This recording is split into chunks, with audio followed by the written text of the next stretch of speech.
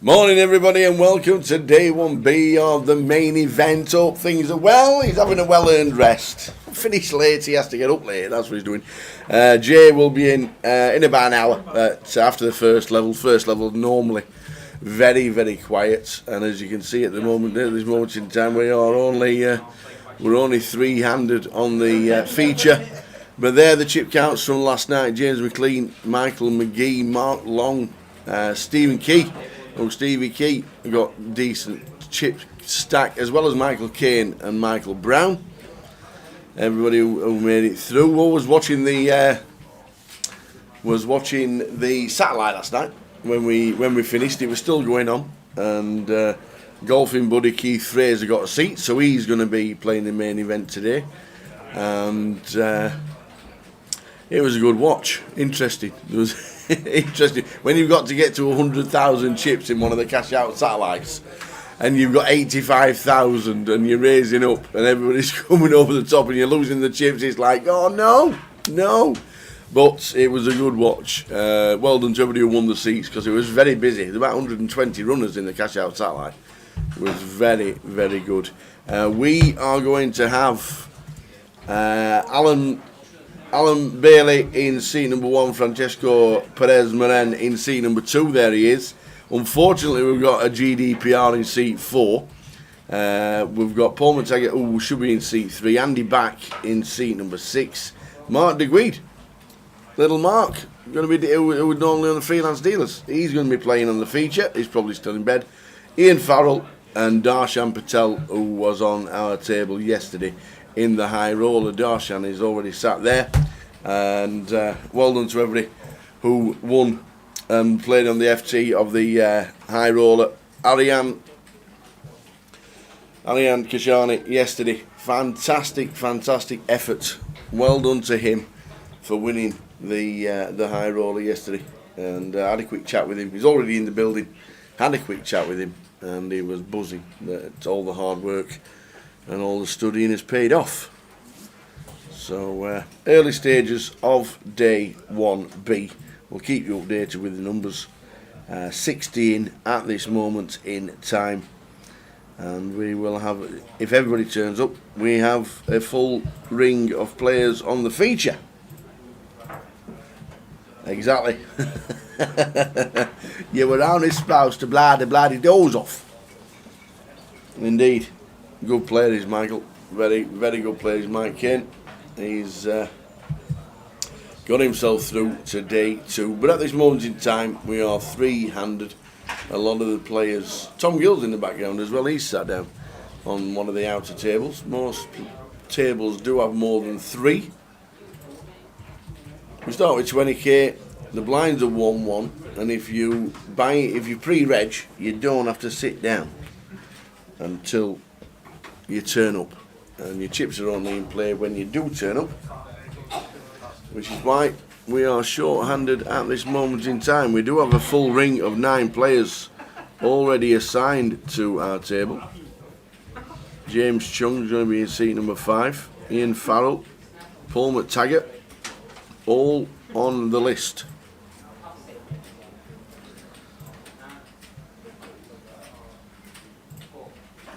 All on the list. So we're set for a good day. 60 runners so far. Should easily get to 200. Plus the turbo tonight at 9 o'clock. Plus day 2 buy-ins tomorrow. Should make for a cracking prize pool in the end by the time we're done here in Edinburgh.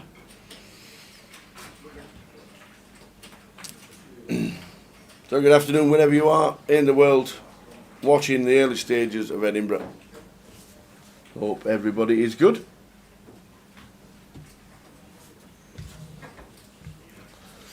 Plenty of information regarding what's going on around the country and what is going on next.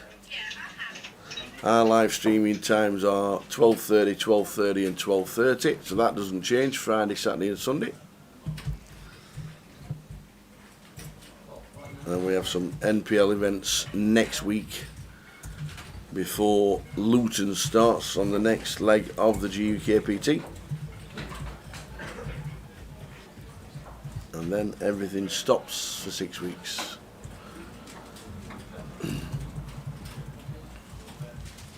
Next events for us, there we go. We're in Edinburgh until Sunday, and then Luton is the next live stream from Card Room Direct. In between, London, Coventry, Manchester, Bury New Road, Newcastle and Glasgow has a deep stack. They're all next weekend. So if you fancy playing in any of those places, London should be busy. Coventry will be busy as well. Wouldn't surprise me if some players are playing Coventry that would have played in London, and vice versa. London players busting out might get up to Coventry for a day. Manchester, Bury New Road will be busy as always. That's 25.50, 25.25 in Newcastle, and the deep stack in Glasgow. And then Luton GUKPT. We will return for another live stream before everything stops, because the next event after Luton will be Goliath.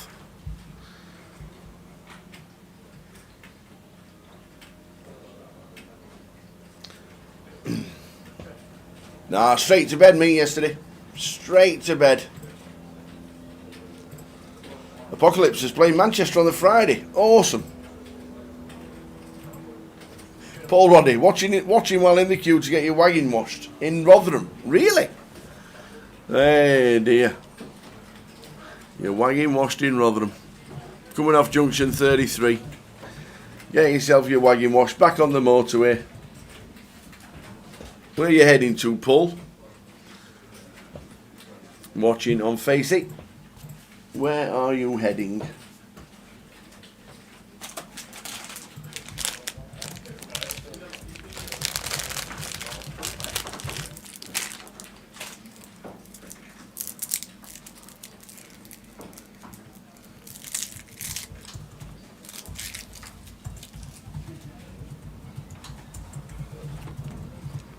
Here he is, the old freelance dealer, part of the team, usually works.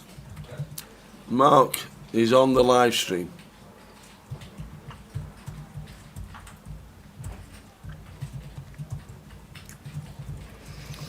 Back up to the M18. Junction 1 back to the yard near Selby. Lovely. Selby, back in the day, used to have a fantastic market on a Monday.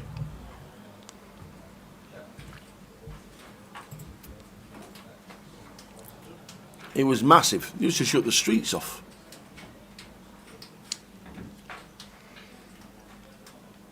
There you go, still does.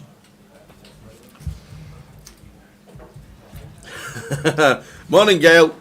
Has Jay gone for another burger? He does like his burgers. No, he's off for the first hour. We knew it was going to be quiet, and because we didn't finish streaming yesterday until 1:30 in the morning, he needs his sleep. So I said to him not to come in for the first hour, because it's always quiet the first hour. So he will be in at 1:30. And I don't think he will have been up for breakfast. He might. In fact, what time is it? 1:45. The alarm won't have gone off yet, Gail.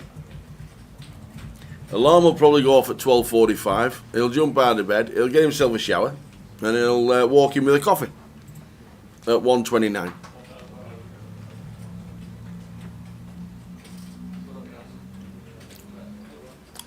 Morning, Lenny. Watching on Facebook. So happy Rotherham stayed up. Indeed. The first time in 7 seasons. The first time in 7 seasons Rotherham United are playing in the same division.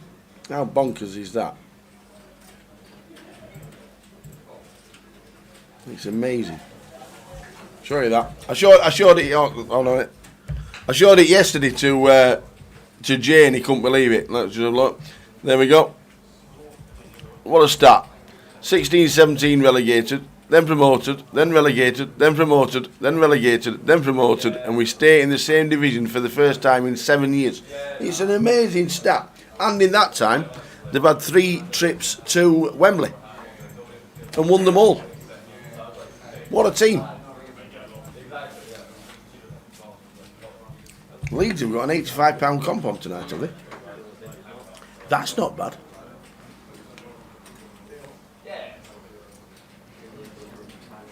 Any information regarding local comps, let us know.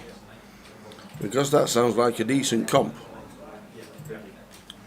In Leeds. There we go, starts at 7. Look on the app and instantly tells you.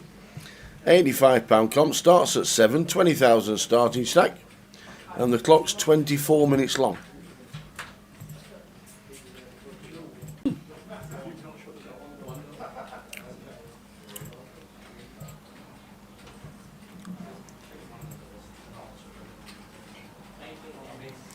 Now level 6 you have only got 23 bigs if you're buying at level 6.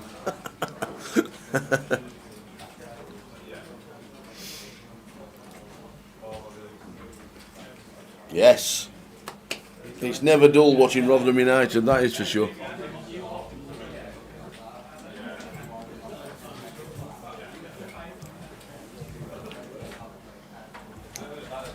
Let's hope they keep some good players and have a decent run next year.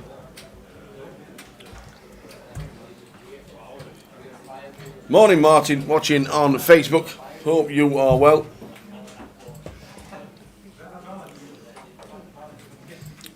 The GDPR in seat 4 is definitely Stephen Fry.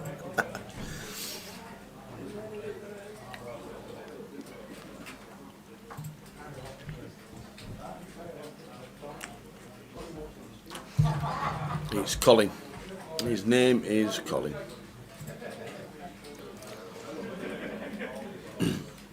Darshan was on our feature table last night. He cashed in the high roller.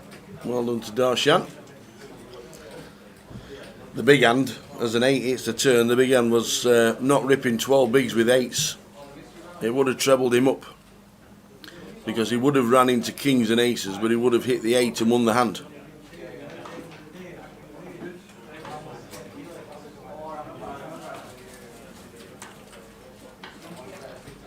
If you didn't see it last night, he would have won the hand with the 8s if he'd have shipped the 12 bigs instead of just raising, because he folded.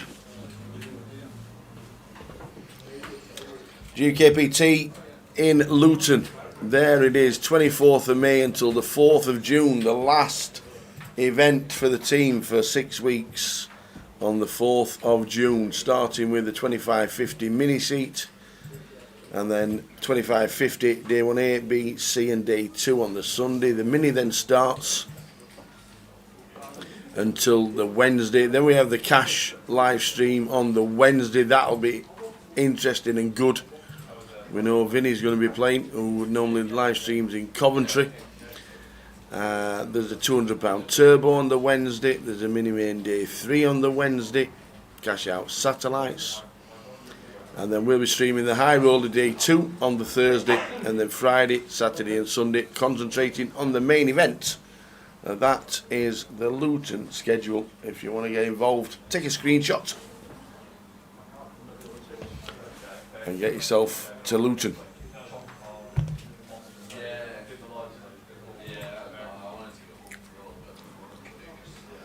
Hey Morris, yeah, Mark agreed. Sat in seat number 7 is a freelance dealer. He doesn't work in Edinburgh. He takes the time off so he can play.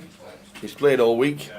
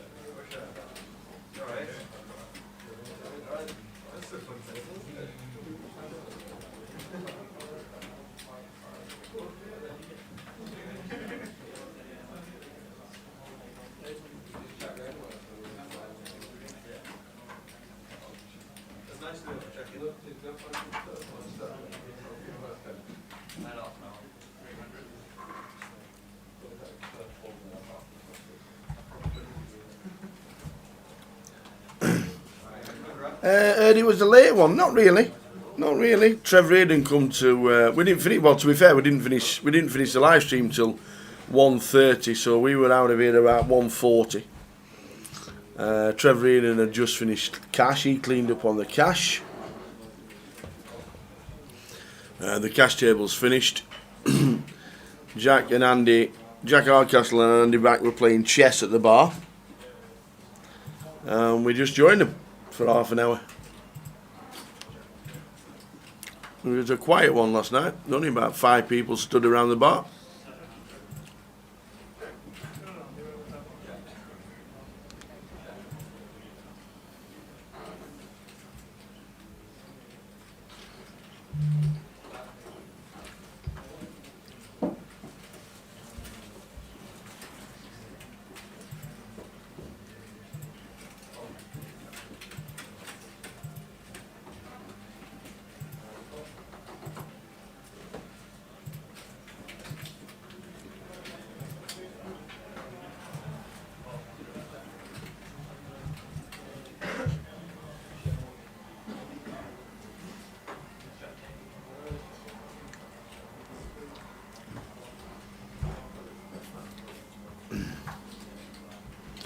Did Spander try to lift me?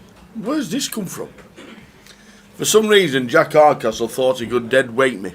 He thought he could dead lift me, and he failed. I was quite upset.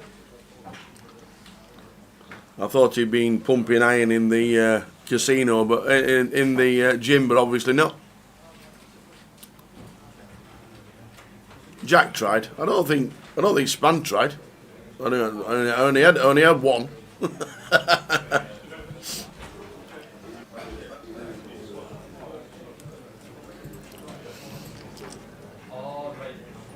But yeah, for some reason Jack decided that the fun part of the night will be trying to lift me up.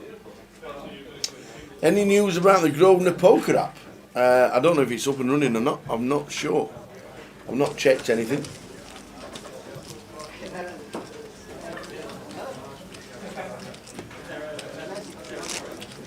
Hopefully iPoker has sorted it out, that is for sure.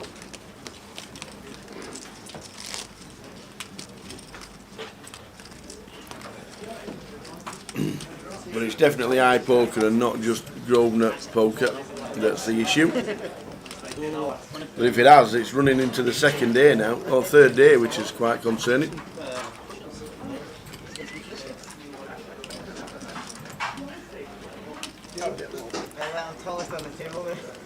So we've got Javier in seat number 2.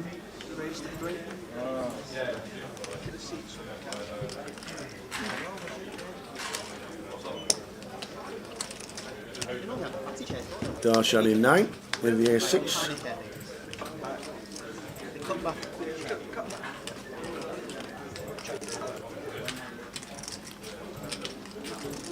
I think you'll like to see a call with Jack 8. They're all the back doors available. There's one of them. That's actually perfect.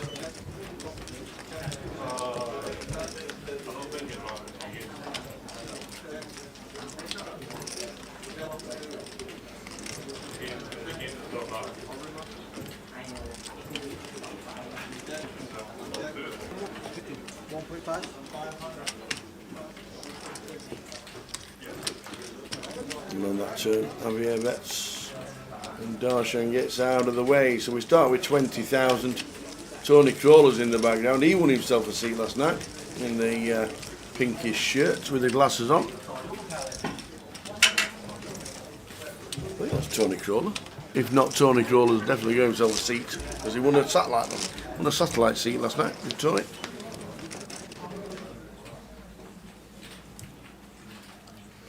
James Grace playing, Tom Gill's playing.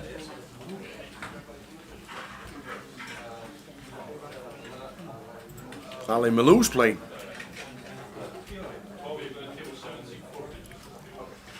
As the numbers increase to 71.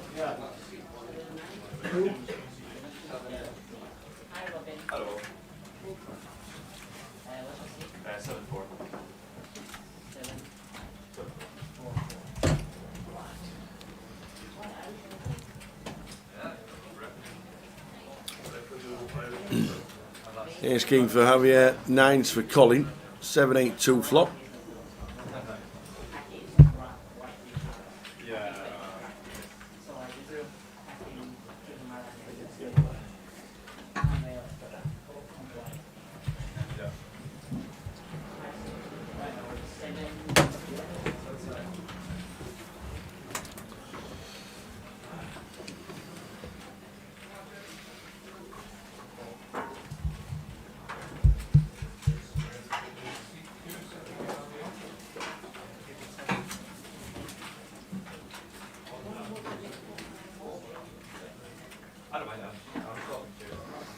Queen of clubs turn.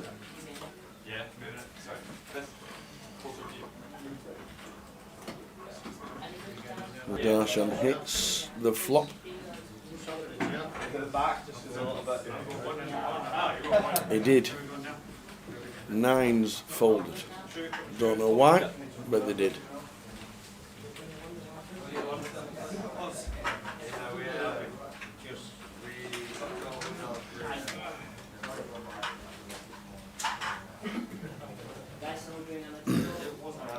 So the place is getting a little busier. 71 in at the moment. We still have a few players missing on our feature.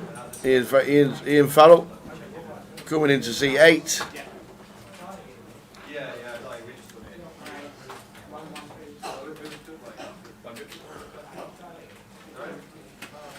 So now 6-handed.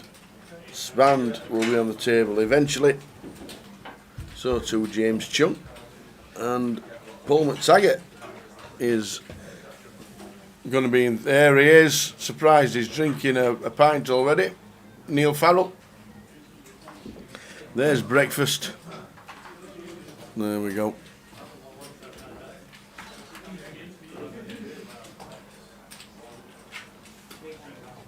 Will we see Ludo again? Played the high roller, did Ludo.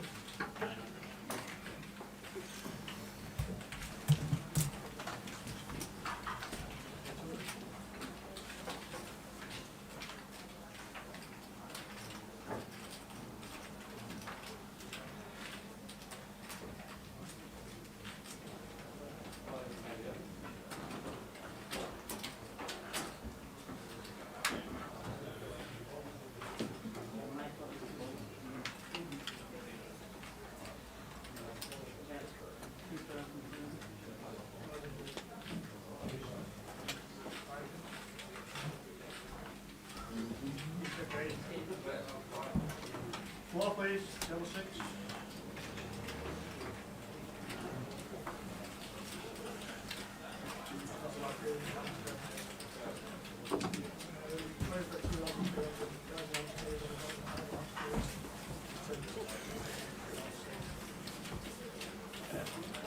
Darshan with the Queen 9, 8-8-6 flop.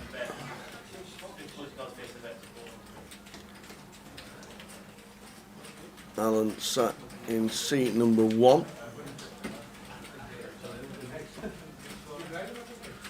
I actually think Alan got himself a seat yesterday as well.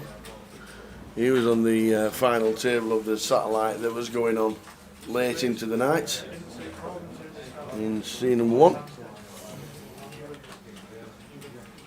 Alan Bailey. Pretty sure he got himself one.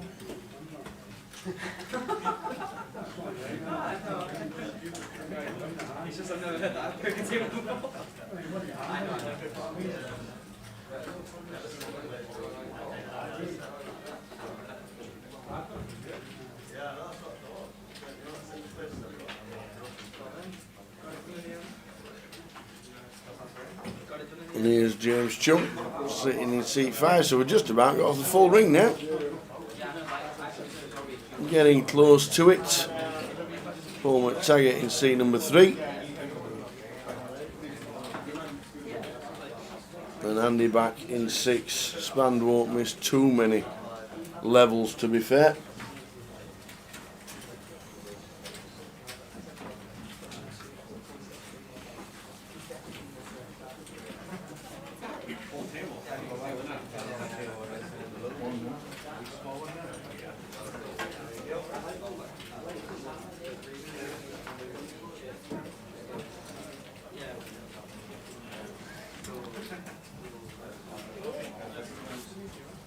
Edinburgh main event, day 1B, 77 in at this moment. Will increase all day. Why is he called Spand? It's his online name, Spand42. I don't know why. I don't even know what a Spand is. But that was his online name, and a lot of people knew him from the online poker scene. Did really well during lockdown. Andy back, I don't know. What is a Spand? What is Spand42? Who knows?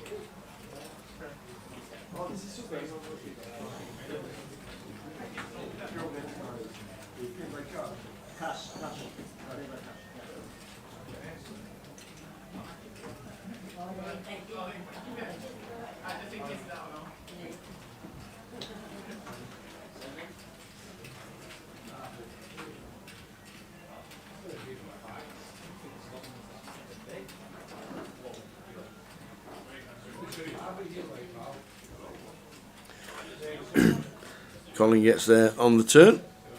Ian Farrell should be folding with the board of 8, 9, 10 jack.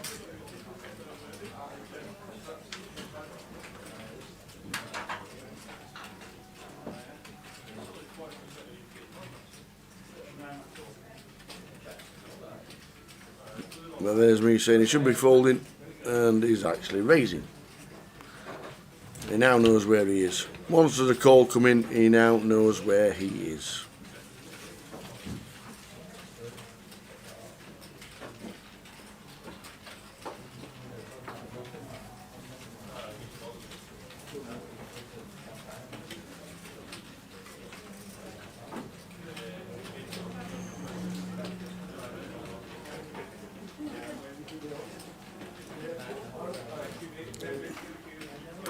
So a better 6k as the board just gets better. Just a call from Colin. Just a call.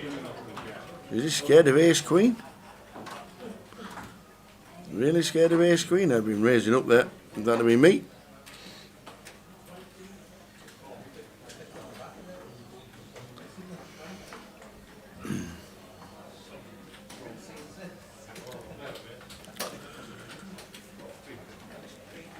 Yesterday's results for the high roller, Ariane Hassan Kashani.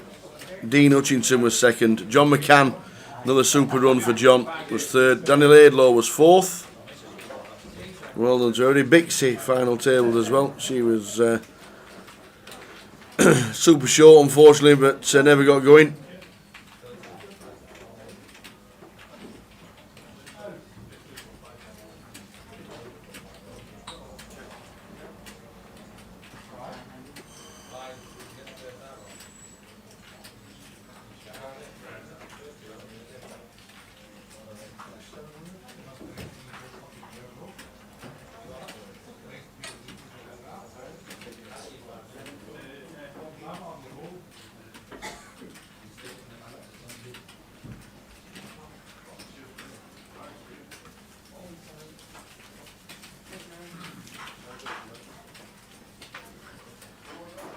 Ace King for Javier, second seat number 2. There we go. Maybe Spand can answer. He's in the YouTube chat. Why are he called Spand42, Andrew? Where did it come from? You've been asked a question on Twitch.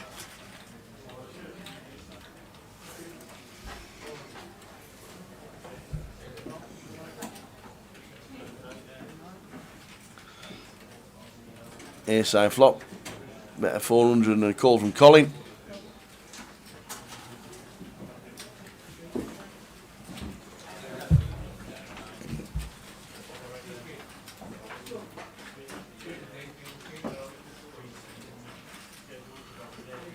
And somebody's drinking prime. Why? Razor Kev says, don't think he'll be long before Daniel Laidlaw takes down a GUKPT. And he's only 19. He is good. He does talk sense, and he plays really well.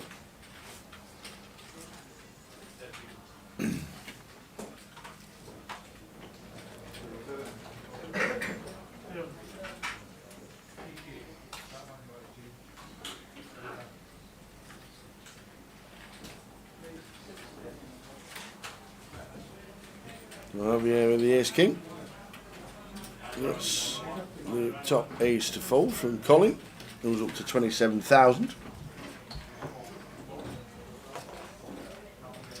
Spand is a nickname that he had at school. That was it. There you go, Jerry. That's why he's called Spand.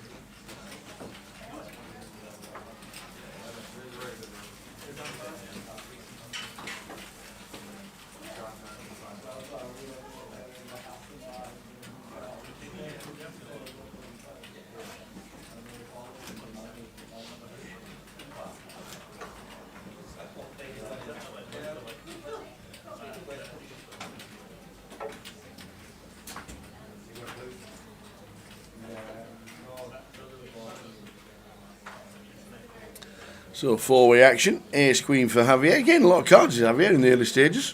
Ace King, Ace Queen, getting the pairs. For a flop of 4, 3, 6. Checked all the way around. 6 is good for Colin. Builds his stack up to near 30k. Good start for him.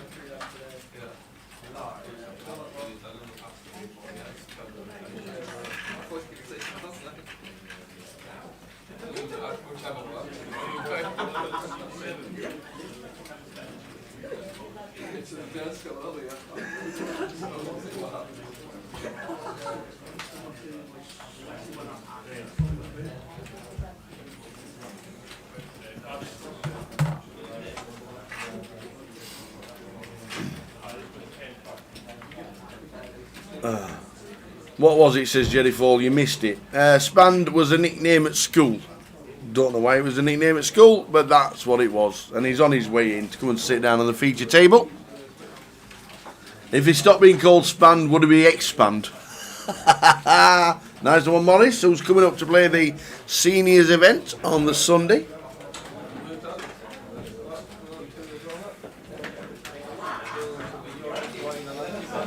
The seniors event is on Sunday. That should get a fair few runners.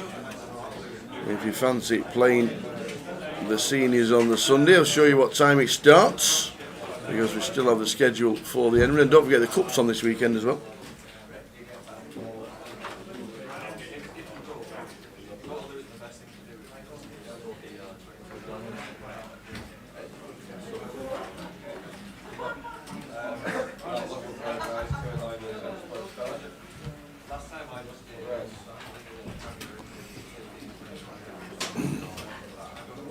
Ace 2, 7 flop, 2 spades.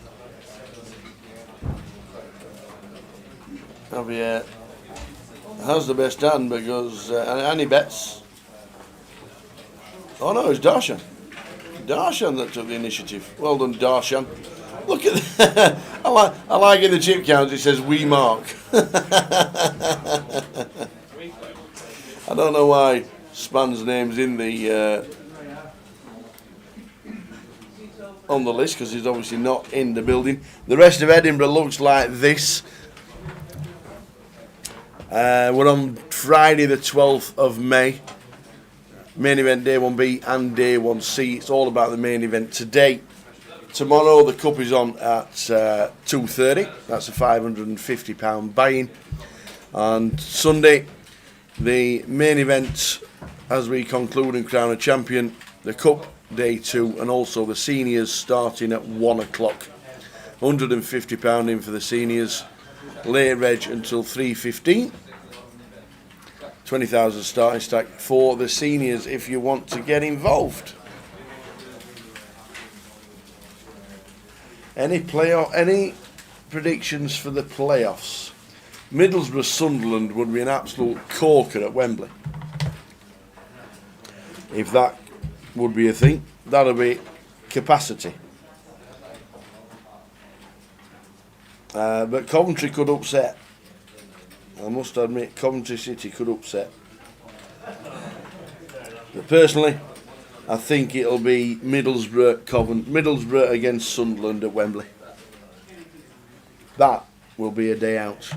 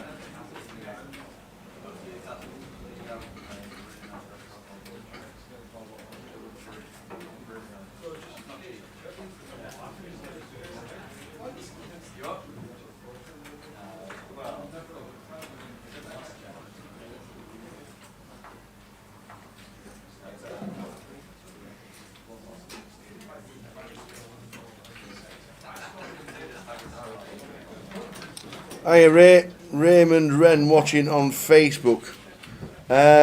We can't do anything about the live tab that's on Facebook. It's an algorithm that's on Facebook. There's not a lot we can do about it. It's nothing to do with us. Some people say that if they turn the phone the opposite way around and watch it that way, the other way, long ways, then it might change. But apart from that, YouTube or Twitch is a good platform to watch us on if you don't just want to watch it on Facebook. We've had issues, it's always been that way, unfortunately, on Facebook. But if you don't want that being a problem, YouTube/GUKPT and also Twitch/GUKPT will come up and you'll be able to watch it. So Darshan gets there on the river. Colin Rivers 2 pair. So he's going to call. turns over 2 pair to see the flush, the bad news.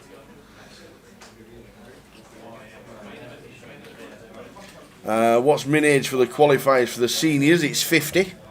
5-0.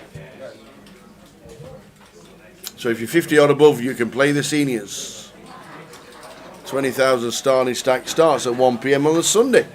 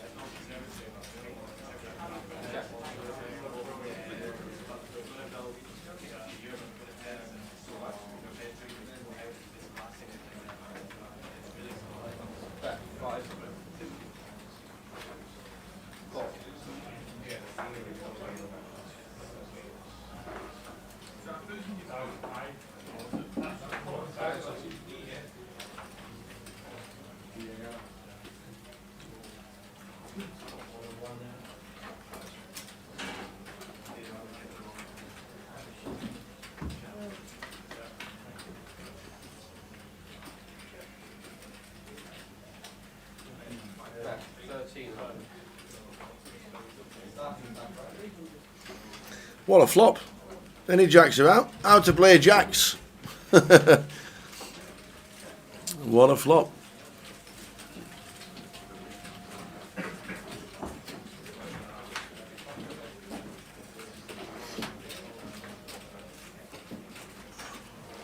And now, as we see the 10 on the turn, up and down draw for James. Colin also the top end of it.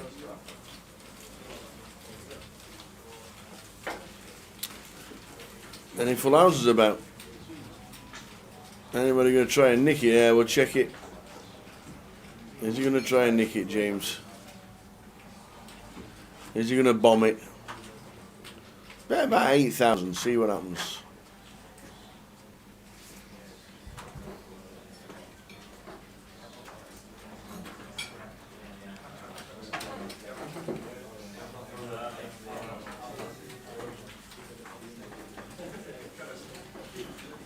No, Jay's not going to hear. Well, the first hour is usually quiet, and we didn't finish until just gone 1:30 in the morning last night. So he's having the first level to get himself sorted.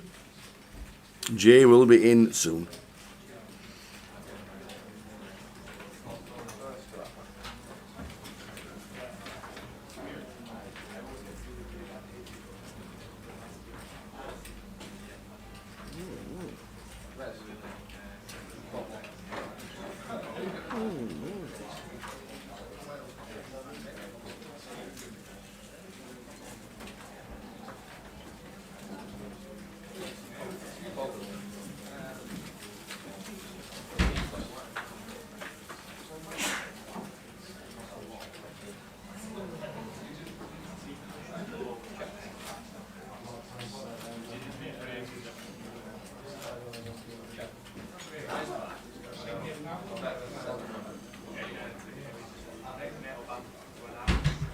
Six, eight, nine flop, 2 spades.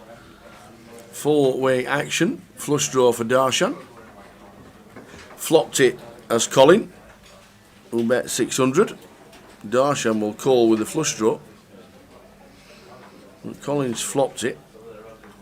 Oh, the flush draw gets out of the way on the big blind. Why would you fold the flush draw if you're going to defend the big blind? I don't know. There we go. Instant service for the flush. Why would you fold that? That's a bit strange from Darshan.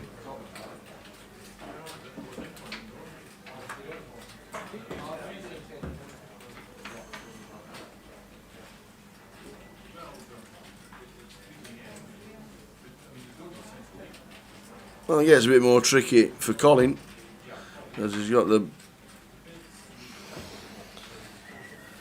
flush draw, the straightening draw with the jack. Javier, complete airballing now then. Is the 7 going to get out of the way? Or is he going to make the good call? He makes the call with the 7. Flopped it, he did. But the flush draw fold was a strange one.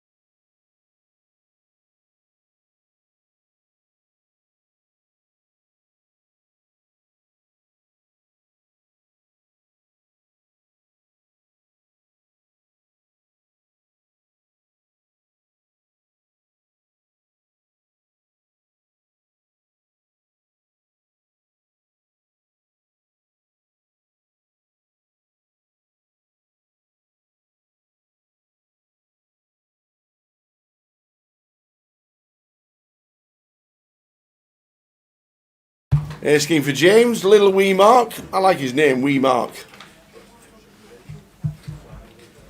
Wee Mark.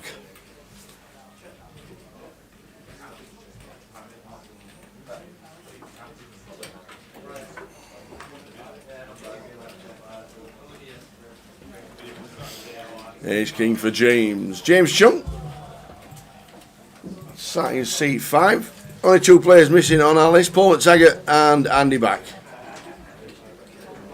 The Spand is on his way.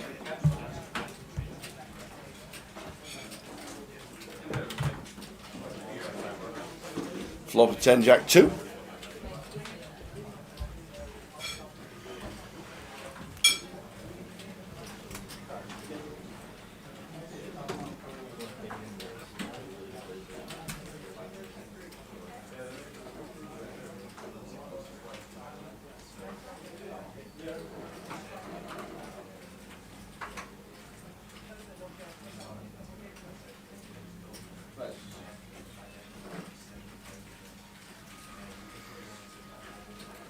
Turns the ace, does Mark DeGweed.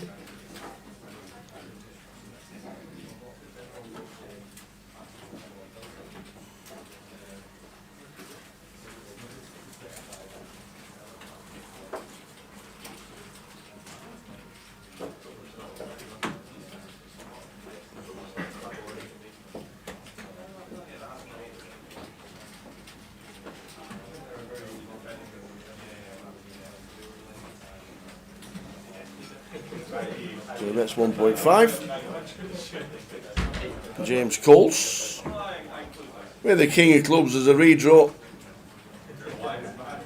and pairs the 10 on the river.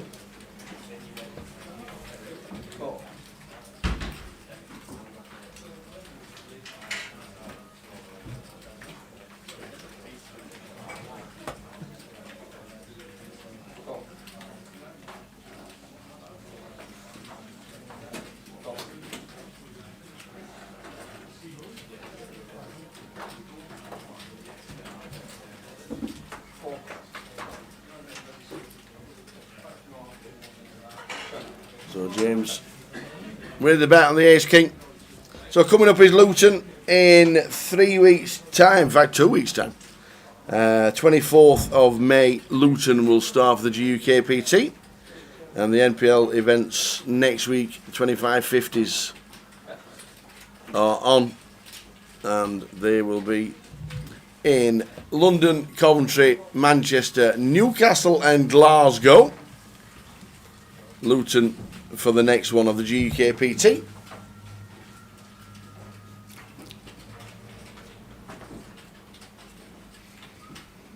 Numbers increasing. 92 in the mix at the moment. 92. Prize pool currently standing at £164,000. I think we've had a couple of eliminations as well. Let's have a quick scan on the eliminated players. Uh-oh. We've lost Ali Malou, Gordon Huntley, Jamie Walden, Michael Joyce. We've lost 4 in the first level.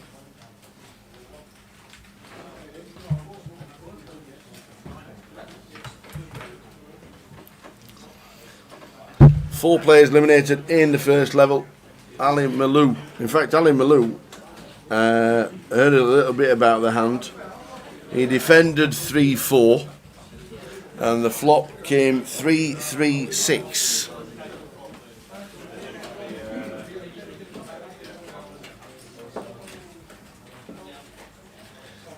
He bet, he got a call. 9 on the turn. He bet and he called. And a jack on the river, and he bet. In fact, I think he moved all in, and he got a call because the guy had hit a set of jacks on the river. Ali Malou, gone. He'll be re-entering, not travelling up on the Friday to Edinburgh to not play again. So Ali Malou will be back in, but he flopped trip threes and bust.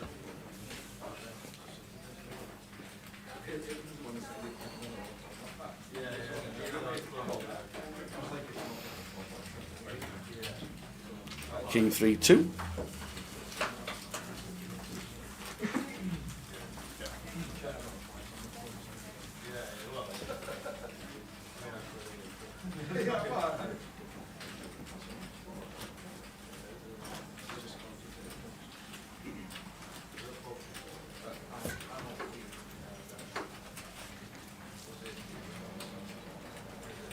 So calling up to 34,000, starting with 20. Is seat 7 an ex-dealer, says Hodking. No, seat 7 is a dealer. He's a member of the freelance staff. Doesn't work in Edinburgh, so he can play. He will be working in Luton. He will be working Goliath, and we'll see him on the circuit for the rest of the year. He also deals the 25-25s and 25-50s.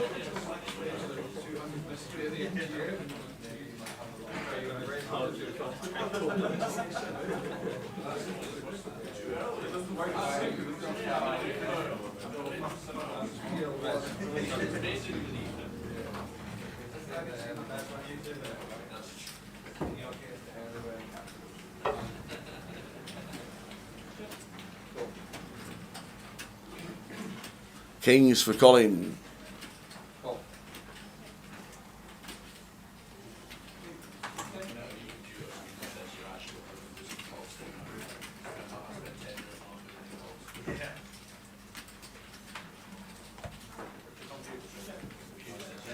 No action with the Kings.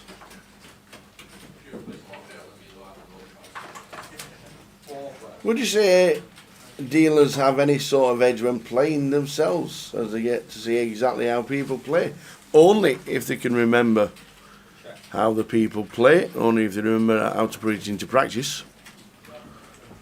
People say that I should be the best player in the world because I sit next to Jay all day long, but unfortunately that's not true. That's not true. I don't put it into practice a lot, to be fair, but it all depends on the player as well. How much do they play when they're not working?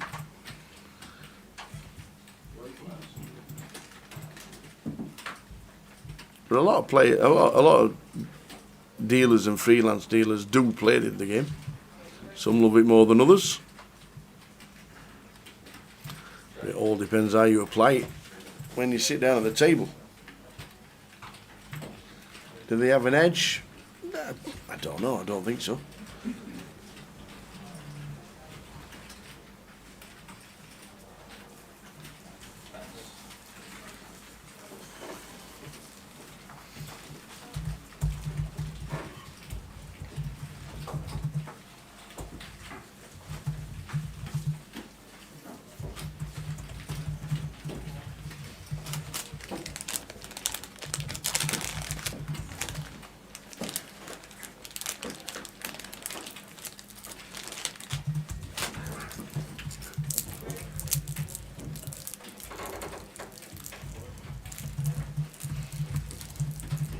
Yeah, going to balance the tables.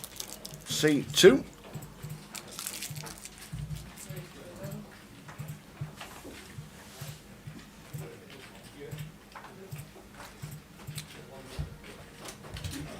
92 in the mix.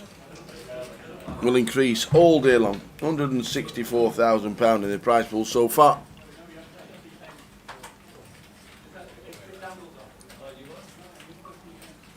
Will be well over 300,000, 350,000 by the time it's finished.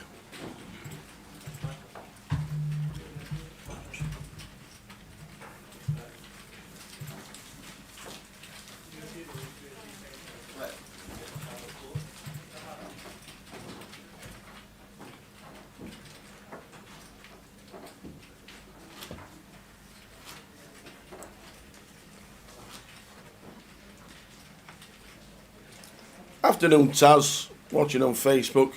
How are you? How's Blackpool? Darshan with the Queens. 3 betting to 800. Alan Cole's in seat number 1 with King Jack. There's paint on the flop. That might be a Jack actually. And a Queen. Queen, Jack. 7 was the flop. Was checked. 8 of clubs turn.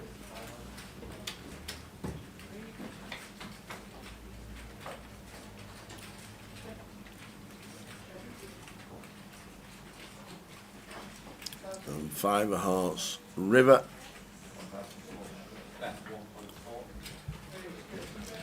I'm guessing the 7 of diamonds.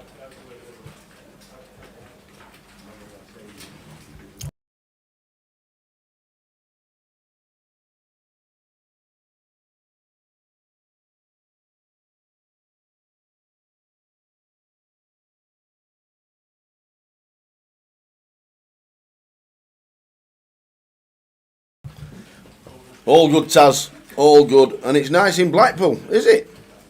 There you go.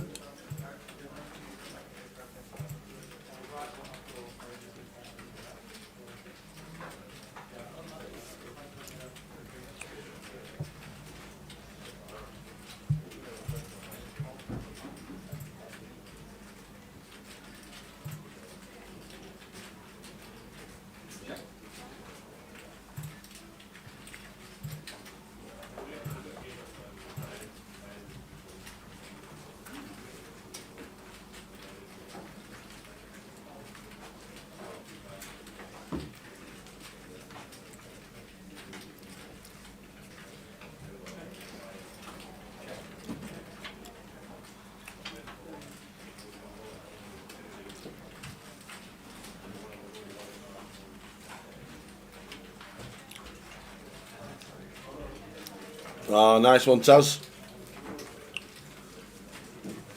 Yeah, and big hugs from me.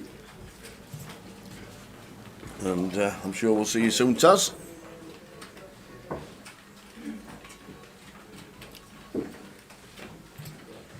So Mark with the Jack 6 gets out of the way. Ian Farrell as well. Round to Darshan on a flop.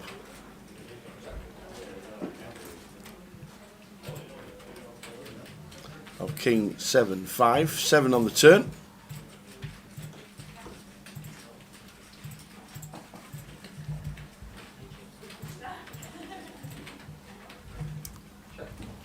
Five of clubs, river.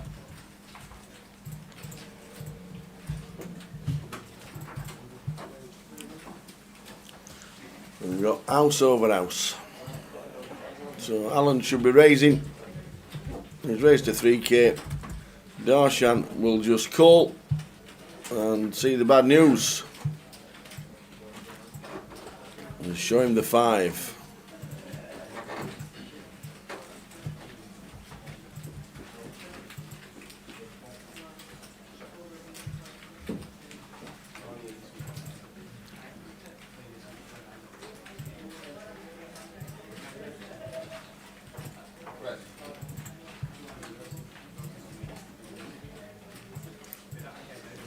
Early stages, day 1B, over 90 runners in the building. It always looks busy.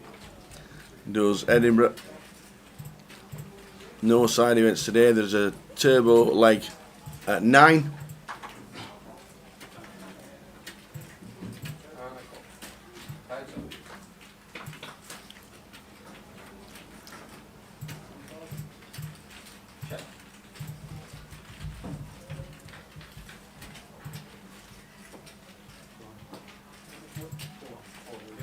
Blinds up for the first time. So the blinds are now 1-1 with an ante of 100. The antes are now in.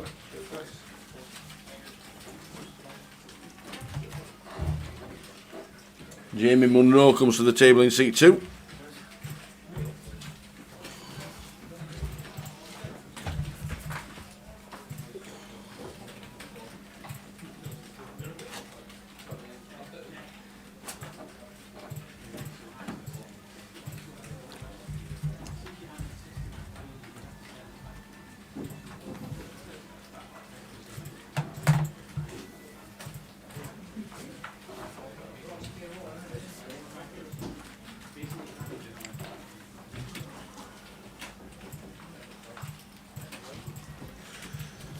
Still don't know why Span's name's in the chip counts, because he's not at the table.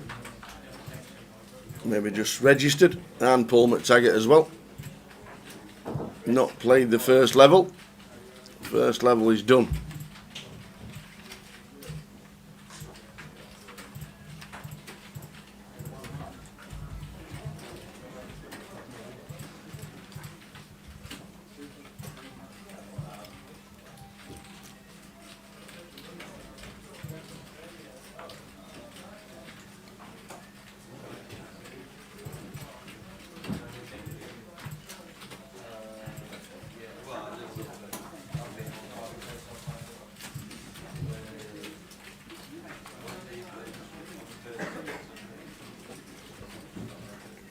Ian Farrell dropped down to 3,000. Not the best start for Ian. Just calls the 300.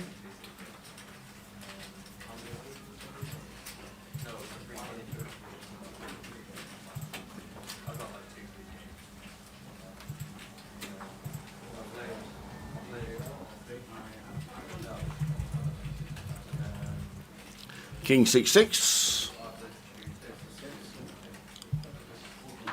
2 pair for James, sat in 5.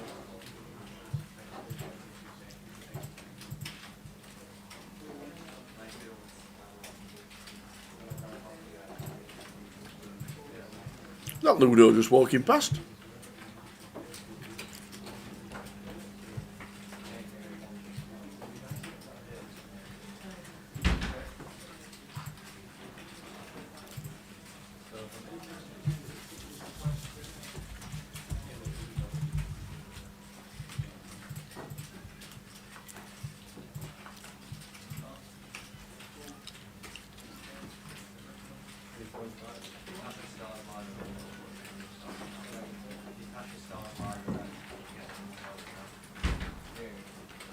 Colin 34,000, Darshan 27. Starting with 20.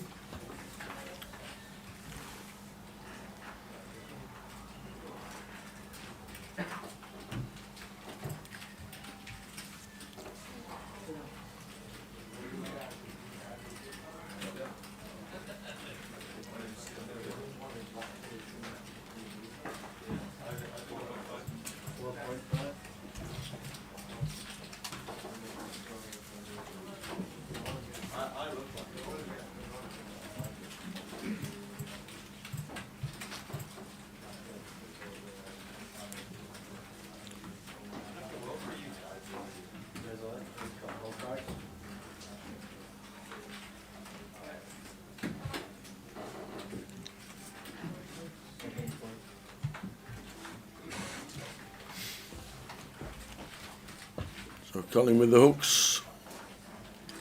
You want to see a flop? And flops a set.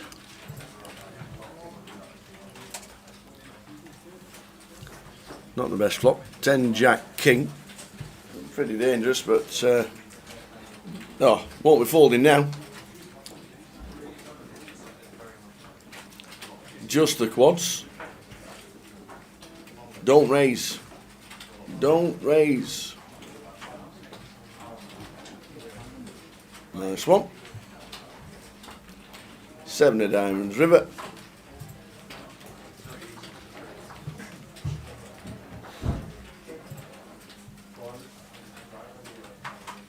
Now we can raise.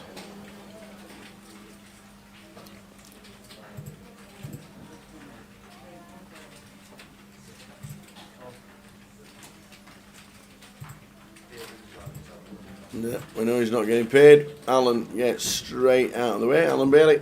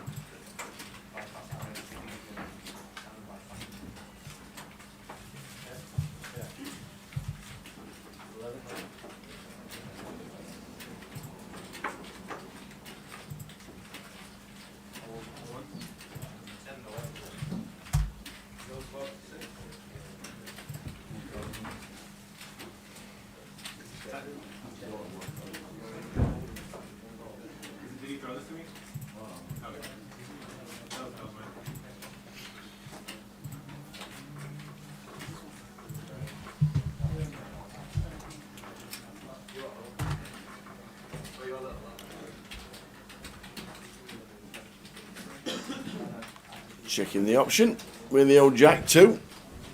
Little mark. Wee mark. Wee mark. The old 7-8 mark to read. Sees the flop.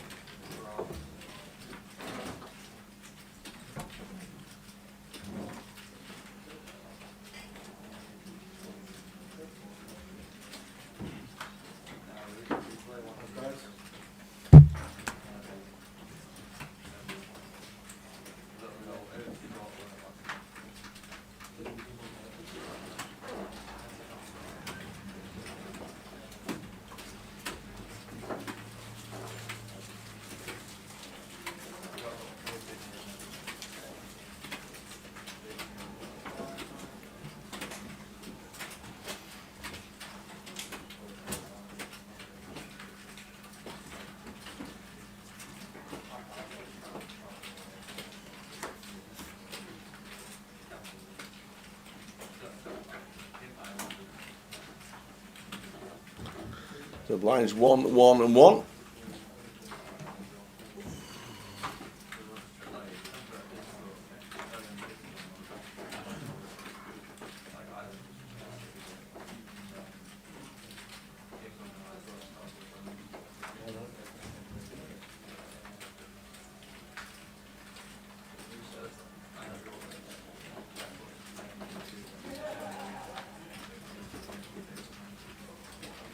So early stages, Edinburgh, numbers increasing. We're up to 93 in the building.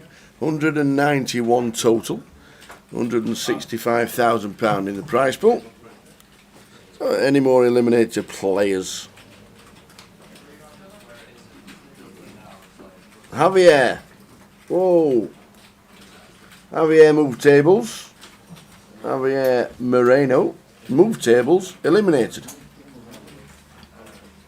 We lost 5. Ali Malou, Gordon Huntley, Jamie Walden, Michael Joyce and Javier Moreno.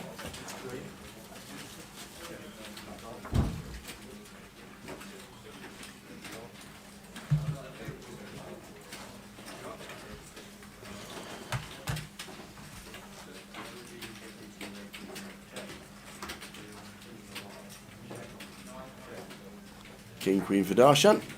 Ian Farrell with the Queen 6. Ian down to 2.6. Does he flop it? Does he get lucky on the river? He's down to 2.6.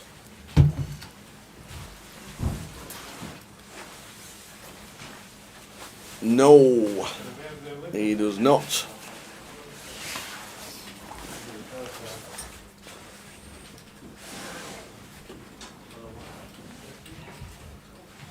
Darshan, who has been active? Yes, the small pot with Mr. Ian Farrell. Going to need a bit of help now. Started with 20, he's down to 2.6. What happened to Ian? He's been betting and raising and all sorts going on.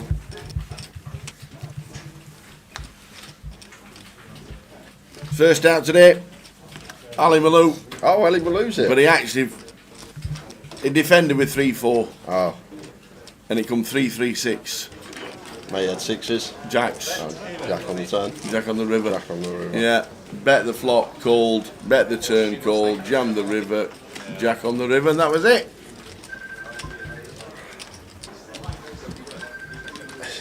So there we go. We've only lost 5. Last one out was Javier Moreno, who was on our table to start with, then balanced the tables.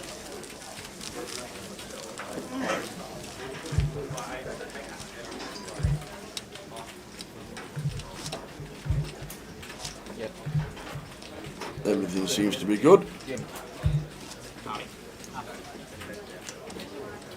We'll have another J or Tower thinks a little bit later.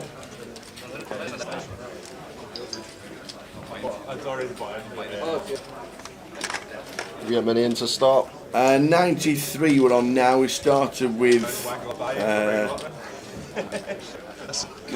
60. So not too bad. Good start. Are you coming up to play the seniors, Morris?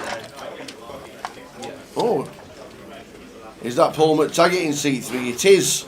Does that mean you're on your way in now, seeing as though you should be sat in seat number 6, Andy? Or has the table just got tougher? Now McTaggart is in the building.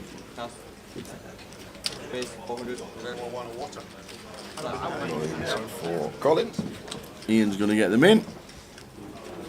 There we go. The lot is in.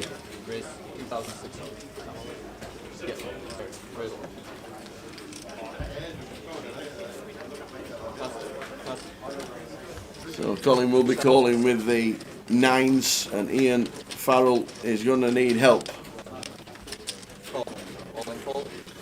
All in and a call. It could be a re-entry. Mr. Ian Farrell. Brothers in the building as well. Neil walked past with a pint of Coors in his hand at 12:05.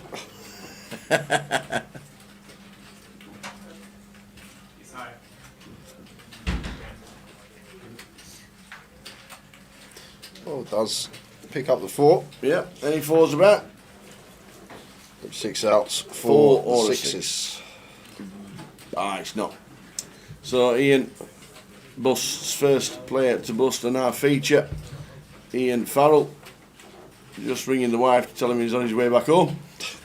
He's been in the building half an hour.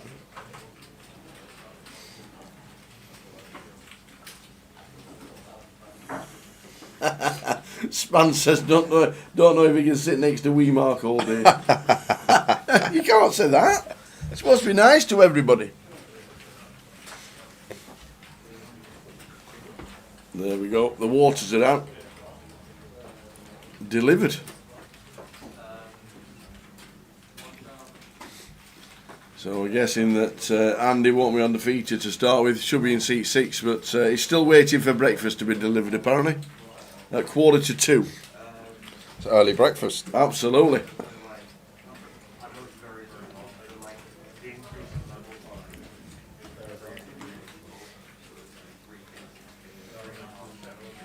Wee Mark. I know, yeah, have you seen the name that Dave's put in? Wee Mark.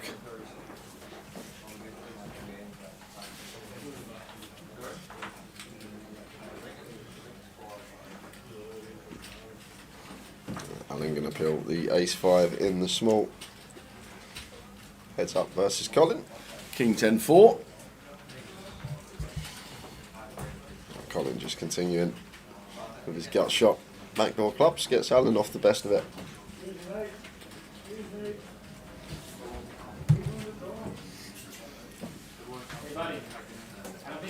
Bit fresh out this morning.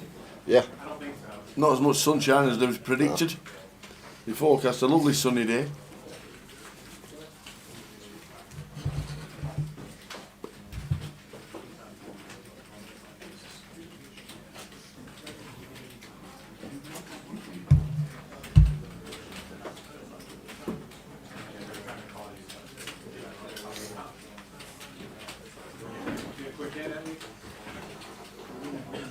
Afternoon, Jim. How we doing, Jim? Watching on Facey.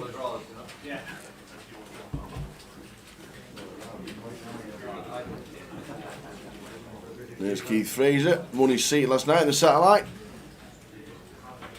And so did seat number 1, Mr. Bailey.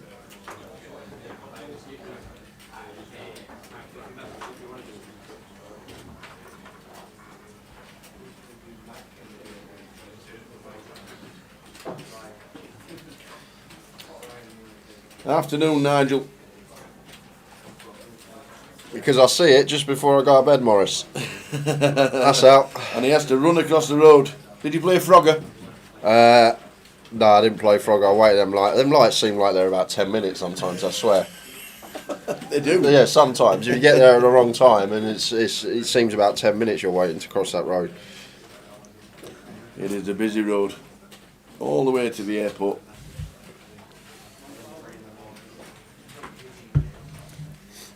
A bit of action here. Nut flush draw for Mark. Top pair for Paul. Middle pair for Jamie with a gut up. Checks through.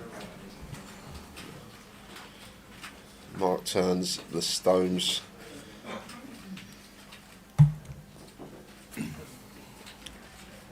And Jamie with King of Spades. Go with his middle pair.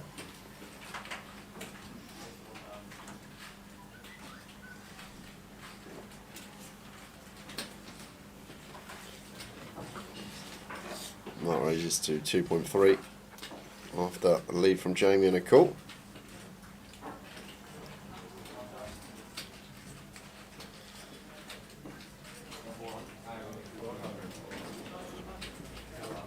$1.7 to call for Jamie,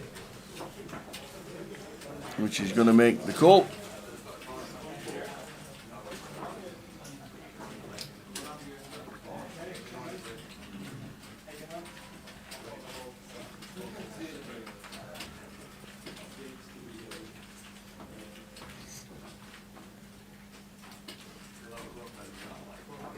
Oh wow, the 4 spade, the second nut flush with the King of Spades for Jamie.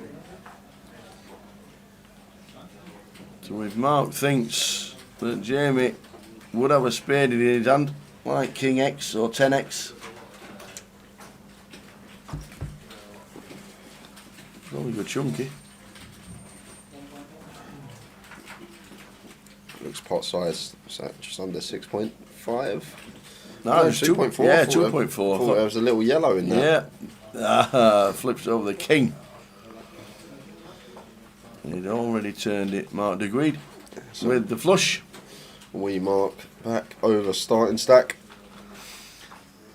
We'll see one there right at the death. Yes, he was spanned. He got himself a seat. Alan Bailey sat in seat number 1. He did indeed. It was quite late, that satellite. There were like 130 runners. Was there? Yeah, fabulous. There were a lot of runners yesterday for the satellite. Oh, we lost so far, Jay. I'm just having a Oh, look. we lost. Ali Malou's gone, as you Yes. know. Gordon Huntley. Yep. Jamie Walden. Michael Joyce. Francisco Perez Moreno. Ian Farrell. We have just lost Ian on the feature. It's quite a lot to bust in the first session, Tower. I've gone through first sessions without losing anybody before, and 7 gone already today.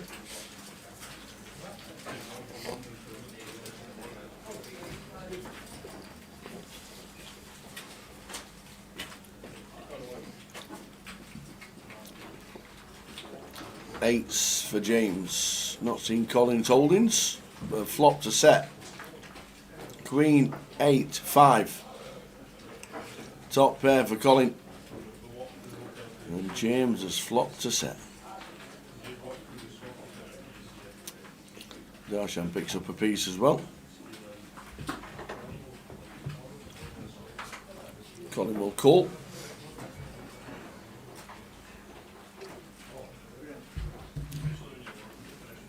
Oh, what a turn card. Queen of clubs. Colin.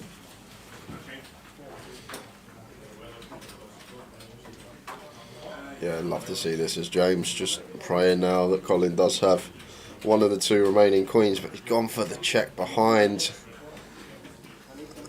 You know, I think Colin's going to come out firing. I think he has to. Makes it 2.5.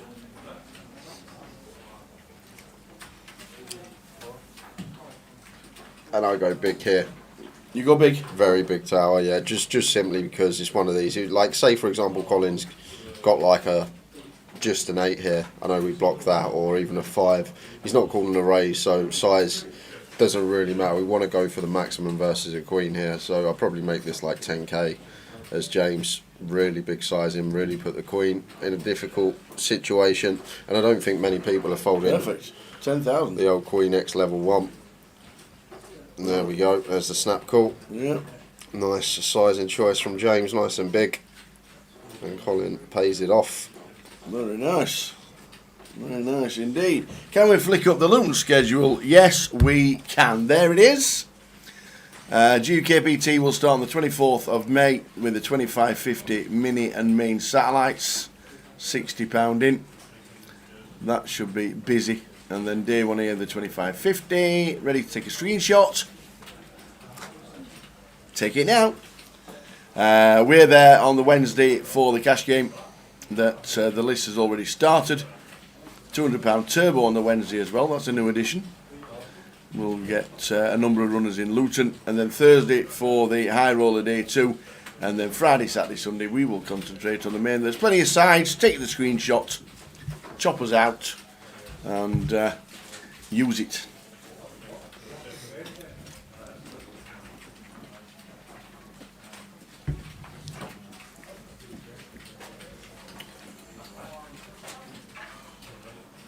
Three deuce of diamonds for Paul, raises to 300. Colin calling in the small blind, and James going for the 3-bet squeeze from the big with a king jack off. Nice candidate to do it with. Looks like size is good as well. Nice big 5x. Nice play from James. Second level of the day, blinds 1, 1 and 1.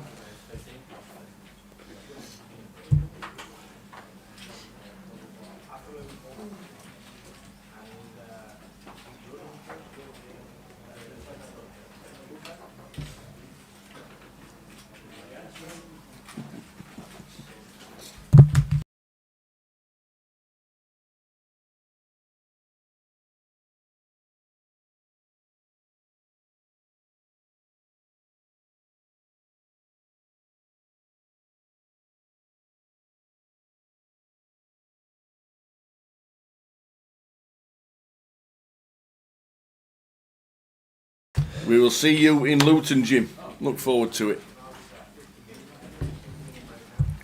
Look forward to it.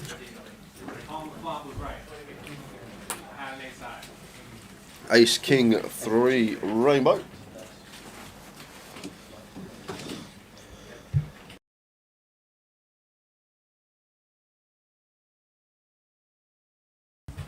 And Darshan just continuing for 900, gets it through. I suppose we Mark's going to have a little pill here with bottom pair. Thought hand would be over. But face with a double barrel. Just have to fold here. 4th pair. Good to see Mark on the other side of the felt.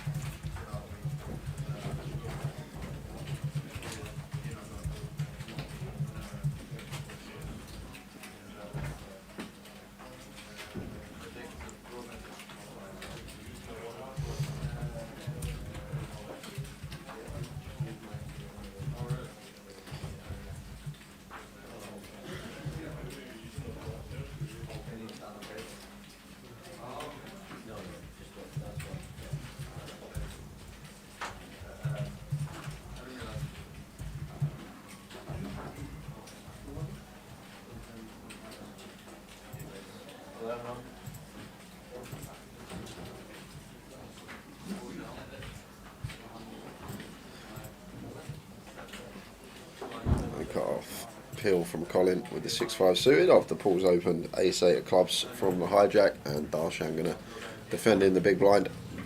Yeah, 4.5 to 1 on his money.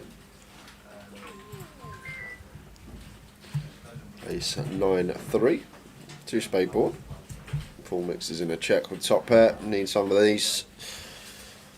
So probably gonna go for street of value once it checks through flop. Does fire on the turn for 600. Takes it down.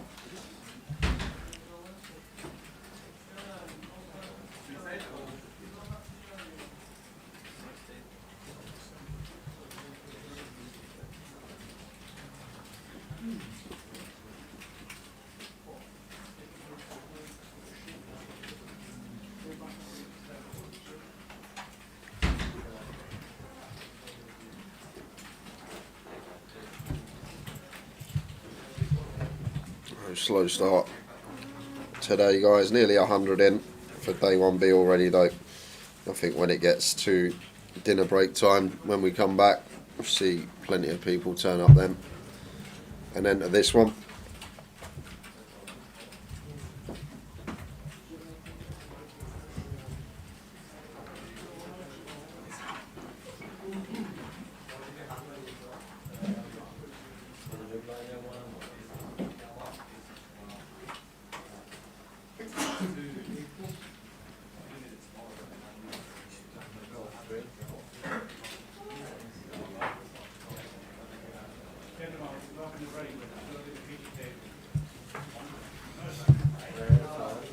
Alan with the boots, rebetting to 1.7k from the big blind.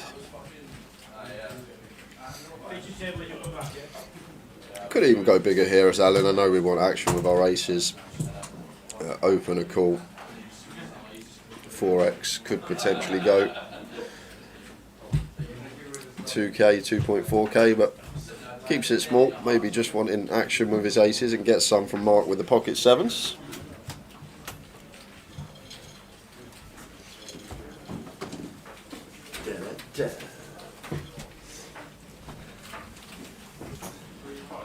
Oh, wow. 7-2-4. What do the boots do? This is it. This is curtains for Alan. Yeah, Mark still just wants to play flat. If he could see that Alan did have the aces here, obviously we'd start raising, but looking at it, like for his entire range here, times he has the ace king, the ace queen, we've got all these cards basically drawing dead to runners, but is going to go for the raise straight away. And Alan does have one of these hands. Not going to be folding. There's the all-in. Snap call from Mark. Yep. Mark with the set. Yeah, he thought about it. He thought it. He thought he was behind when he slapped over the aces. Mark has a set of sevens.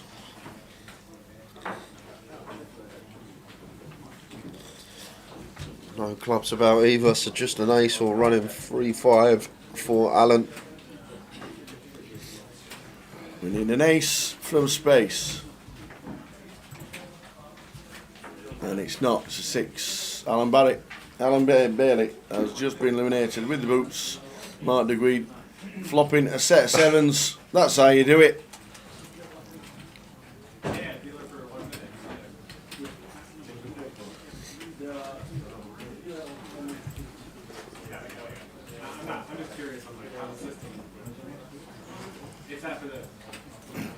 The rest of Edinburgh looks like this. We're on Friday the 12th of May now, main event day with the turbo at 9 o'clock. Tomorrow is the Cup, starting at 2:30 as we concentrate on the day 2 of the main event. And then Sunday, the Cup and the Seniors. Seniors starting at 1 o'clock. You need to be 50 or over. What's happened to Omaha? Oh yeah, no Omaha side event tomorrow. What? No Omaha side event anywhere. Wow. Ooh. I don't know what the numbers were like last year. I can't remember. Not happy about that, Tower. No Omaha. That means we won't see Gary. McGaffers won't be coming up. But Morris is for the Seniors. He's bringing the hobnobs.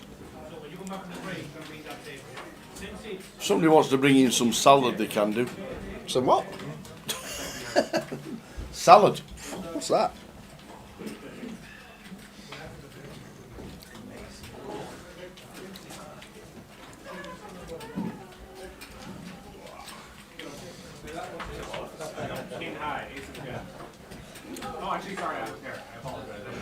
Afternoon, Karen, watching on Facebook.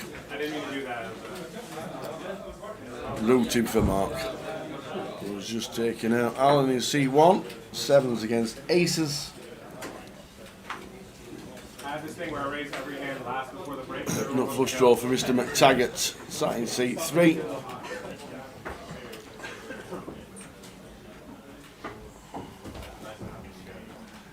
Yeah, he gets a lovely looking turn as well here, Paul. And does get Jamie off the best hand.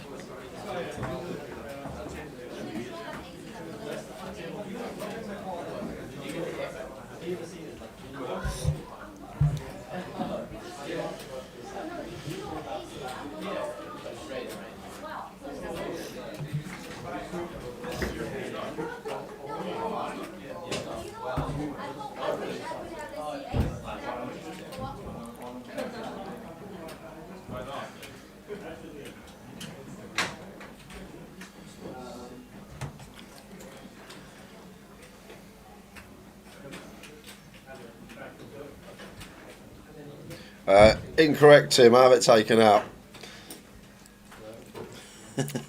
He gets taken out of there. No lettuce, no tomatoes, just me burger, cheese and bacon, thank you.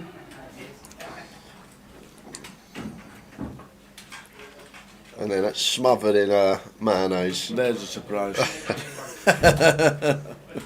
Brings his own bottle.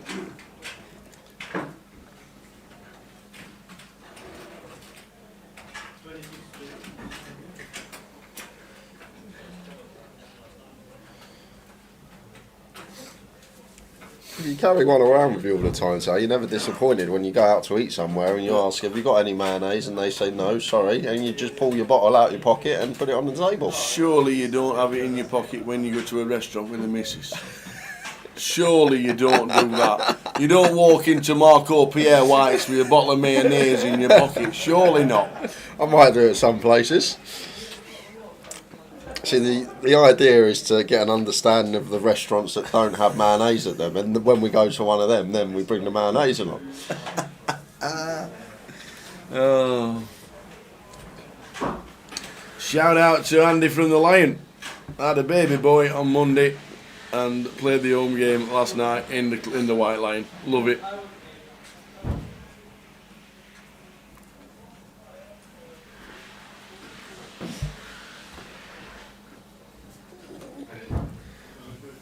The baby won the home game. How bad are you lot? No payouts just yet, MJ. This is only day 1B. We've got 2 more days of buy-ins. We've got the turbo tonight and buying to day 2. We will have a prize pool sometime mid-afternoon tomorrow.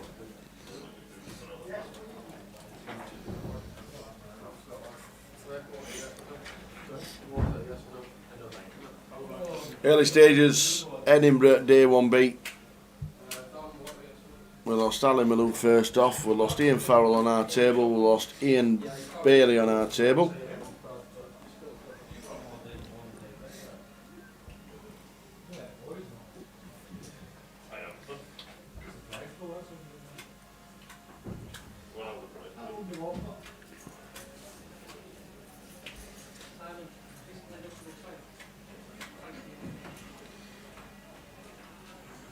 Thinking what you're going to do this weekend with the treble. All the football's finished, ain't it? No, all your League One football tomorrow. League One, League Two's all finished. Well, I know.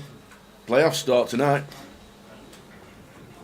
The playoffs start tonight. Sheffield Wednesday play Peterborough tonight. But yeah, I have no idea who plays tomorrow. Just the Premier League. Yeah, there might not be any. So what I might do, a Scottish treble tomorrow. It's the Old Firm on Sunday. As we're in Edinburgh. It's the Old Firm. I might do a Scottish treble. Livingston, Ross County, Motherwell. How's that sound? Motherwell? Yeah. Oh, whoever backs Motherwell.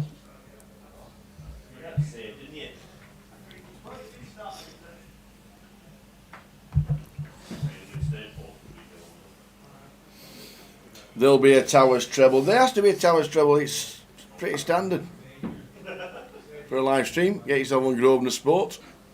Stick the treble on. Watch it win. I like your mate, Tim. Tim's got a mate. There's a box in his boot with every condiment known to man in case where he eats doesn't have it. Wow, that's different. It's coming prepared. It is. 4-way to the flop. King Queen flops best. Oh, Mark's running hot to start the day, and Yes. he's going to get action as well because James is sat there with top pair.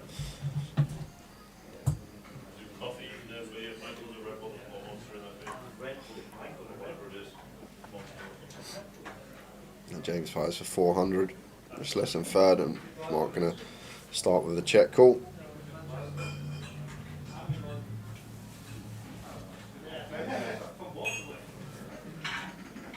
Ace of Hearts turn.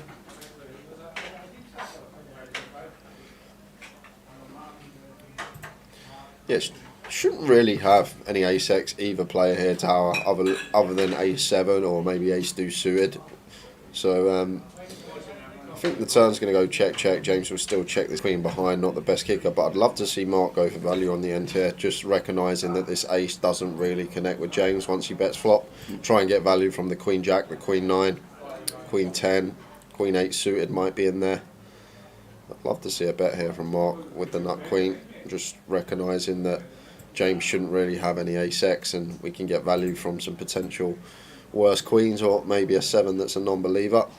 It does go for the check, and James now might be thinking the same thing, that Mark's got a 7 here and going for value versus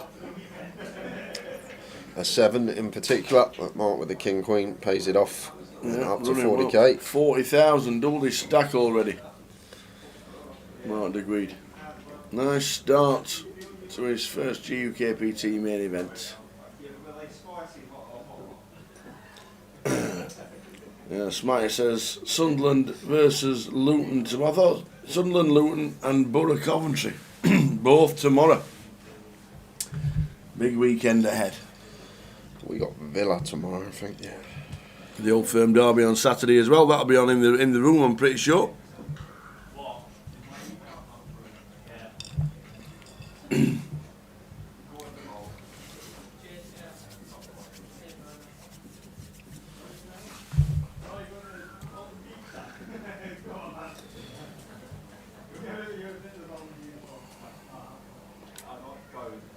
Ace-5 suited for Colin, raises to 300.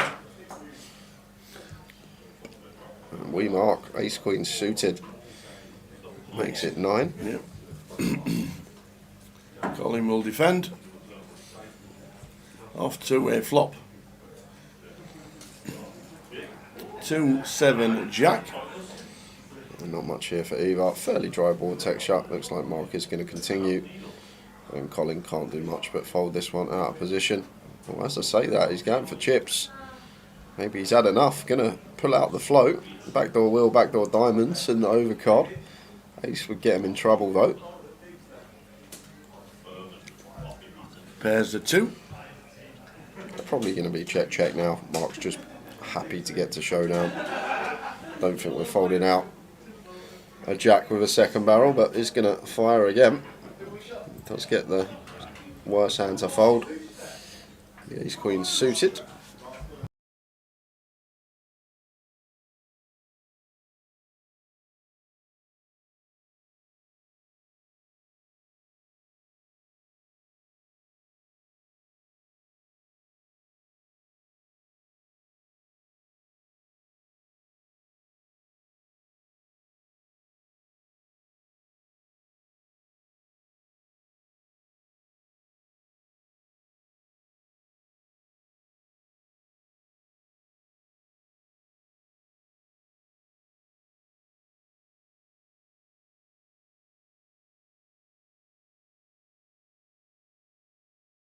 One, second level of the day. Break at 2:30. I'm guessing it'll be 20 minutes. I think it is 20. Is it 20? Yeah, it'll be 20, day one. But it usually is.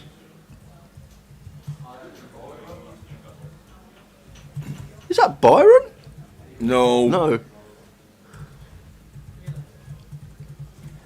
Byron Sugars. No, it's not now. I can see now. But when Matty was covering half of his face, it did look like him from a little side profile. What's he doing up here?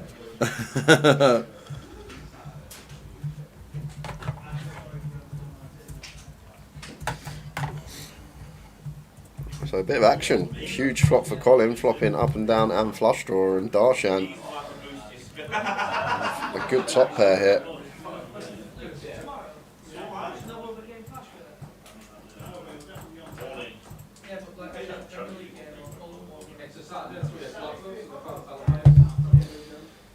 And Colin gets a dream turn, the offsuit 8, turns the stones with the redraw to the flush, and does improve. And improves even more with the flush. Nope, don't splash the pot.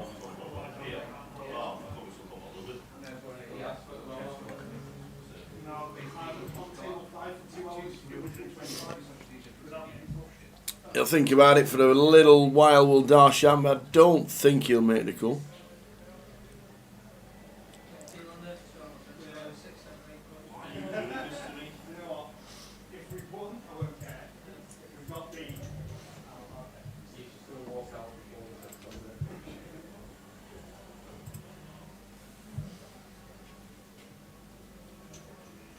Mr. Jackson, he does make the call. There's me saying he's folding. What's happening in the hood, Mr. Jack? How much? Are we, Omaha, yes, space. 700 tables with a cup, with everything else, we physically couldn't fit anymore. that makes sense. That makes a lot of sense. Do we know if Grosvenor Poker's back up and running and everything's hunky-dory, or is Not iPoker still having I think problems? it's, yeah, still, Are they? from what I've heard, yeah. Wow, that's quite serious, isn't it? 3 days. Running into the 3rd day. That's serious. Joke, is it? Ah, Hopefully we're back by Sunday because we've got a live stream free roll. we have. That's the important thing, as long as we're on Sunday. Absolutely. Big game on Sunday, 6 p.m. The live stream free roll. Yeah, going to be break in 15 minutes time. We'll get a rotation of tables when we come back. We will. Ah.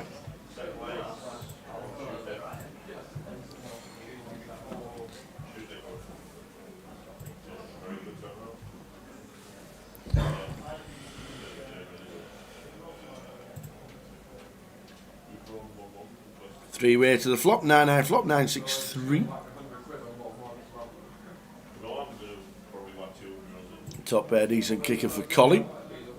6 pairs on the turn. Colin bets for 200. Darshan is at 600. Darshan calls with ace high. Steve McKeown comes to the table and folds.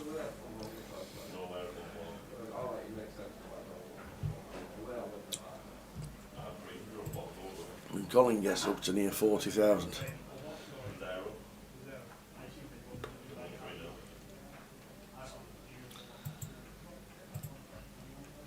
Monticone. Good afternoon, gents. Good to be back. It always is. Always a great place to come up to Edinburgh as well. Been a cracking week. Great numbers in the sides. Going to be good numbers in the main event. Over 100 runners so far in the first session. And I think we've lost about 8 players.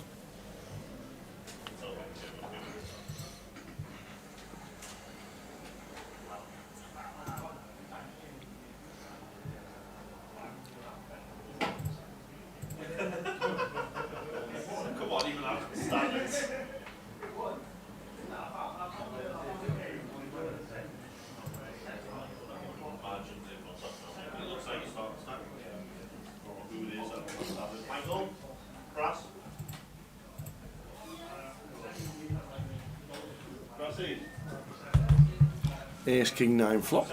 Top pair for Darshan. Nothing else for anybody else, so one bet will win.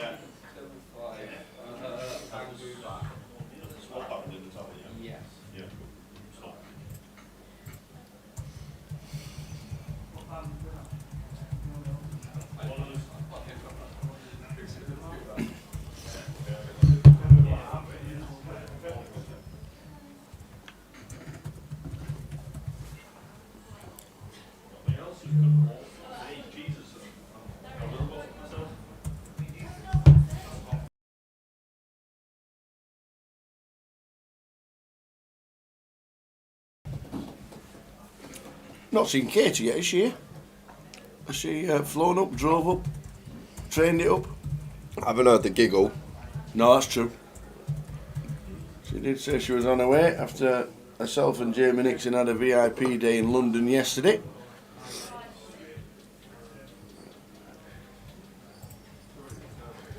Ben says it's the best he's ever seen Span play. Well, today, not lost any chips. Today, yeah, exactly. He's not lost any chips in the first session. Battle of the Ace Queens here. And Mark is going to call the free bet with the freeze. And where he's running this session, I don't blame him. Probably going to be Ace Queen free flop. Imagine.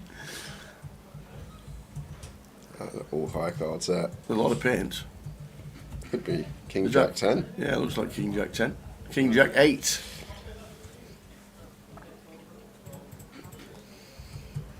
Darsham, that's 2.2. And Mark will have to get out of the way with the threes.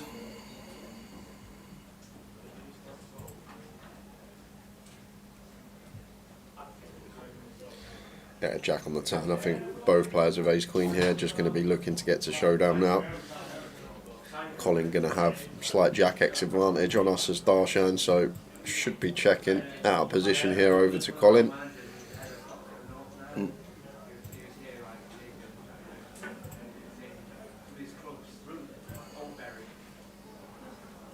Goes check, check. And a 4 diamonds river. We've already had quad jacks once.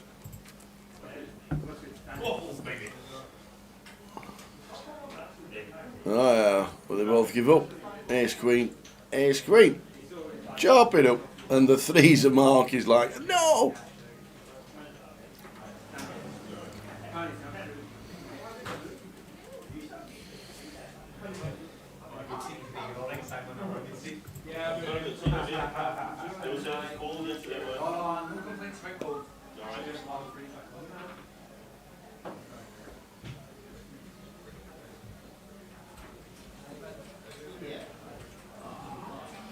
Ten minutes to go until the end of the first session, a 20-minute break, and then we'll be back with a new table.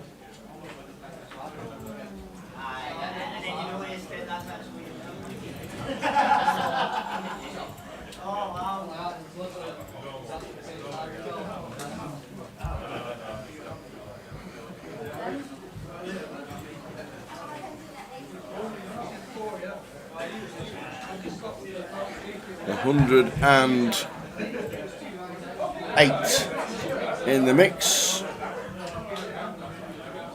108.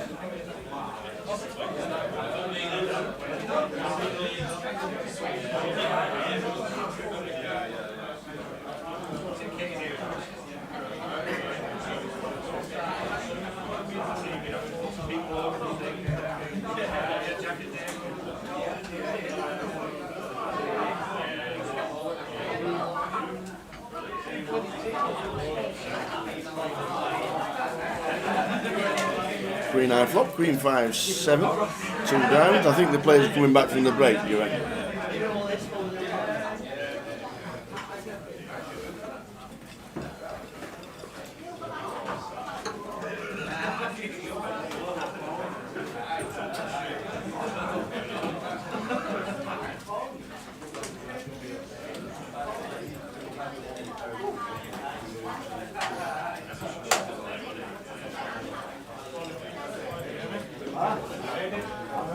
Jack of clubs turn.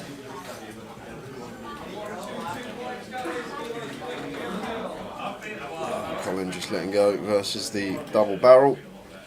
2 pair good for Paul. Yeah, we'll take it over starting stack.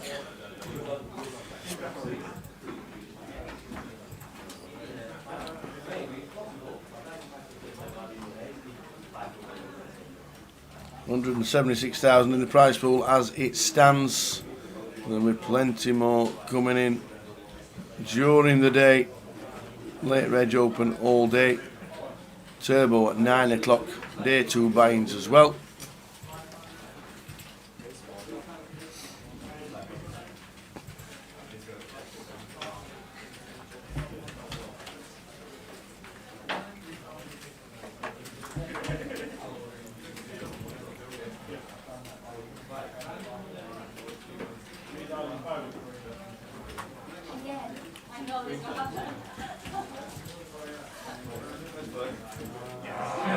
Definitely missed it.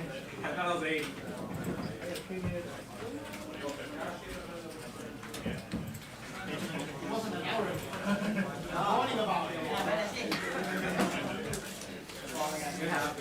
Nice on 3 bets to 800. Gets a call from Paul.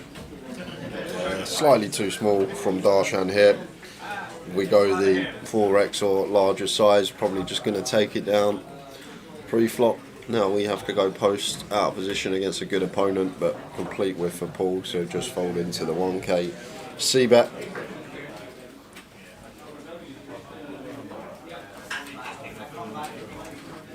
Heading to the first break in play. The first session nearly over, 5 minutes. Or just over to go.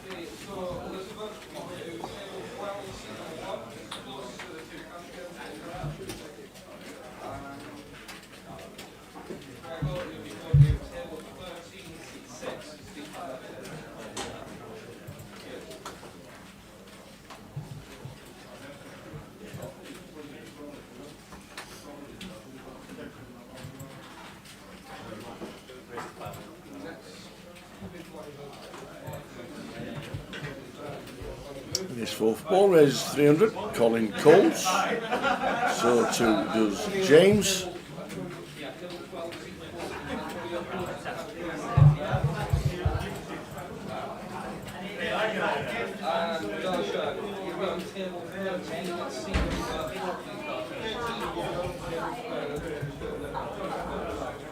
I'll let Tower answer that one, Zuma. This is area of expertise. Yep, straight after this hand. I'll show you the seniors. Gut shots everywhere, Tower. Everyone's got a gut shot. 8-9's got a gut shot to the nuts. 7-3 to the second nuts. And then the dummy end for the ace-3 and the ace-4 here. Gut shots everywhere. And it's going to come a jack. Watch the river be something like a jack. Four's the funnest one. Oh! It's called the jack in. There we go. Spoiled our fun.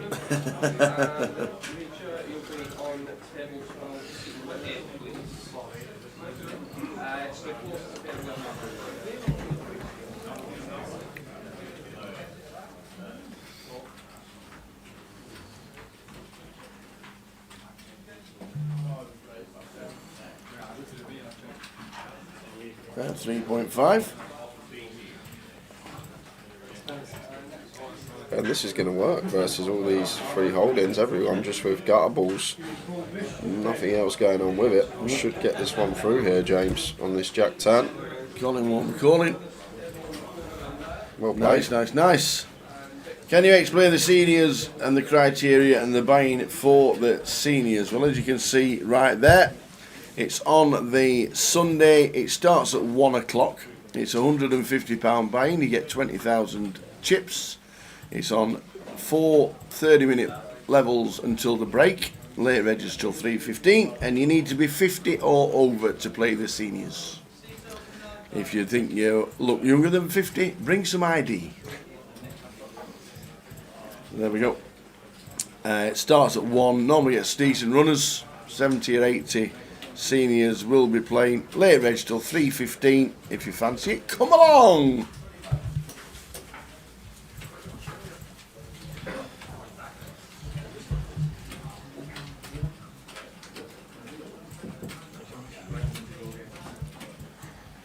Probably this hand and one more.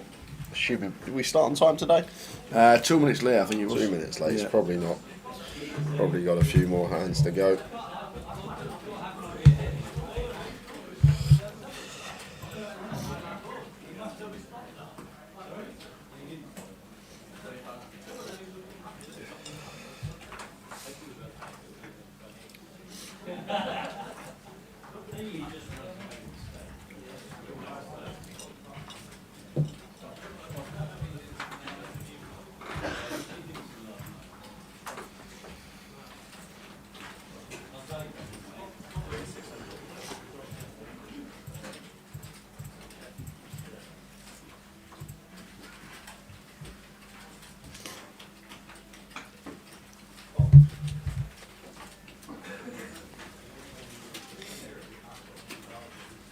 King Jack for Stephen, raises to 4.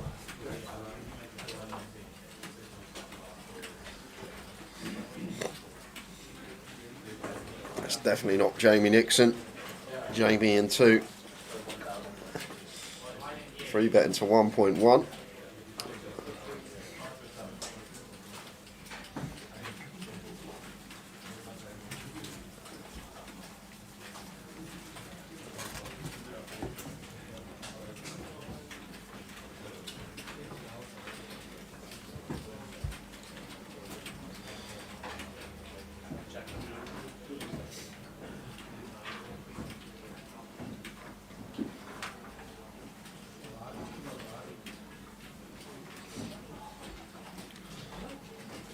Jamie continuing for 1k, small size on the mono board, and Stephen goes for the check raise with the King Jack, King of Diamonds. Nicely done.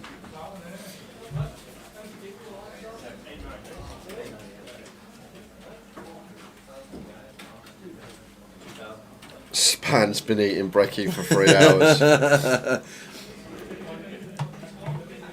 hours. Jamie's in the building. Played a VIP Carers Trust event yesterday in London, and Jamie won it. The Poker Pro won the tournament against a bunch of recreationals. Yes, but what he did do was he donated all his prize money to the charity. Yeah, I saw that. It's great. Well done to Jamie. Jamie Nixon. Sure, we'll get him in the chat to have a. I bet that was a fun one to play for him as well, because like there would have been all different types of skill levels in that one. People that had just played for the first time.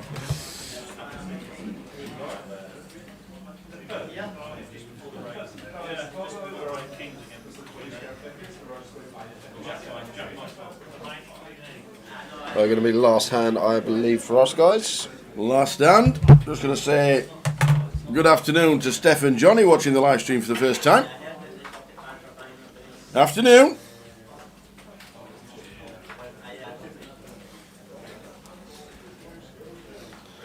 Hope you're well. I hope you stay with us all weekend. We're here until we crown a champion on Sunday.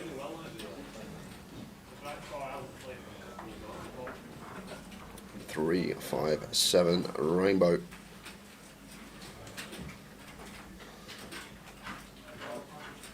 Top pair, top kick up for Darshan. Little pair for Paul, but got 2 players behind him. Does have backdoor clubs going on, but this is an overbet here from Darshan. I probably would have folded this as Paul. I'm surprised that he's called here. Darshan's gone 1.6 into 1.3 here, so like 120% on flop, 4-way. Like the Jack 5 here, I just can't see a well where this is in front, but we do turn a club draw. Darshan slows down with the check. Paul's probably happy to check behind here now. We'll go for a small block. He goes for third on the 3 of clubs turn. Darshan makes the call, and I think all rivers are going to be check now, Tower, unless it is a club or a 5.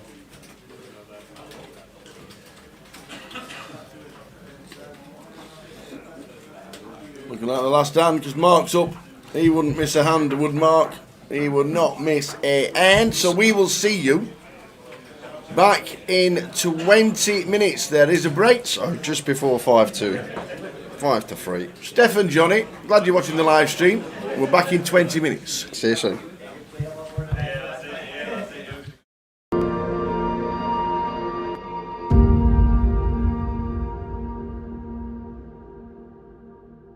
And we got day 1G tomorrow, which is now an ordinary flight, and then the turbo kicks off at 6 p.m. And then Saturday for day 2, get down to about 60 players, and then the final on the Sunday. You're spot on, Donna. You are spot on. Too many. That's how many days. I'll make you right.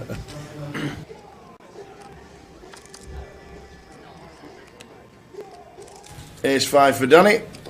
in the big after an initial raise from Keith in C number 1. A nice 3-bet spot, I think, tower here. We got Keith covered. Keith's third in chips. He's not really going to want to get involved too much. Definitely one we could be mixing in a 3-bet here as Dan Gormley. And on FTs, we don't have to go as big as usual, the normal 4x size because of ICM. We can choose like 3x, 3.5x here as Dan, so make it somewhere around 800k. That's what I'd like to see, and he is going to take the spot tower. Very nice from Dan, just recognising the situation and recognising where Keith is in chips and how he has to play tighter here because we have him covered, so this should do the trick a lot of the time. Back over to Keith here, and personally could go either way. I think Keith is probably more tight to let this one go. Oh, he's just going to quickly call tower here, so Keith happy to go float post flop here with the King Jack. Off to the flop, another pot brewing. Queen 2 3. Yeah, so this is a big pot tower already, 1.6 milli in the middle here, and Danny does flop a wheel draw here with the ace 5, so probably one we're probably going to continue small, 400k, 500k, something like that, somewhere between the quarter pot and third remit is the size I'd like to see here from Dan. As always in these 3-bet situations, can go a lot smaller. So it does choose the 350 sizing, goes even smaller than the 400. So south of quarter, between fifth and quarter pot from Dan Gormley and Keith here with the King Jacks. Jack of diamonds working, getting this price. Is he thinking about pulling out the float with this candidate? It's probably, if we are going to float the King Jack, it's probably one of the better combinations we can have. King of spades, Jack of diamonds. Let's see what Keith does. Like folding would be fine here as well. Just because tangling with Danny, who's got us covered, could put us in a world of hurt. It would be a disaster for us to come 8 from this FT when we go in with the chip lead. But big pot brewing here on the FT, guys. Oh, and there's the call from Keith. He does pull out the float, and pot has got 2.3 million here, working with 1.25 SPR behind. Effective stack of Keith. Whoa, King of diamonds. Brings in the flush draw top pair. Yeah, so Keith loves to see this tower. And now Dan, what's the play on the turn here? Obviously this King's supposed to be a lot better for our range here. Does Danny ever expect Keith to be floating? That's the question. Does he expect Keith to have some floats with some King Jack here, some Jack 10 suited with backdoor spades, hands like that? That's the question Danny's got to ask himself. Because from a range perspective here, this King of diamonds rolling off, he shouldn't really have any kings here, Keith, other than King Queen specifically. Ace King's going to 3-bet pre, King Queen's going to call flop and then turn 2 pair. So it should only really be from our perspective as Danny, King Queen, the hand that Keith has here, and Danny goes for the second barrel here. So maybe going after some fours through jacks, these type of holdings, although jacks or 10s might choose to 4-bet pre, but also perhaps going after some queen jack, ace queen and then the 4-bet, as well as some queen 10 suited that could be in there, queen jack, queen 10 suited. So really nice bet that targets that proportion of Keith's range. The pocket pairs, the queen x, these type of hands are going to be in a really tough spot now faced with this double barrel. However, Keith has the one hand that he has pulled the float out with and does contain a king, so Keith's going to have to call once more with the second nut flush draw as backup. So it should just be an easy call here from Keith, and we're going to take a river tower. Off to the river.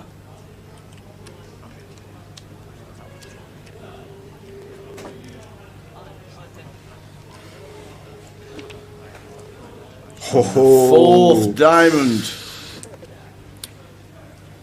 So over to Danny here. We'll know that he's never going to be good here with the ace 5, but has he got the shove in the locker here? We're probably going to have more bare ace of diamonds than Keith in this spot. Like, Keith shouldn't really have too many flushes once the king and 10 of diamonds run out. I guess he's can have like some 7, 8 of diamonds, 8, 9 of diamonds, ace jack of diamonds, jack 9 of diamonds. But with these particular diamonds on the board, the king 10 and the queen, those being higher diamonds, hands that Keith will probably peel a 3-bet with, let's say for example king queen suited, king 10 suited, these aren't a thing, and Danny does go for it. He does find the jam here, and Keith sitting here with the second nuts, backdoors into the flush, and Dan Gormley making a big move early on and just applying pressure to Keith. Keith coming in with the chip lead, and he'll be thinking he could be going home in 8th here if Dan has backdoored into the nut flush himself. Dan could still plausibly have turned a flush here. He could be free betting some ace 4, ace 5 of diamonds, these type of holdings. Even ace 6, ace 7, ace 8 of diamonds could probably all be in there as well. So this is a huge move from Dan Gormley early on in this final table. And back over to Keith here. And I think with a jack of diamonds, Tower, it's pretty gross. But it's a gross spot. It's horrible because Dan's only ever making this move for value with the ace of diamonds. He's not going to shove like 9s here or ace 9, so if he elected to free bet that and double barrel. He's not going to shove ace 9 with a 9 of diamonds. So Keith's jack of diamonds here, although it is the second nuts, it's pure bluff catcher here. We're either behind to the bare ace or a turn flush of Danny, turn nut flush, or he's just got a bluff in this scenario, and Danny with the bottom of his range just going for it here. And notice rubbing the left arm there, caressing. Usually that signals is something people do to calm themselves down, but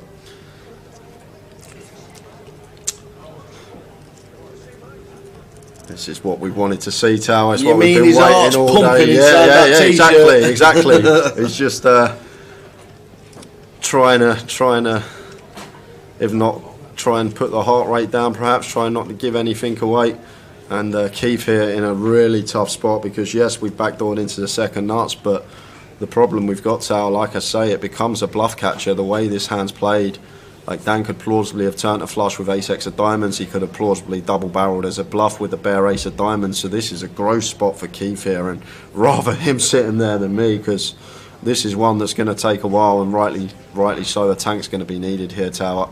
This is a big pot, and it's going to be for over a third of the chips in play if he can make the call and be correct. And fair credit to Dan, though. Let's go back to Dan. He's capable of running it in these spots. People aren't capable of making moves like this. Free bet, shove as a bluff on final tables. There's only a small percentage of players that have that in them, and it's a gift, if you like. I know this time it may leave Dan short if Keith makes the call, but I think it's you've got to be a certain calibre of player to be able to pull this move, the free bet, the bet shove, without having the goods. Only certain opponents are capable of that, and if Keith's aware Dan is one of those that can have these bluffs, he may veer more towards call. But this is a fascinating hand, guys, and Dan Gormley just running it for chunks of equity here on the mystery bounty final table and putting Keith in the blender. What's he going to do, Tower? What do you think? He has a second nuts. He can only put him on the ace to fold. He flicks it in.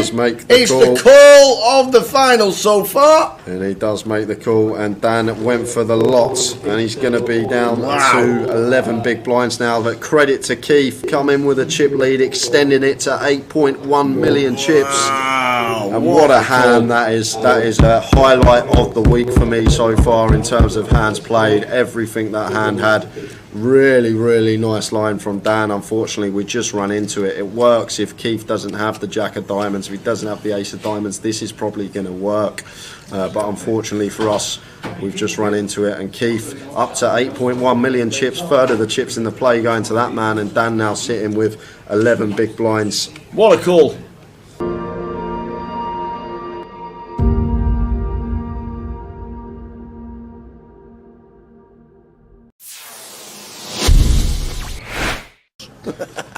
So you see Tom opening Jack 9 off in the hijack, can open a lot wider here with the chip lead, a lot of pressure on these guys with ladders and approaching the FT. But Matt never going to be going anywhere here with pocket 8s, easy decision for him in the small, just the call. And it's heads up between Tom and Matt Davenport here. Let's see a flop. Flop time, ace 9-3. Second pair for Tom. Takes the lead in the hand. It's still may bet small here, Tom Hall. This is a board that's just going to favour us a lot of the time here, being the opener. We do have middle pair as well, so we do have some disguised trips or two pair when the turn is a jack or a 9. So potential. You can go really small here, as small as quarter potentially.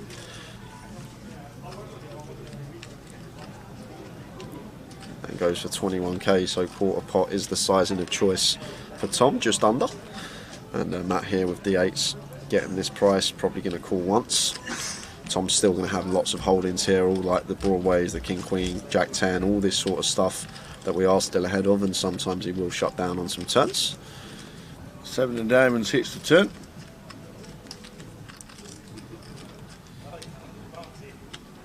So this is where it's probably just going to go check, check here. Tower. I think Tom may be a bit optimistic to fire our 9 here again. Very hard to get 2 streets from worse now. I think the 8s will fold if we fire, so maybe better to check this one behind. We can also put ourselves in a tricky spot here where we do fire and Matt opts to raise. So just expect to see Tom Hall check this one back most of the time here on the turn. And there is the check. See a river card. And it's paying 2 pair. Well, it is 2 pair for Tom Hall, but probably going to be very difficult to get value from Matt Davenport here with his particular hand. Matt does have the 8s blocking the nuts. 10-8 could still be in Tom's range. He's going to open 10-8 suited from the hijack. Although 10-8's probably going to double barrel turn. Something to take into account. But Tom will now just opt for probably a larger size here, I think now. Tower, this little disguised Jack 9 of us. Ours, somewhere around like 90, 3/4 pot. Probably what I expect to see. It looks pretty chunky. That's pot size. That's 105. So around 85-90% up there. And Matt here with the 8s. Never going to call this one tower. Just not putting in a quarter of our stack here with 8s, so we lose to too much. Well. Ah. Oh, he's going to raise. Matt Davenport. Is he going to find the raise here? What a raise it would be as well, because Tom could still just have some one pair holdings. Matt Davenport, where's he found this shove? Oh my word. And Tom's got 2 pair here. This could be the end of Matt. I'm guessing Matt's trying to target all the 1 pair holdings here of Tom. Like Tom can check back some ace-x on the turn and go for value on the river, and Matt's trying to target this, but Tom's even higher up here with 2 pair. And he's gonna be in the tank here, because what will go through Tom's head, Tower, is we beat value? I don't think we do. Maybe 9-7 might be in there for Matt, but is he going to check rip that? Obviously Matt can still have some ace-3, ace-9, ace-7 defending out the big blind. He might even float a 10-8 as well, wrap round this 9 with backdoors, so 10-8 of hearts, diamonds and spades probably going to be in there. But the question we got to ask ourselves, is Matt Davenport ever going to do this as a bluff, and what are the bluffs, Tower? Once Matt calls on an ace-9-3, there's not many you can come up with. And because of that, I think Tom may let this one go. Simply because of the board texture on the flop. It's ace-9-3 rainbow. What on earth is Matt supposed to have here? He can have sets, he can have 2 pair. And what hand is he going to turn into a bluff? Is he going to rip some 9-10, some 8-9, blocking straights and 2 pairs? This is just a 6-6 jam from Matt Davenport early on a big day 3, and Tom Hall in the blender here and lets it go. Matt Davenport, you boss, and shows Tom as well. Pocket 8s. There is a reason this guy is top of the National League. Matt Davenport putting on a show early on. Wow. He's not afraid, Tower. He's not afraid of busting. Fasten your seatbelts, ladies and gentlemen. Wowzers.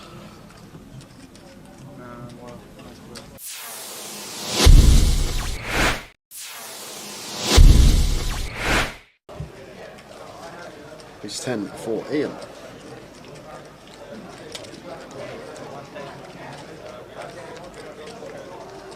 Raises to 1.3 under the gun +1.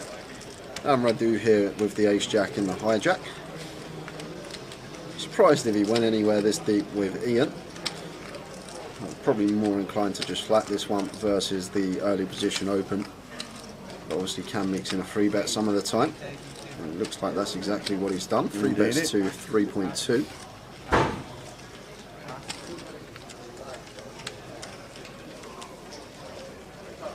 Julie, if you just give yourself a refresh, should be alright, because picture's crystal clear here for us. Yeah. So it's probably just connection at home or wherever you may be. But if you give it a little refresh, hopefully kicks back in. Yeah, give yourself a refresh, Jules, and let us know that it's all right. Because it's all right on both our laptops. Oh, so it's my Monday. word. What's happening here? 4-bet to 7.7. Wow, Ian, Oi, oi. someone over the age of 50, 4-bet bluffing tower. Whoa, well, I'm snap folding. It's just You like, would be. Yeah, I would be. You'd be snap folding. I'd be folding ace queen here, suited as Radu. It would already have hit the muck. But this is, I guess Ian just thinks Radu's at it too much. And to be honest with you, the ace 10 off tower, it's a really beautiful 4-bet bluff hand. And maybe Ian's been amongst the solvers the last few months. You don't know. He might have been putting some work in off the tables. That could be the case. And he might have put in the low frequency 4-bet here with the ace 10 versus Radu, who's been fairly aggressive, and with the chips as well. But fair play to Ian, mixing it up, not just having the ace king plus in his 4-bet range, and now action back on Radu here. And oh wow, No is way he he's gonna gonna 5-bet? Has he picked up on That's something about here? 20k. Wow, Radu, what senses from him. He has to have picked up on something here, Tower. Read on the situation here from Radu is just so good. What a play. 5-bet bluff Tower, we just, no way. Do you know what, if Ian 6-bets here with ace 10 Tower, I'm done for, I'm having an early finish. He's not doing it. There's no way Ian 6-bets here. How often do we even say the word 6-bet on stream? Oh, wow. But Radu 5-bet bluffing the ace-jack. This is just a leveling Not the war lot. between He's not putting the the lot two in. players. He's doing it No again! way! He's doing it again! That's amazing! Oh my God! Ian 6-bet Solve that, baby! 10! How'd you like them apples? Solve that! Ace 10, 6-bet rips it in for 100 big blinds. Oh my word. Ian is my new hero, Tower. I want this man to win the comp. Oh my word. 6-bet rip with the ace 10, folding the ace jack out. Where has Ian found that move from? Oh my word. How'd you like them apples? I've waited all day for something and it's just happened. Oh my word. Ian. Do you know what? Do you know what? I'd be sat at the table. If I was sat at the table there and Ian said to me I didn't have aces there, I would have had a lot of money with him that he had aces in that spot. A lot of money. But wow. Fair play.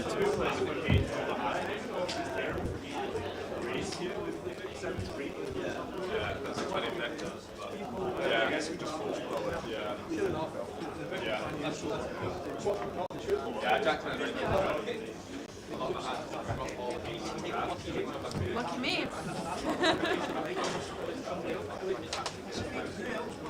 How was your time away? Amazing.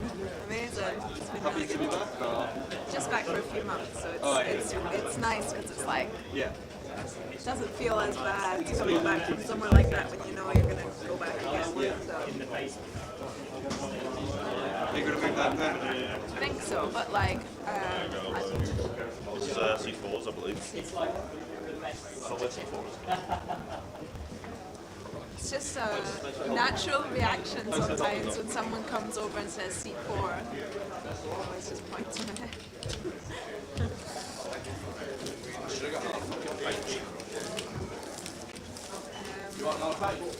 Yeah, I don't know. I feel like we might do a bit of like summer chasing for a few years, do it because it's the tour here. It's just so good for us. And the poker over in Australia, it's not.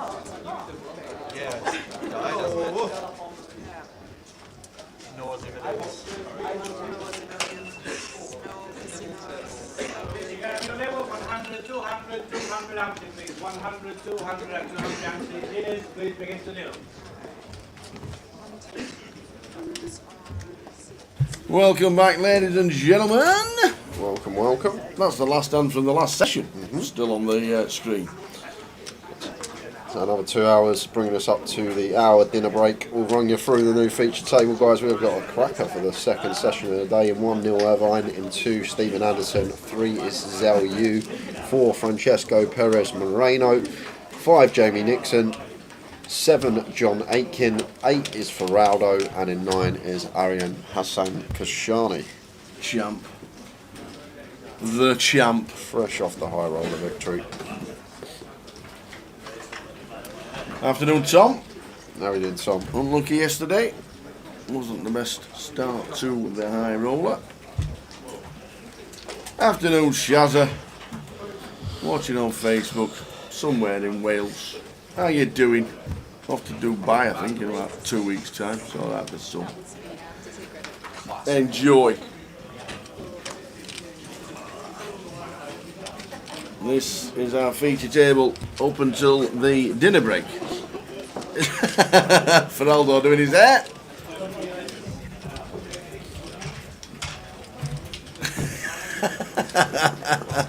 Looked at the telly, realised he was on it, did his hair. I love it. Hey. Next session is upon us. This will take us up to the dinner break, round about 5 to 5. Oh, crackerjack time. Crackerjack. Friday. It's Friday. It's Friday. It's 5 to 5. So you can see It's crackerjack.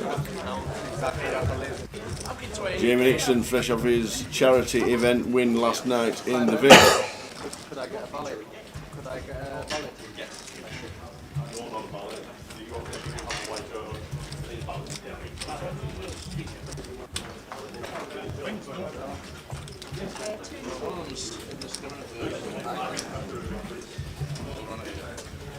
So, there's no cards on.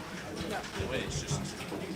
No, so this is live. Yes, I'm aware this is live. And then people in half an hour will see cards. Right, so it's just us that have seen this. Yeah. Just so we can admire ourselves. That's nice.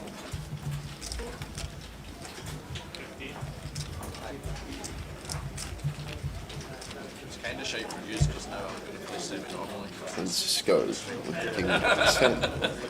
The era of free chips is over. Ariane, If anyone goes all in for it, champion of the high roller, sat in seat 9.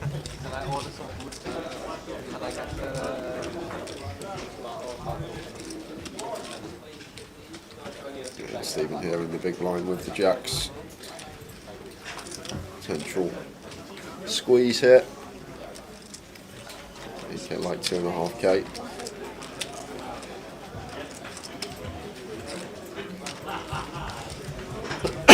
Goes for 1.9, slightly small. Same result.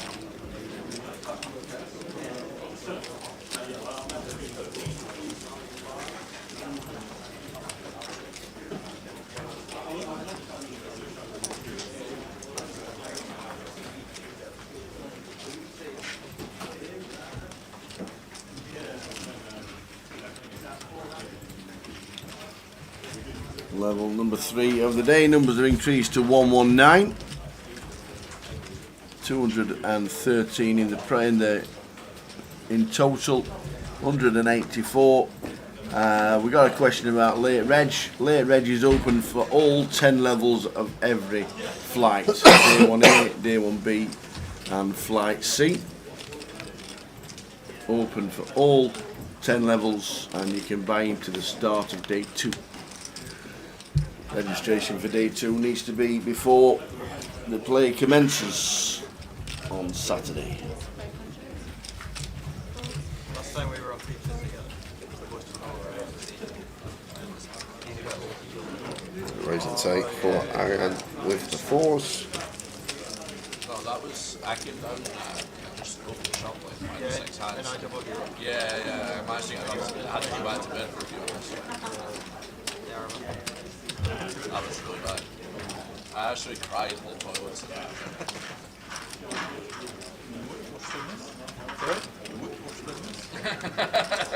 This is me fresh.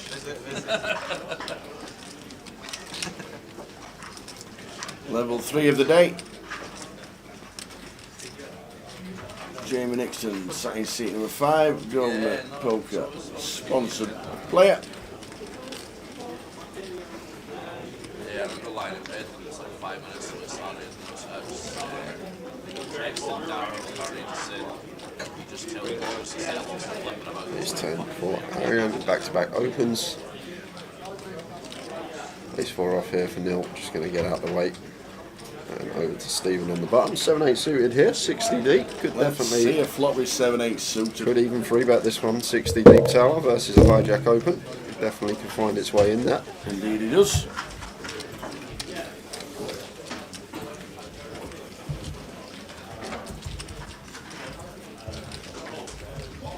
And Arian here with the Ace 10 hijack versus button. I do still expect him to come along. If it was like EP versus EP, we're more inclined to fold, but LP versus LP, I think we are going to be continuing, even being out of position. Does make the call, heads up to the flop. King 7. Stephen flopping 2 pair here. Out flopping the Ace 10 of Arian. Arian's just always going to play check here. Doesn't want any leads here in the free bet pot. Expect Stephen small C bet. King 7 rainbow, going to have some really small sizes on this one. Yeah, and goes for 600. Love it from Stephen. 20% just south off and gets the Ace 10 to fold. Like the free bet, like the size on the flop, everything seems good. Good stuff, good stuff. Lines 100, 200. Big blind ante of 200. Good afternoon, wherever you may be in the world. Watching the live stream from Edinburgh.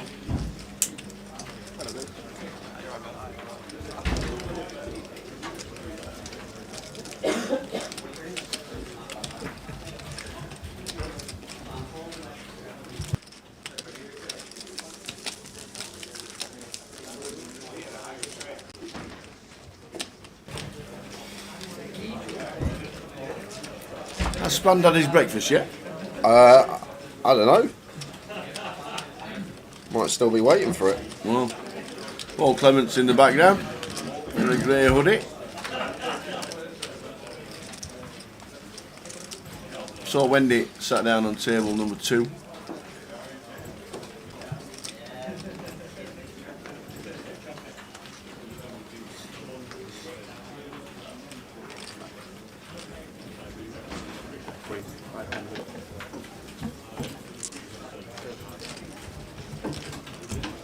Ronaldo pocket 3s. +1 raises to 500.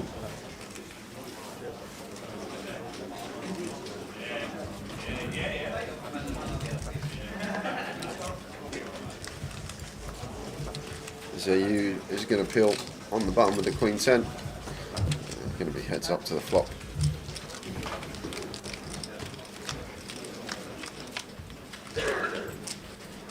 Ace 6-5, 2 diamonds.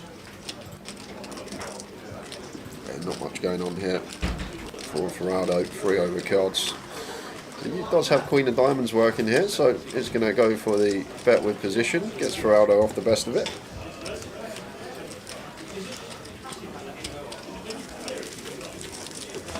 So early stages, no real dangers for anybody. We start with 20,000.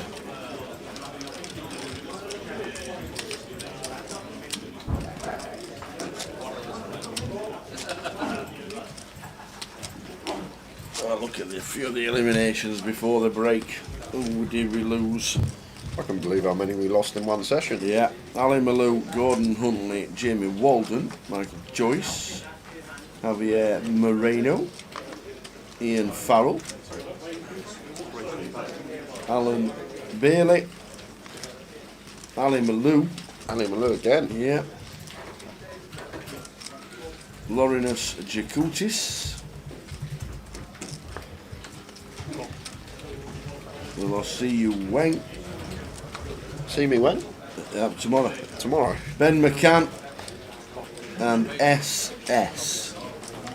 They were the eliminated players in the first session, which is quite a lot out of the 126 that are playing.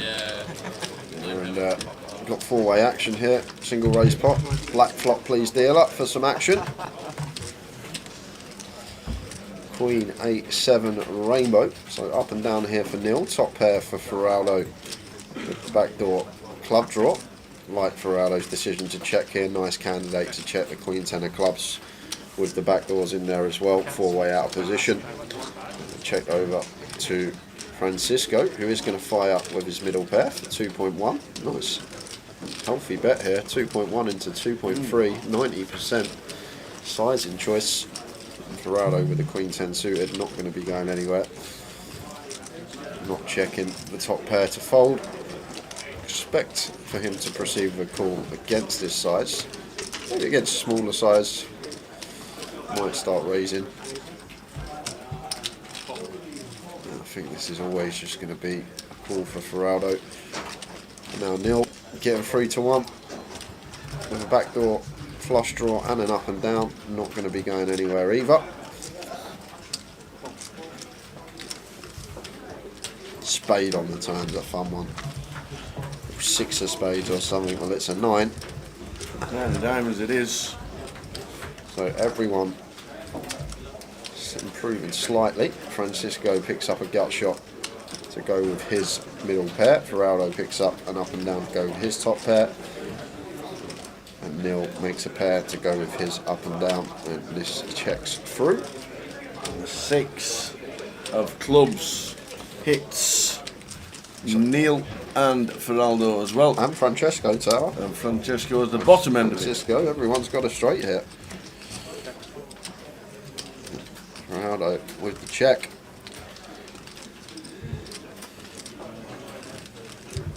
Expect Neil to go for value once Francisco checks back turn.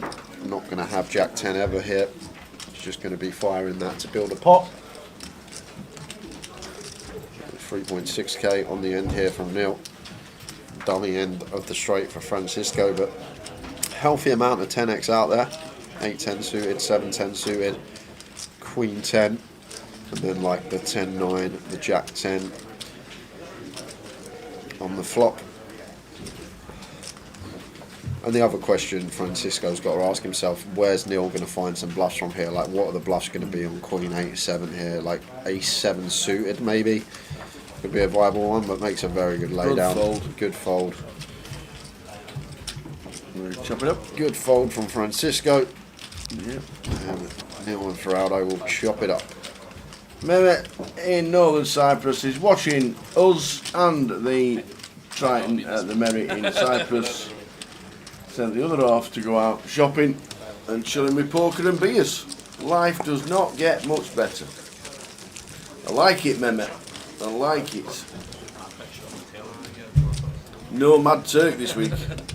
Where is it? I don't know. The usual one has not made it up. It's a long trek, to be fair, Tower. If you only come and play main events, it's for 3 days. It is a fair slog to get here. Yeah, sit back on the train and shut your eyes and then you're there.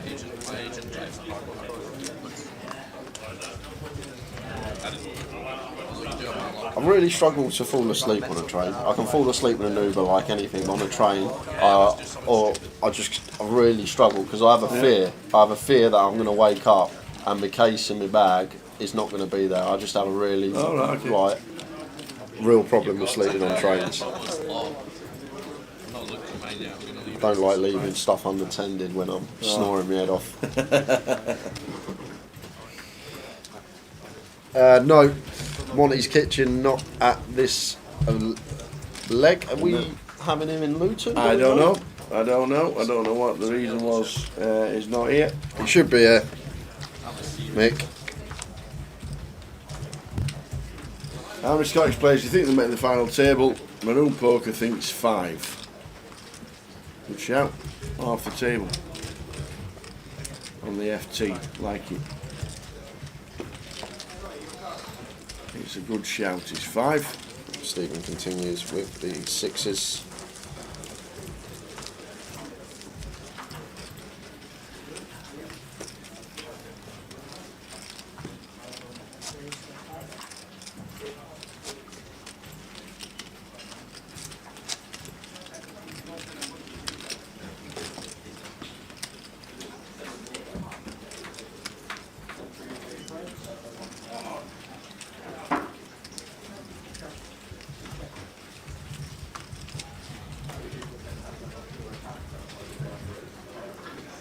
Level 3 of the day. Lines 100, 200.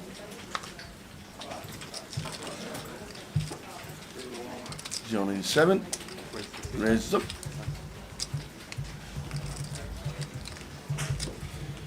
Takes it 600 with the King Jack into Ariane's big blind. Ariane just going to let the Jack 6 off go.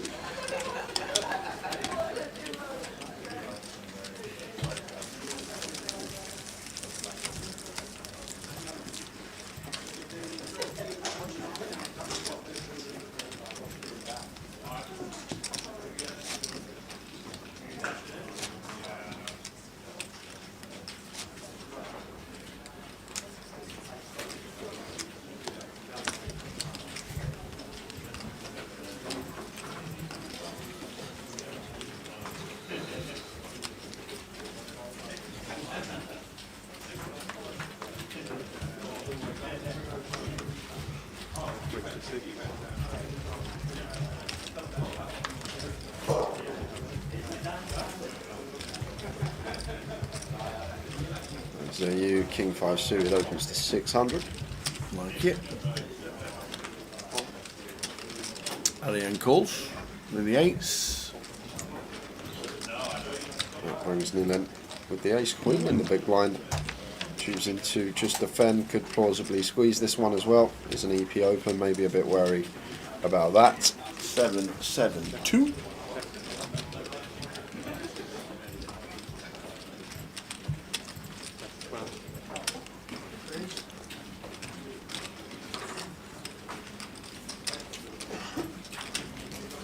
It looks like 20% from ZU here.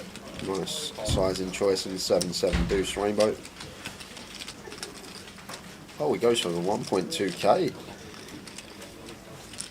Goes for the 60% on the 7-7 deuce hit. Thought we were going to see a much smaller size on this board. ZU goes for the big bet and gets called in both spots. Jack of clubs turn. This should check through now, Tower. Once we get called in 2 spots here on 7-7 deuce rainbows of you, it's pretty clear that we want to be checking behind here on the turn and just giving up. Been called in 2 spots. Big blind can plausibly have a lot of 7x, and Ariane himself could peel some 7-8 suited, 7-9 suited from the big blind, but it goes for the double barrel. Just the King 5 of clubs, and both players have a 7x advantage over us. It's probably going to work, Tower, but I think it's a bit of a reckless double barrel. Just convenient for us that both players at the bottom end of their range. Well, Ariane had ace, but obviously it's worked on this occasion.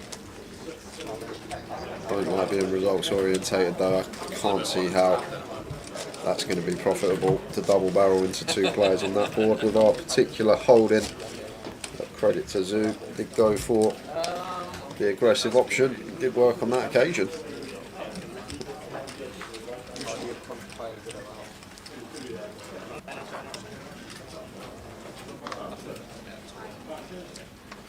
Depends, you know, something they try to do more drinking.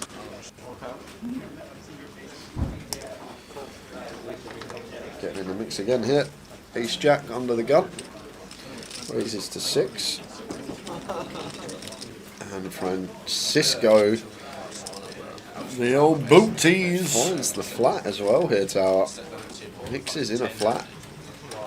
First hand, it's like 100 And Neil's not in the hand, guys. Neil's folded in the small, so it's heads up between ZU and Francisco. And look at this flop. The button and makes it 225 and the small player 4. Got top pair, top kicker for ZU. How much is it? 500. I just got up and go to the bar.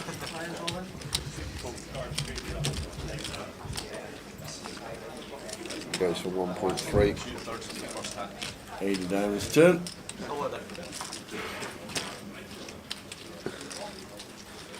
Now checking this over to Francisco, and once ZU checks, we know our aces are just going to be good almost always. Expect him to continue barreling some 2 pair plus, So going to be going for some value on the turn here is Francisco.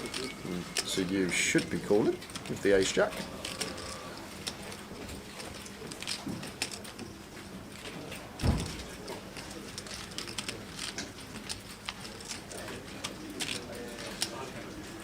And pairs the 10 on the river.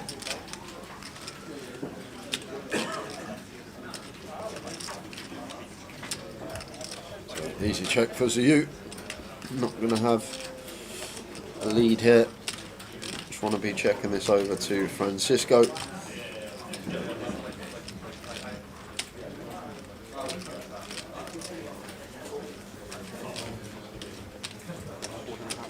So just check. Goes for 4.5k. Value on the end, and Ziyu makes the call. Sees the aces. He sees the bad news. Well played from Francisco there. Got the absolute maximum free bet. Would have just got it done pre. Flat. Got him the max. 3 streaks of value.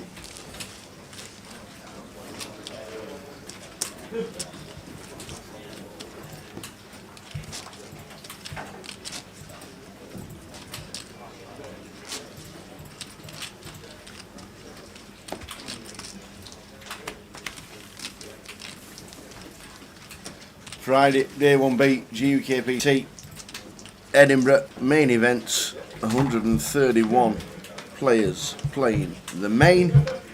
Wilmer Murray's in the building.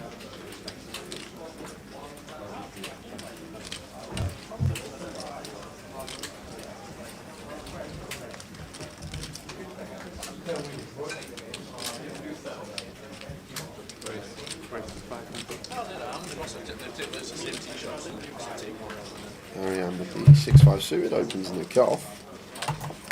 Makes it 5.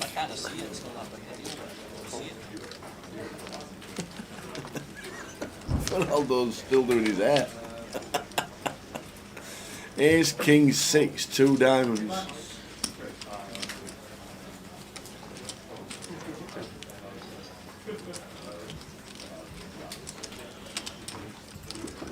And in terms of range, one that Ariane may be happy to continue with here. With the bottom pair, it is going to go for the check out of position. And Neil going to take a freebie with the 10-3. Absolutely. 7 of hearts. Brings him a flush draw. Yeah, and brings the 8-9 from the Ziyu and up and down as well. Checks over to Neil on the button. Now fires. Well, 15. Big size hit on the turn, and Ziyu with his up and down. There's it up. To 3.6. Neil with just a flush draw. Calls. Actually has the best hand as well. Yeah. Imagine the 5 of hearts. The thing is, Imagine any five I think any heart Ziyu is going to go for after it on. It's the 8 of clubs on the river, so he does catch a pair now. Ziyu. Oh, the lot's gone in. Bluffing with the rest of it. Trying to fold Neil off of a king perhaps, thinking Neil's going to have a king, queen, king, jack, king 10 type holding that checks back flop and goes for value on the turn. Don't mind it at all here from Ziyu with the 8-9. Call? What? Call? You can't have 10-3. He can't, can he? He's got what? Ace 10. Ace 10. Ace 10. Wow. Deck change, please. And Ziyu out of it. I don't think any of his cards would have hit another box. Ace 10.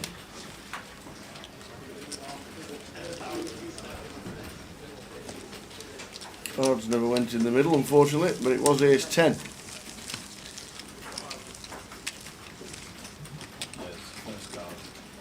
This is the first card. Hit another box. Okay, thank you. That sorts that one out.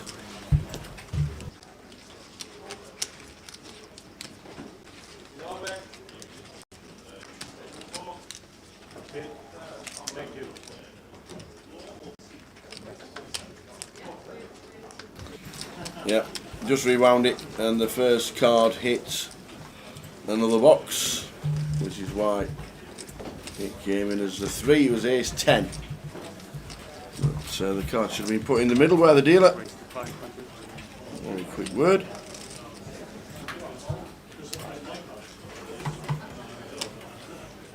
Ariane with the ace 5 suited raises and the hijack makes it 500.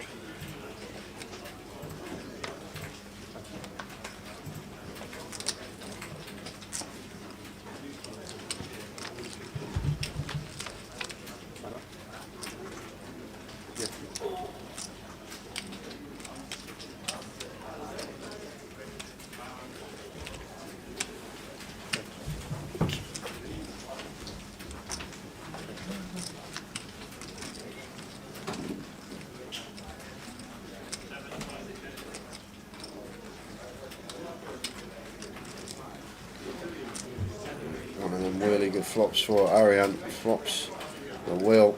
And Stephen not taking the bait. Checks behind with the ace 10 and delayed c-bet incoming. Goes to the overbet here. 2.6 into 1.5. Hefty size on the turn.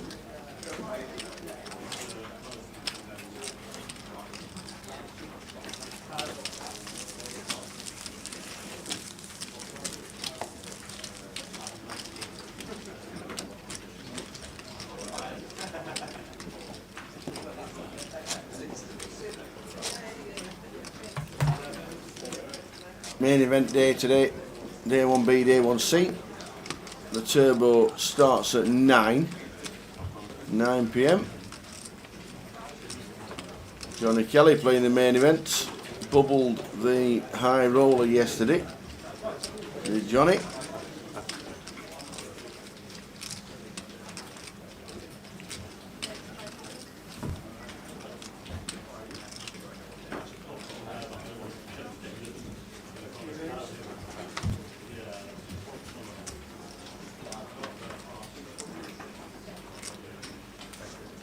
Raise to 500.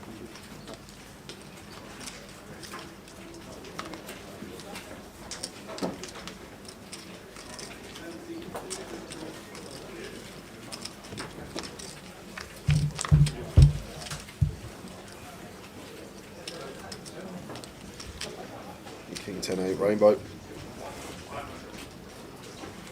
Yeah, it is Neil Farrell. Feraldo is his online name and his nickname, and we have another Neil at the table.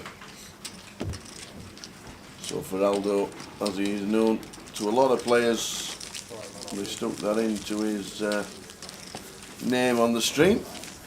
But it is Neil Farrell. You are spot on, Lawrence. In fact, his brother Ian was sat in C8 and bust out within 20 minutes. Is that his brother?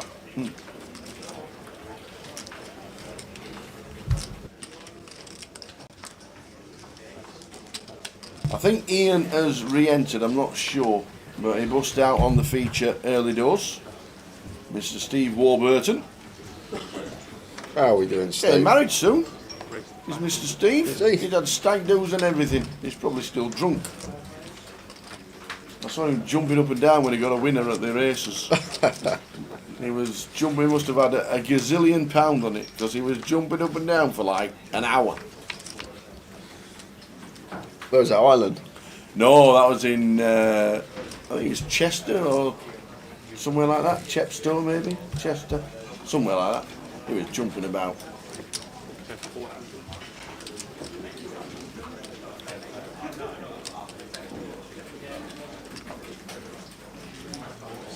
Very small c-bet on the mono board from Francisco.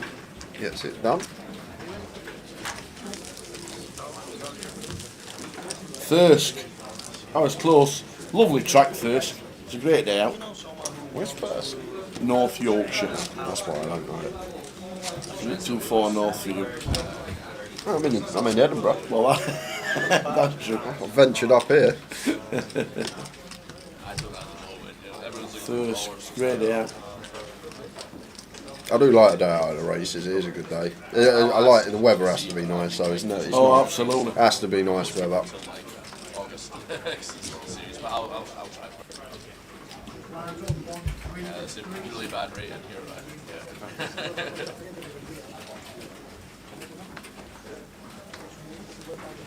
8-5 of diamonds for Stephen. And choose to open this one from the hijack.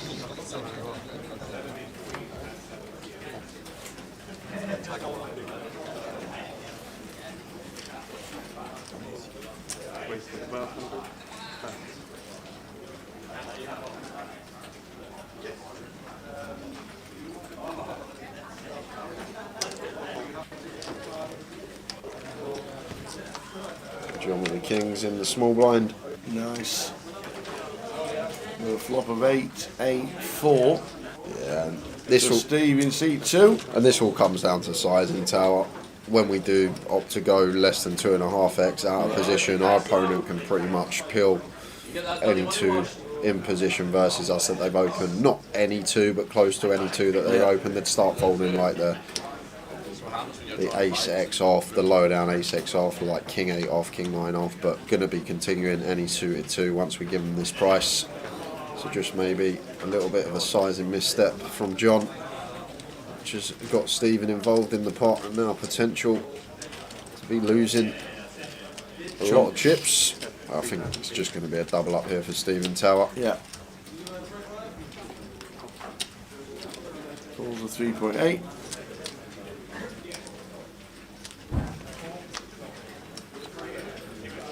Six of diamonds, river.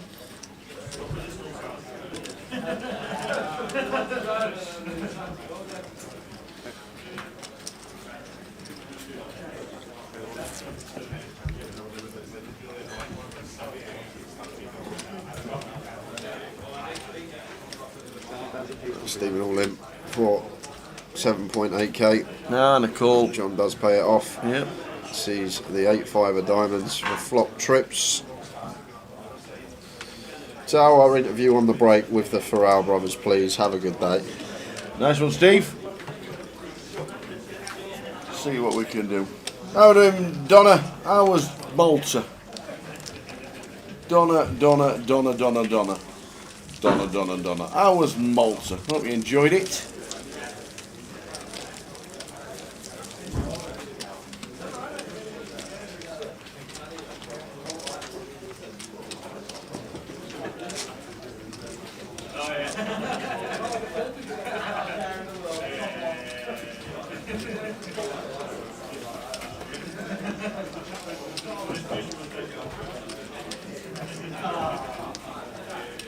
Is that Spand? I can hear giggling away in the background. He's got a very distinctive laugh, same as Katie Swift. Sounds like him. He's had his breakfast, and here he is on one of the outer tables now.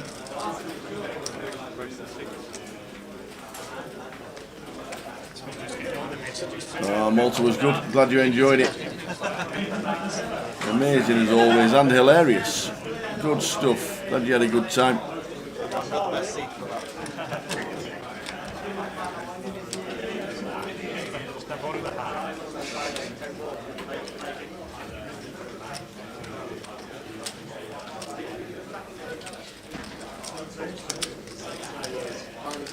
Shane, I think the River Jam there is only hands that beat King Thoughts, Jay.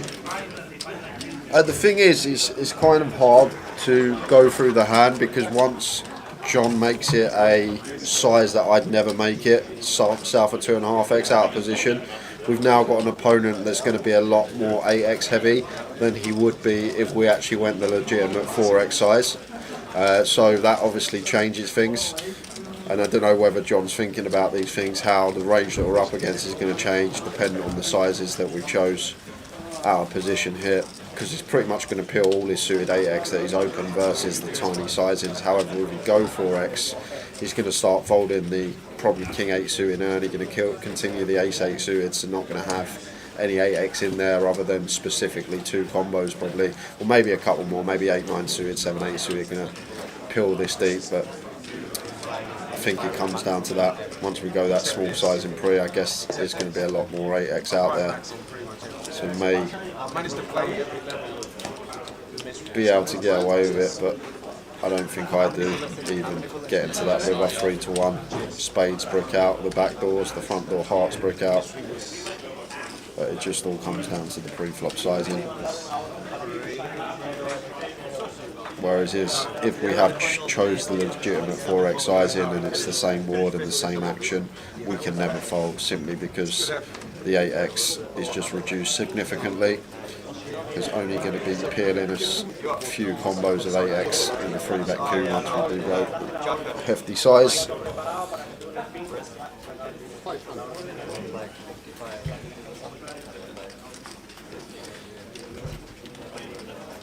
Jamie with a Jack 10. Well, Cal comes to the table. Oi, oi. Afternoon, Cal.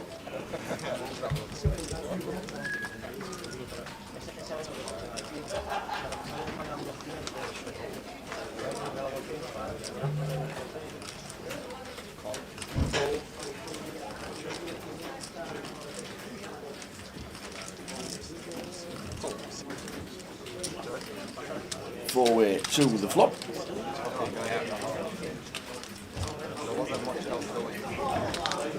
Ace, ace, 8. The old dead man's hand.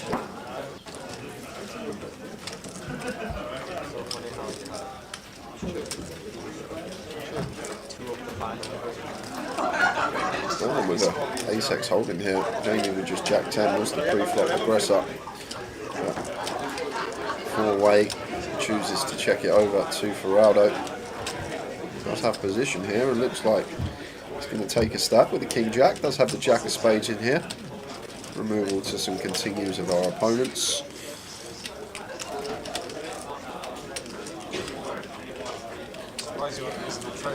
Takes it down with the King Jack high. Yeah, no, use it as a cup. Slam it down. When watching live and the info full view mode, can't see the hands on Facebook. That's not, we can't do anything about it, Mark, who's watching on Facebook, unfortunately. That's just part of the algorithms within Facebook. The live doesn't move and it blocks the cards. You can go onto YouTube /GUKPT and on Twitch as well /GUKPT on that one and do it that way, but unfortunately on Facebook it does block out a couple of the cards. Nothing we can do about it, unfortunately. It ain't us. A little upgrade from the Jack 10 off. Jamie Nixon, Jack 10 suited from +1, raises to 5, and Cal with Ace King here. Going to be free betting for sure. Around the 3x, be around 1500, give or take. 100 chips. Goes for 16. Ferrado Ace 5 suited, out the way.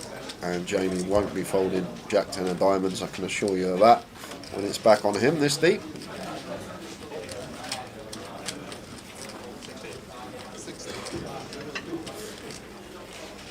So should be going to the flop here in the 3-bet coup.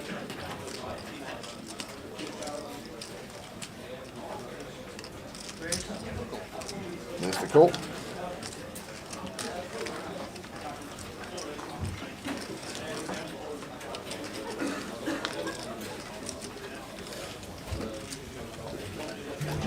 Queen 5 deuce rainbow here, and Cal looks like going to see bet small, and expect Jamie still to call here against this small size. 3 to a straight flush here with the Jack 10 of diamonds, some nice backdoors, maybe even a check raise might be a thing here. A small check raise with the Jack 10 suited could definitely be an option. I'm not going to be folding, I'm just going to proceed with the float. And we're not just floating to backdoor like a flush or a straight here, guys, but we've also got the times where Cal checks back turn and we get to lead river as a bluff, just to target some ace highs that are going to be in there for Cal. And on the Queen 5 deuce as well, it's kind of relevant that we don't really have too many bluffs other than our float specifically when we do lead river. However, this king is not going to be a good card for us as Jamie, so may choose not to lead as a bluff now on this particular river card. Like, we're blocking the hands we want to fold out as well, jacks, 10s, this type of thing. That does go for the river lead as a bluff, and Cal not going to be folded.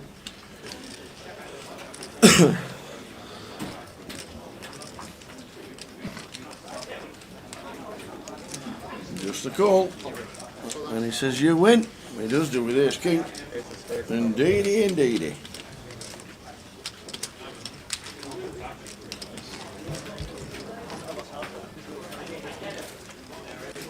Wilbert Murray comes to the table. Look at this now. Oi, oi. We've got 5 notables on here. Mr. Mac M.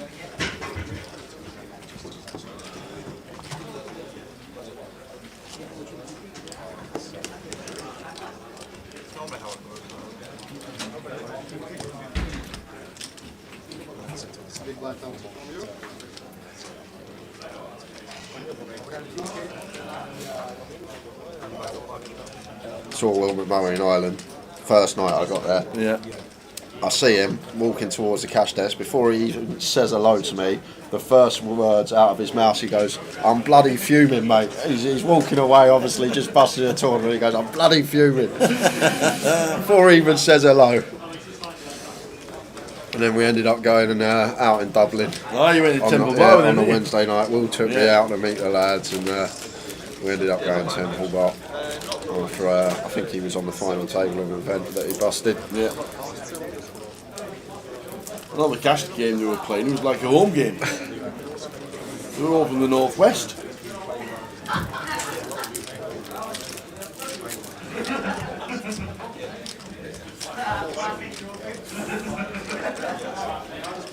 John with ace king this time.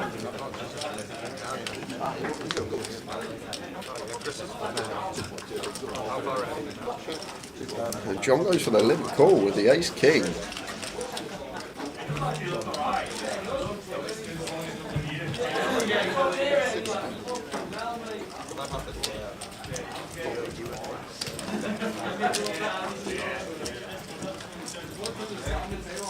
Jack of hearts pairs on the turn.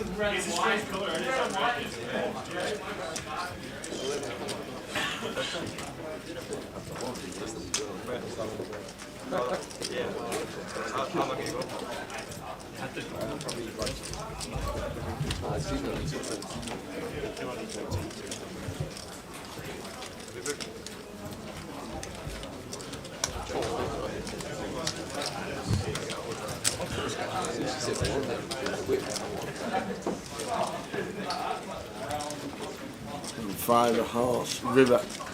Check mark for Neil Farrell. For Aldo with the 9s.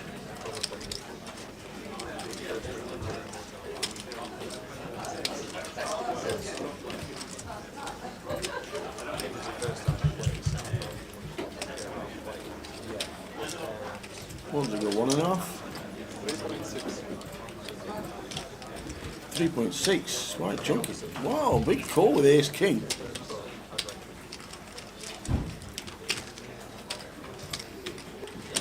John just flicks in the ace king call. Yeah, maybe a bit of steam tower from the king's hand.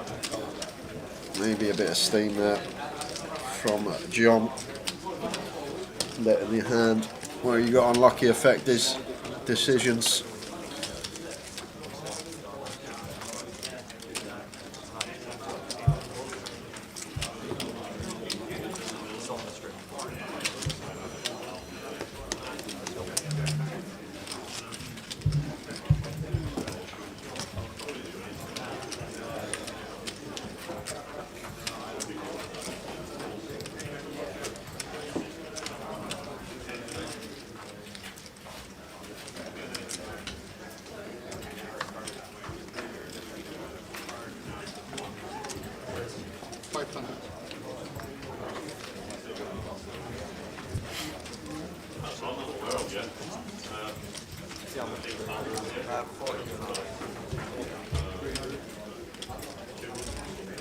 King 4 suited for Jamie, raises from under the gun with the suited king.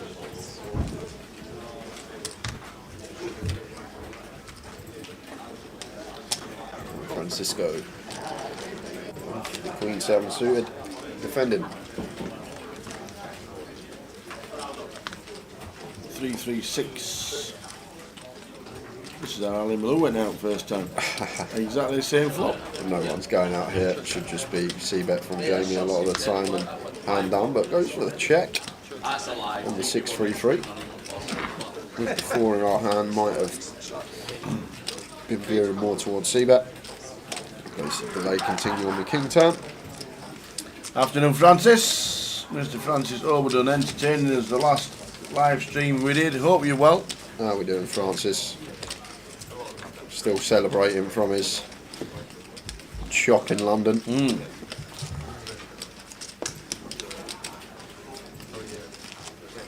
Nice early finish for us as well. That was that Sunday, wasn't it? Francis just went on a little bit of a tear for us. Yep, they did indeed.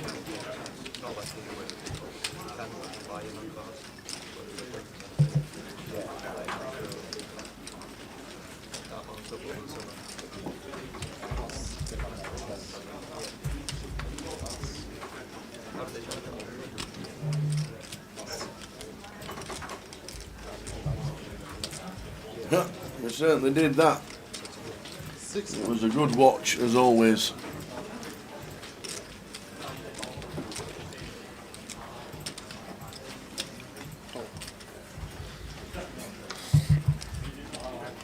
Not sure if you are on your way to Edinburgh, but if not, we will see you in Luton in a couple of weeks' time for the next one. Francis just wanted us to go home early. So Francisco Kings going to squeeze it up.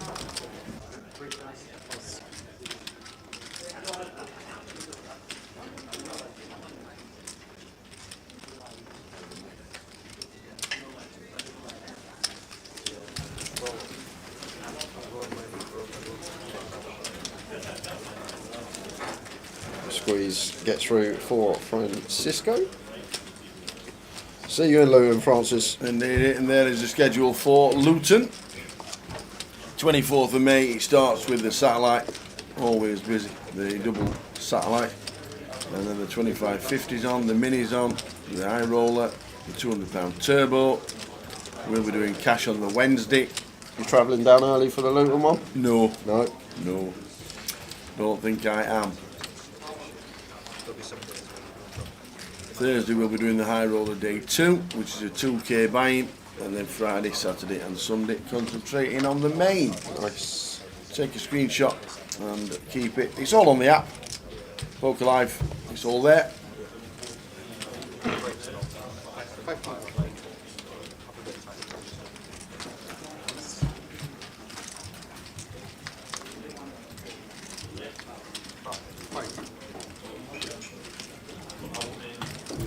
Pocket fives for Jamie in the small, makes the call.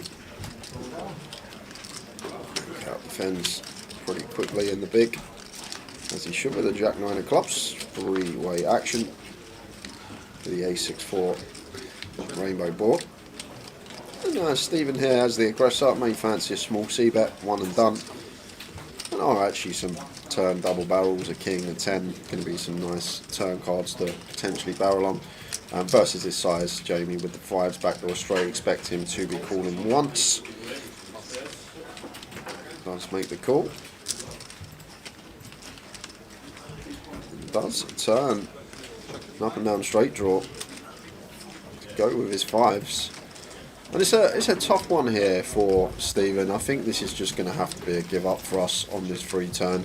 Like Jamie's called in range in the small blind, will have a lot of suited ace-x in there, some ace-10, ace-jack that doesn't want a free bet. Pocket 4s, pocket 6 is going to be part of his range as well. And then I guess we do target the 7s, the 8s, 9s, these type of hands with a double barrel. So I'd like the decisions a check from Stephen, just giving up, and Jamie with the 5s here, going to go for the block for 1 big blind.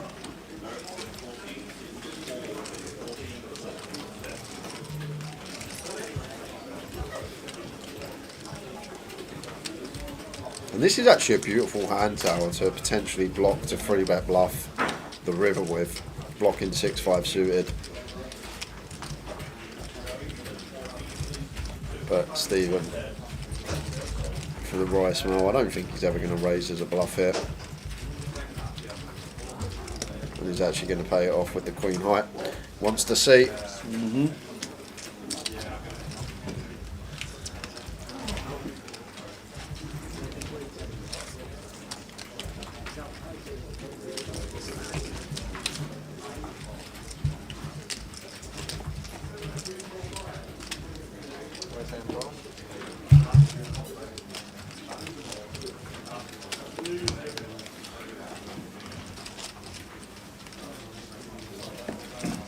Luton is next. Then there is a break. We've also got 25-25s next week. We'll show you those where they are.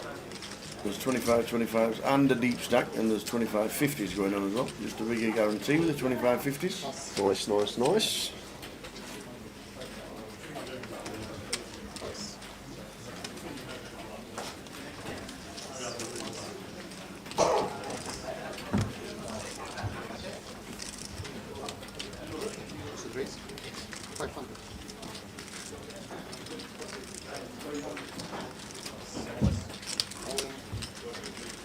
All in. Says John. And Francisco could make the call. He's got the chips. It's only 10% of his stack, but if you want to look at it from a big blind perspective, Tao, I think we've got to let this go as Francisco. Saying that John's been fairly wide, but ace-8 off. We are early stage of the tournament, but in reality we are calling a 22 big blind shove with ace-8 off. Against an opponent that on first glance I'm not sure is going to have too many bluffs in there, but we can see that John did take the ace deuce and send it into the middle. Nice play. There's the 25-50s next week in London, Coventry and Manchester. You playing Cov? I am in Wales next weekend. Are you golfing? Golfing in Wales. Are you golfing in Wales? Is it Maid of Vale or something we're playing? Maid of Vale? Yeah. Is that the course? Maid of Vale? Something of Vale it's called. Oh, I've no idea. Something of Vale, the course. I can't actually remember. But Yard of. Yeah, I think it might be that. I don't, something at Ale in Wales I'm playing next weekend, so I won't be at 25-15 well, London, Coventry and Manchester got 25-50s, Newcastle got 25-25 and Glasgow has a deep stack all next weekend. They had one in Cardiff, could finish me round, flick in, off we go.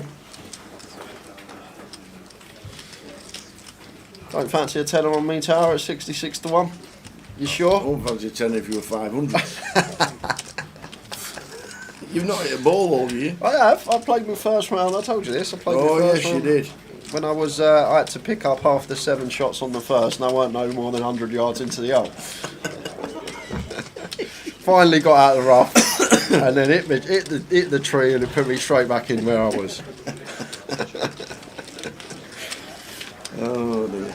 But I enjoyed it. That's the main thing, Good. right? I think I got like 12 points, but I enjoyed it. 12 points. You probably got 4 of them on one hole. I did. You're right. I second. It was the second. Parred the second. Finned the 6 iron. To 10. Yeah, literally. Love it.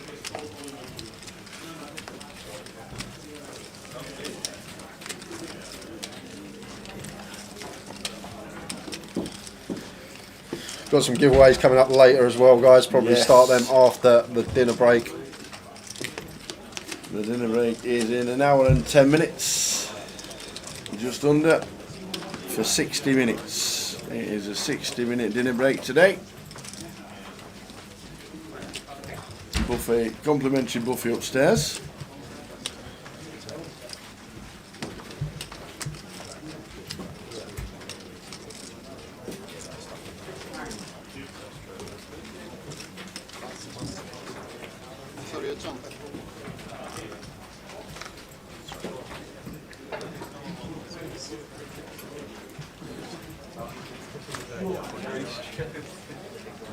They say for Jamie in the hijack, going to be opening once folded to. Raises to 5. John's in with the 7-8 suited.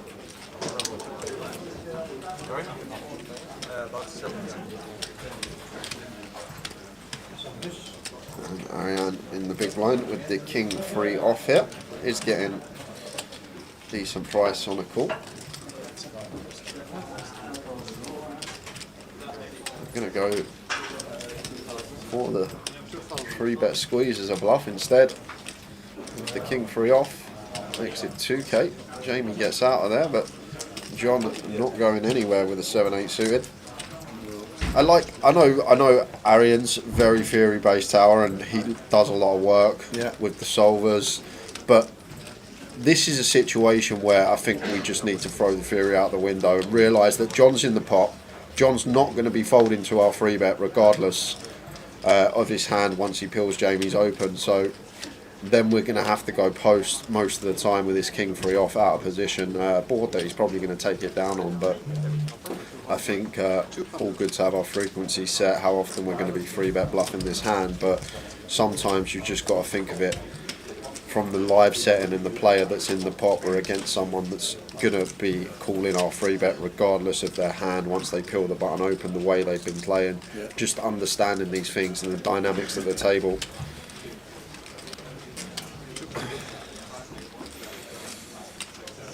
Here's the spades turn for John. And it hits the river. He backdoors his way.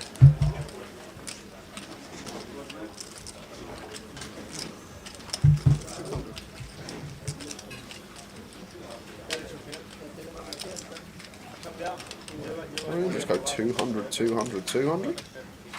And John says, I'm all in. And here comes the snap fold.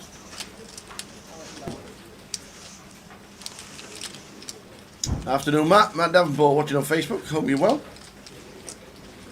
Not in Edinburgh. I think you're going on holiday soon.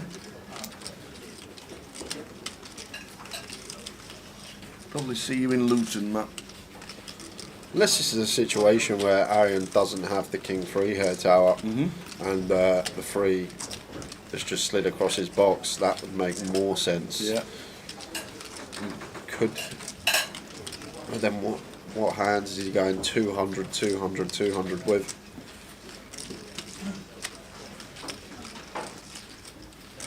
Does eventually fold. John backdooring his way into a flush.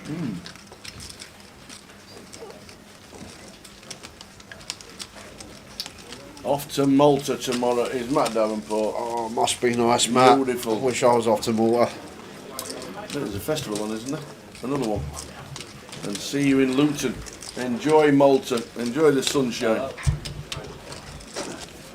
You okay?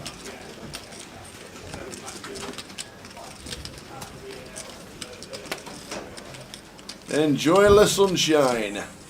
And we'll see you in Luton. 24th of May until the 4th of June.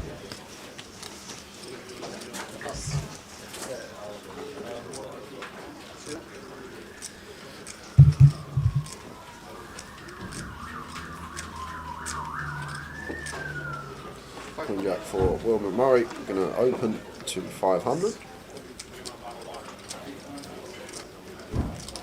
Deuces for Jamie Nixon, out of the way.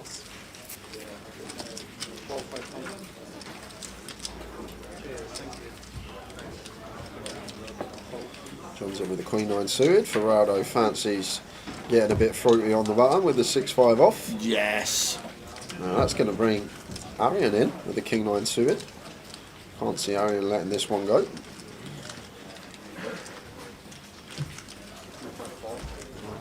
Looks like he's going to go for the squeeze with the King 9 of hearts here.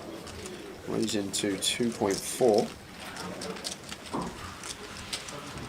Will McMurray wants to take one off with the Queen Jack offsuit here. And, John now going to let the Queen 9 suited go. Thought John might come along with that after what we saw last hand. How are we doing, Ricky Kebabs? Good afternoon.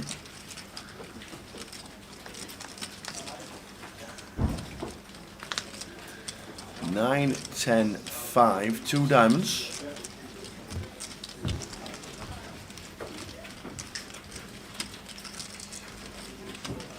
The middle pair, purses up and down straight draw, 2 overcards. Arian is going to proceed with a check, and we'll check behind. King would be interesting. It's a 10 on the turn. So a good card to see for Arian here, making it less likely Will does have a check back 10x on the flop, so probably happy to start betting our King 9 for value. Still some 6s through 8s to get paid from. Charge some King Jack, King Queen, Queen Jack type holdings, but just moves all in. A snap fold from Will with his up and down. Indeed, it blinds it up. Level 4. 1, 3, 3. The blinds are up.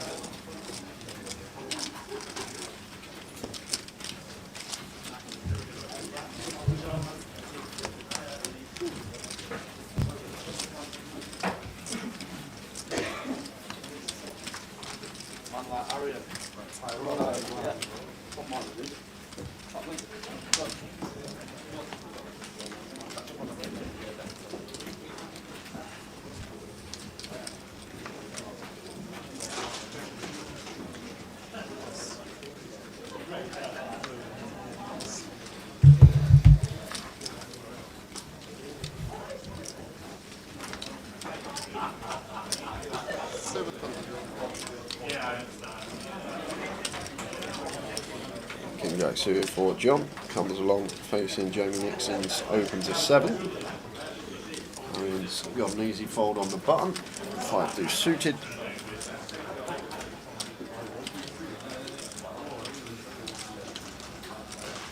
So we're defending any ace. Not in the small. Nope, we're not.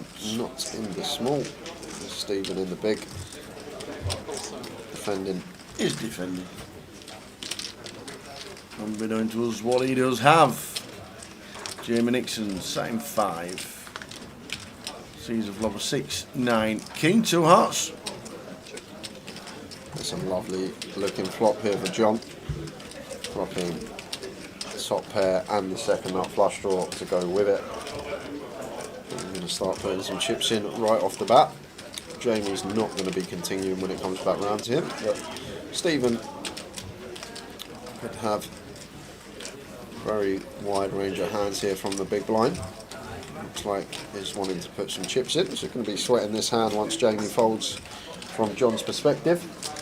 1.4 into 2.5 on the flop, so just shy of 60%. And after the turn, which is the 8 of diamonds.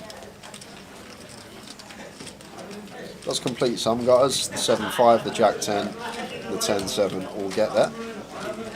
He's still happy to keep finding a way here as John and Stephen with a quick fold. Smith with double barrel.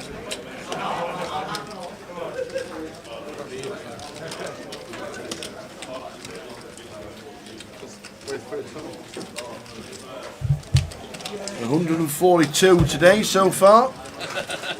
142.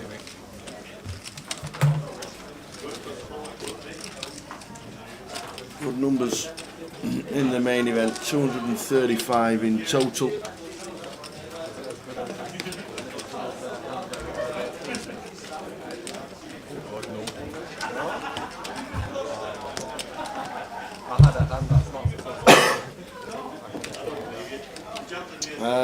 It's Daz Blues says Joe Online Poker is still down at the moment. Any updates? Not from this end. We know that iPoker is still down globally. It's an iPoker issue and not just Grosvenor Online. It's all the iPoker network. They are down and they've been down into the into the 3rd day now. So it must be quite serious. 10 unsuited for John. Chipped back up a little after losing with the kings. Yes. Raises to 7 and Arian here with the king queen in the cut off. And it is going to go for the 3-bet here. No, John not going to be folding the 10-9 of diamonds.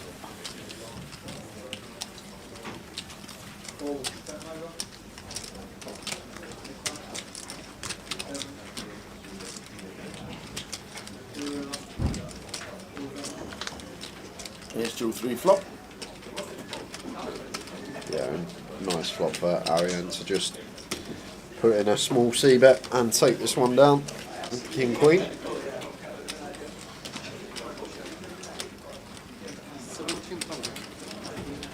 Goes for just north of 3rd. Good enough. That's the best of it. Indeed. Well, James Black says some of the platforms are back up and running. Well, fingers crossed, Grosvenor follows suit very soon. We've got an online free roll on Sunday to play. We have.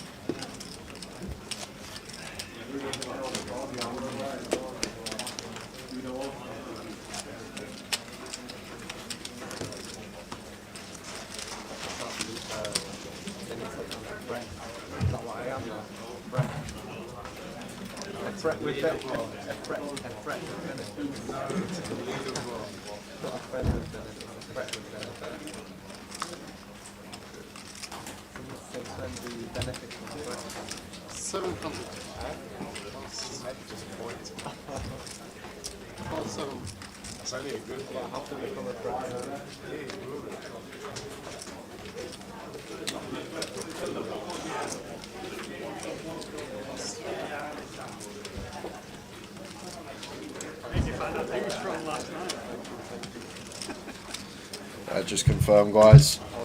Ariane did not have the king free off. He had pocket kings. Pocket kings. He had a couple of So cowboys. a couple of times that the cards have been flung into a different box by mistake. So it was kings for Ariane. And he was up against the 7-8 of spades. Not Frankie, he doesn't make anything. It wouldn't be possible.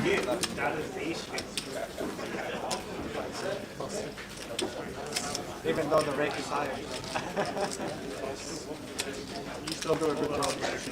Huh? You still It's even free betting the nines on the button to 2.8k. Neil going to come along with deuces, going to go duck hunting in the free bet pot. Yes, always good to see it. 2s, 3s and 4s. Always nice to disguise. Not the flop of 10 Jack King. The 2 hearts were not. Not the best flop for either.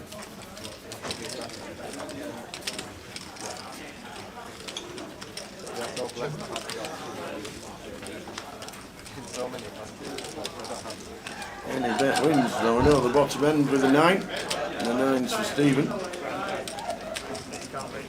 Not doing too many aces in the board. Neil could be going a 3 bet with ace right. Yes, Mizumo. We've only been streaming for a couple of hours, well 3 hours or so. Yeah. This is level 3 of the day. Sorry, level 4. Lines have just gone up. And Stephen going to go for some value with his king high straight. Still got over 70 bigs, 75 bigs, 4 hours in. Do you think Spurs beat Villa, Jay? I hope we get turned over. I really do. Why is that? Because I'm just done with it all, Tower, to be honest with you. I just can't be bothered, don't enjoy it no more. Until something changes at the club. Okay. I hope we don't win a game for the rest of the season. Okay. And we finish like 10th. Have you ever been tempted to just punch you? Just don't enjoy it anymore. Falling out of love with it all.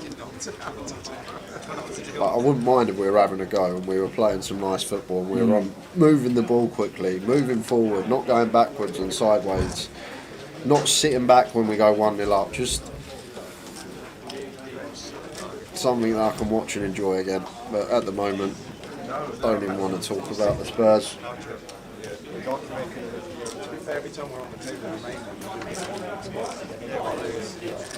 See what happens in the summer. Maybe. See if things change. Doubt they will. This is a cracking feature, Darren. Watching on Facebook. Cal, Jamie Nixon, High Roller champion in 9. Ronaldo, Wilbert Murray took it into his full English. Was it a full Scottish? You're alright, could be worse. I could be a Chelsea fan. That's a very good point. Or a Rotherham for that matter. Whoa, we had a successful season this year. Successful? Staying in the same division as the smallest club in the league is successful.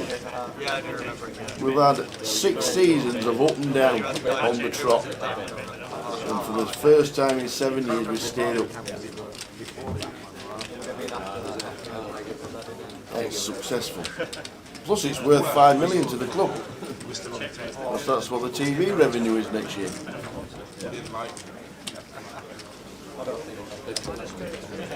You got him from me from that first time we played together. Over time. To tolerate it. He's got him next to that big hand we played against. First time I played 3 bets and then calls a 55 big blind for Ace King suited for nil. That's what he's upset. pretty sure it's close to 60 big.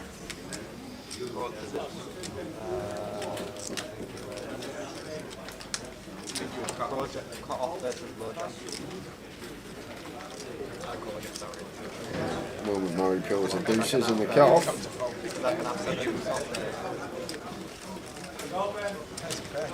Cal going to defend it in the big line with the 5-4 suited.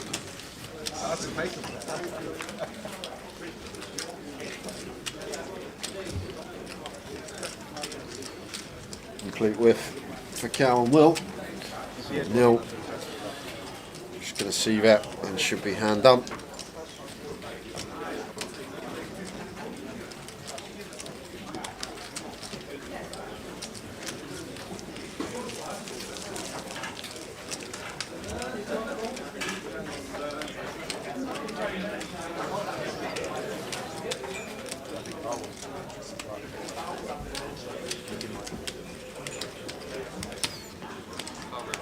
Melvin watching on Facebook says, spare the thought for him, he's a Watford fan. You don't have you watching Melvin watching on Facebook? Oh, things are good.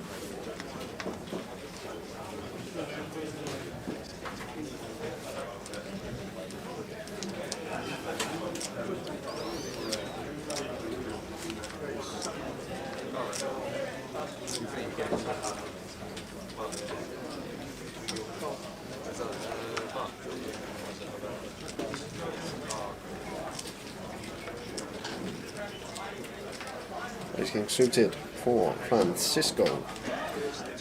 It's Queen for Ariane as well. We'll be calling the 3-bet. I think it might have been that. Yep, spot on I think so. I expect to see just the call here from Ariane. I think we're too deep, 60 bigs. Think about 4-bet. What we 4-bet to 8.4k, near half our stack, and then not being able to fold to a 5-bet. So expect to just see call here from Arian. Don't think we're going to see the 4-bet come in. The stack size in question. Maybe thinking about it. Depends what he thinks of Francisco as well. If he thinks Francisco is someone that does get out of line, is very aggressive, pretty, and goes for a lot of squeezes, may decide to just 4-bet send, but much prefer this, just calling at this stack depth. Brings in Will McMoney as well. And they all hit the case ace. Wow, what a flop we have got here. 3-way. Arian flops best. Ace Queen 2. Flops 2-bet. Well-timed check behind from Francisco here with the Ace King. It's a complete brick on the turn. 5 of diamonds, not changing a thing. Ariane with the best of it here. And we can definitely start leading. Trying to get all the chips in by the river. 3.6 is the bet from Ariane. Will McMurray makes the call. And if I'm Francisco here, Tower, I might just send this. Like with Will's stack size, if he can beat Ace King, he's just going to move in. Like if he's got an Ace 5 suited, I think this is fine from Francisco with the SPR in question. Stack depths of both players, and going to get the bad news pretty shortly. Arian obviously not folding. Will then have an easy fold. Won't be over calling with the Ace 9.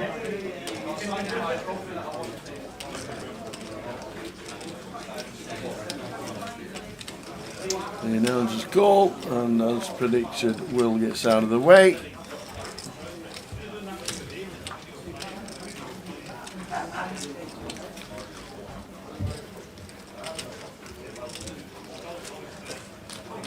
Now we have an all in the call situation. There are chips behind the line, obviously, but it is ended up all in and the call. Ace Queen 2-pair. Ariane gets a full double. Up to 42,000. So thanks, Melvin. Glad you're enjoying the live stream. Stick with us as we crown a champion late Sunday in Edinburgh.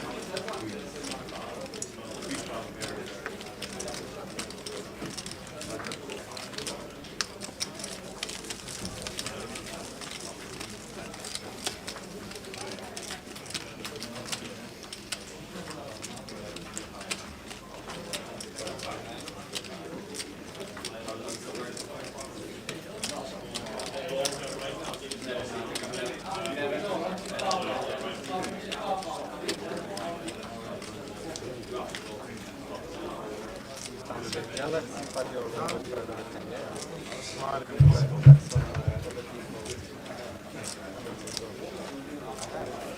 One, two, that's enough. What's that, sorry? One, two, that's enough. I'm not allowed anymore.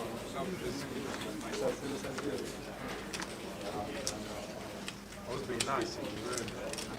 Queen 10 for Francisco. Going to get right back into it. Raises to 7. Cow with the king queen suited here. Could definitely 3-bet this one tower. Flat going to be fine as well. Have a mixture of both. Cow going to opt for the aggressive approach. Goes for the 2k 3-bet. Good enough to take it down. Snap fold from Francisco. Cow getting involved.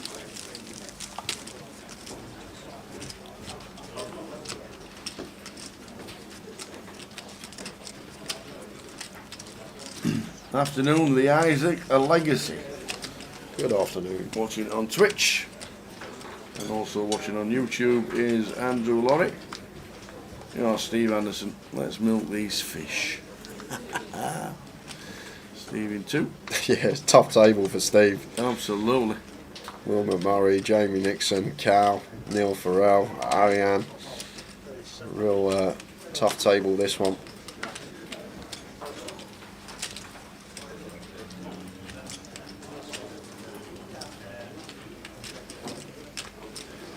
Pocket 8's a Cal. Should just be call in versus gun here.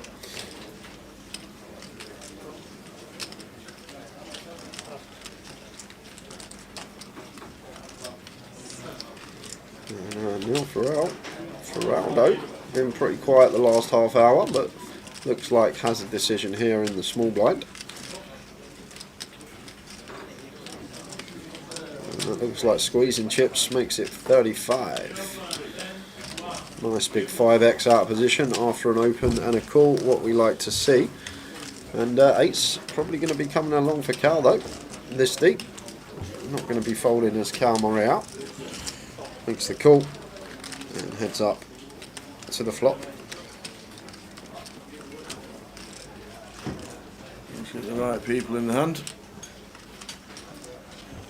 King 10-5 is the flop.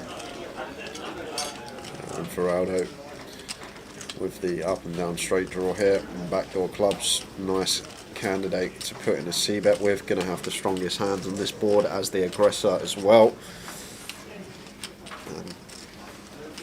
Going to fold Cow off of the 8s, I expect. Continues at 2.7. So 2.7 into 8.3. Cal going to call the 30% sizing with the 8s, does have position.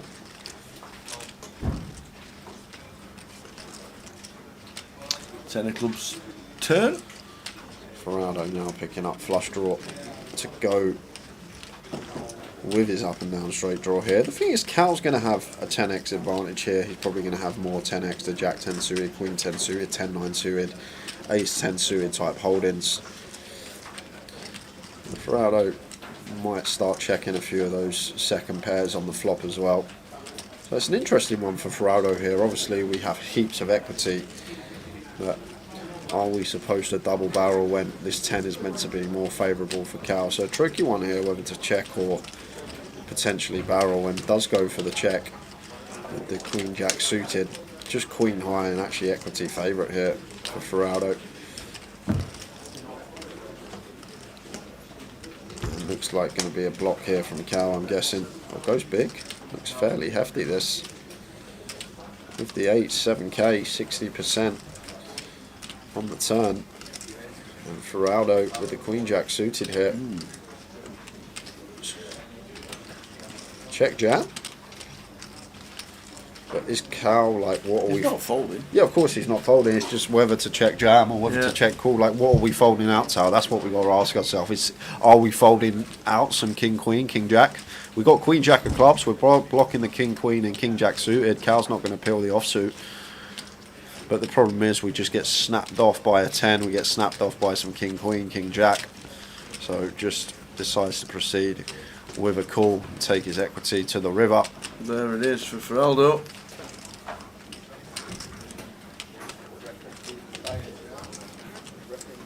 He's going to get Cal to bomb it. It does have the 8 of clubs. He does. And a call, and Cal now knows he is behind. And the leader of the NPL has just bust to Neil Farrell. The Ronaldo moves up to 63,000 as Cal busts. Turns his 8s with the 8s and 8 of clubs into a bluff. So that was the idea on the turn. Man, betting to check back river. Was looking maybe to blast Neil Farrell off of some queens, jacks, these type of holdings.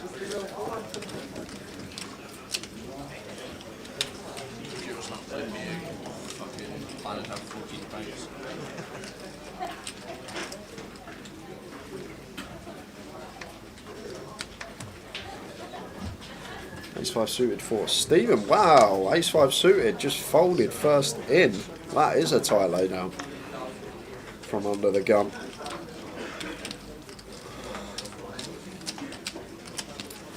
That's one of your knit folds, that tower. No way! Ace-5 suited I'm first not, in.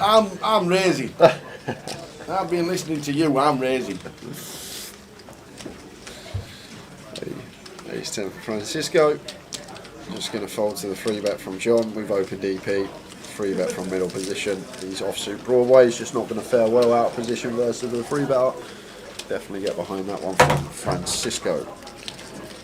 We've got about 40 minutes to go of the session. We have. Take this to the dinner break. And the dinner break is 60 minutes long. Hiya, Stevie. Stevie Key. Did Stevie chip up yesterday? Stevie Key, look at that, 127,000. Boom, baby. Well done, Stevie. He may be good at poker, but he's the worst person ever to get served at the bar. Ever. Ever. Ever. Ever. Unbelievable. In the mix you are.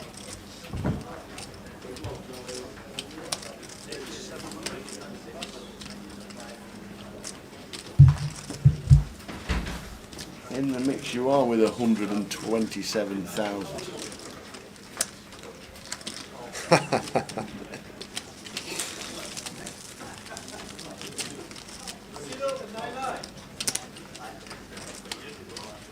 Should we have a look at some bust outs? Go on then, give us the bad news for everybody. Let's have a Go look. on. So, last out we said was Laurinus Jakutis. Yes. We saw Ziyu Wang on the feature. Ben McCann gone since then. Dan Knight, Ziyu Wang again. Cal Morial. Will McMurray before he re-entered on this table. David Vidana, Bixie Yao, Tim Chung, Andy Hawkins, Sonny Rahiliu, Stephen Cherry, and Stephen Cherry again. Stephen Cherry there, Stephen Cherry there. Wow, that's like Terry Jordan. Tim Chung again, and we've just seen Cal Morial again on the featured table.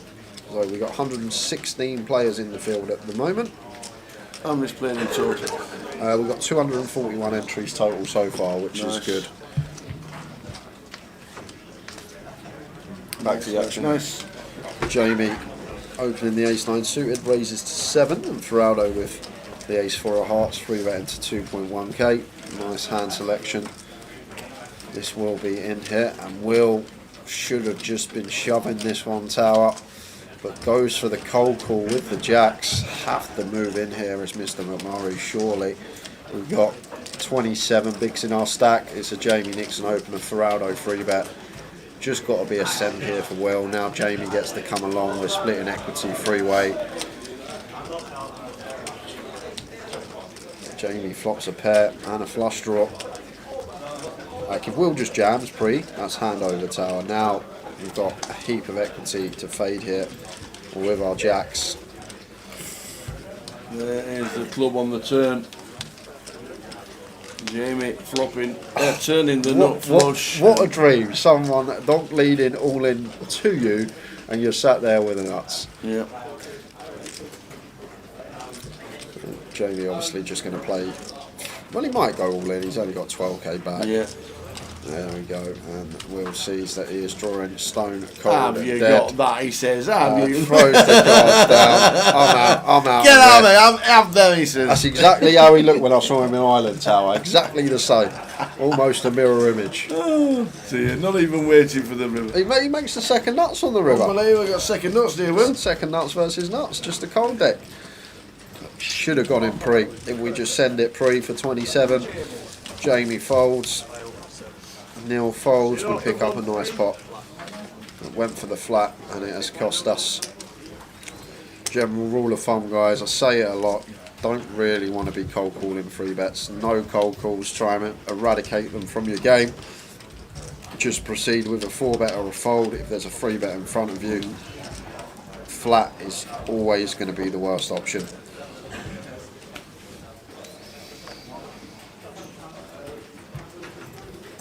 Jamie gets his stack over starting. Ronaldo chip lead at the table on 62k.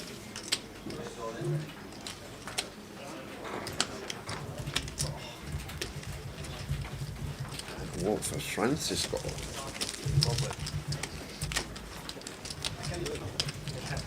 A walking level 4.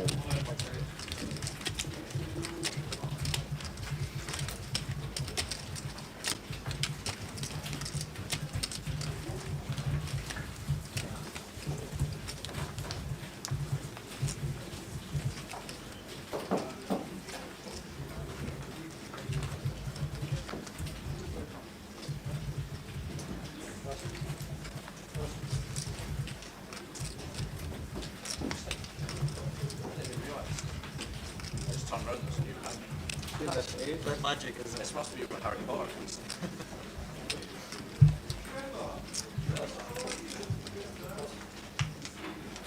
Who's that? Oh, That's the Mad Takes just turned there up. you go. So he is here. He is just turned up. Train must have been late. Yusuf Eminoglu just turned up.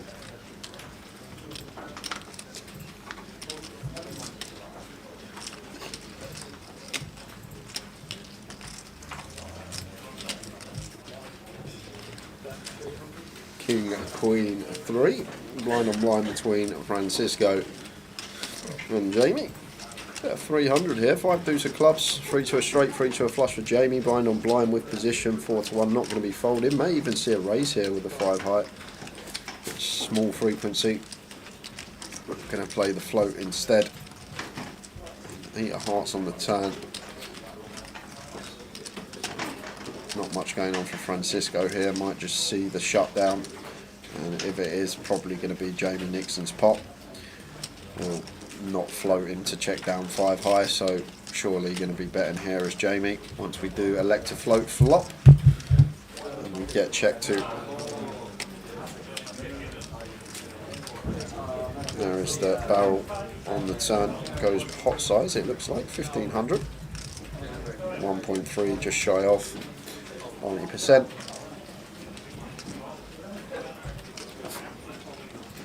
And Francisco going to have a real tough time continuing here with the Jack 5, but really thinking about this here.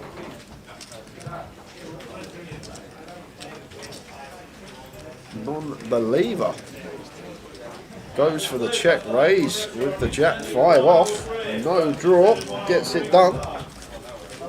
Why is there no mystery bounty at the Luton leg? They decided to replace it with the 2550 just because of the numbers they have been getting. Haven't been a bit as busy as the 2550s or the G400s were last year. Do you think if they'd made the price point the same as Edinburgh, it would have been busier? Yeah, potentially, yeah. Yeah. Maybe. Just a thought. But a 2550 it means a £50,000 guarantee.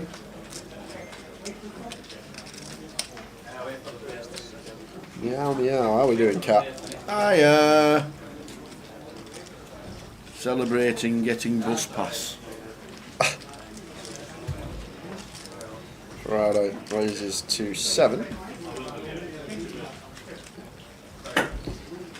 Francisco with the same hand here on the button. Just going to pill. Versus the gun open. Jamie out of there and over to John in the big, who does defend for 400 more. Oh, Alright, there's a flop. Queen 6-7.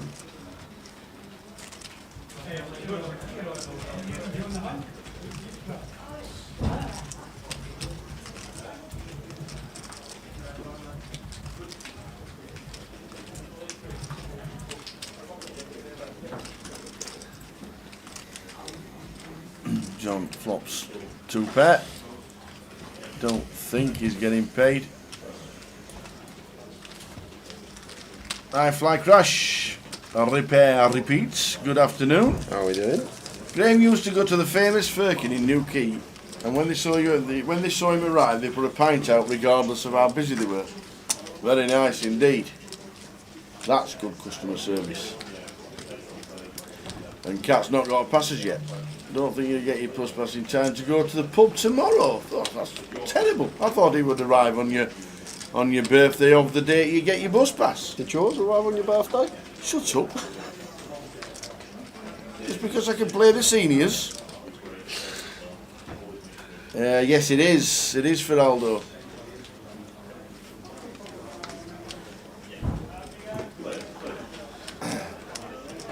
Neil with the 7s. Raising it up.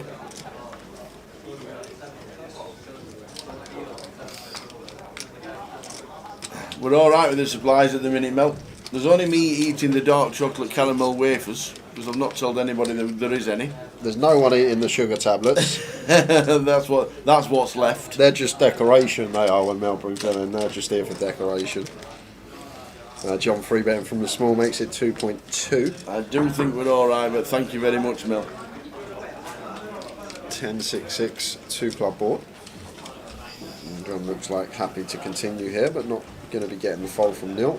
Neil has to call with his 7s with position and backdoor straight and flush possibilities.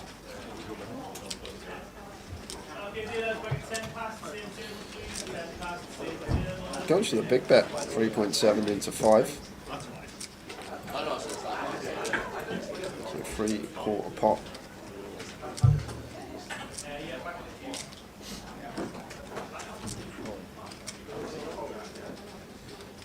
Sevens and they'll just choose the jam. And that will be that for the hand. John not going to call off with ace queen high.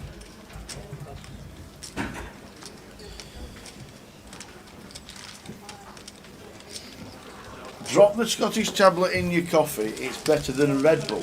That'd be like having 80 sugars in your coffee. How much coffee would you like in your sugar? You'd be like, yeah, we'll hand out the tablets. Well, might do. Might eat them myself. Like a good Scottish tablet.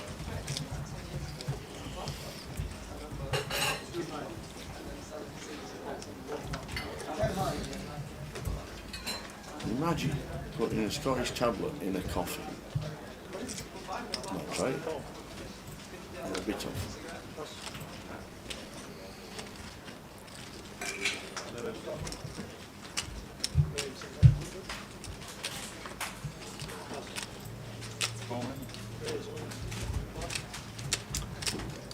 In they go again from John. King Jack off this time. 8 with Francisco. Shoving just south of 18. Francisco. Fran calls. Shows the 8s. Big John. King Jack. At risk. Does he get there? John Aitken needs to hit. Ah, that's not it. Ace is 7.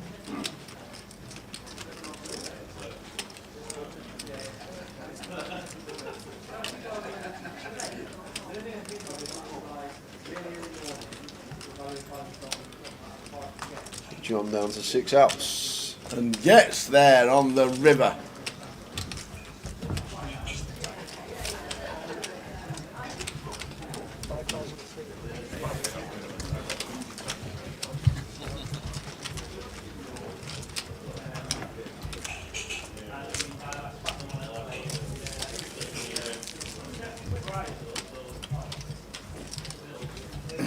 23 minutes to go of this session, and the second session will be over. We'll have a new table after the dinner break, which is a full 60 minutes long.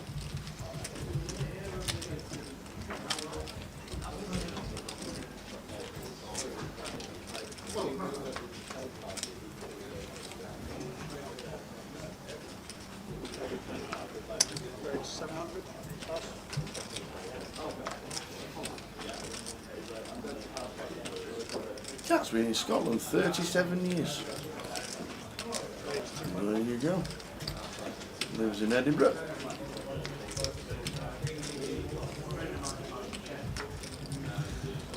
Nixon, 3 bets. Oh, John is in. It's all about the timing. And Jamie Nixon has the Queens. Wowzers, wowzers. So he's going to call.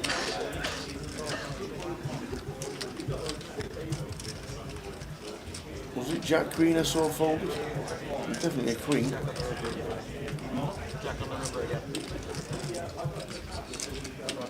Can he hit the Jack on the river twice to survive? I said it's a good Would be a fun one. I always try to ask one. Redraw with the spades. Right, it's King Queen, not Jack Queen. So we've got spade draws or a Jack. And now down to a direct out of a Jack. And it's not, it's the King of Spades. John Aitken departs.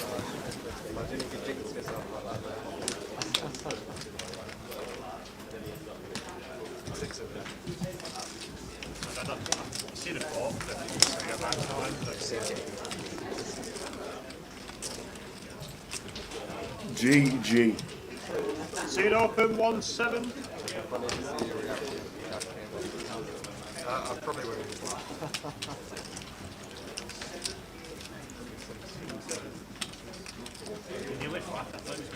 13.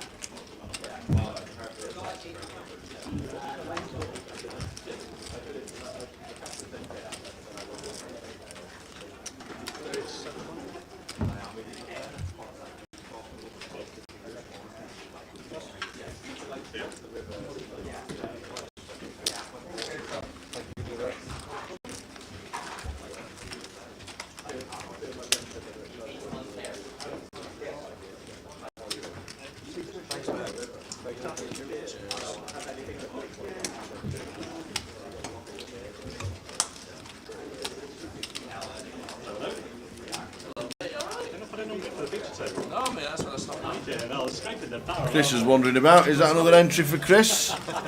Touche. No, mate, it's very unprofessional. Now then, Ash, have a good afternoon. We will see Cheers, you Ash. in the chat soon, I am sure. Must be a soft 20 minutes and counting in this session. Jamie Nixon doing well now, up to 36,000. Ronaldo, chip leader on the table. Ariane sat in seat number 9 on about 40. Started well. Alright, good, Dave. Yeah, good, mate. We'll be watching the game tomorrow. I know, fucking brutal, isn't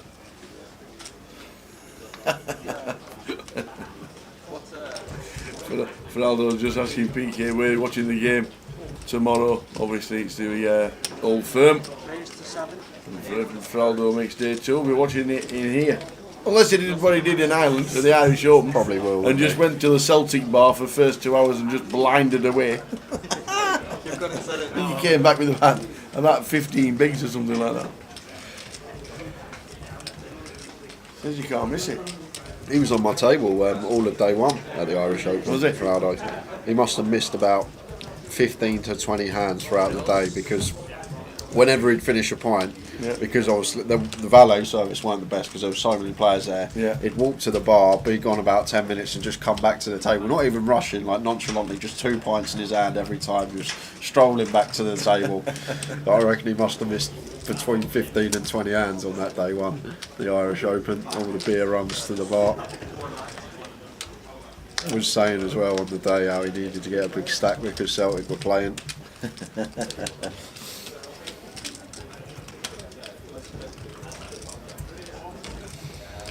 It's green top for Aldo. Up and down straight over Stephen in 2. Yeah, nice bit of action here.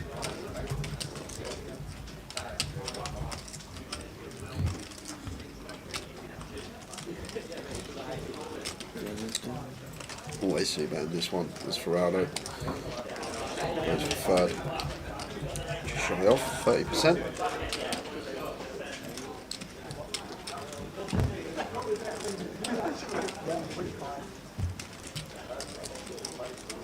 Stephen makes the call.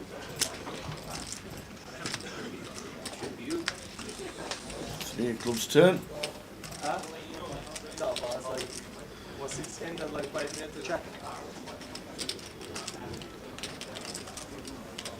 Oh, probably going to go 6k here, something around there. Tower, 3/4 pot, get 20k in the middle by the river, setting up just under a pot-sized shove on clean rivers.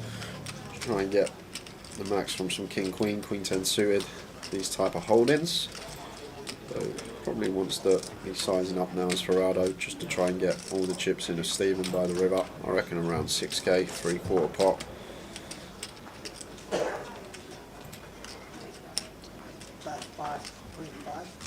5.5 is the bet. Slightly less, 2/3 thereabouts. Stephen now going to have to let this one go out of position. Yes, we're up and down, but faced with this size and being out of position, just has to become a fold.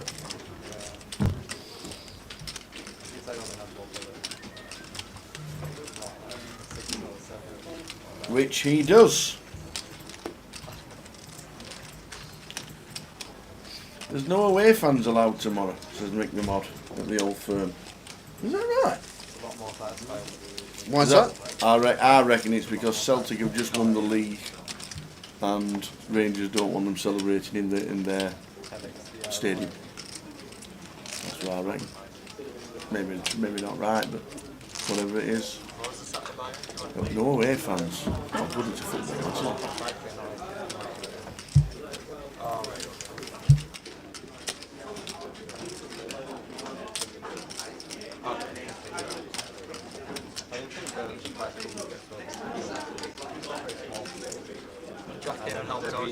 The re-entry is just and then because of that, everyone was max play original as well. It's a good spot.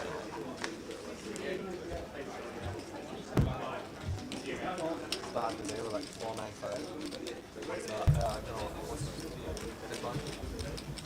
Lines 1-3. Jamie Nixon on the table. Cal has been eliminated from the tournament. He probably brought back in. There's Cal Murray out.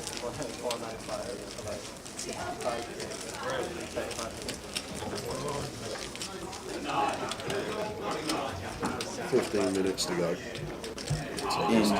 Indeed. I'll give you news on the new table when we come back.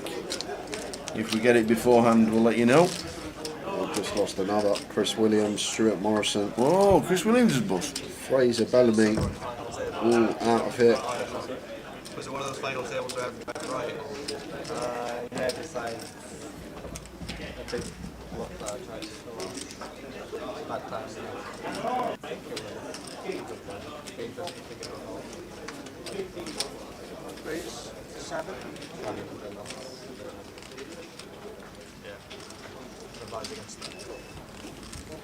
Kilo suited for Ferrado opens 700. Neil should come along with Queen 9 suited. If she does, Steve gets out of the way. Cisco out of the way.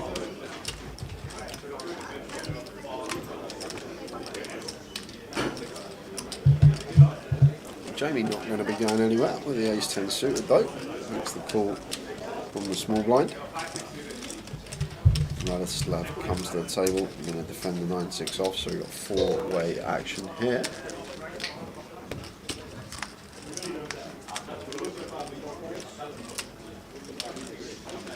Queen Jack 7.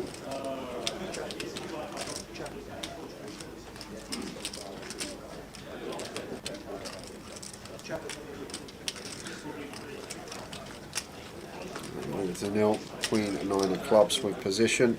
I just want to thin the field down here. Have a bet. Increase our equity within the pot. Go small, just north of third. Jamie with the ace-10 of diamonds. Don't expect him to be folding this one. There's the call. And Ferrado going to be overcalling, getting 5-1 with middle pair and some nice backdoors of his own. The King Jack of clubs here.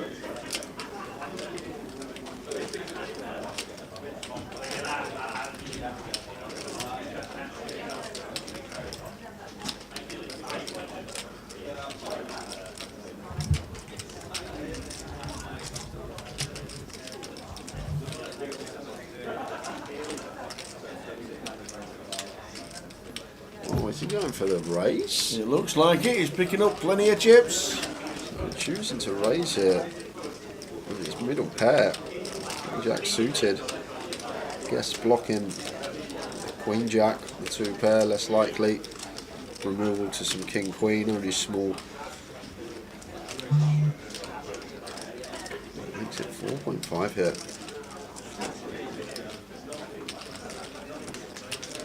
Didn't expect Neil to call. And then Jamie's going to be actually getting a really nice price here with the ace-10 of diamonds. Over 4-1 on the call with a gut shot to the nuts, overcard and backdoor nut diamonds. I expect Jamie to come along.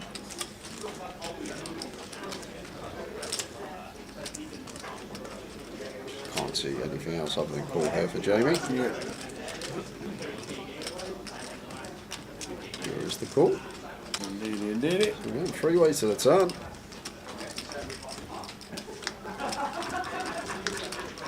The 8 of spades on the turn. So Jamie now turning double gut shot. Moving to 10-9 as well. I think this surely going to be a check now from Ferrado once he elects to check raise and gets called in both spots. And same for Neil here. Queen 9, bit of protection with the 9 in there, but 10 does roll off, so it does check through. And the 10 of clubs on the river. There's a check mark with the straight to Neil.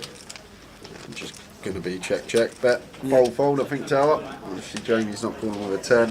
Ferrado's not going to call with a jack. Like on the Queen Jack 7 rainbow, no real draws out there that brick out now. King 10 maybe that's turned into a bluff, but a lot of the other hands. Wow, Jamie going for a lead. That's chunky. That's pot size. 17.5. Goes for the lead here with the ace 10. Surprised at this because like I guess we can have King 9 suited, we can have 4 combos of the second nut straight, but we can't have the nuts here, which Ferrado still could have. And as well as that, Neil could still plausibly have a straight hit. Jack 9 suited, Queen 9 suited, 7-9 suited even. That probably folds to Ferrado's raise on the flop, but really interesting river lead here from Jamie with the ace-10. Yes, we got removal to ace-king, but we can't have the nuts here, and Ferrado can. Well, Ferrado's all in. Ferrado, aware of that, and just rips it in. Wow.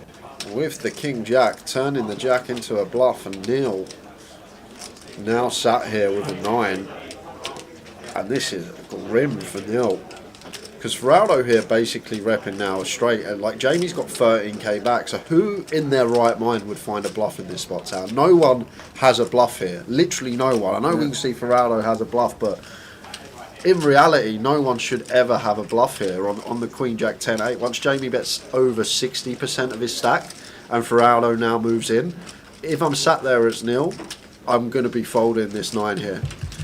Just because how has Feraldo found a bluff in this spot? He's actually picked probably the best candidate for it, blocking King 9, blocking Ace King, although we said the Ace King removal kind of irrelevant because that's just going to be getting pumped up pre. So I guess it's the King 9 removal in here for Neil that he's going after it with, and now for Feraldo, yep. And Neil probably going to have to fold here, tower. This is tough. And this is Feraldo just picking his spot.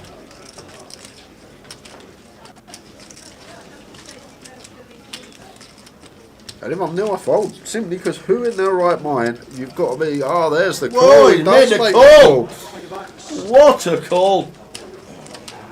Does make the call. Non-believer. And Neil's gonna have chunks at this stage. You win, says Feraldo. Wowzers. And Feraldo, I don't think he's eliminated. What a strange hand, Tower. What a strange hand. Yeah. Jamie's river lead's a bit optimistic, and how Feraldo actually found the bluff correctly there. Had the read that Jamie was up to no good, but Neil just woke up with it behind, and still great call from Neil in seat 1 to find the call there with the 9, because Feraldo basically repping the King 9 suited or the Ace King. Basically what he's trying to say, he has a 9 just flat. So if I'm Neil, I fold basically Tower for those reasons, because if Feraldo's got a 9, he calls. Yeah. And no one is sick enough to find a bluff there when Jamie's left himself with 13k back. Who in their right mind finds a bluff there when Jamie's got 13k behind? No one.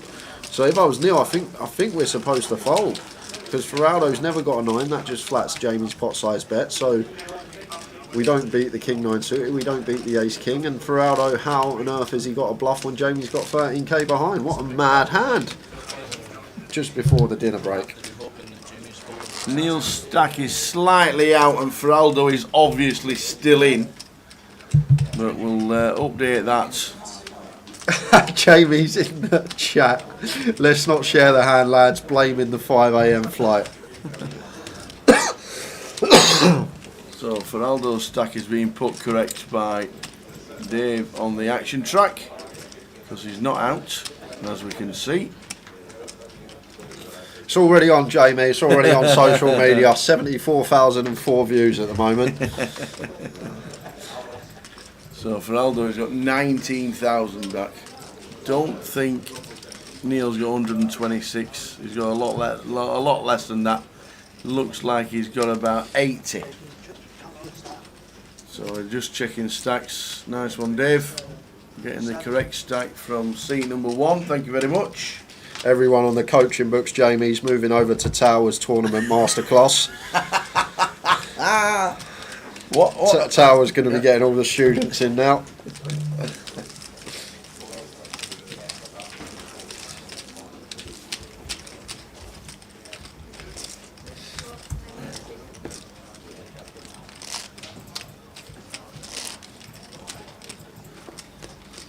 Hello, Ewan. Yeah.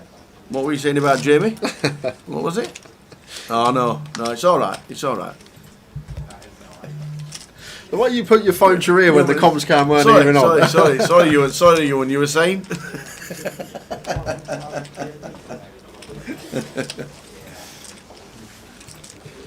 A mad hand. Neil is chip leader at the table, heading to the break. 4 minutes to go until the break. 4 minutes. And then a 60-minute break, which means we will return just before 5:55, because it's nearly 5 to 5. Crackerjack. Yes.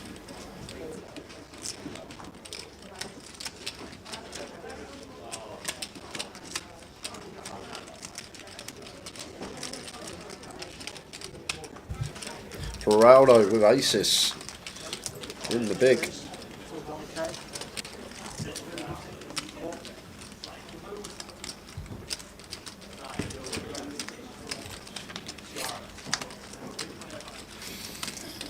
Eight, 4, 3. Rainbow. And we got action up and down here for Colin. Ferrado with the boots.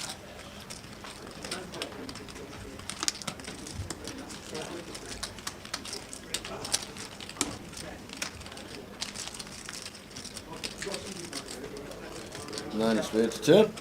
Ace is still out in front. Depending on size, potential to get another street hit. Don't think Colin is in the mood to folding up and down from what we've seen from him so far today. Oh, sorry, it was Dave in seat 7 that just busted, isn't it? Different person. Colin was on our table in seat number 4 in the first level.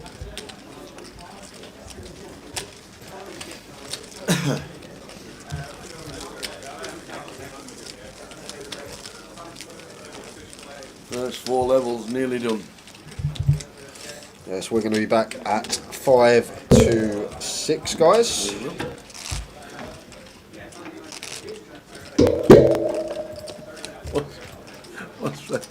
What's Frankie trying? Failed to put it up then. Thank you, trying to put the table up.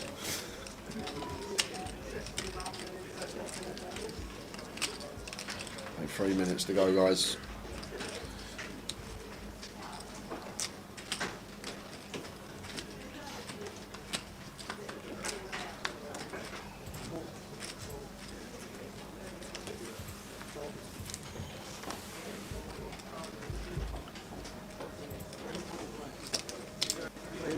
J, raise it up,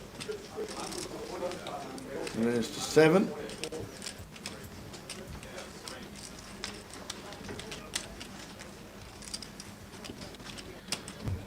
Raise and take for Jamie. and we could be on to the final hand of the sesh. Last hand, probably. Last hand.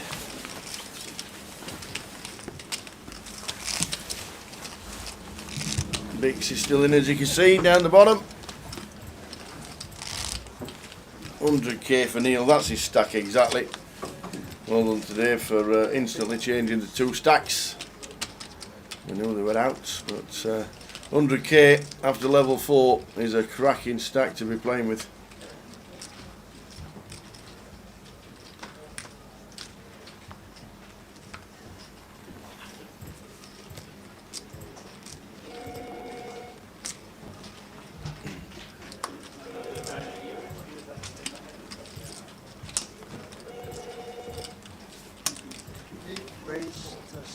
Raising again, Ronaldo on the button, raises to 7. Ariane not been involved in a couple of orbits, no need to, got his stack up nicely to 41,000. And now he's gone, and Jamie's gone. That is the last hand of the sesh.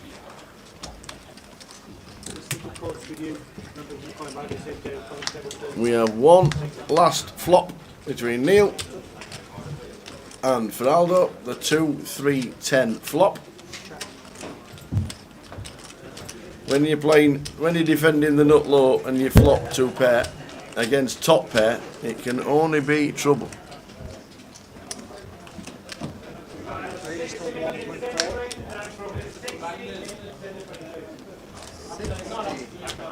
So we're on a dinner break after this hand. Neil in C1 gets a call from Feraldo. Top pair for Feraldo, bottom 2 for the old 3-2, defending out the big.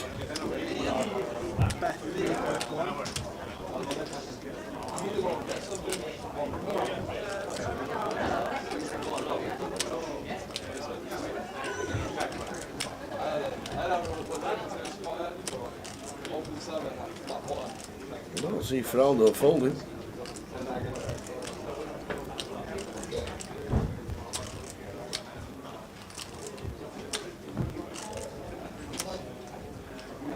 So he makes the call. We're going to see a river.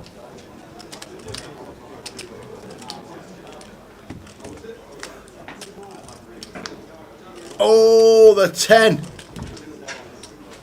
Jacks and 10s for Feraldo. Counterfeiting the 2 pair. There goes, check. He says, I think I've just been counterfeited. Which he has. Feraldo moves up to 26. Rushed up for sausage and mash. I'm on my way for some too. We will see you in 60 minutes. Well.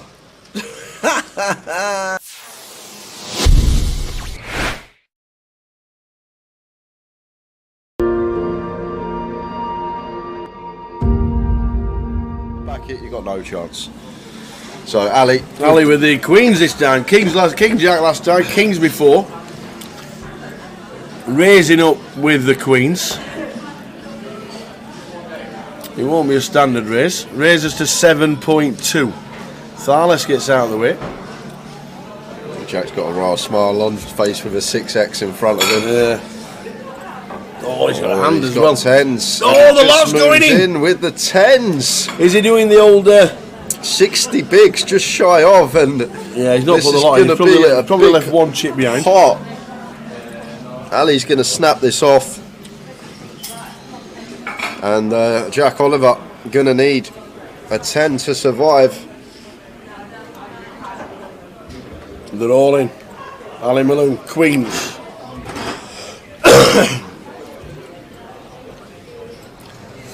Jack Oliver, all in for 71. Ali Malone, queens. To the flop. To the flop. 10 needed. Oh, it is. He's in the 10. Run like Jack. So some backdoor straight possibilities, but just fading the queen now for Jack. No way! Oh my days! Ill, you think you've got there, and it's a queen on the turn. Ali Malone pumping away. Just the one out. My days. River. It's a 10! No way! No way did that just happen! Clip it! Boat over quads. Ali finds the 2 outer on the turn. Jack finds the 1 outer on the river. You don't see that every day. Oh my word. You know what Ali Malone's going to tell us at the dinner break, isn't it? Oh my God, man. Wow. Jeez. 10 on the flop, queen on the turn. Malone can't believe it. The 10 on the river. Oh God. Run like Jack Oliver.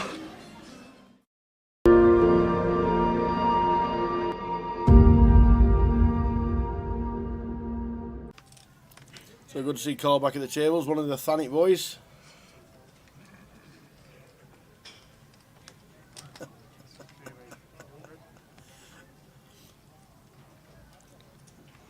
Ryan Spittle raises to 8. Harry with the pocket 5s.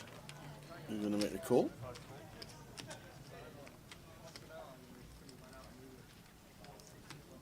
Jess could feasibly come in with the old Jack 8. Yes, she does. Which will bring in the small big blind. Yeah, Simon not folding this one. Suited King getting this price, closing the action in. It goes 4-way to the flop. Yep. Ryan with the betting lead.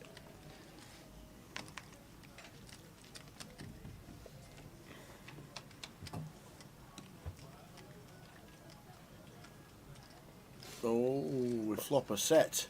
Yeah, and Ryan's flopped the straight flush draw tower, so this is action time. Ryan with the 8-6 of diamonds on an ace high board. Great flop for us once opening in the cut-off. Not only have we flopped the straight flush draw in terms of range, going to be better for us. And Harry here with his set of 5s, like it. Just going to flatten position. Don't want to set off any alarm bells. If Ryan's got a hand like ace king, ace queen, we've got that drawing dead to runners. Quadzillas, baby! Quadzilla, baby! Woo woo! Am I getting the chips off Ryan? Woo woo!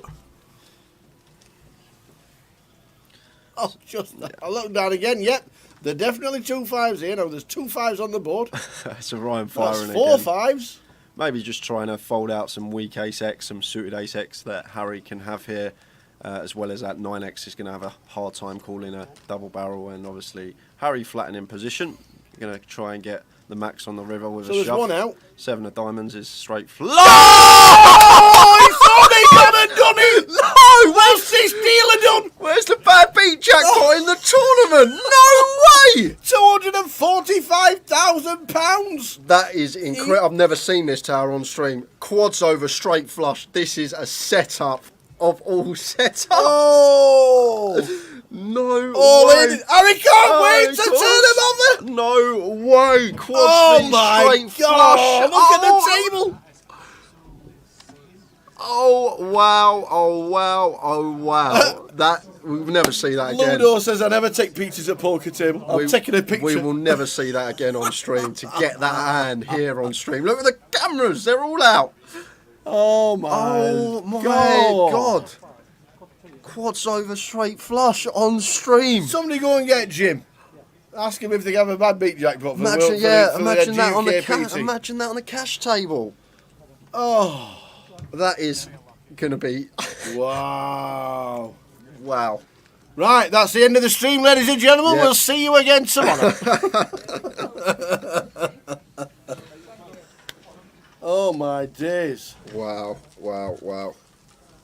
Just speechless. How Wow. does that even happen? Hurricane he says, get me a pint. Oh my days. Wow. I just can't believe it. Wowzers. Oh, stuff we live for on stream. It's something we'll probably never ever see again. Over the years, the chances of that happen are astronomical, and to actually get it on our featured table. How'd you go out? Oh yeah, had quads. No good. And if there's a story to tell, that is a story for the ages. I don't even mind listening to that one.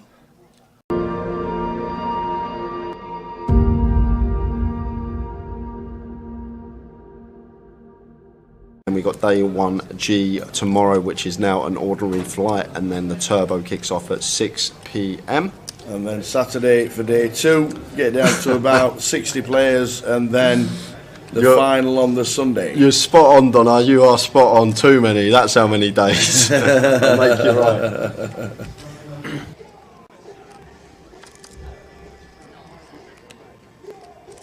Ace 5 for Danny in the big after an initial raise from Keith in C number 1. A nice free bet spot, I think, tower here.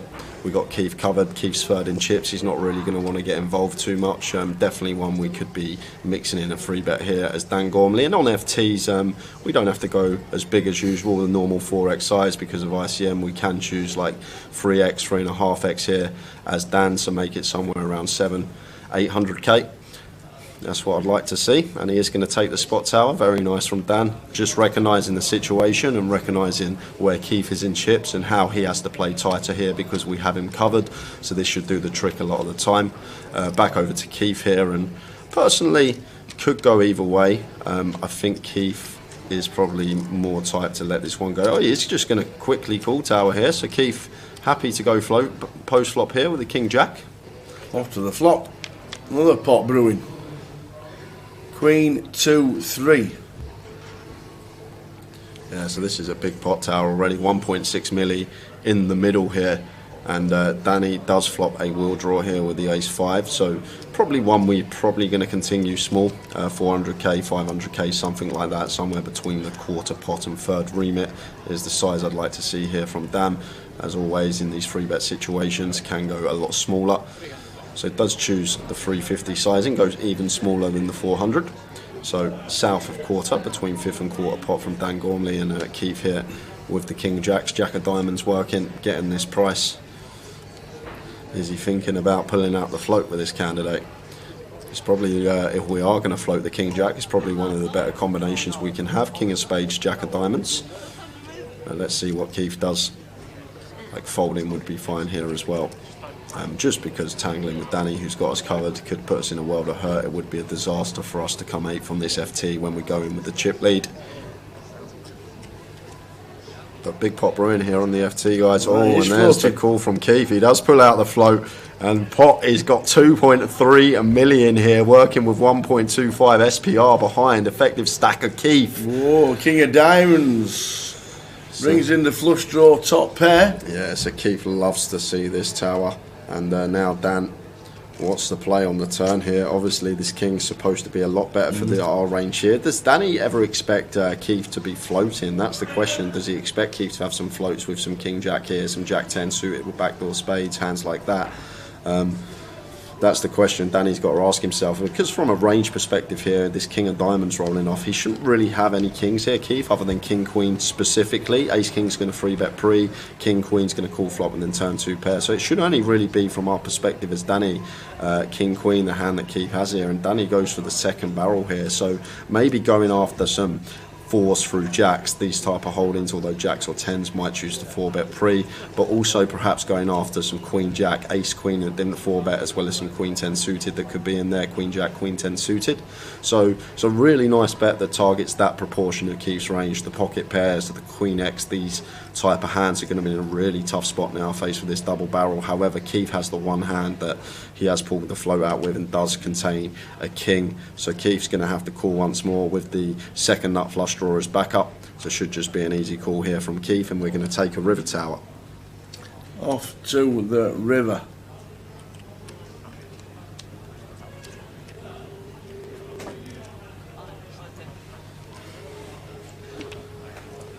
Fourth diamond.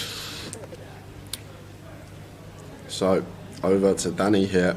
We'll know that he's never going to be good here with the ace-5, but has he got the shove in the locker here? We're probably going to have more bare ace of diamonds than Keith in this spot. Like, Keith shouldn't really have too many flushes once the king and 10 of diamonds run out. I guess it's good. He can have like some 7-8 of diamonds, 8-9 of diamonds, ace jack of diamonds, jack 9 of diamonds. But with these particular diamonds on the board, the king 10 and the queen, those being high diamonds, hands that Keith will probably peel a 3-bet with, let's say for example king queen suited, king 10 suited, these aren't a thing, and Danny does go for it. He does find the jam here, and Keith sitting here with the second nuts, backdoors into the flush, and Dan Gormley making a big move early on and just applying pressure to Keith. Keith coming in with the chip lead, and he'll be thinking he could be going home in 8th here if Dan has backdoored into the nut flush himself. Dan could still plausibly have turned a flush here. He could be 3-betting some ace-4, ace-5 of diamonds, these type of holdings. Even ace-6, ace-7, ace-8 of diamonds could probably all be in there as well. So this is a huge move from Dan Gormley early on in this final table. And back over to Keith here. And I think with a jack of diamonds tower, it's... It's pretty gross, but it's a gross spot. It's horrible because Dan's only ever making this move for value with the ace of diamonds. He's not going to shove like 9s here or ace 9, say if he elected to 3-bet that and double barrel. He's not going to shove ace 9 with a 9 of diamonds. So Keith's jack of diamonds here, although it is the second nuts, it's pure bluff catcher here. We're either behind to the bare ace or a turn flush of Danny, turn nut flush, or he's just got a bluff in this scenario, and Danny with the bottom of his range just going for it here. And notice rubbing the left arm there, caressing. Usually that signals is something people do to calm themselves down, but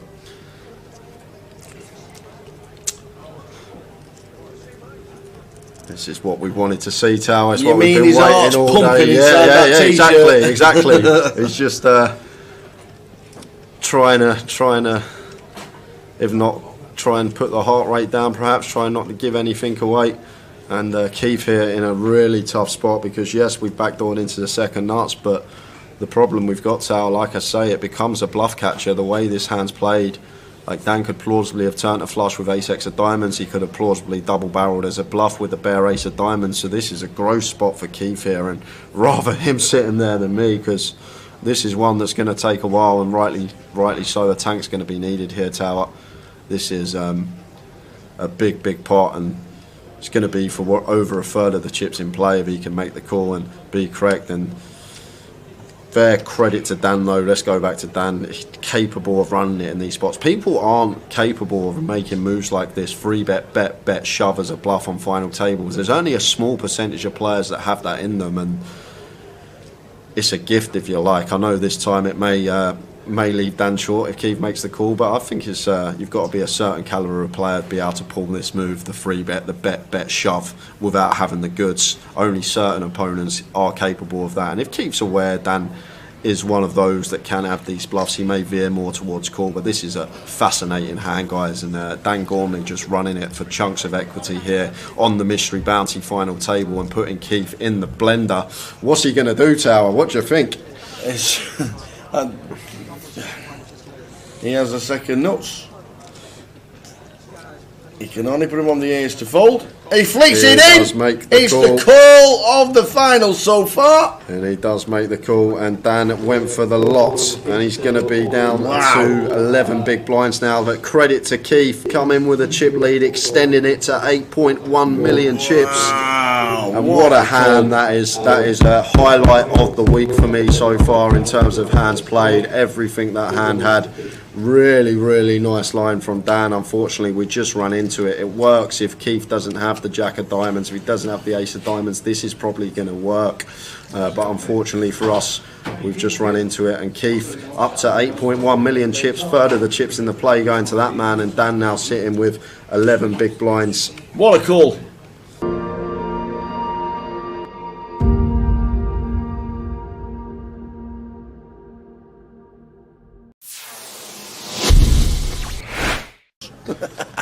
So we see Tom opening Jack 9 off in the hijack. Can open a lot wider here with the chip lead. A lot of pressure on these guys with ladders and approaching the FT. But Matt never going to be going anywhere here with pocket 8s. Easy decision for him in the small, just the call. And it's heads up between Tom and Matt Davenport here. Let's see a flop. Flop time, ace 9-3. Second pair for Tom. Takes the lead in the hand. It's still may bet small here, Tom Hall. This is a board that's just going to favour us a lot of the time here, being the opener. We do have middle pair as well, so we do have some disguised trips or two pair when the turn is a jack or a 9. So potential. You can go really small here, as small as quarter potentially.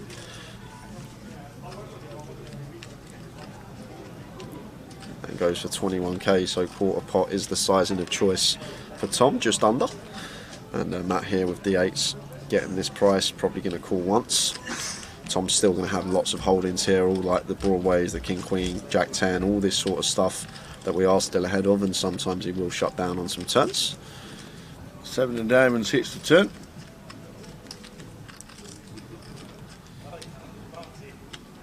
So this is where it's probably just going to go check check here. Tower. I think Tom maybe a bit optimistic to fire our 9 here again. Very hard to get 2 streets from worse now. I think the 8s will fold if we fire, so maybe better to check this one behind. We can also put ourselves in a tricky spot here where we do fire and Matt opts to raise. So just expect to see Tom Hall check this one back most of the time here on the turn. And there is the check. See a river card. And it's paying 2 pair. Well, it is 2 pair for Tom Hall, but probably going to be very difficult to get value from Matt Davenport here with his particular hand. Matt does have the 8s blocking the nuts. 10-8 could still be in Tom's range. He's going to open 10-8 suited from the hijack, although 10-8's probably going to double barrel turn, something to take into account.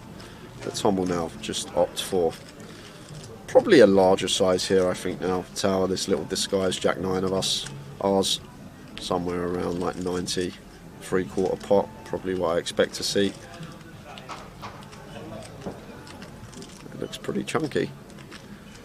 That's pot size. That's 105. So around 85-90% up there. And Matt here with the 8s, never going to call this one, Tower. Just not putting in a quarter of our stack here with 8s, we lose to too much. Well. Ah.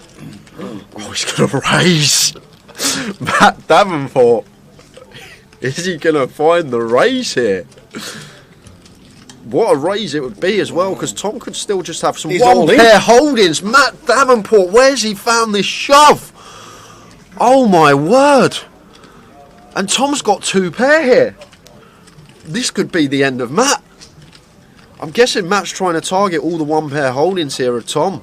Like Tom can check back some ace-x on the turn and go for value on the river, and Matt's trying to target this, but Tom's even higher up here with 2 pair. And he's gonna be in the tank here, because what will go through Tom's head, Tower, is we beat value? I don't think we do. Maybe 9-7 might be in there for Matt, but is he going to check rip that? Obviously, Matt can still have some ace-3, ace-9, ace-7 defending out the big blind. He might even float a 10-8 as well, wrap round this 9 with backdoors, so 10-8 of hearts, diamonds, and spades probably going to be in there. But the question we got to ask ourselves, is Matt Davenport ever going to do this as a bluff? And what are the bluffs, Tower? Once Matt calls on an ace-9-3, there's not many you can come up with. And because of that, I think Tom may let this one go.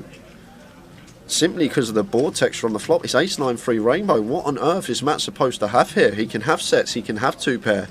And what hand is he going to turn into a bluff? Is he going to rip some 9-10, some 8-9, blocking straights and 2-pairs?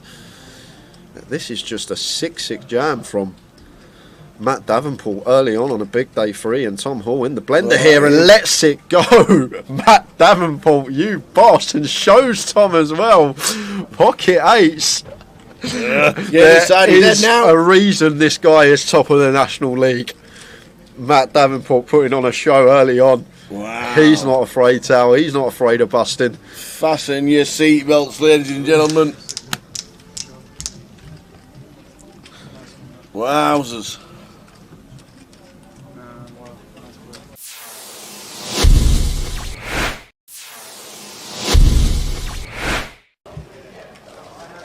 It's 10 for Ian.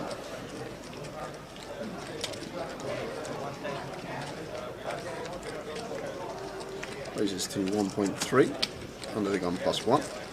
And Radu here with the ace jack in the hijack. Surprised if he went anywhere this deep with Ian.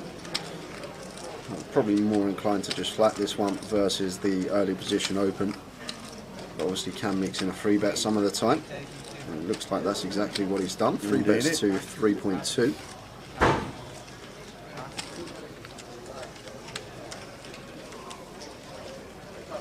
Julie, if you just give yourself a refresh, should be alright, because picture's crystal clear here for us. Yeah. So it's probably just connection at home or wherever you may be. But if you give it a little refresh, hopefully kicks back in. Yeah, give yourself a refresh, Jules, and let us know that it's alright. Because it's alright on both our laptops. Oh, so it's my Monday. word. What's happening here? 4-bet to 7.7. Wow, Ian. Oi, oi. Someone over the age of 50, 4-bet bluffing, Tower. Whoa, well, I'm start folding. It's just You like, would be? Yeah, I would be. You'd be start folding. I'd be folding ace queen here, suited as Radu. It would already have hit the muck. But this is, I guess Ian just thinks Radu's at it too much. And to be honest with you, the ace 10 off Tower, it's a really beautiful 4-bet bluff hand. And maybe Ian's been amongst the solvers the last few months. You don't know. He might have been putting some work in off the tables. That could be the case. And he might have put in the low frequency 4-bet here with the ace 10 versus Radu, who's been fairly aggressive, and with the chips as well.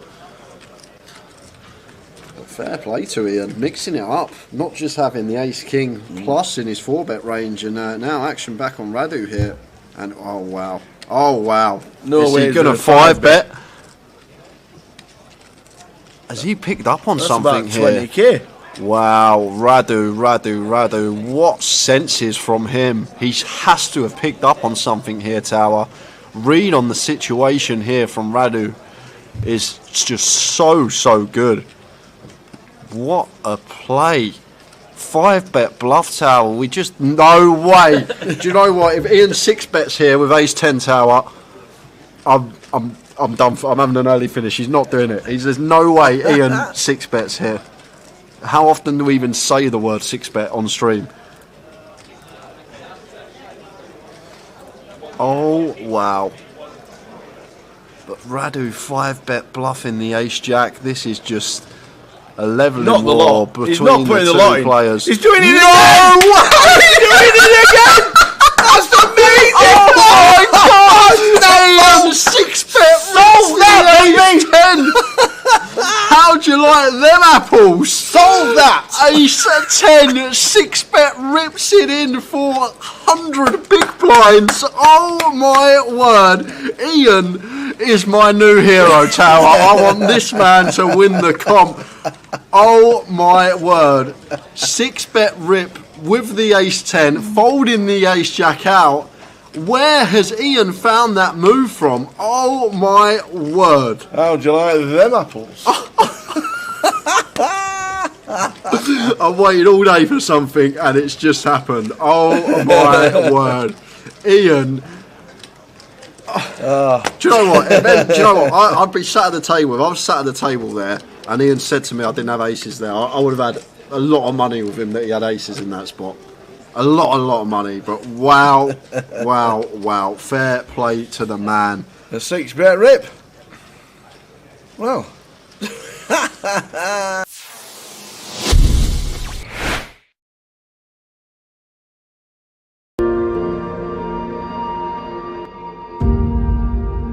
Back it, you got no chance.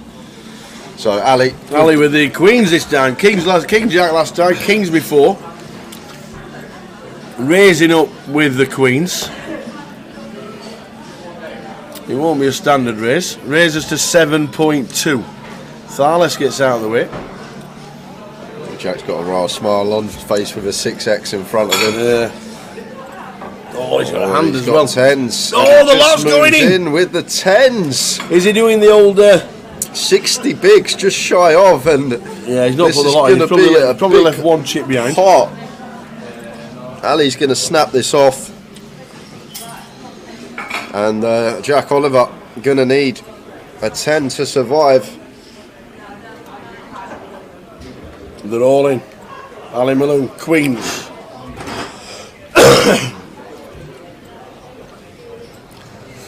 Jack Oliver, all in for 71. Ali Malone, queens. To the flop. To the flop. 10 needed.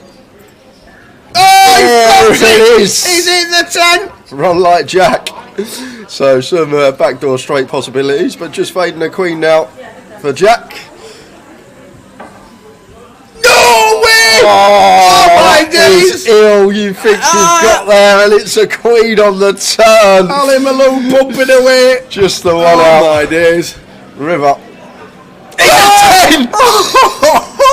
No way! No way did that just happen. Clip it! Boat over quads. Oh. Ali finds the 2-outer on the turn. Jack finds the 1-outer on the river. You don't see that every day. Oh my word. You know what Ali Malone's going to tell us at the dinner break, isn't it? Oh my God, man. Wow. Jeez. 10 on the flop, queen on the turn. Malone can't believe it. The 10 on the river. Oh God. Run like Jack Oliver.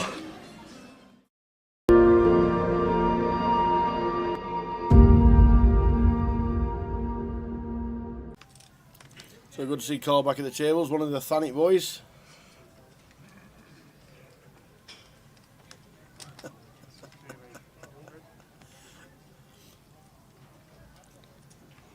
Ryan Spittle raises to 8. Harry with the pocket 5s.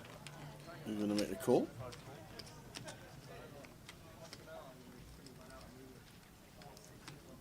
Jess could feasibly come in with the old Jack 8. Yes, she does. Which will bring in the small big blind. Yeah, Simon not folding this one. Suited king getting this price. Closing the action in. It goes 4-way to the flop. Yep. Ryan with the betting lead.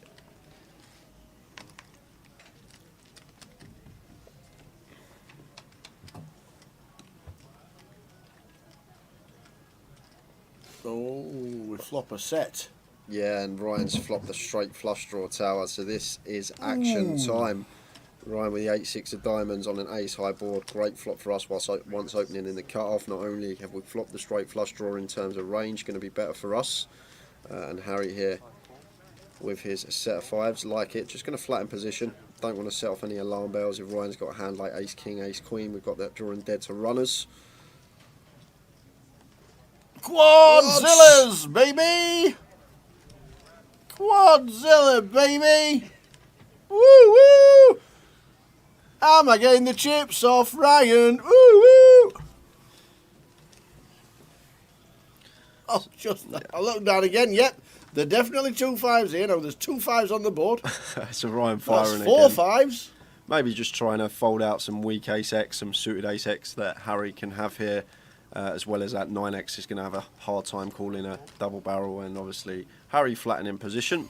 Going to try and get the max on the river with So a there's shove. one out. 7 of diamonds is straight flush. Oh, he thought he got it done it. No, what's this dealer done? Where's the bad beat jackpot in the tournament? No way! £245,000. That is incredible. I've never seen this tower on stream. Quads over straight flush. This is a setup of all setups. Oh. No All way. in. Harry can't wait to course. turn him over. No way. Quads Oh V my straight God. flush. Look at the table. Oh wow. Oh wow. Oh wow. That we'll never see that again. Ludo says I never take pictures at poker table. I'm taking a picture. We will never see that again on stream. To get that hand here on stream. Look at the cameras. They're all out. Oh my God. Quads over straight flush on stream. Somebody go and get Jim. Ask him if they have a bad beat jackpot. For Imagine, imagine that on the GUKPT. imagine that on the cash table. Oh, That is gonna be wow. wow.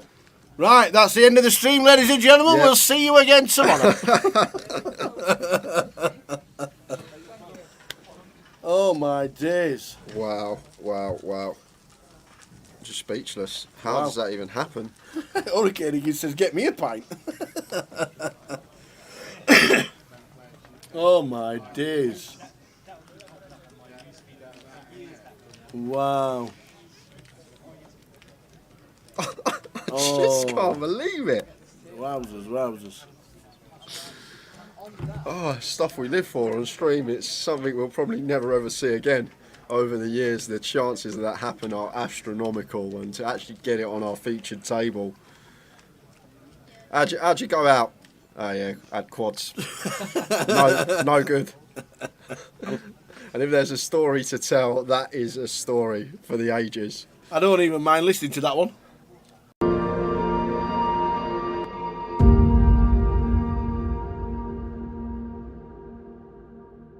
And we got day 1G tomorrow, which is now an ordinary flight, and then the turbo kicks off at 6 p.m. And then Saturday for day 2, get down to about 60 players, and then the final on the Sunday. You're spot on, Donna. You are spot on. Too many. That's how many days. I'll make you right.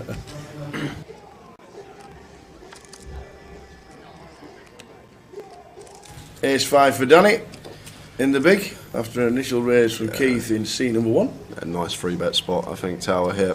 We got Keith covered. Keith's third in chips. He's not really going to want to get involved too much. Definitely one we could be mixing in a free bet here as Dan Gormley. And on FTs, we don't have to go as big as usual, the normal 4x size, because of ICM. We can choose like 3x, 3.5x here as Dan, so make it somewhere around 800k.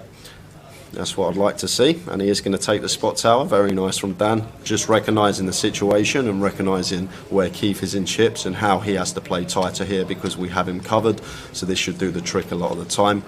Back over to Keith here, and personally could go either way. I think Keith is probably more type to let this one go. Oh, he's just going to quickly call tower here, so Keith happy to go float post flop here with the King Jack. Off to the flop, another pot brewing. Queen 2 3. Yeah, so this is a big pot tower already, 1.6 milli in the middle here, and Danny does flop a wheel draw here with the ace 5, so probably one we're probably going to continue small, 400k, 500k, something like that, somewhere between the quarter pot and third remit is the size I'd like to see here from Dan. As always in these free bet situations, can go a lot smaller. So it does choose the 350 sizing, goes even smaller than the 400. So south of quarter, between fifth and quarter pot from Dan Gormley and Keith here with the King Jacks. Jack of diamonds working, getting this price. Is he thinking about pulling out the float with this candidate? It's probably, if we are going to float the King Jack, it's probably one of the better combinations we can have. King of spades, Jack of diamonds. Let's see what Keith does. Like folding would be fine here as well. Just because tangling with Danny, who's got us covered, could put us in a world of hurt. It would be a disaster for us to come 8 from this FT when we go in with the chip lead. But big pot brewing here on the FT, guys. Oh, and there's the call from Keith. He does pull out the float, And Pot has got 2.3 million here, working with 1.25 SPR behind. Effective stack of Keith. Whoa, King of Diamonds. Brings in the flush draw top pair. Yeah, so Keith loves to see this tower. And now Dan, what's the play on the turn here? Obviously, this king's supposed to be a lot better for our range here. Does Danny ever expect Keith to be floating? That's the question. Does he expect Keith to have some floats with some King Jack here, some Jack 10 suited with backdoor spades, hands like that? That's the question Danny's got to ask himself. Because from a range perspective here, this King of Diamonds rolling off, he shouldn't really have any kings here, Keith, other than King Queen specifically. Ace King's going to 3-bet pre, King Queen's going to call flop and then turn 2 pair. So it should only really be from our perspective as Danny, King Queen, the hand that Keith has here. And Danny goes for the second barrel here. So maybe going after some 4s through jacks, these type of holdings, although jacks or 10s might choose to 4-bet pre, but also perhaps going after some queen jack, ace queen and then the 4-bet, as well as some queen 10 suited that could be in there, queen jack, queen 10 suited. So really nice bet that targets that proportion of Keith's range. The pocket pairs, the queen x, these type of hands are going to be in a really tough spot now faced with this double barrel. However, Keith has the one hand that he has pulled the float out with and does contain a king, so Keith's going to have to call once more with the second nut flush draw as backup. So it should just be an easy call here from Keith, and we're going to take a river tower. Off to the river.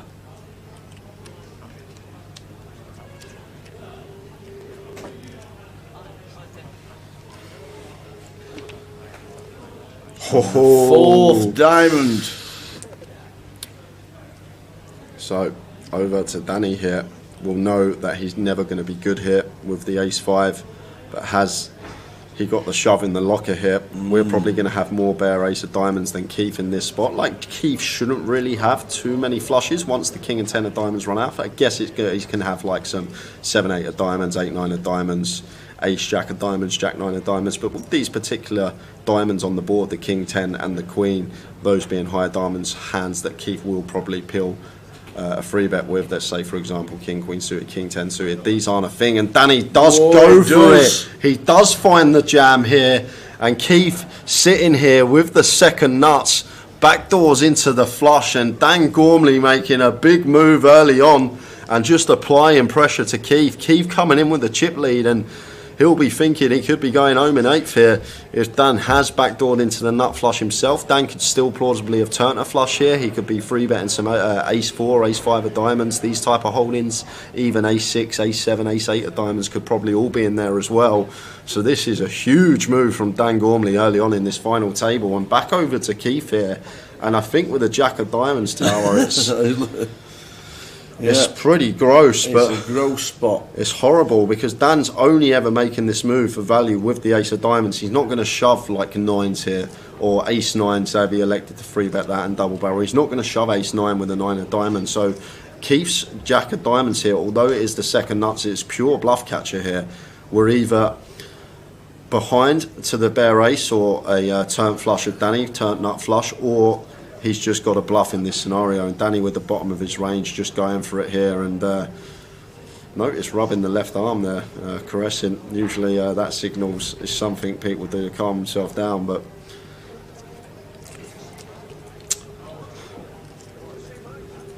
this is what we wanted to see, Tower. It's what we've been waiting all day. Yeah, exactly. It's just trying to, if not, try and put the heart rate down, perhaps try not to give anything away. And Keith here in a really tough spot because yes, we've backdoored into the second nuts, but the problem we've got, Tower, like I say, it becomes a bluff catcher the way this hand's played. Like, Dan could plausibly have turned a flush with ace x of diamonds. He could have plausibly double barreled as a bluff with a bare ace of diamonds. So this is a gross spot for Keith here, and rather him sitting there than me, because this is one that's going to take a while, and rightly so. A tank's going to be needed here, Tower. This is a big pot, and it's going to be for over a third of the chips in play if he can make the call and be correct. And fair credit to Dan, though. Let's go back to Dan. He's capable of running it in these spots. People aren't capable of making moves like this. 3-bet, bet, shove as a bluff on final tables. There's only a small percentage of players that have that in them, and it's a gift if you like. I know this time it may may leave Dan short if Keith makes the call, but I think it's you've got to be a certain calibre of player to be able to pull this move, the free bet, the bet shove, without having the goods. Only certain opponents are capable of that, and if Keith's aware Dan is one of those that can have these bluffs, he may veer more towards call, but this is a fascinating hand, guys, and Dan Gormley just running it for chunks of equity here on the mystery bounty final table and putting Keith in the blender. What's he going to do, Tower? What do you think? He has a second nuts. He can only put him on the ace to fold. He flicks it in. It's the call of the final so far. And he does make the call, and Dan went for the lot, and he's going to be down to 11 big blinds now. But credit to Keith, coming with a chip lead, extending it to 8.1 million chips. Wow, and what a hand that is. That is a highlight of the week for me so far in terms of hands played. Everything that hand had. Really, really nice line from Dan. Unfortunately, we just run into it. It works if Keith doesn't have the jack of diamonds, if he doesn't have the ace of diamonds. This is probably going to work. But unfortunately for us, we've just run into it. And Keith up to 8.1 million chips, third of the chips in the play going to that man. And Dan now sitting with 11 big blinds. What a call.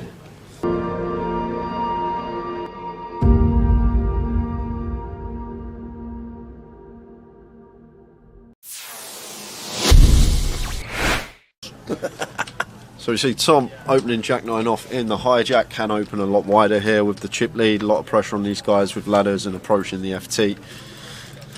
But Matt never going to be going anywhere here with pocket 8s, easy decision for him in the small, just the call. And it's heads up between Tom and Matt Davenport here. Let's see a flop. Flop time, ace 9-3. Second pair for Tom. Takes the lead in the hand. It's still may bet small here, Tom Hall. This is a board that's just going to favour us a lot of the time here, being the opener.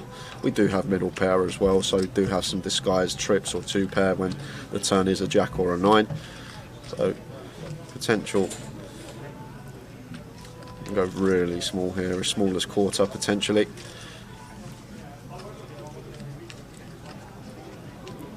And goes for 21k, so quarter pot is the sizing of choice for Tom, just under.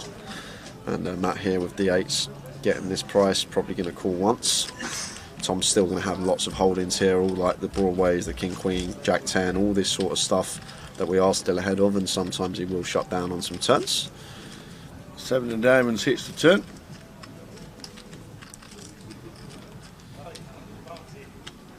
So this is where it's probably just going to go check here. Tower. I think Tom maybe a bit optimistic to fire our 9 here again. Very hard to get 2 streets from worse now. I think the 8s will fold if we fire, so maybe better to check this one behind. We can also put ourselves in a tricky spot here where we do fire and Matt opts to raise. So just expect to see Tom Hall check this one back most of the time here on the turn.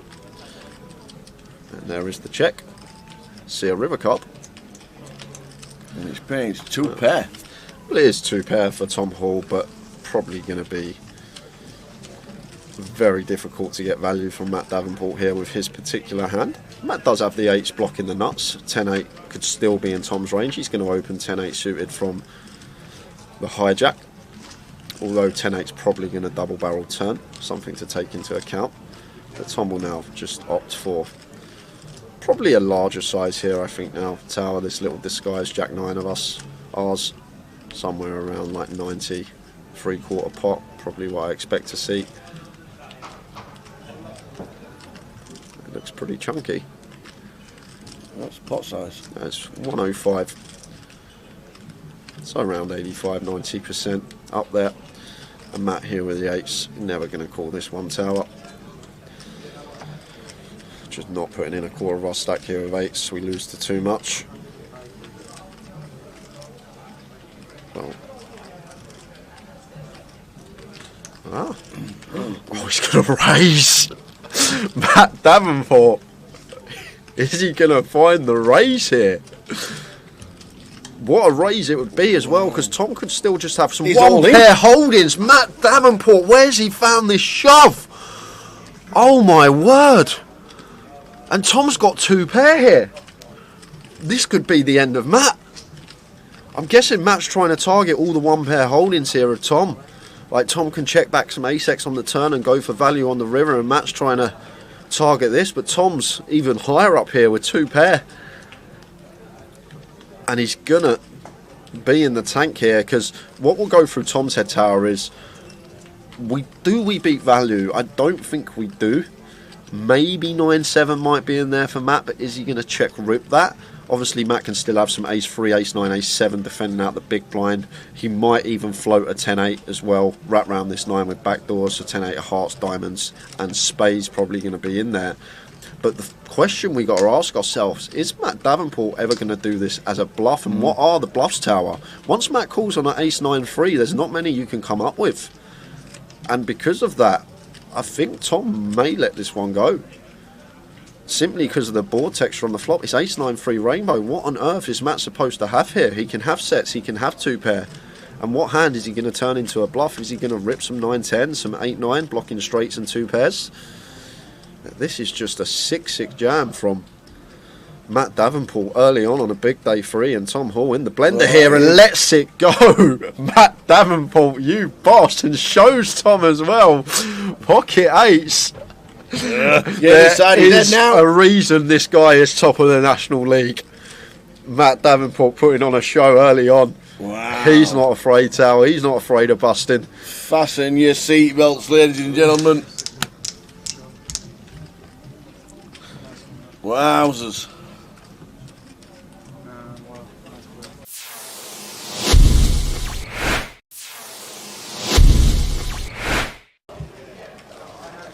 It's 10 for Ian.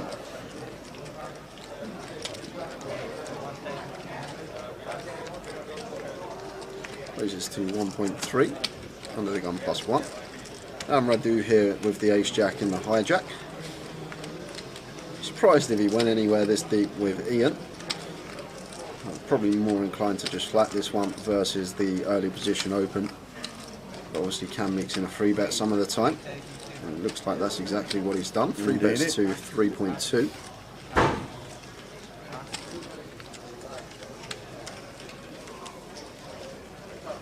Julie, if you just give yourself a refresh, should be alright, because picture's crystal clear here for us. Yeah. So it's probably just connection at home or wherever you may be. But if you give it a little refresh, hopefully it kicks back in. Yeah, give yourself a refresh, Jules, and let us know that it's alright. Because it's alright on both our laptops. Oh, so it's my word.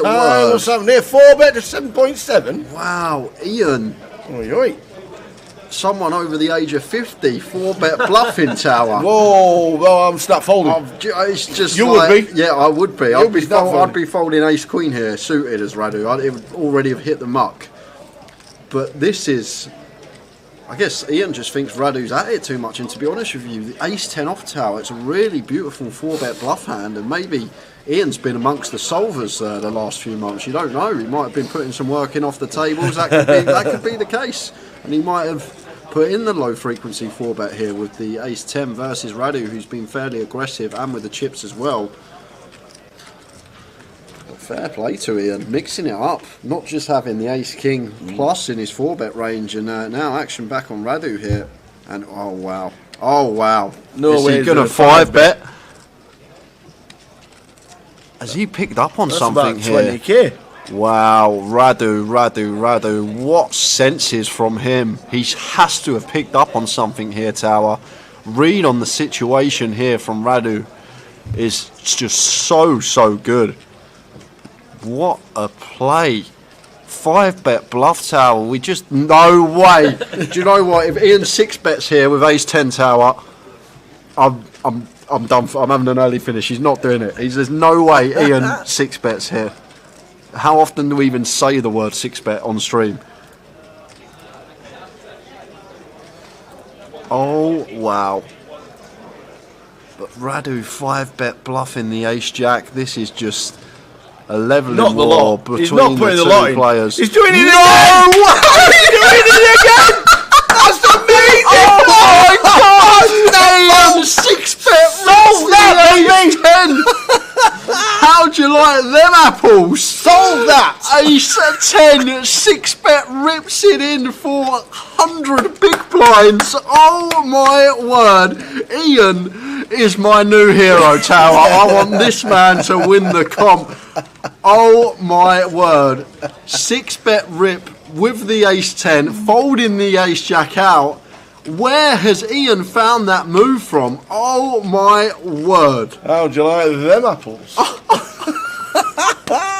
I've waited all day for something and it's just happened. Oh my word. Ian. Do you know what? Do you know what? I'd be sat at the table. If I was sat at the table there and Ian said to me I didn't have aces there, I would have had a lot of money with him that he had aces in that spot. A lot of money. But wow, wow. Fair play to the man. A 6-bet rip. Well.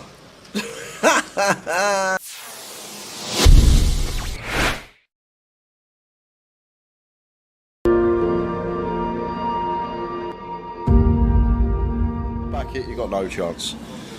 So Ali with the queens this time. King Jack last time. Kings before. Raising up with the queens.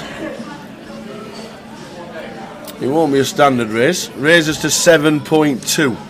Tharles gets out of the way. Jack's got a rather smile on his face with a 6x in front of him. Oh, he's got a hand He's as got well. Tens. Oh, the Just lot's going moves in with the 10s. Is he doing the old 60 bigs, just shy of, and yeah, he's not this put the is lot in. gonna He's be a probably big left one chip behind. pot. Ali's going to snap this off, and Jack Oliver going to need a 10 to survive. They're all in. Ali Malone, queens.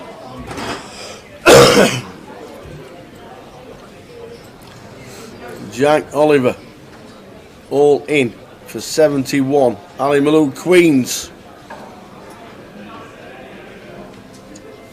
To the flop. To the flop. 10 needed.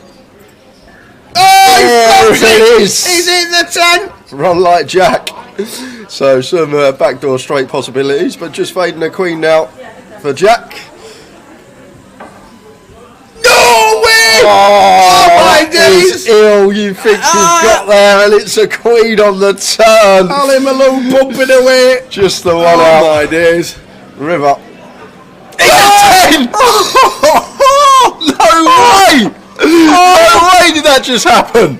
Clip it! Boat over quads. Ali finds the 2-outer on the turn. Jack finds the 1-outer on the river. You don't see that every day. Oh my word. You know what Ali Malone's going to tell us at the dinner break, isn't it? Oh my god, man. Wow. Jeez. 10 on the flop, queen on the turn. Malone can't believe it. The 10 on the river. Oh god. Run like Jack Oliver.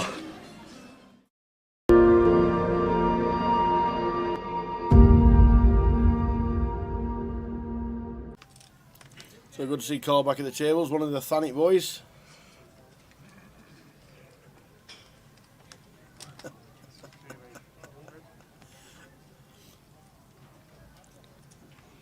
Ryan Spittle raises to 8. Harry with the pocket 5s. He's going to make the call.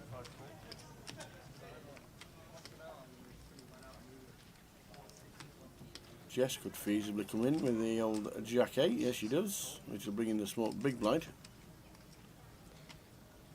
Yeah, Simon not folding this one. Suited King getting this price, closing the action in. It goes 4-way to the flop. Yep. Ryan with the betting lead.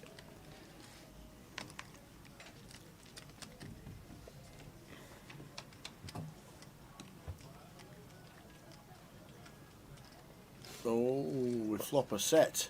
Yeah, and Ryan's flopped the straight flush draw tower, so this is action time.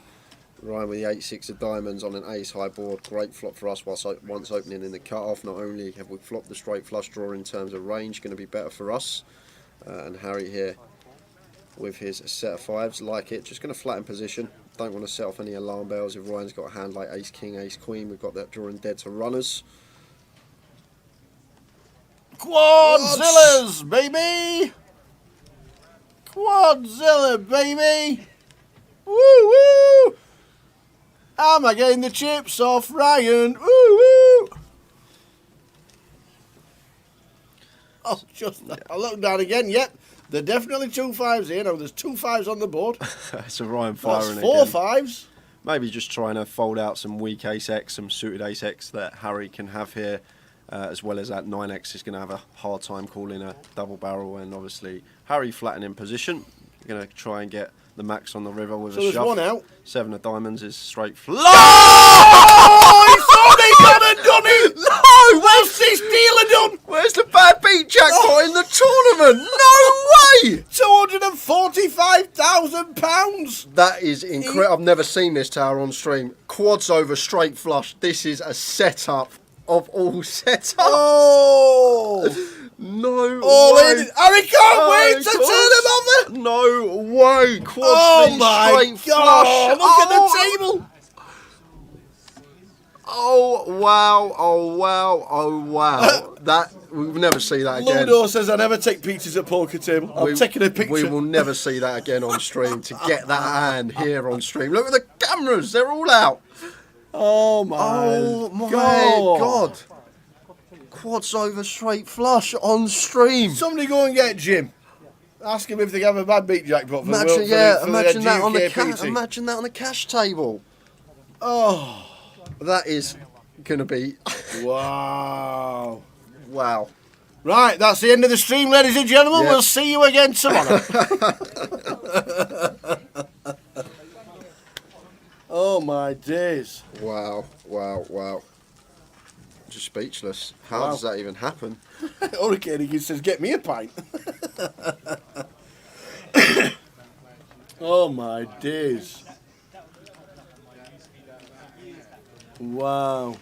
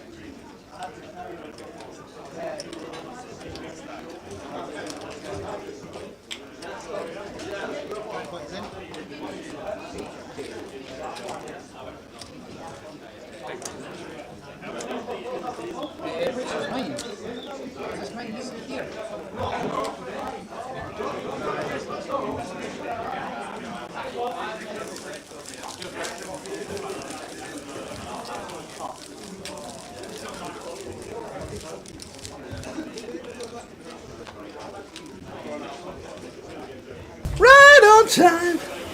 Right on time. Bang on time. Brand new table. Cheng Yun Zhu, Norman Wilkie, Darshan Patel, Thomas Bashara, GD, Josh Stewart, Danny Laidlaw. Coming to entertain us. Welcome back, everybody. 259 in total, 166 today. Eliminated just before the break was Chris Fraser, Ian Farrell, Dean Hutchinson, Jack Hardcastle, GK and Chris Williams. And they were just eliminated before the 60-minute dinner break, and now we are back, sat in situ.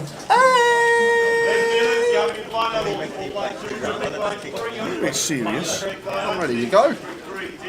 Hey. Let's go.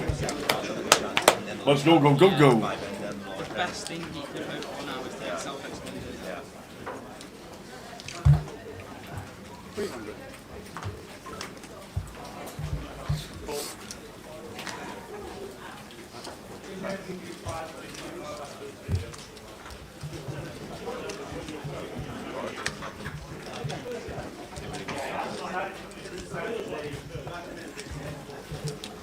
So level number 5 of the day, Blinds 2-3. Oh, Darshan's back as well. Again. About 4th time this week. What have I been doing stream? 3 days. He was on most of the day yesterday for the high roll up. Yep. First session today, and now back again after the dinner break.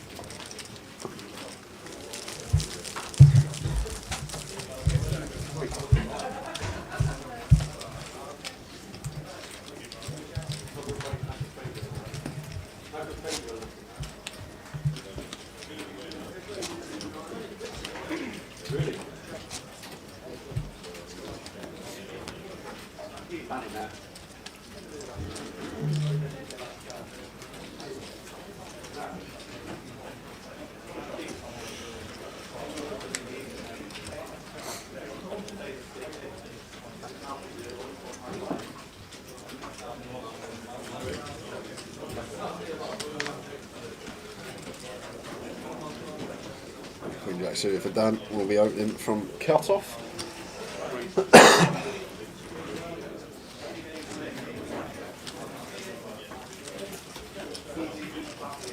Into the big blind of Darshan. These two would have played a lot with each other yesterday. Darshan defending the King 3.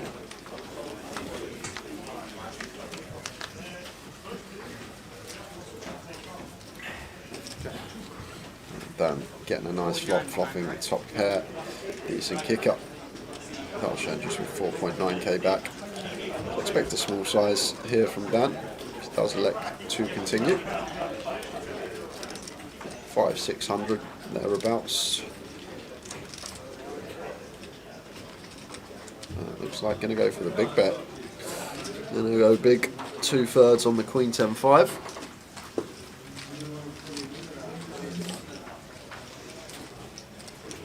Evening, Tony. Tony Pierce tuning in on YouTube. Good afternoon. How are we doing, Tony? Well, things are good. And Blair Toast wants defending champion Gary Armstrong. I don't know if Gary's playing. Is Gary playing? That's the question.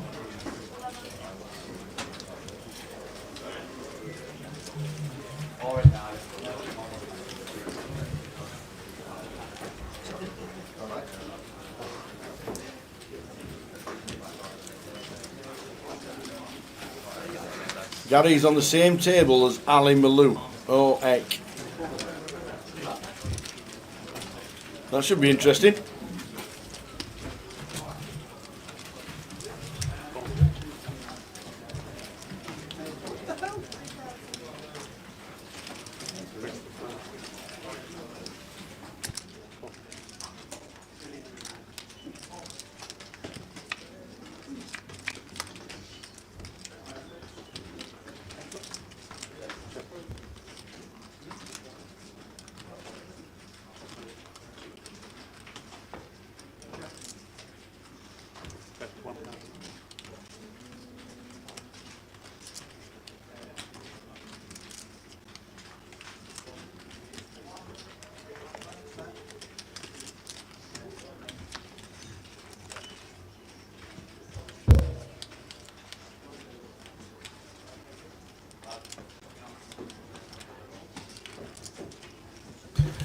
Not a bad flop for Darshan when you and still has outs as well on the turn. Oh my days, we still have outs. Imagine. Oh. Imagine we're not dead. This is going to get played on every break. We're still not dead with the 9-10 of diamonds. If this 7 of diamonds spins off on the river. Oh. Wow. Darshan doubles with the 7-6. Good job he only had 5k. Well, Thomas would have done chunks more.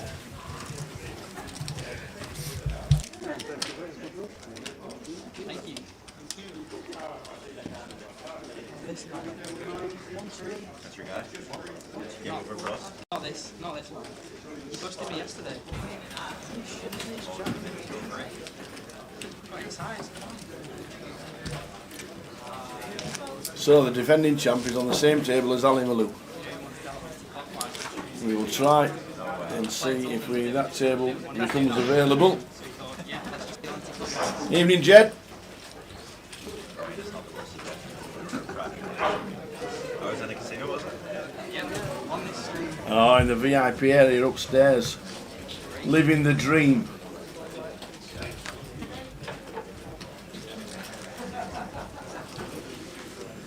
King Queen of clubs for Dan.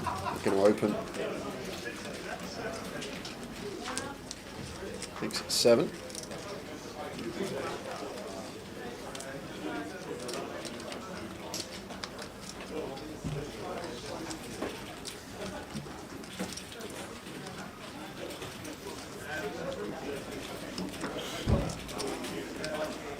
Gregor defends the 6-5. 983, Rainbow. Not much going on here for Dan. Gregor with the dummy and gut shot. Does he have another deep run? Mr. Daniel Aidlaw. Deep run in the eye roller. An interesting one here, Tower. Whether it's a c-bet or just check. No club on board. Does check behind. 7 of spades turn. And Gregor loves to see this. Turning the 9 high straight. Getting the check mark in the hand. Going to go value hunting straight away. Going to be difficult for Dan to continue. Expect this to just be a fold.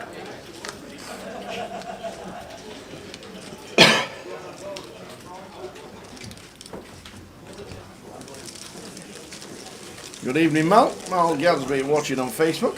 Hope you all well.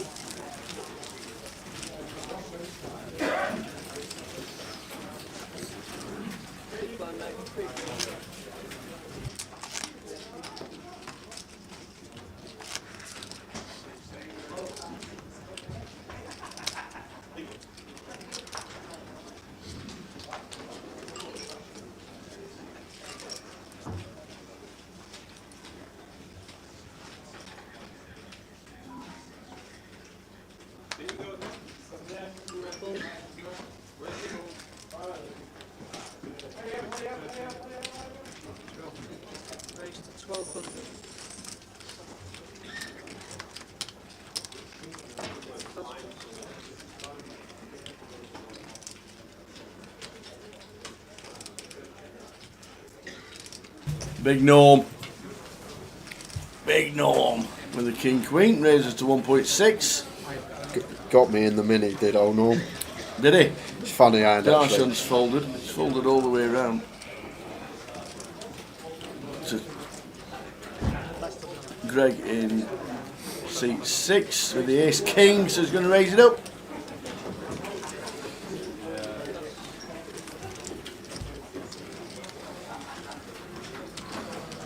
King Queen here with position as Norm against a small size from Gregor. Probably want to continue here. Gregor with small size choice out of position, need to be going big up. This is way too small of a 3-bet here from the small blind. Makes a very good fold. Norman was in a dominated spot, gets out of the way of the King Queen.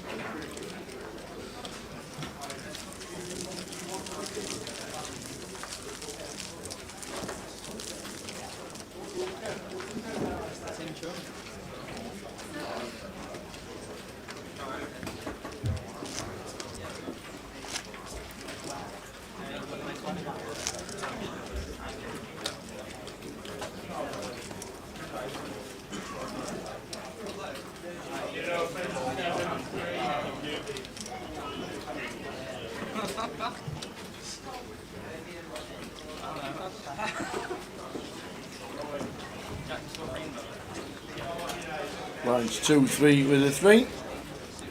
Level number 5 of the day.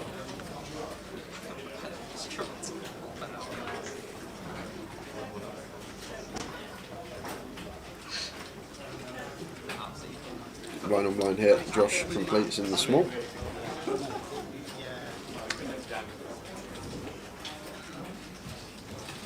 It doesn't complete, raises it up to 1.3k.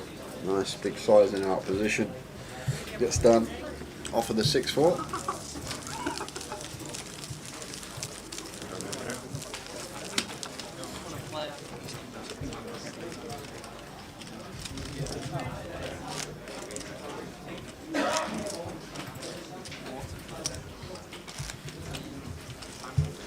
Why is online still not working? Don't know the answer to that, Matt.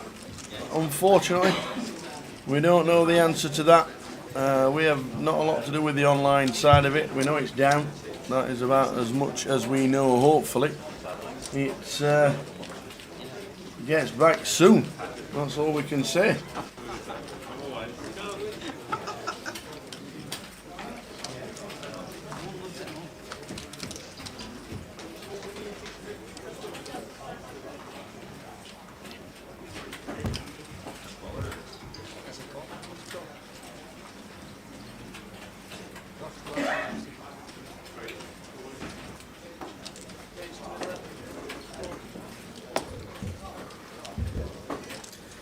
King 7 suited for Norman. Limps from under the gun. Josh raises to 1.1. Norman comes along. 3-3-2. For both. So, with the backdoor diamonds, overcards, just expect C-bet here from Josh. Potential with the fold out, some queen highs, king highs, even ace highs. The King 7 suited will we want, but we will be getting to fold. Norman out the way.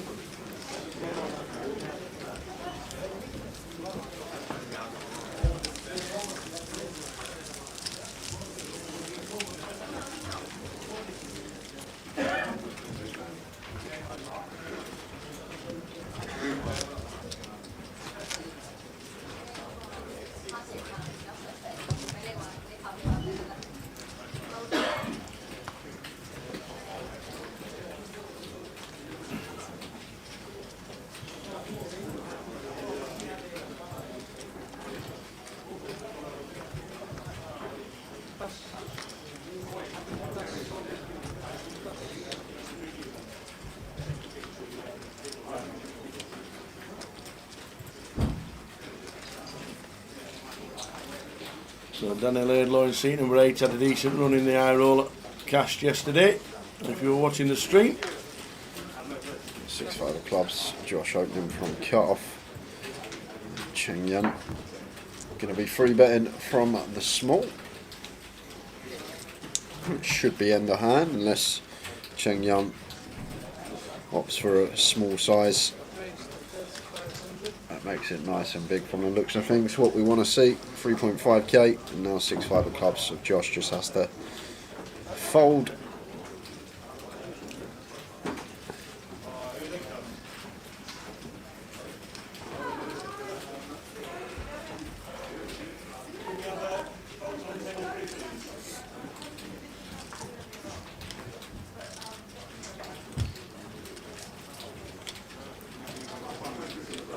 Whoa.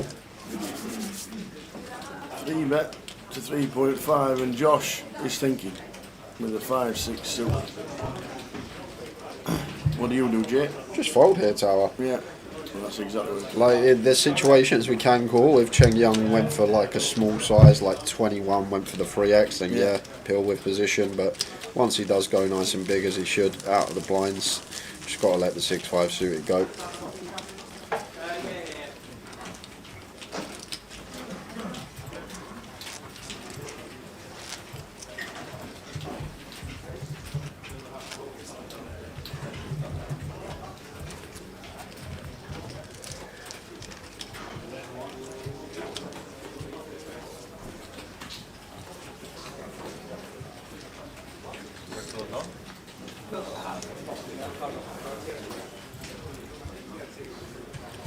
Ace suited for Gregor.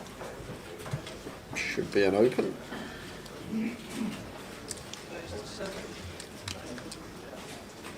Makes it 7.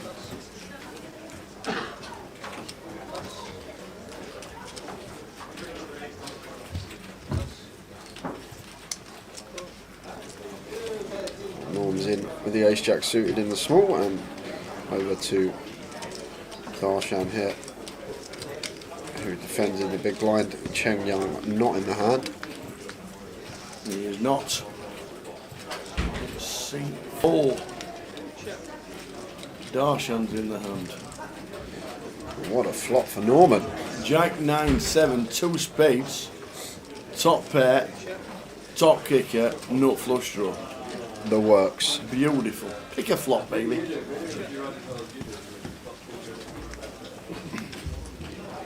Queen of Diamonds turn.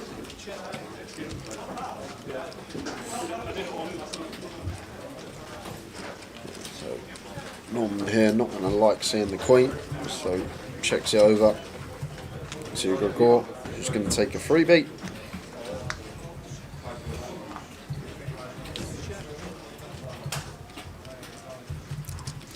I might stab at this as Gregor here. Tower once it's checked to us here, ace-8, just ace-8 high, not going to be able to show down the winner here multi-way.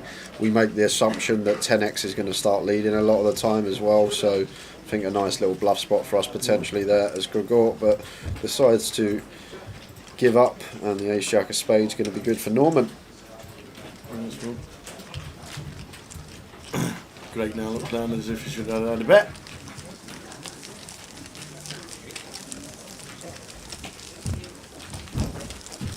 $44,000 as chip leader on the table. We had a chip leader of 100k at the end of the last session. Neil in C1 on our feature.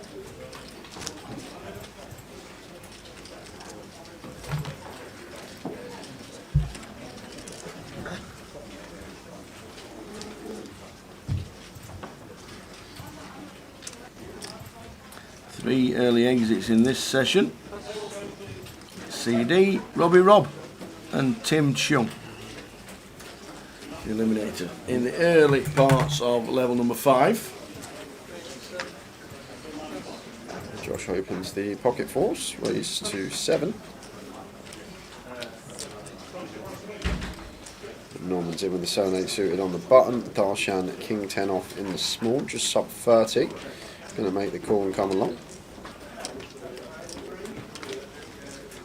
Big blind defended for weight.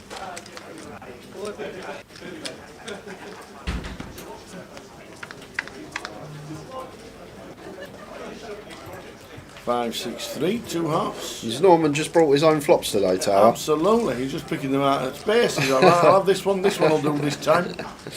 Up and down straight flush draw for Norman. And Josh up and down himself here with the pocket four, so he's going to be playing check call. We'll lose Darshan and Thomas from the hand. Josh should be playing check call here with the fours. 2/3 size of choice from Norman.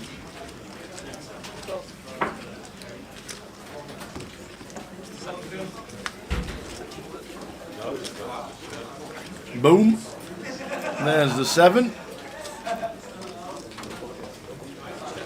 for Josh. Still needs to fade.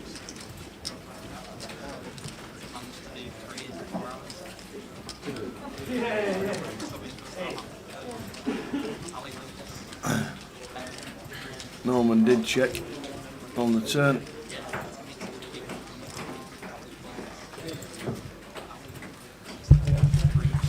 It'd be nice to see the river. Yeah, there's just a street behind at the minute. Oh, it's a 9. Oh. It's the 9 of hearts as well. Norman just calls with the flush. No. Josh has only got 7.5k back. Just call him with the 7-8 suited. Norm. That's not the norm. That is not, no. Evening, Kev Block, watching down in Stoke. Newcastle upon time.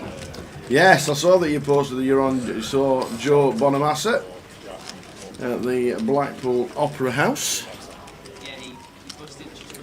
Blackpool Opera House. Aye. It's a bit like Sydney Opera I was House. just about to say, is it Not, anything like Sydney? just a little bit smaller. That's alright. I was hoping it wasn't. Was it? I was hoping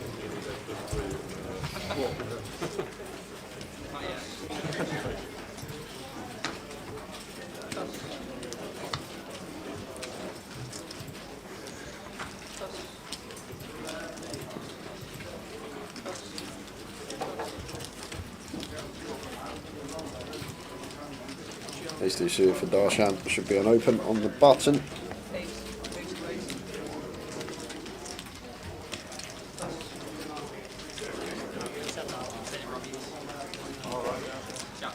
And then Gregor here, ace 10. Button versus big blind when Darshan's only got this amount of chips tail. I could see Greg shove here for 25 back of Darshan. Button versus big, we've got ace 10. Could potentially see an all in, but I'm going to just play the flat. Just ace 10 going to be well ahead of the range. The hands that are opening on the button. Ace 7, 2 all hearts. Maybe Gregor thinking maybe pinch too many big blinds to be moving it in. As John McCann comes to the table. Oi, oi. Another deep run in the eye roller. Yeah, 3 from yesterday that are in the money on the table now. Third was John. Darshan continuing for 2/3 pot. And Gregor with the ace 10. Not going to be folding. Probably just happy to play cool now once we flop top pair.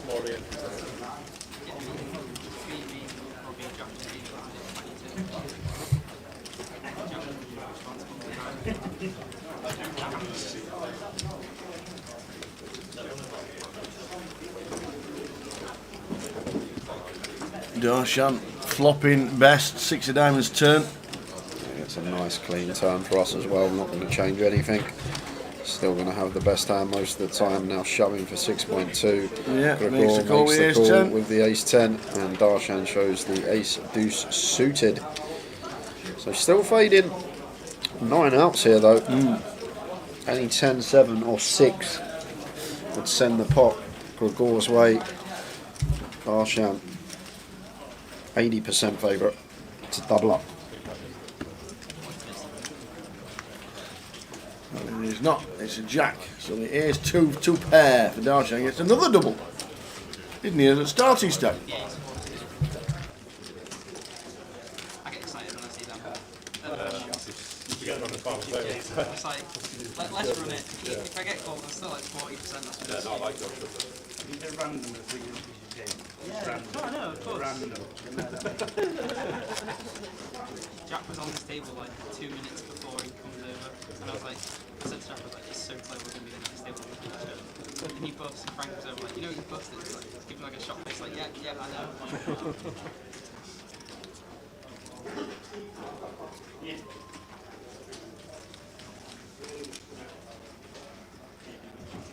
I'm sure he'll randomly get to the C1 if he rebounds. Random. I like that sugar. I just like I still don't know what I'm going to do with my King 7. Ace jack for Cheng, raising up to 300, raising up to 800 when the blind's at 300.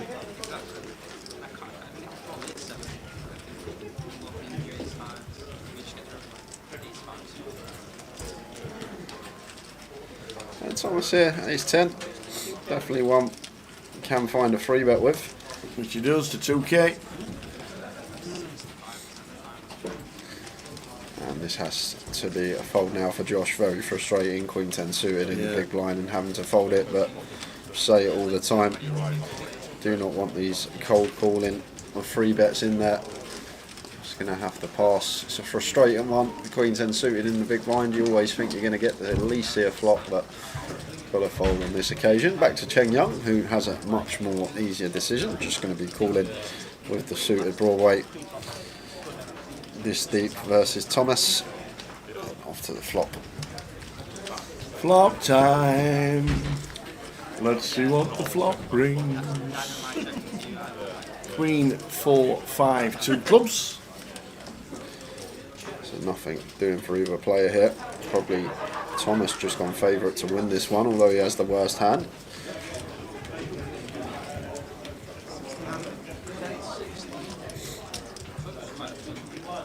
See betting for third, 1.6 into 4.8, and Cheng Young out of position here. It's a tough task to continue with no real backdoors, but he's going to take the one off with the ace jack of spades, getting 3-1 on his money.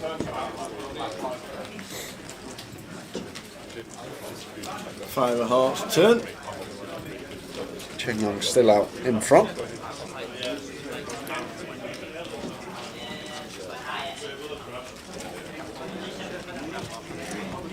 Thomas checking behind. The 9 of clubs river. Leads to full straw, but nobody's betting it.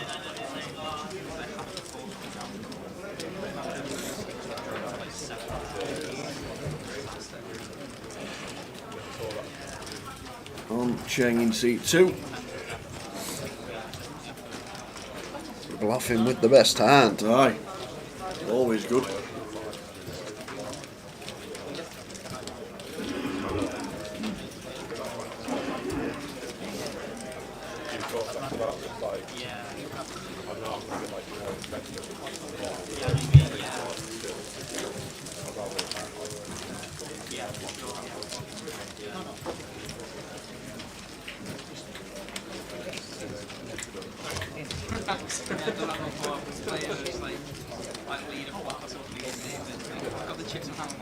It's terrible hand to do. Yeah, I'm like reach for chips. I'm like, well, I can't go back now.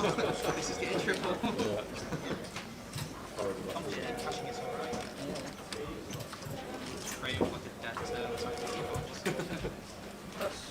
It's kind of like when you shove that shit out.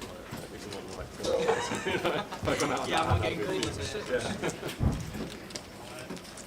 Yeah, it's such a sad one. Like, without it. Because it was, I just think the chip lead up our end.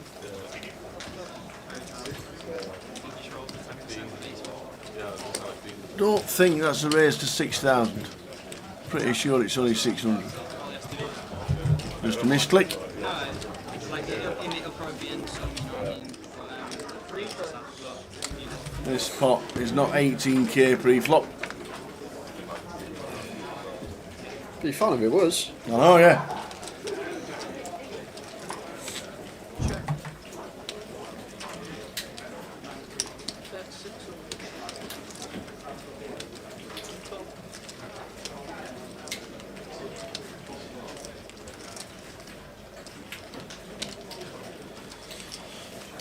So Norman continuing for 600. Darshan makes the call. Dan does have a gut shot.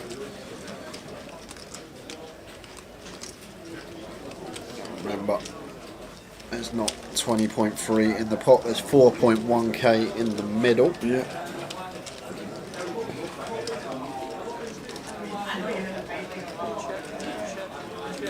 Dan turns the straight, checks through. 3 of hearts river.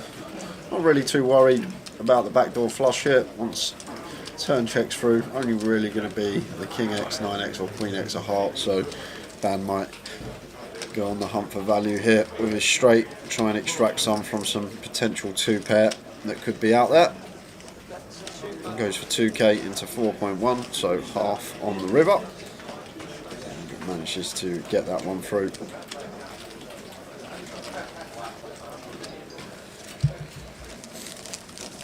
Let's see who's bust first half hour. Go on the then, break. give us the news. So first out when we got back was CD. Then lost Robbie Roberts, Tower said, Tim Chung, Grant Cook, Elizabeth Brown, Will McClaw, Brandon Shields, and that brings us to now.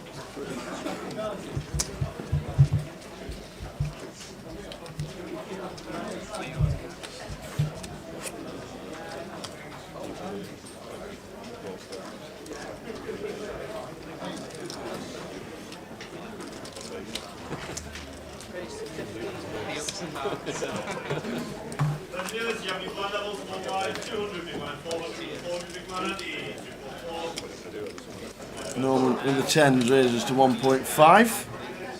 Just the old 5x.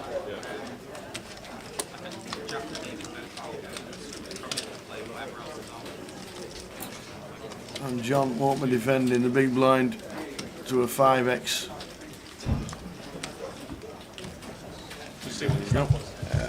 Just one of those tower. As soon as we start going to those large opening sizes, we do only get continues from the top end of our opponent's range. We want value from the big blind. John would have defended the Queen 4 there, but we made it 700. good to get someone to put chips in the pot with 3 outs. Norman went for the large 5x sizing. I had another one in the mini. That's just made me really figure it out. So after I played the satellite on the Sunday, I think it was, after I maxed out in the mini. I went and played the satellite. Okay. Managed to get myself a seat, but the green chips in the satellite were 1k. On my first bullet on the Monday of the mini, I had not played a hand for like an hour and a half. I was just dead card distribution wise. First hand I get Queen 10 suited, under the gun +2 middle position. Yeah. Blinds are 200, 500. I chuck a green chip in and say raise, thinking that it's a 1k. The green chips are 5ks, so I've just opened to 10x under the gun. Well, not like under the gun +2, I think it was. Davey, you know Davey, Scottish Davey? Yeah. He pills on the button. I'm thinking, oh no, here we go. It comes 8-6-3, 1 club. I continue third, 4k, and Davey just shoves on me, fold, shows me queens. So I waited an hour and a half to do half my stack, misclick opening, 10x under the gun, and that was my first bullet on the Monday in the mini. So I've done half my stack, misclick opening, and Davey had the old ladies. Well, Big Norm's got the queens, Josh has got the jacks. It's all ended up all in pre. Yeah, really unfortunate here for Josh off of 22, running into a better hand here. A bit of a cold deck for him. And can't find a jack. No help on that board. No runners either, so down to 2 outs twice, around 10%.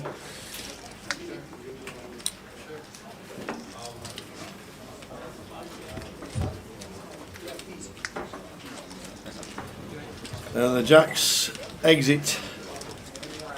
Unlucky Josh.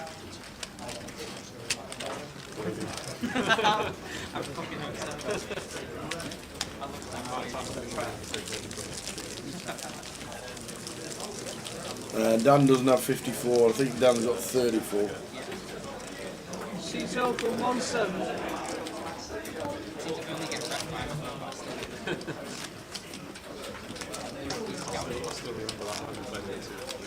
Yeah, and I was like, and I still thought about sticking this out. I was like, this is never an ace, but I can't have a queen half eight in case he still just rolls good eight. I think it's the only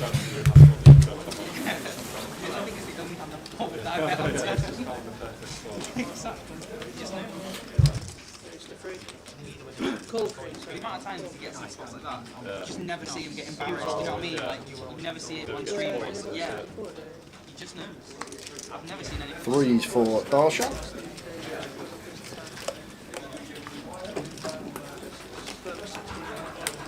Just choosing to limp under the gun here. You can't be doing the whole of blue.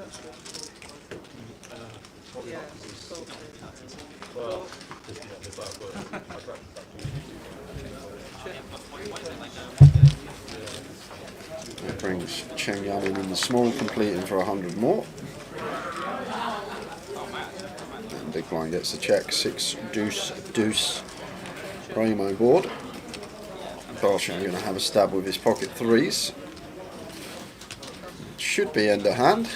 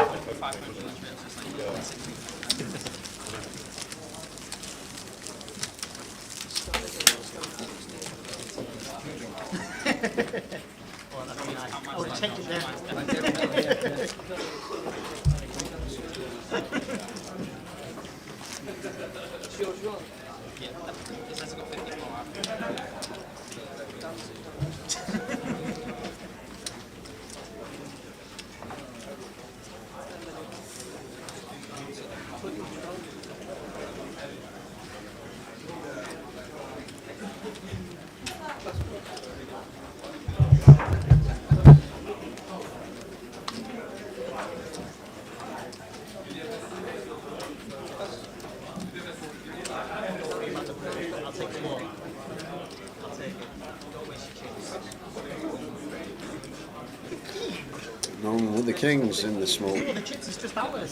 Raises. 1500. Big sizing with the Cowboys. Big 5x. Shows Darshan the goods.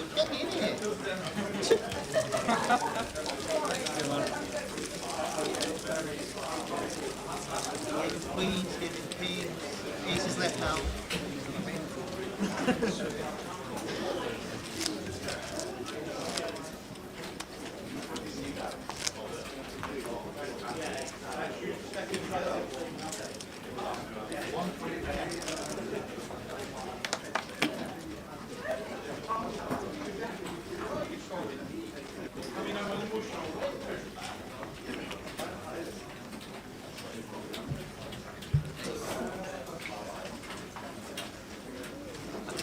Serve at the same table, the same seat.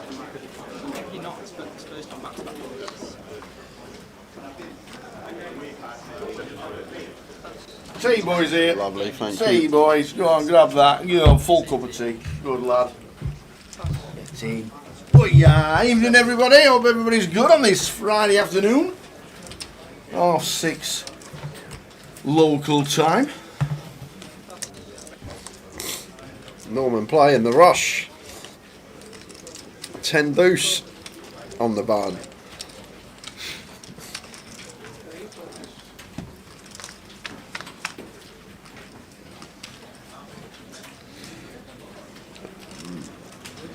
Already gone to a flop, guys, says the actions.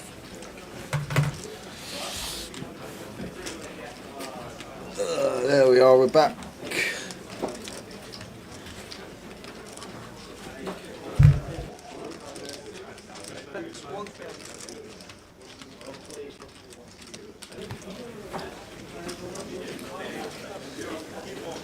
Jack, Queen, 3, 2 diamonds.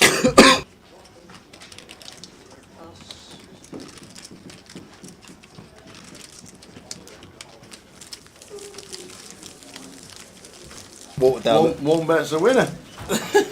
You've only got one all there. You're right, haven't you? I know. I choked on water somehow. I don't know how it's possible, but He's gone down the wrong hole. It's just a myth. Oh, you're in the Preston Pixie. I know, running after him again. That's me. where has it gone then? What makes me cough like that when I drink water? I don't know, but you've only got one hole. Oh yeah. We've all done it. We do. Any explanations in the chat for that? Why when you drink water sometimes and you end up coughing? Why do you say it's gone down the wrong hole when there's only one hole that it can go down? Oh God.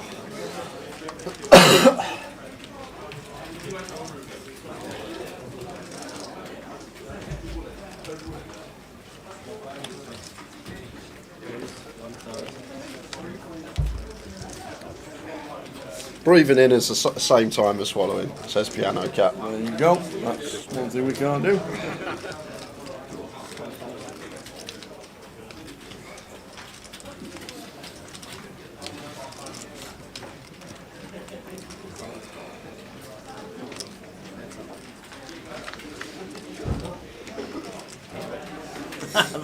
Man, Melvin's got the right answer. There's no alcohol. I thought the answer was alcohol. Dan said there's a valve that closes when you drink so it doesn't go in your lungs. Cheers, Dan. Dan Dundee.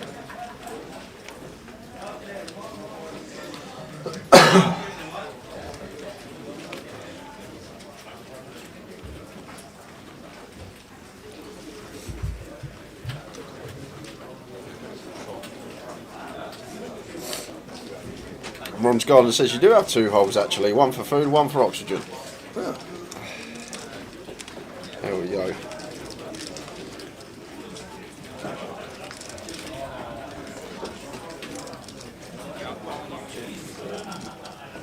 I'd love to see Norman find a double barrel here. I don't think he's the type of player to find it, but does go for the check behind and 4 on the river. Set for Gregor and Norman with the queen high flush here.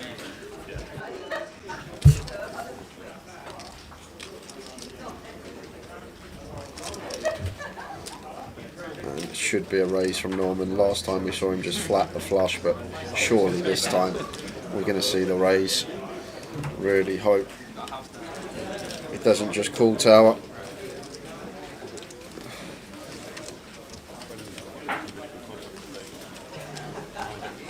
Raise it up, Gnome.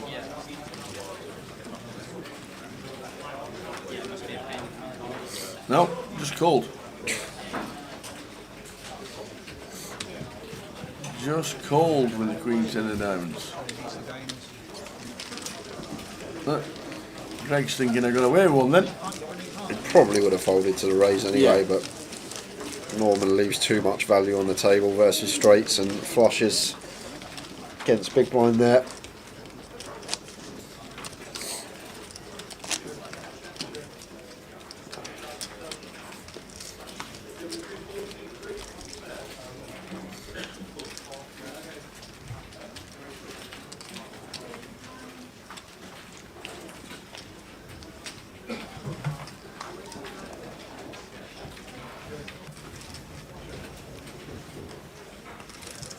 Jump McCann.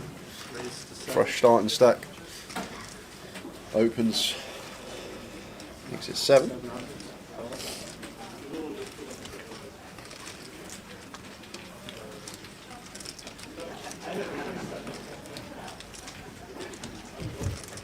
Norman floats the ace deuce in the hijack.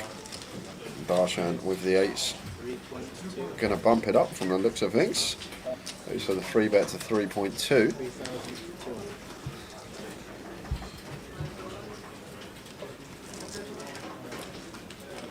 Dan with aces in the big blind. Very nice indeed, sir. What a dream. The thing is about these spots, though, Tower, it's just alarm bell central for the table, under the gun open, cut off 3-bet, and now we want to see a cold 4 from the big. Yeah. Like, this is just so condensed here from Dan. Like, it's rarely ever a bluff.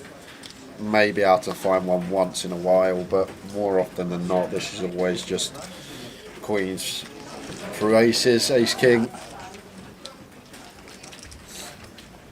Maybe once in a while ace queen suited. Happy to get it in versus Darshan for 33. He's got left behind, but this just looks so strong from Dan.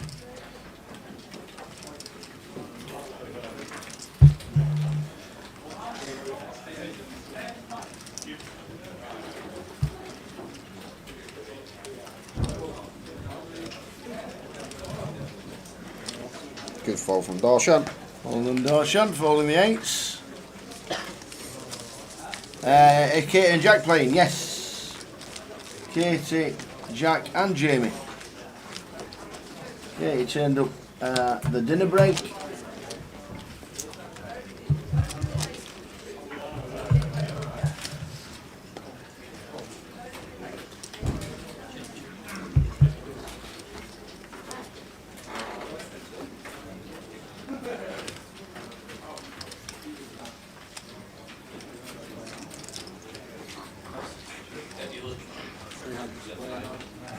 Ten unsuited for Norman.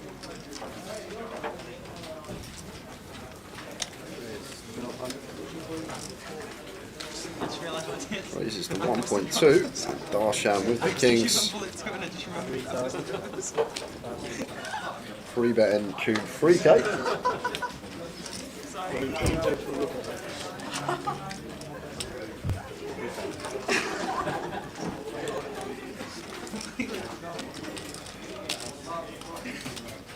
Is Norman going to call?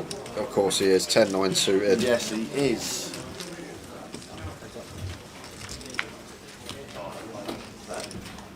And is it a 10? I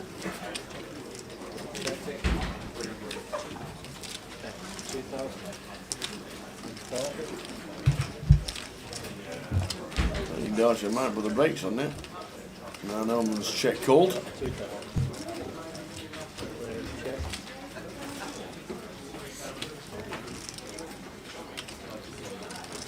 Yeah, I think check back turn. Oh, Norman's on fire. Norman! Here! Norm! Is he going to bet? 2k, goes for the 20%er. And probably going to get called by this specific hand once we go 20%, 6.5 to 1 on a call for Darshan here.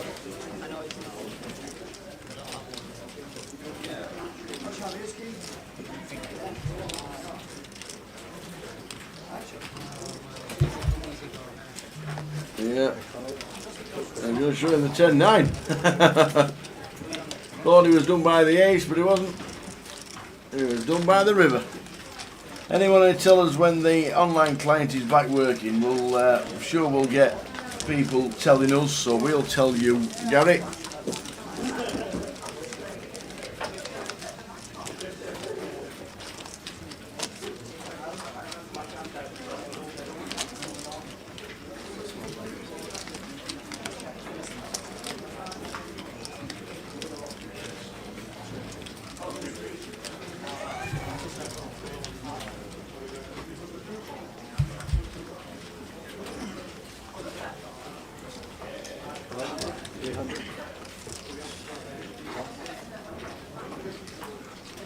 Norman.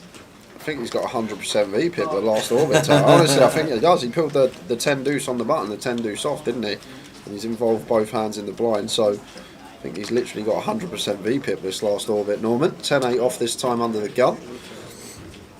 Going to let John McCann come in from the small. Mandatory complete for him for 100 more.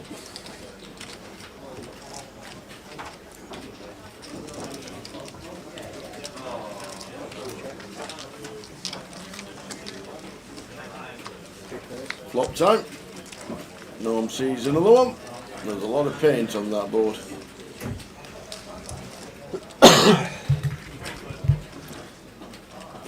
A double gut shot for Norm. He's picking up some flops for him.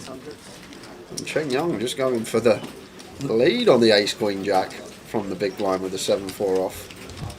Optimistic to say the least, just with the 7 high. John McCann's that will be taken out of the hand. And that'll be it. That will be the check fold. Storming Norman. Can anyone stop him at the moment, Tara? Storming Norman. Pot after pot. Going Norman's way.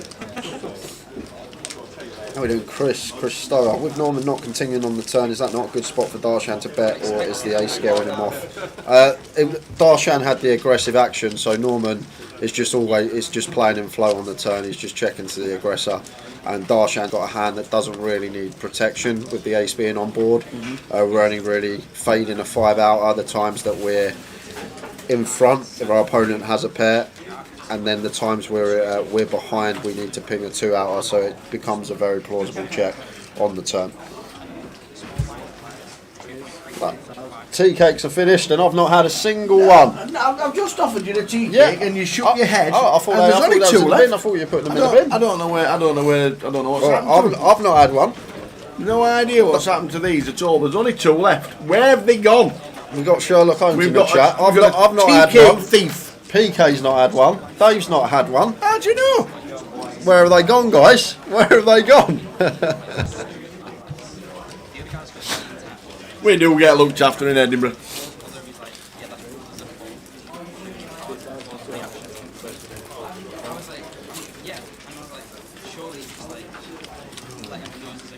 Cheng Yun now just goes for the free bet from the small blind to 2.2k with ace 3 off.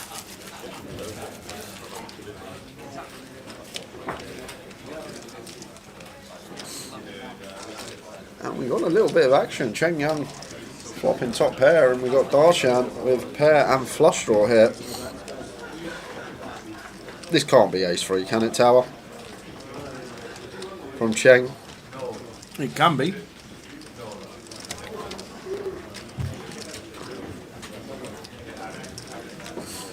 I'm just surprised Norman's not in the hand. Yeah.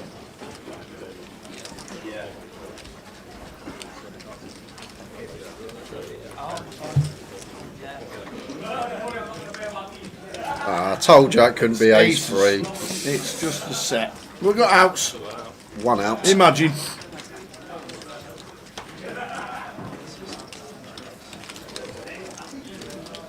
It was aces. It open. 1-4. So we'll just have to check where the cards got pitched. Probably into box 1. Well, no one's in one, Tower, so that's why I'm a bit confused here. Have a look back. I'm going to have a look now. He always has a look back and check it out. So iPoker is running, but not through Grosvenor. Oh dear. Sure, somebody will let us know once it is.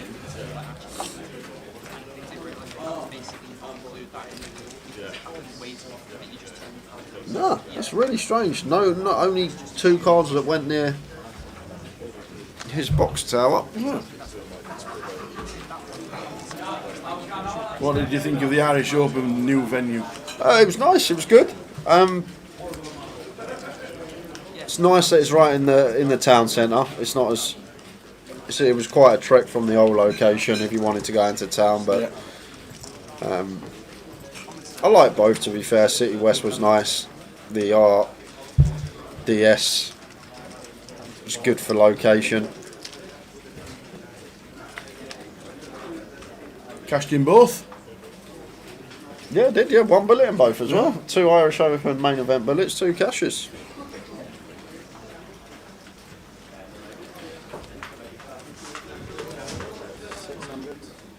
The only thing I don't like about the RDS tower, like at the City West, like everyone stays like around that area on the complex. Yeah. Whereas RDS, everyone was going into town doing their own thing. You don't see as many people. So that's probably the only thing I will say. No hotel connected to it, so you had to get your own accommodation sorted, rather than 2,000 people all staying at the City West.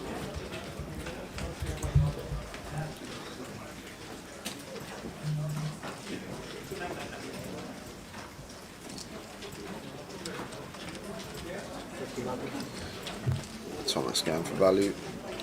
It's 2 pat.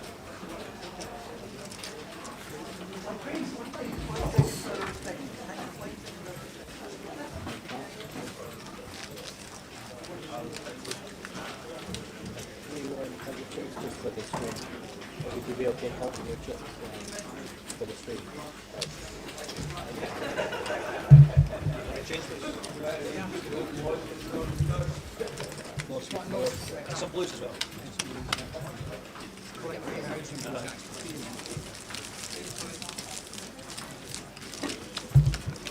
Numbers in the main today, pretty good. 179 today, 272 total. Oi, oi, oi, Ali, law, how are we doing? Ali, law.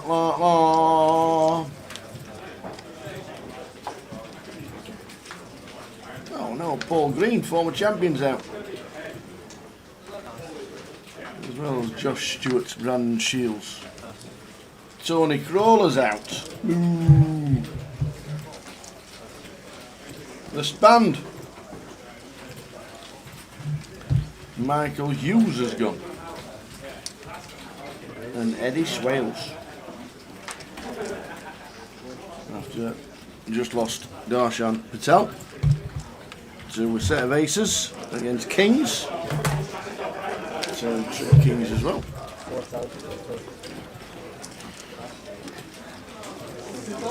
And this should be the end of the hand here. 8-7 off for Norman, shows the ace and folds. Buying for this 900 plus 1, so 1k buy-in.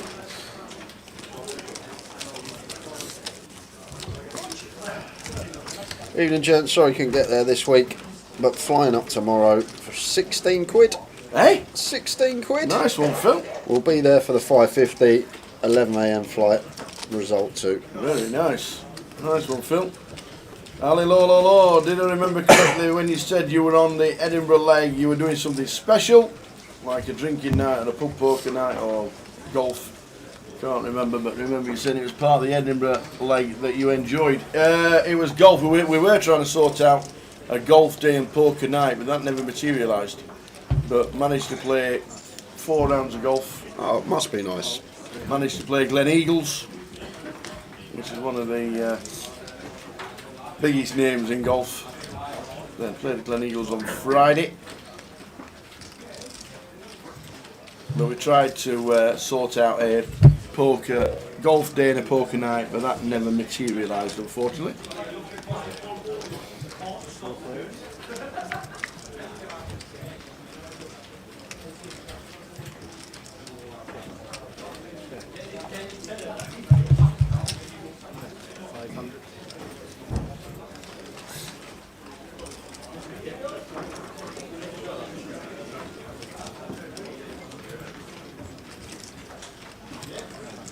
Norman flopping top pair.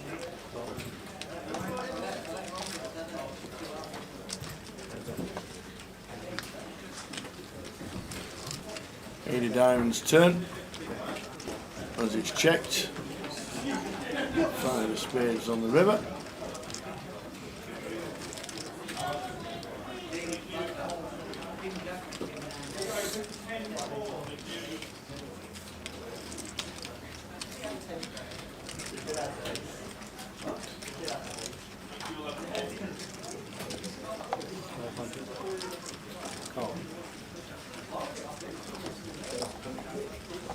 Guy leading river, and Norman with the ace deuce makes the quick call. This is a 1.2k lead. How are we doing? Bowie effect in the chat, says the Laidlaw. He's in Canada.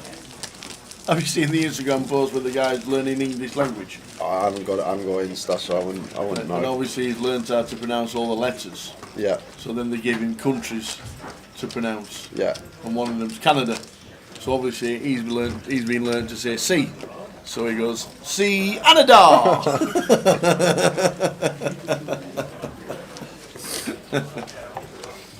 It's brilliant.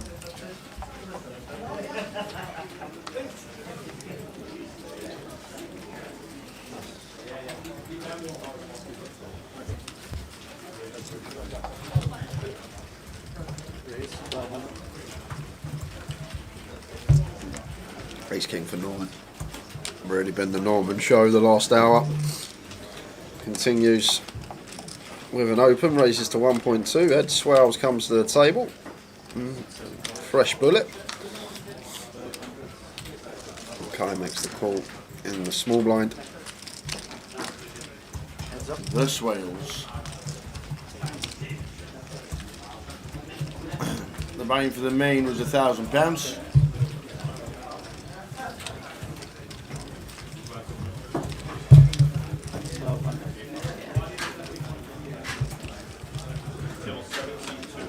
Action here. We got Kai with the 7 of diamonds, just the 1 over card, and Norman with 2 overs and second nut flush draw. Queen of spades on the turn. Norman hasn't really been double barreling, so I expect a pretty quick check from him on this turn. Not the worst turn to continue barreling on, but just goes check check, and Kai going to win this round between the two of them.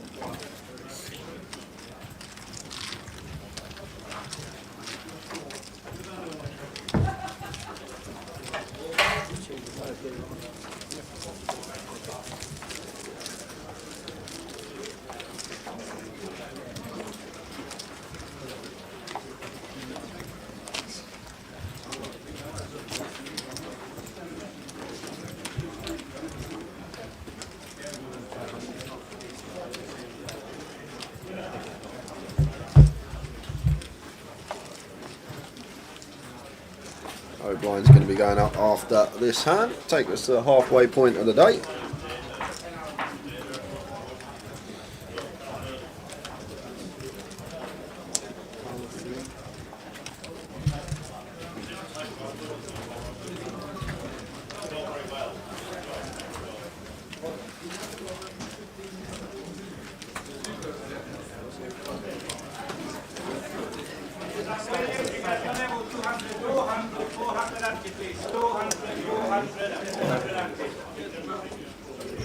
For next hand.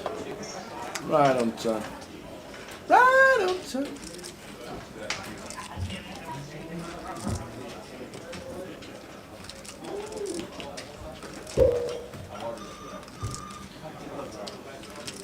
In from Norman with a jack 8 suited. Thomas with the ISO with the king queen of spades. Expect Kai to just peel the 6s on the button. As he does, that brings Dan Laidlaw in the small blind. Dan working with the ace jack suited, and over to John McCann. Are we going to be going 5-way? No, we're not. Does not defend. 4-way action.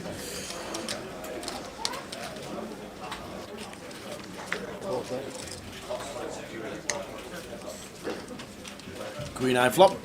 Queen 8-7, 2 hearts. So nice looking flop here for Thomas after ISO in the King Queen suited.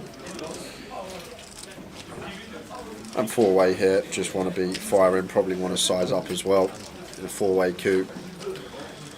And the Queen 7-8, 2 to a flush. Well, goes 1.3, goes fairly small here. Might have put a little bit more extra juice on this, closer to half, just because of the multi-way coup.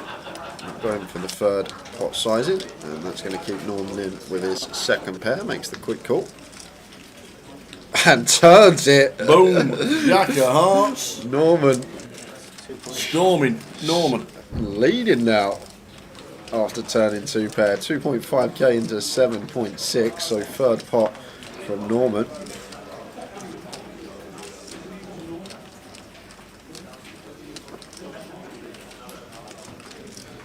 Tough one for Thomas here, getting this price with position. I think we have to call tower. No, we obviously need to think what's Norman going to do this with as a bluff. The way Norman's been playing, like let's say he did call like an ace-8 of heart, an ace-8 with the ace of hearts, something like that. I doubt he's ever going to be leading as a bluff. So when he does lead there, well, what a fold from Thomas. Does just fold, getting 4-1 in the call with top pair and position. So that's just pure exploit there from Thomas. Has seen how Norman's been playing, hasn't really been double barreling. The times that he's been betting, he's had the goods, hasn't really been semi bluffing.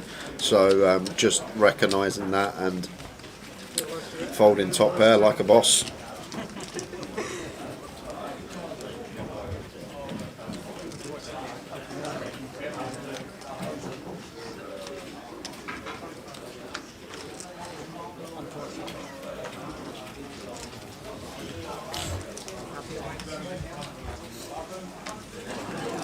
Lines are now 2-4. Ed Swales comes to the table.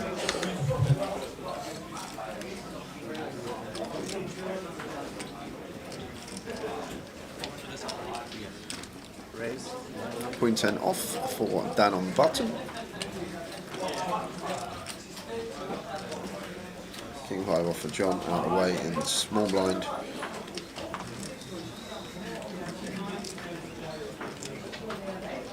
Chain up in the pick with the ace 7.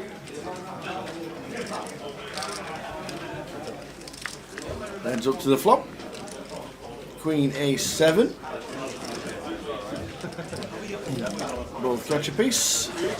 Yeah, middle pair. Nice check candidate for that in terms of range. A board that we are going to have plenty of bets on. I think around third, but you can see check more bet small here, tower.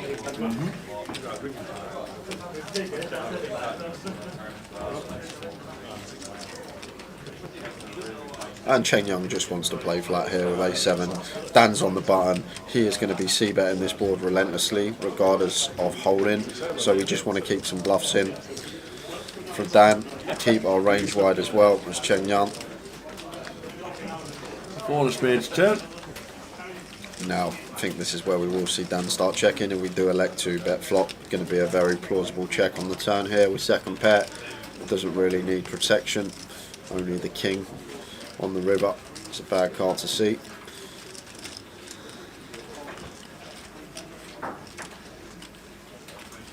Does check behind. 8 of clubs on the river. So 2 pair on the flop for Cheng Yu.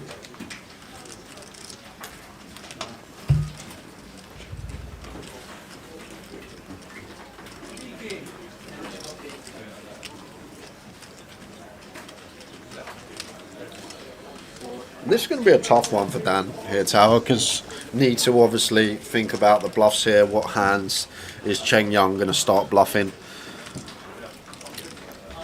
on this river? And obviously the obvious ones are the Jack 10, the King Jack, the King 10, these sort of straight draws on the flop that have bricked out. They're the obvious bluffs here. We've got a 10 in our hands and not a good card to have here as Dan. Chen Young's never going to be going for value with worse. Let's say Queen 9, for example. That's just going to be an easy check on the river. So not beating much here, Dan, other than the King Jack, the Jack 10, King 10 type holdings, and we've got a 10 in our hands. So for those reasons, against the pot size bet, might see Dan make a good laydown here, Tower. Not the best catcher candidate, and never going to be value betting worse here, Cheng Young. So it's a tough one for Dan. And as well, this is a board that's pretty favourable for Dan, the Ace Queen 7 Rainbow, after raising pre. And you tend to see in the live scene these type of boards, when they are more favourable for the aggressor, that they are tend to be under bluffed, and people are less inclined to bluff on these boards where it does look like a much better board for our opponent than it does for us. So taking all these things into account, having the 10 in our hand, a bad card to have, I think Dan will make the hero fold here with the queen. No, he is going to make the call. He is going to make the call, and Cheng Young shows the A7 for 2 pair. Yep. And Dan sends the queen 10 into the muck. I think versus over pot, 105% might have been able to lay that one down.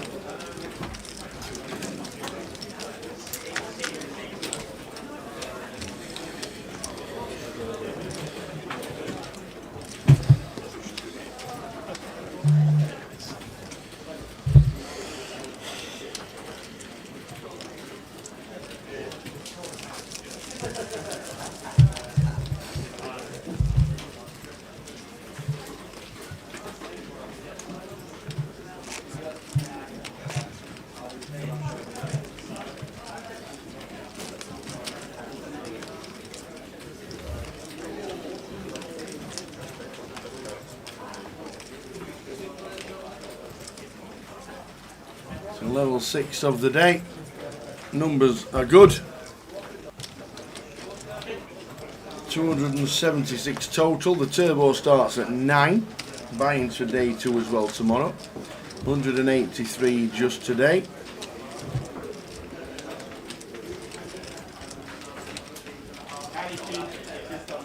And Darshan on our table was the last out.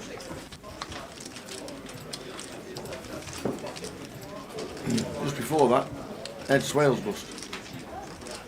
This is why he's re-entered on our table.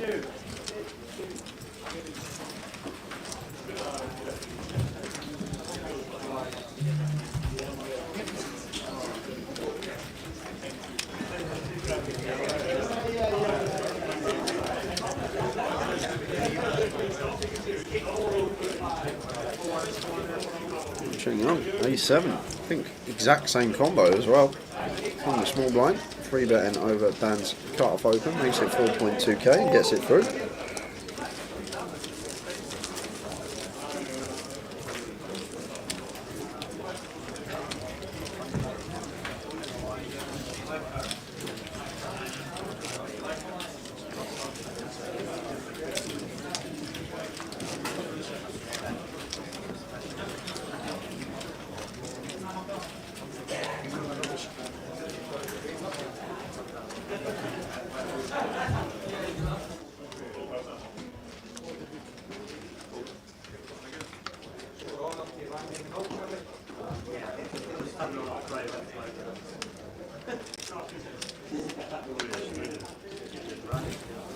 Kai with King Queen suited raises to 9.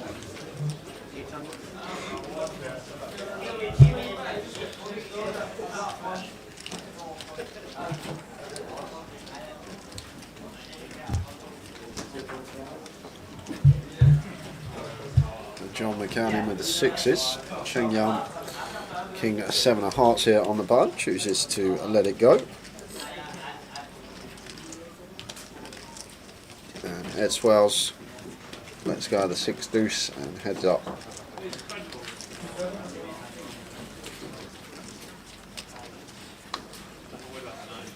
Six, Jack, Ace. John McCann. Yeah. Flopping bottom set on a board that's going to be so favourable for Kai, so could potentially see Kai run it here on this board. Starting to think of a 3 barrel already with the King Queen on this Ace Jack 6 Rainbow. Prefer at least 1 spade on board, but nice candidate to continue for Kai, and John got an easy call with the pocket 6s. Don't want to be raising, we've got position. If Kai has a hand like he has, we want to keep him firing away. The times that he's got ace king, ace queen, ace 10, they're drawing to runners, so want to keep these hands with slim equity in. Now Kai, 7 of clubs on the turn, is going to slow down with the king queen. It's a well-timed check, because it would have been barreling into a set. Now John just going to be wanting to bet here, thinking of a size to go potentially to get the chips in by the river. 3.6 is nice, I think, around there. 3.6, go for 3/4 to set up a nice little 80% river jam, but go small, John. 2.3k. So not looking to get all the chips in by the river. Right, folding on the turn. John McCann up to near starting stack.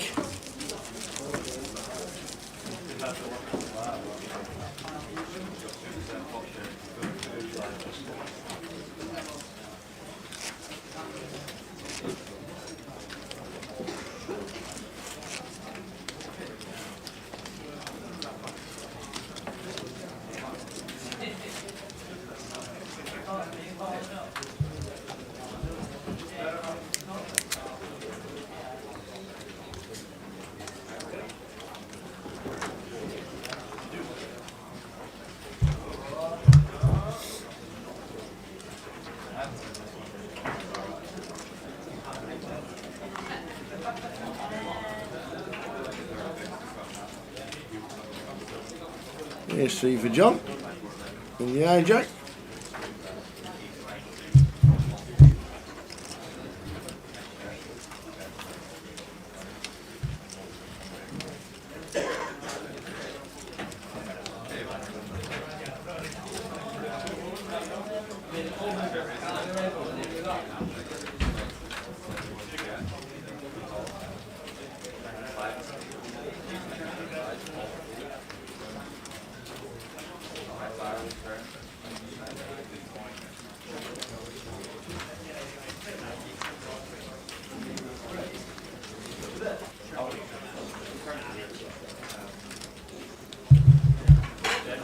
Next time you go Goliath Tower, Coventry might be a Premiership club.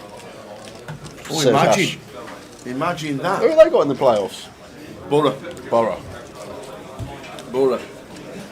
Imagine that. It's busy on a there's 3,000 people going to the club on a game day now, and they're in Championship. Yeah. Imagine it being the Premiership. Yeah, I know. Oh. Imagine it being the Premier League.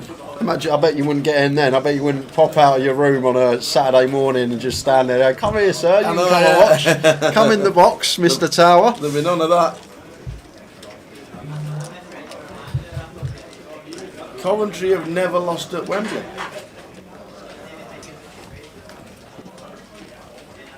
Imagine that. Is that true? How many times have they been, Ash? I know they won the cup in '87, beating Spurs. But who doesn't? What else have they? How many other times have they been to Wembley?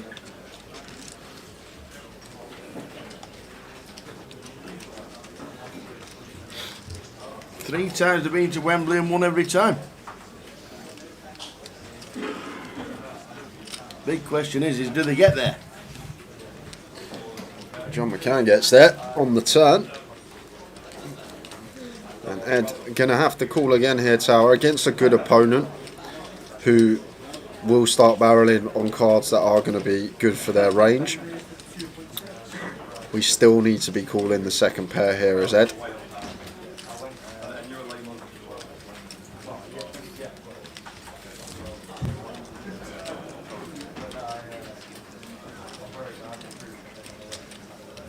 There is the call.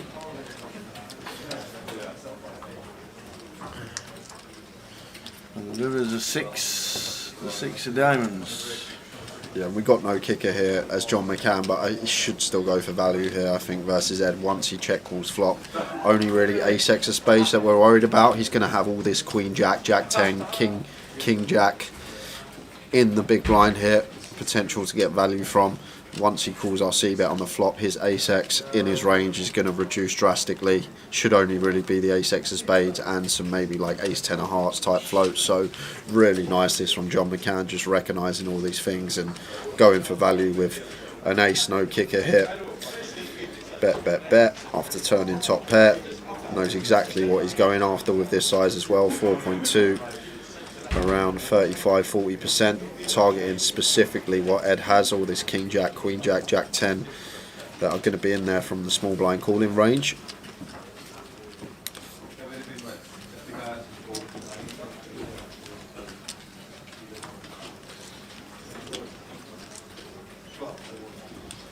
And then flipping it back on Ed's side, it's a tough spot. If we're sitting there as Ed, obviously John's value is going to be ace-x or better, as the opener is going to have a hell of a lot of ace-x, if not all, from the hijack once folded to.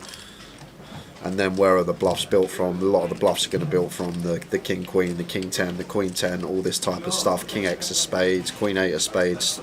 So it's a really, really tough river spot for Ed. When our opponent can plausibly have plenty of bluffs and plenty of value, these are the most difficult river situations you're going to have.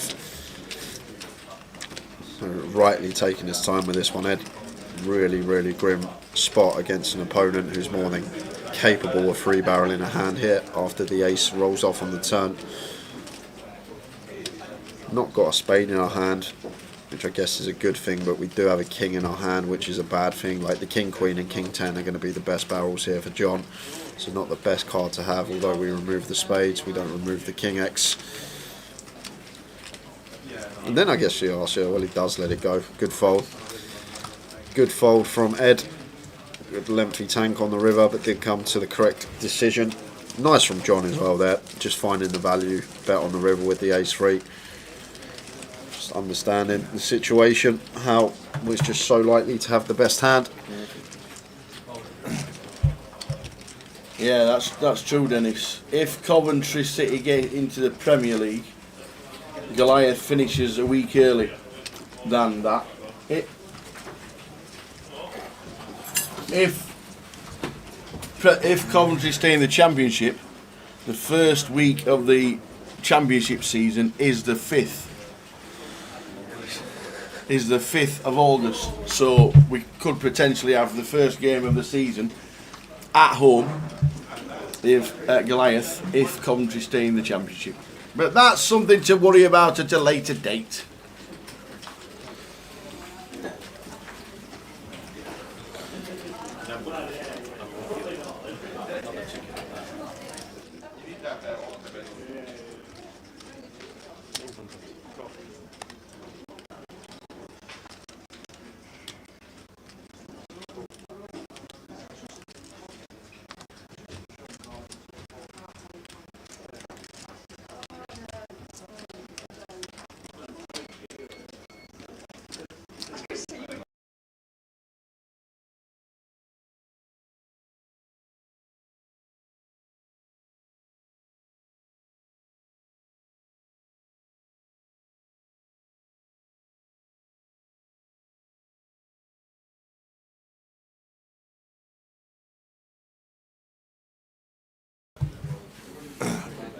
Coventry have never won at the Riverside in 14 attempts up the borough.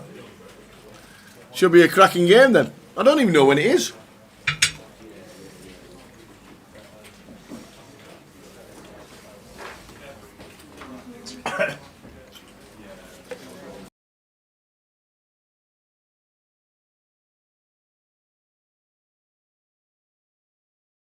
I'd rather them unbeaten at Wembley. No, we're not. I think we've been to Wembley. We've been to Wembley 6 times and lost twice.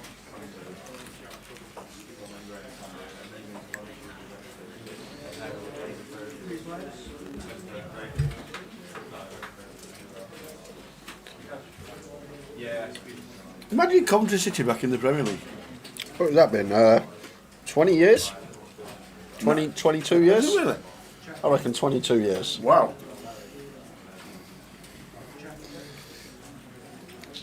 I only say that because I remember being a kid and the football, the Merlin sticker albums you used to get.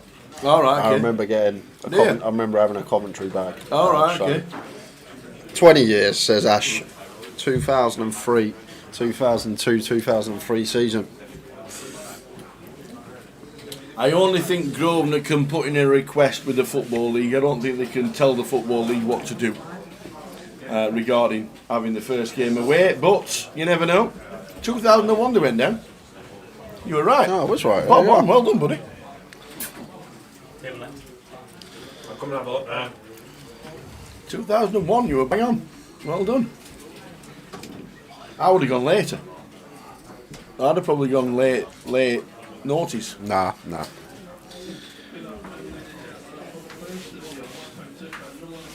That's where I'd have gone. I'd have gone late noughties. It's all about sticker albums, you see. I never used to Yeah, do them. that's it. I never did them. Used to love it. Used to have the Rothmans. I used to get a Match magazine every week. Like between 2002 and 2008 is probably my football knowledge. That period. It's probably my best period for football knowledge. And then I grew up and realised how terrible Spurs actually was, and There were no gold stickers in the Tottenham team, is that what you're saying?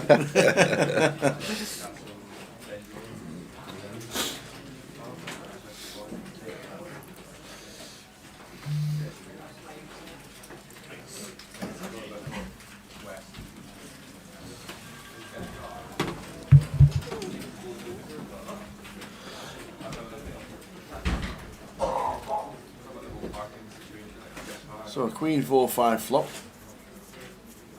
Ed Swales makes it 2.5. I think Dan will call once. Norm should get out of the way. Not the norm to be calling.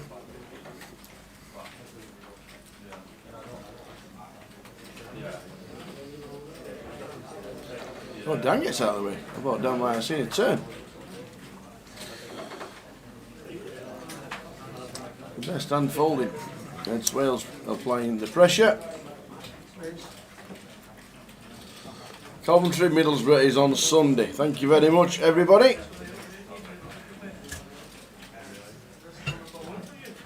The first one's tonight. Barry Neville will be watching tonight. Peterborough versus Sheffield Wednesday. Richard Whitmore's in the building as well. He'll be watching it.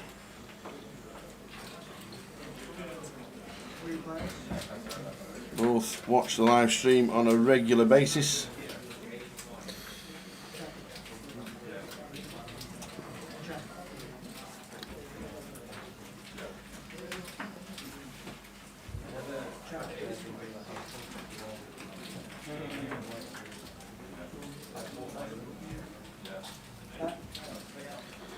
Norman in with the 8-5 of hearts from +2. John Maries is the ace 10 to 900. Gregor going to come along with the Queen 10 of hearts.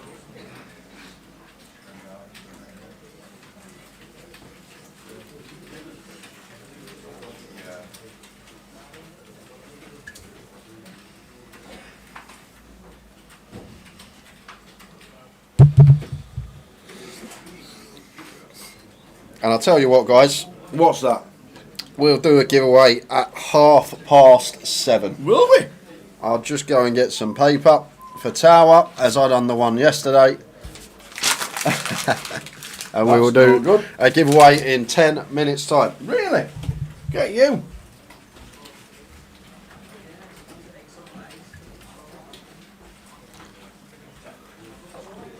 I hope it's something to know. And don't forget, it'd be me guessing. Just saying.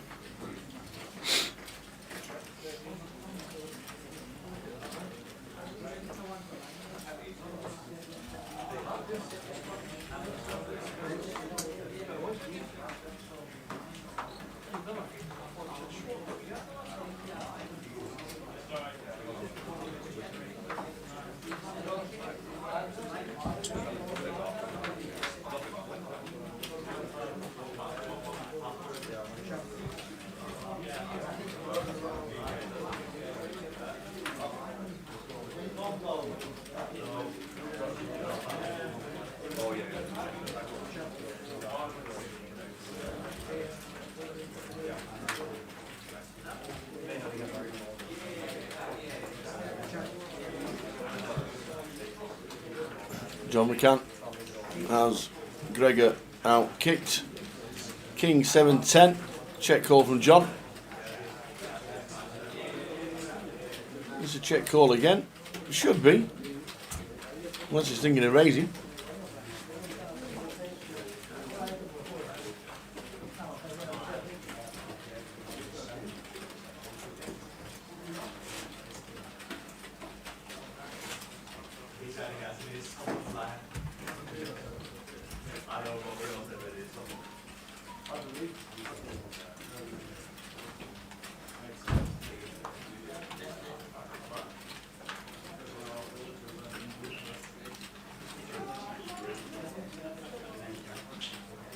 Yes, really the best hand, does John.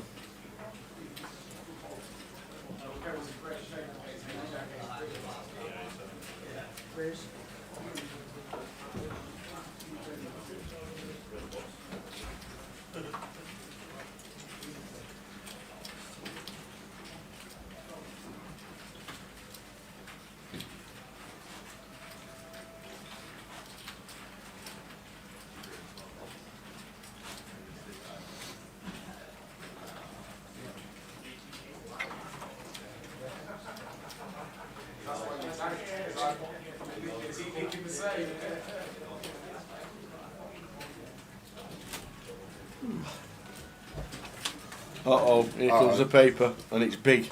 It's big. A1. Sheet of A1 paper. Tape 2 together. Great. So we will do a giveaway for you guys at 7:30. And what are we going to do it for, Tower? Should we do a closer seat on the Monday? A closer seat, that's a good shout. Yeah, we'll do a closer seat. Nice one. Good shout. What happens if the client's not up and running? It will be. It will be by Monday. It will be.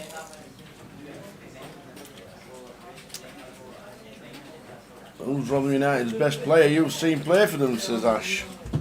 Probably Chesney Ogbenny. Who? Ogbenny. Plays for Republic of Ireland. Got him to the World Cup. Andy Reid played for Republic of Ireland. Andy Reid. What, the Chiefs coach? No, the stocky one. He used to play for Spurs as well. We got him from Notts. Andy Reid. Oh, hey, that's an old. I think we got him from Notts Forest. I can't remember. I'm pretty sure we got him and Michael Dawson from Forest at the same time. Yeah. But yeah, I remember Andy Reid, yeah. he used to play for Ireland. Well, and he was pony. Hey, that was a point I'm making. Old Benny's good.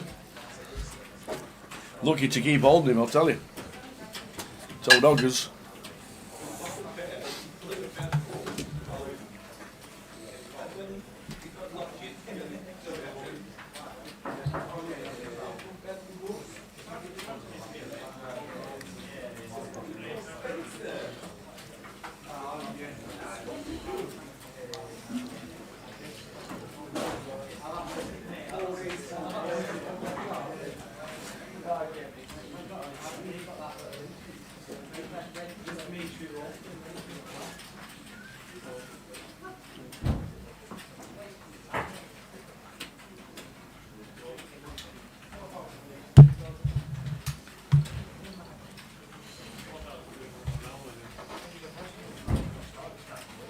Players after the hand in progress, you're on a 25-minute break. 25-minute break after the hand.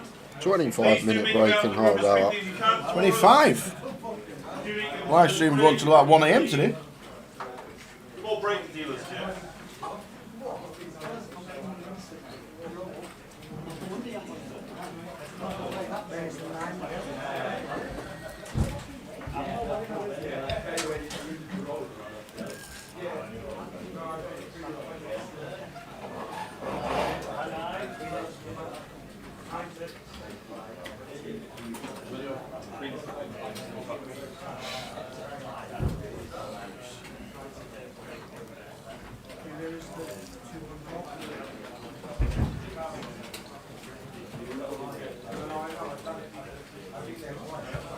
King, Jack flop. Check, 8 of diamonds turn.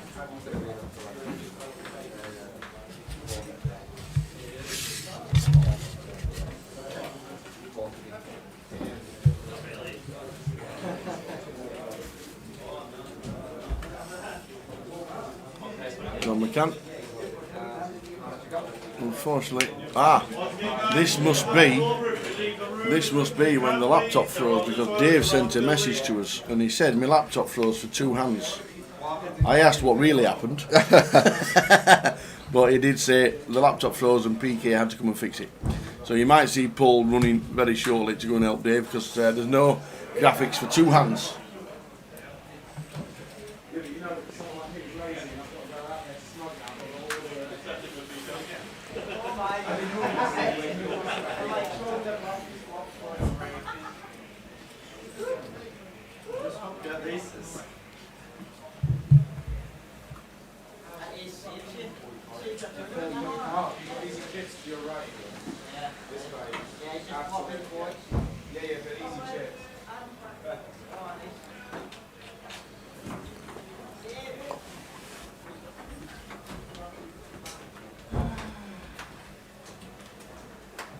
Once the table's clear, back at corner 2, same tables please. Back at corner 2, same tables.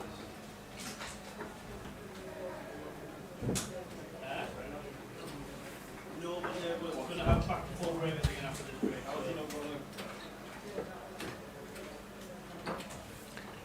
So this is the couple of hands.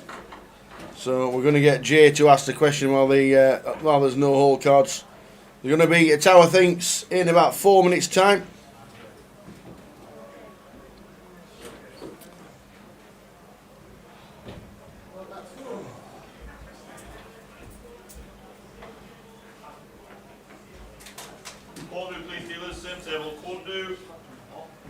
There we go. Sorry about the graphics, he did tell us that his laptop froze.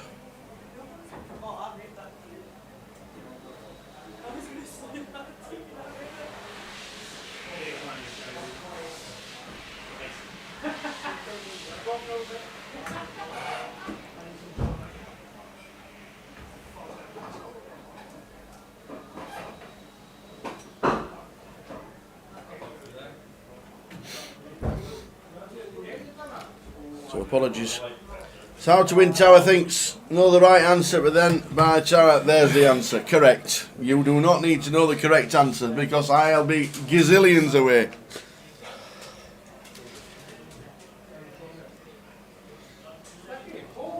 Right then. Seeing as though there's no graphics for a couple of hands while Dave's laptop froze, Yep. you might as well put me to the test.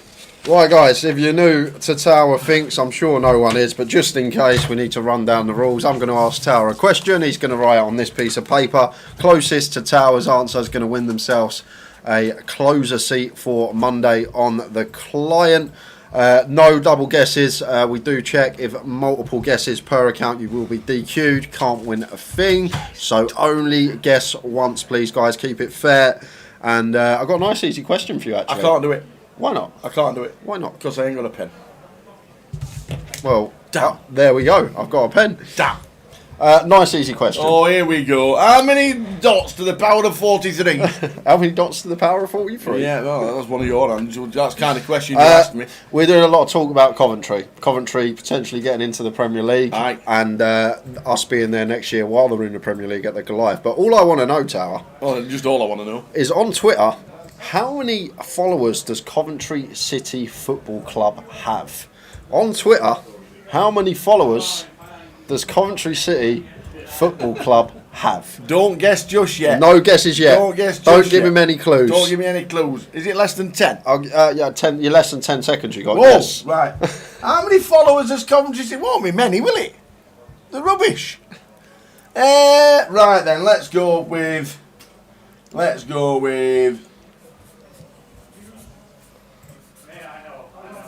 Tower's guess is in. Good luck, everyone. We will give you till 22. Go, go, go, go, go! You have got 10 minutes. How many followers has Coventry City got on Twitter? What a question that is. What a question that is. Hey dear. So there we go.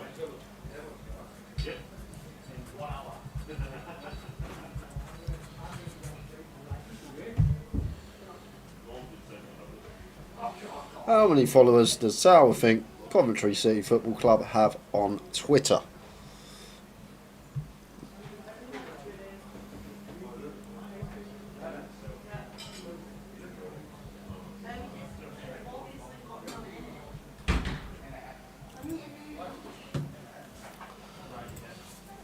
5, 4, 3, 2, 1.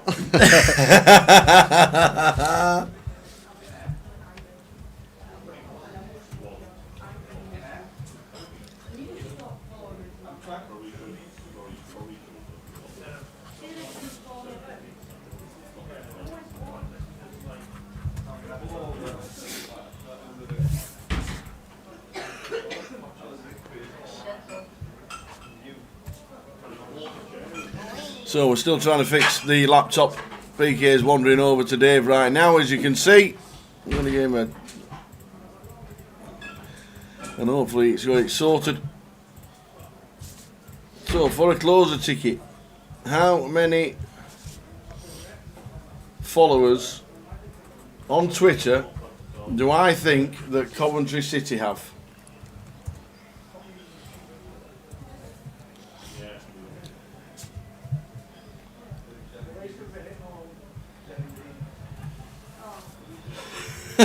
One, two, three, four, five. Oh dear. You got plenty of time to think about it and have a guess. For a closer ticket on Monday, 20,000 guaranteed tournament.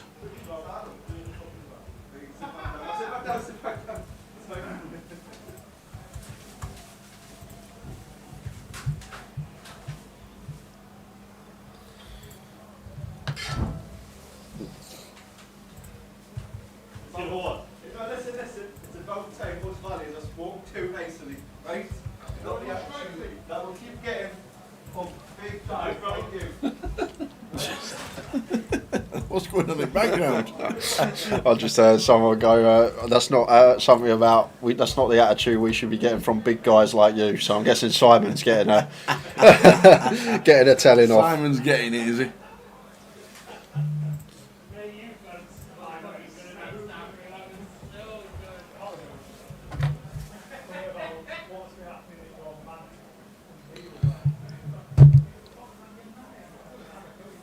So, for a closer ticket, one guess per person, how many followers on Twitter does Tara thinks that Coventry City have? And we'll give the correct answer out after this hand. So you can get a reaction from Tara if you haven't guessed yet.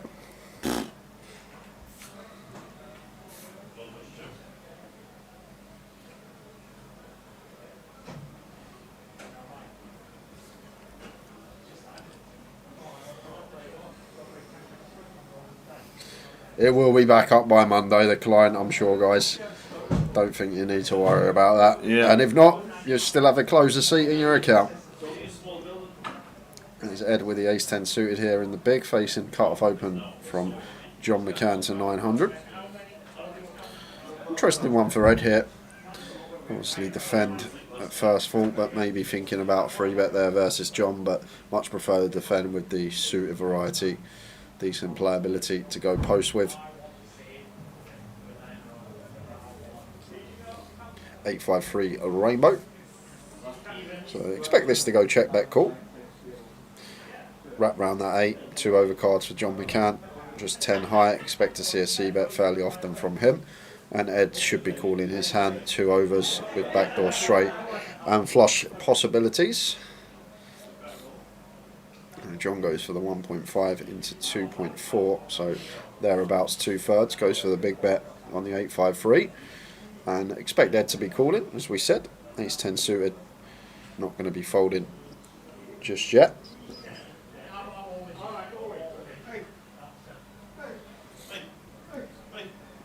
But just gets there on the turn. 9 of hearts, rolling off.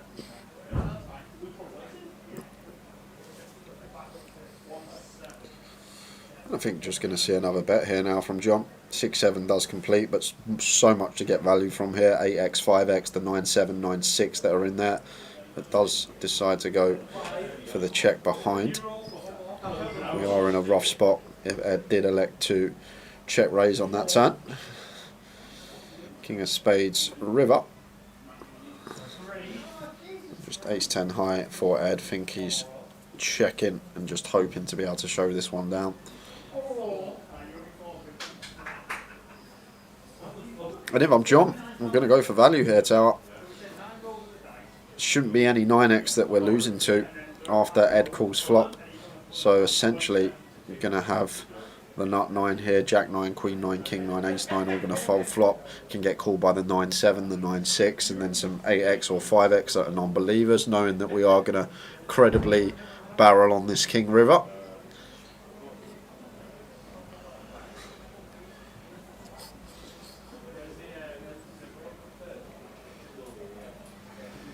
Fires for 6.4 into 5.4, so goes for the 125% on the end here.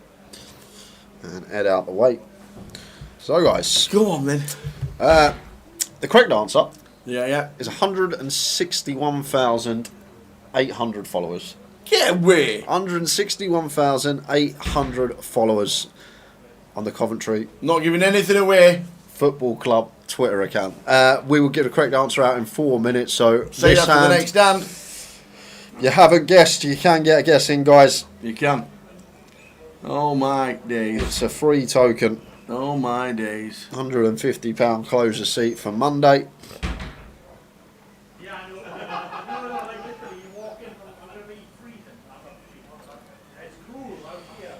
160,000. Yep. That's like twice the size of Coventry. Who else supports them?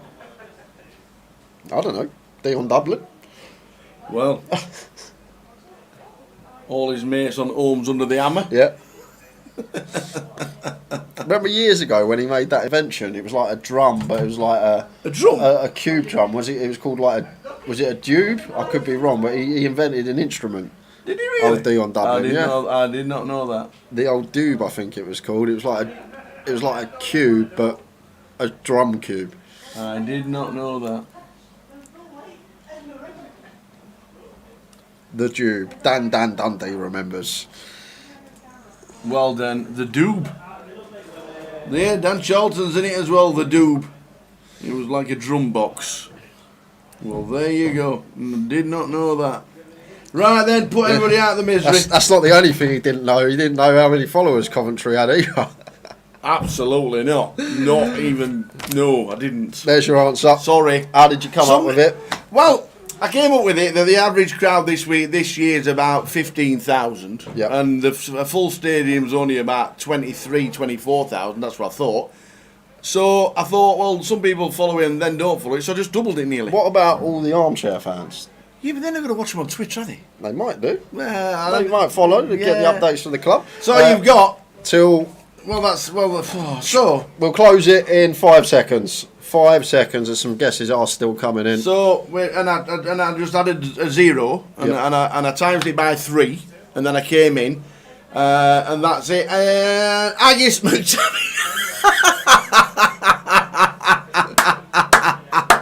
Agis McTavish is the best name of the week. Last guess is Royal 1973. It's now closed. Close it, Mick. Make the mod, close it. I don't know if is he there? Yeah, he's there. Is he? He opened the comp, so I Brilliant. guess he's there to close it. Agis McTavish.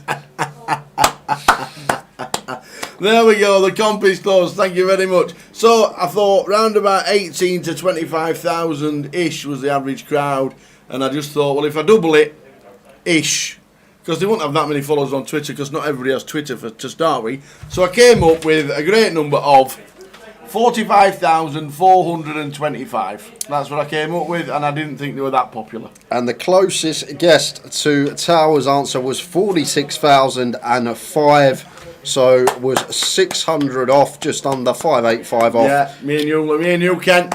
Ken McBride on Well done. YouTube is the winner. Well done to Ken McBride. You are the winner of the closer seat. All I need from you is your alias. That ticket will be on your account on Monday. So just drop your alias in the chat box that you use on Grosvenor Poker, Ken, and we will get that ticket. Just sent to let you your way. know, I'm going to even the score at 10 p.m. Oh, what do you mean even the score? You done one yesterday for me. I'll do one today That for was you. yesterday. Yeah. I'm doing another one. All right, then I'll do one. I'll do one at 12 as well. Okay. All right, I'll do one at the back end of the day.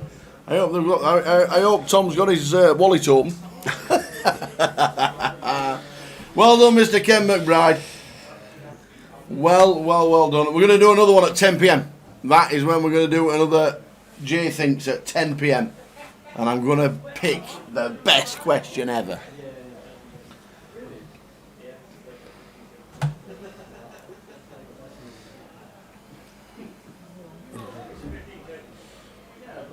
Ken, if you are still watching, we need you in the chat box. Yes.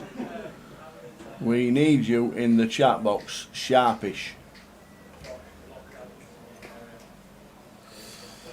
Yeah, I got Brian's down. Chris, Brian was 600 odd out. Yep. And Ken was 585. Difference of 20 odd between the two of them. I had to get my calculator out. The guesses were so close either side of Tower's answer. Exactly. See, they were all thinking on same as me. I was on it. To be fair, that's a lot of fans. But you say that, you're like, their stadium is this. Spurs Stadium's capacity is, what, 60 odd K? We've got millions of followers on Twitter. Yeah, but you're a worldwide brand, really, and they're a championship football team. That's all I was thinking. I was just thinking, because Twitter's not been around too long. Twitter's not been around as long as Coventry have not been in Premier League. That's what I was thinking. I guess.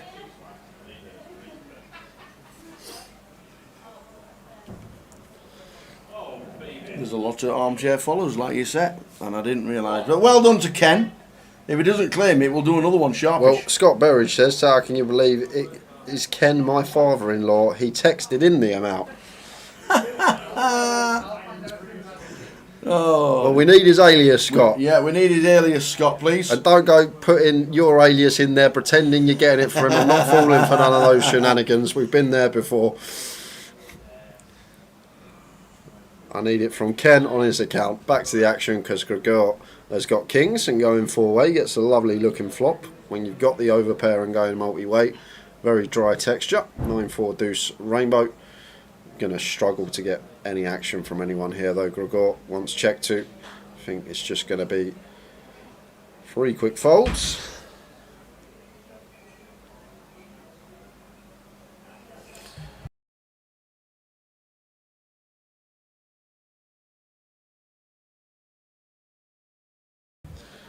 He's too old to play. What, online? In front of his computer?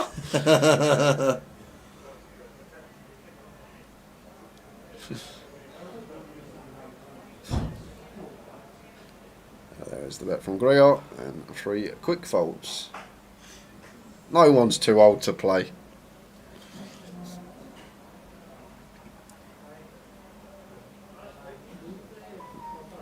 I'm going to be going on break in just over 10 minutes time, guys. Be a 25-minute break for us. 25. 25.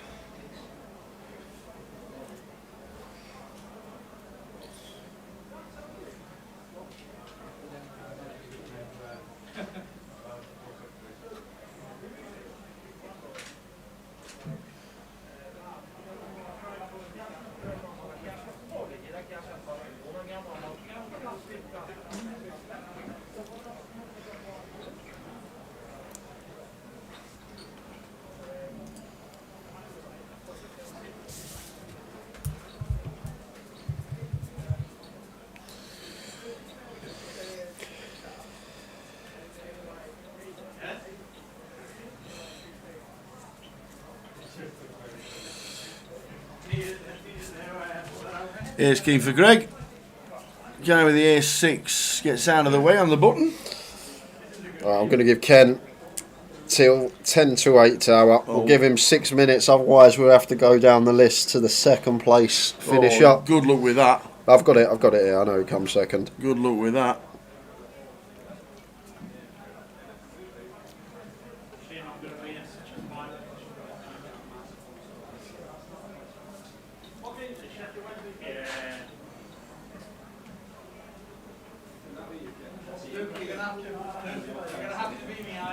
Okay.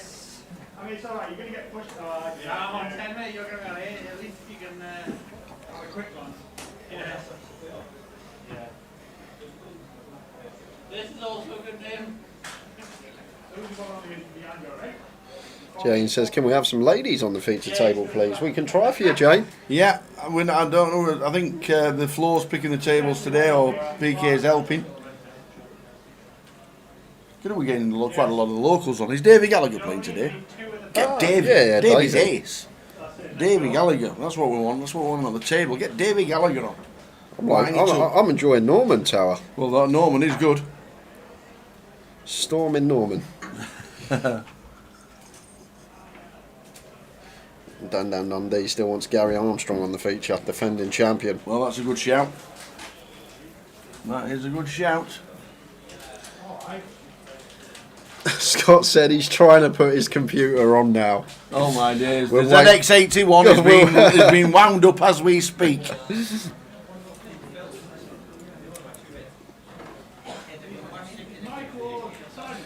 Blute wants Ali Malou on. Norman limping the ace queen, going for the limp call approach here from under the gun. Oh no, he went for the limp 3-bet. Smashes it up to 10k and gets it done. Shows the table with the ace queen. How do you like them apples, guys? Don't attack my limps, I'll come right back at you. There you go.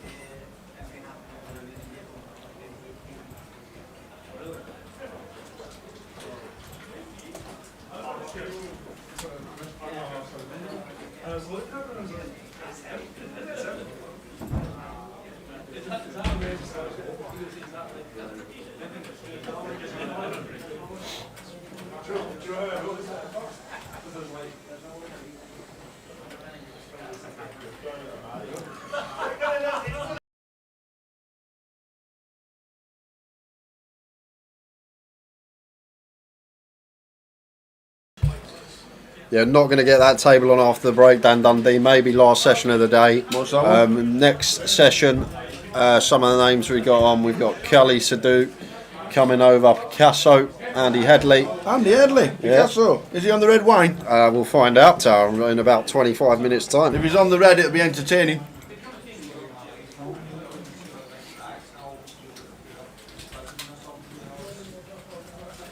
Gregor raises to 900 from +2. Guy flattening the hijack with the ace-8 suited.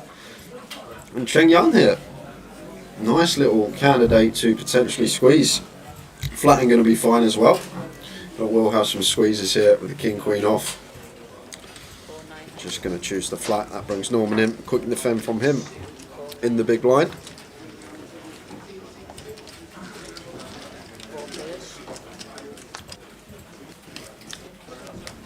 Been lots of multi-way pots this session.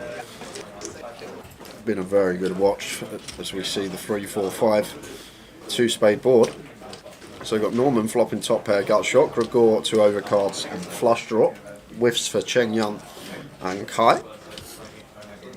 And Gregor is the opener here with the 8-9 suited. Thinking about continuing here 4-way.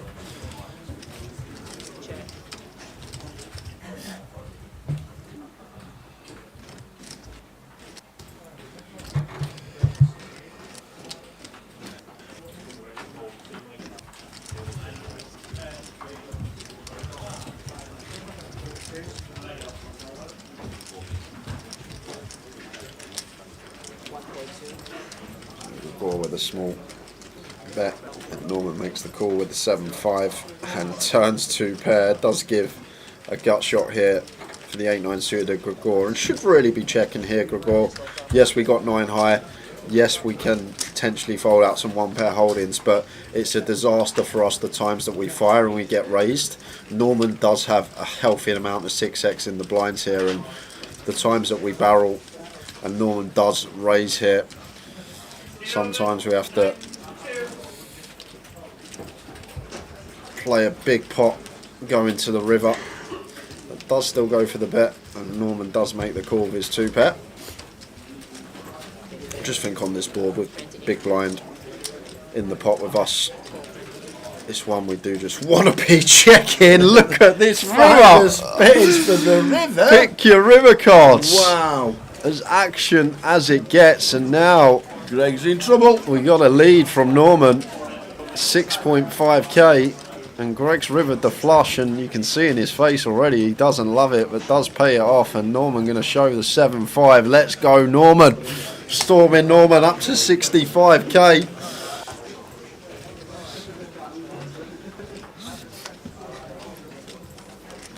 Ruining the table tower. There we go.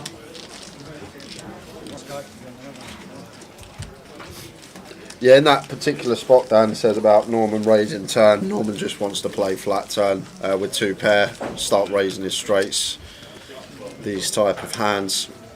I'm just saying because Gregor, as the EP open up, it's not our board, it's Norman's board, why we should potentially check turn for the times that we do bet, and Norman does have a healthy 6x advantage and does put in a raise versus us, and now we're probably going to have to call our combo draw and play a big pot and need to get that.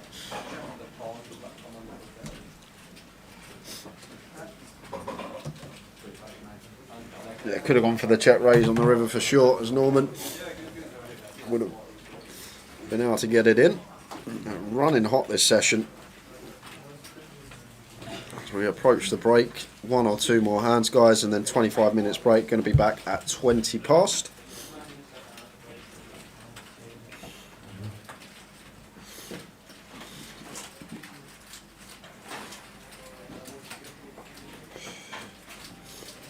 Did we get Ken's answer? No, we're still waiting on Ken Well, McBride. If it's not in the chat box, by the time we come back off the break, we'll give it to the second place person, and we know who that is. We do. We know who it is. Brian Davis was 800 out of Towers guests. So if you're watching, Brian, make sure you're tuned in after the break. Yeah. Because if Ken's not here, you will receive the closer ticket. And we will...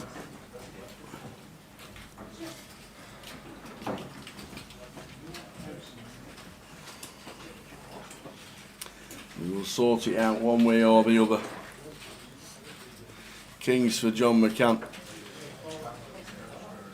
Chang Yong goes for the free bet here. Don't mind this at all from him. Definitely can free bet the suited ace versus the cut-off open. This is perfectly fine from Chang Yong. Sizing nice healthy 3x as well. And back over to John McCann here. Nice one, Ken. Ken McBride has answered on YouTube. Ken Sun 0445.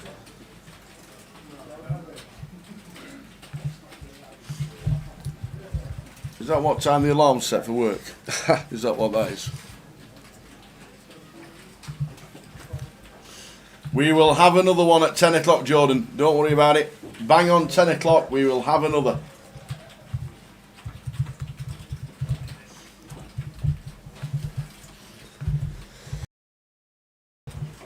So players are on break after this hand as John McCann makes it 8.1.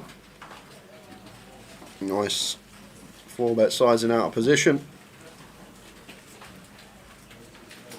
And there's the fold from Cheng Yun. So we are back in 25 minutes, guys. We will see you at 20 past 8 just before. See you soon.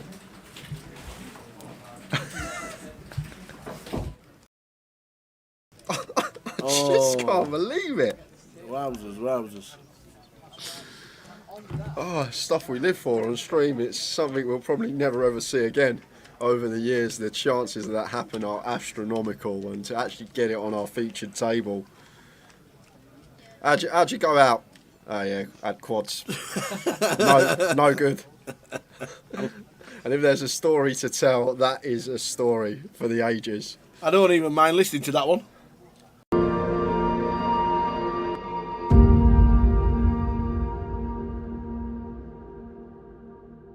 And we got day 1G tomorrow, which is now an ordinary flight, and then the turbo kicks off at 6 p.m.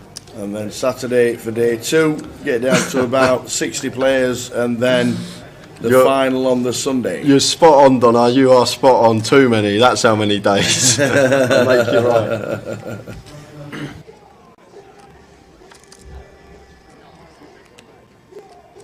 Ace 5 for Danny. in the big after an initial raise from Keith in C number 1. A nice 3-bet spot, I think, tower here. We got Keith covered. Keith's third in chips. He's not really going to want to get involved too much. Definitely one we could be mixing in a 3-bet here as Dan Gormley. And on FTs, we don't have to go as big as usual, the normal 4x size because of ICM. We can choose like 3x, 3.5x here as Dan, so make it somewhere around 700-800k. That's what I'd like to see, and he is going to take the spot tower. Very nice from Dan, just recognising the situation and recognising where Keith is in chips and how he has to play tighter here because we have him covered, so this should do the trick a lot of the time. Back over to Keith here, and personally could go either way. I think Keith is probably more type to let this one go. Oh, he's just going to quickly call tower here, so Keith happy to go float post flop here with the King Jack. Off to the flop, another pot brewing. Queen 2-3. Yeah, so this is a big pot tower already, 1.6 milli in the middle here, and Danny does flop a wheel draw here with the ace 5, so probably one we're probably going to continue small, 400k, 500k, something like that, somewhere between the quarter pot and third remit is the size I'd like to see here from Dan. As always in these 3-bet situations, can go a lot smaller. So it does choose the 350 sizing, goes even smaller than the 400. So south of quarter, between fifth and quarter pot from Dan Gormley and Keith here with the King Jacks. Jack of diamonds working, getting this price. Is he thinking about pulling out the float with this candidate? It's probably, if we are going to float the King Jack, it's probably one of the better combinations we can have. King of spades, Jack of diamonds. Let's see what Keith does. Like folding would be fine here as well. Just because tangling with Danny, who's got us covered, could put us in a world of hurt. It would be a disaster for us to come 8th on this FT when we go in with the chip lead. But big pot brewing here on the FT, guys. Oh, and there's the call from Keith. He does pull out the float, and pot has got 2.3 million here, working with 1.25 SPR behind. Effective stack of Keith. Whoa, King of diamonds. Brings in the flush draw top pair. Yeah, so Keith loves to see this tower. And now Dan, what's the play on the turn here? Obviously this King's supposed to be a lot better for the R range here. Does Danny ever expect Keith to be floating? That's the question. Does he expect Keith to have some floats with some King Jack here, some Jack 10 suited with backdoor spades, hands like that?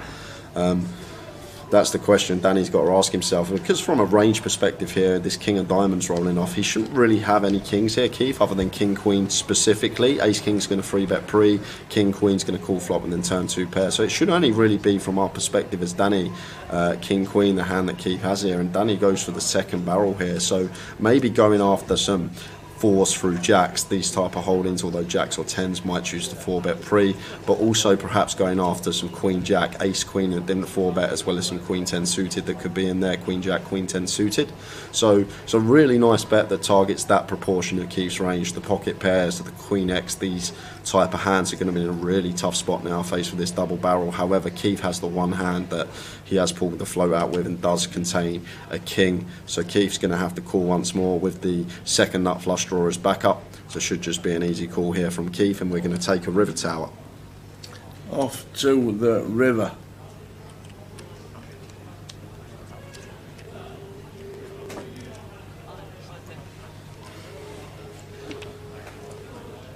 Fourth diamond. So over to Danny here.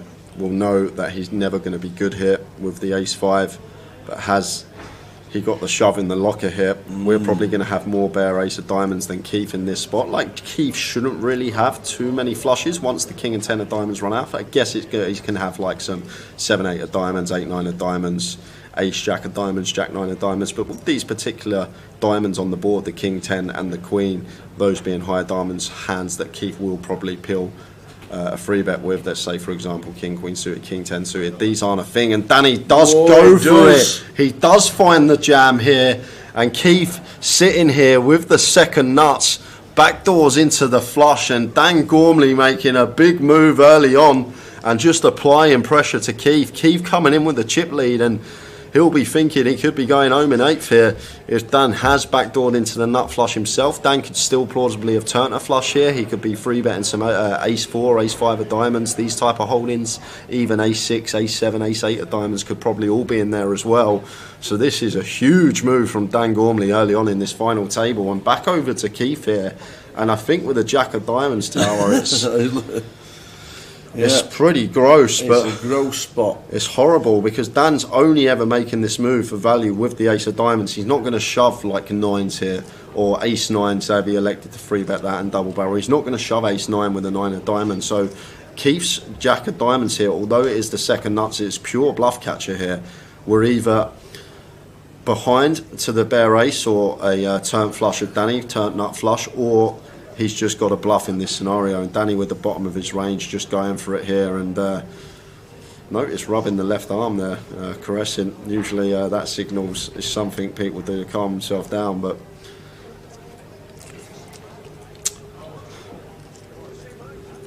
this is what we wanted to see, Tower. It's what we've been waiting all day. Yeah, exactly.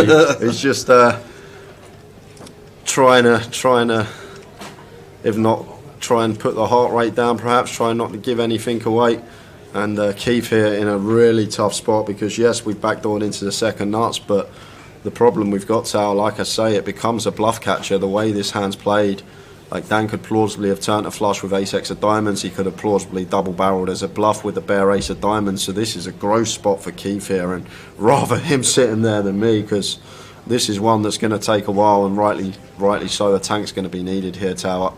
This is a big pot, and it's going to be for over a third of the chips in play if he can make the call and be correct. And fair credit to Dan though. Let's go back to Dan. He's capable of running it in these spots. People aren't capable of making moves like this. Free bet, shove as a bluff on final tables. There's only a small percentage of players that have that in them, and it's a gift if you like. I know this time it may leave Dan short if Keith makes the call, but I think it's you've got to be a certain calibre of player to be able to pull this move, the free bet, the bet shove, without having the goods. Only certain opponents are capable of that, and if Keith's aware Dan is one of those that can have these bluffs, he may veer more towards call. But this is a fascinating hand, guys, and Dan Gormley just running it for chunks of equity here on the mystery bounty final table and putting Keith in the blender. What's he going to do, Tower? What do you think? He has a second nuts. He can only put him on the ace to fold. He flicks it in. It's the call of the final so far. And he does make the call, and Dan went for the lots, and he's going to be down to 11 big blinds now. But credit to Keith, coming with a chip lead, extending it to 8.1 million chips. And what a hand that is. That is a highlight of the week for me so far in terms of hands played. Everything that hand had. Really nice line from Dan. Unfortunately, we just run into it. It works if Keith doesn't have the jack of diamonds, if he doesn't have the ace of diamonds. This is probably going to work, but unfortunately for us, we've just run into it. And Keith up to 8.1 million chips, third of the chips in the play going to that man, and Dan now sitting with 11 big blinds. What a call.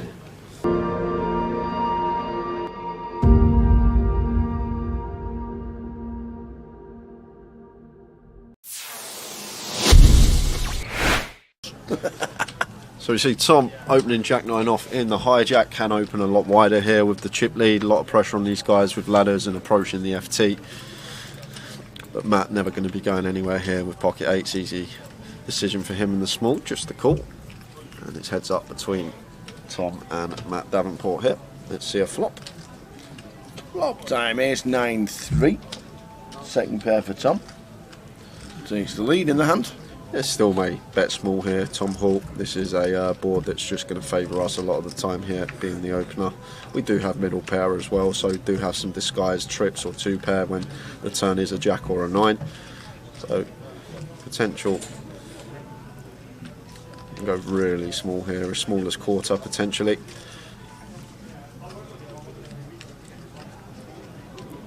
And goes for 21k, so quarter pot is the sizing of choice for Tom, just under. And Matt here with D8s getting this price, probably going to call once. Tom's still going to have lots of holdings here, all like the broadways, the king queen, jack 10, all this sort of stuff. that we are still ahead of, and sometimes he will shut down on some turns. 7 of diamonds hits the turn.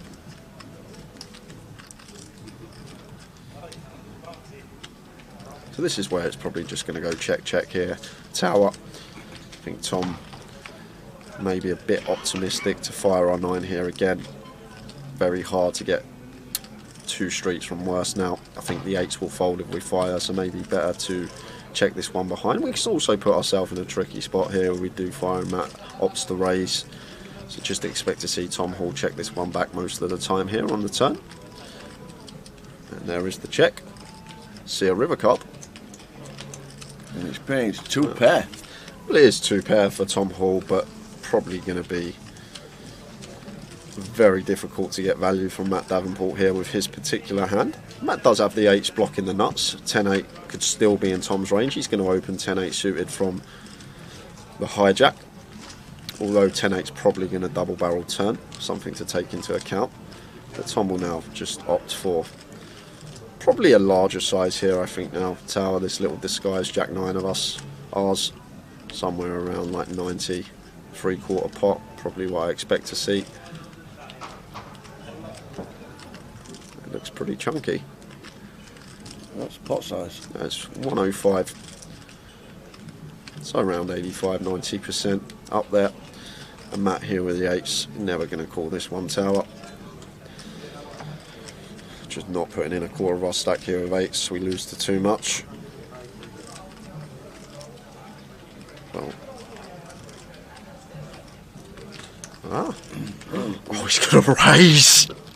Matt Davenport. Is he going to find the raise here? What a raise it would be as well, because Tom could still just have some one pair holdings. Matt Davenport, where's he found this shove?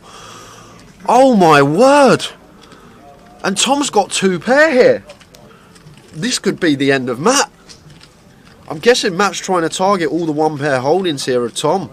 Like Tom can check back some ace-x on the turn and go for value on the river, and Matt's trying to target this, but Tom's even higher up here with 2 pair. And he's gonna be in the tank here, because what will go through Tom's head tower is, we beat value? I don't think we do.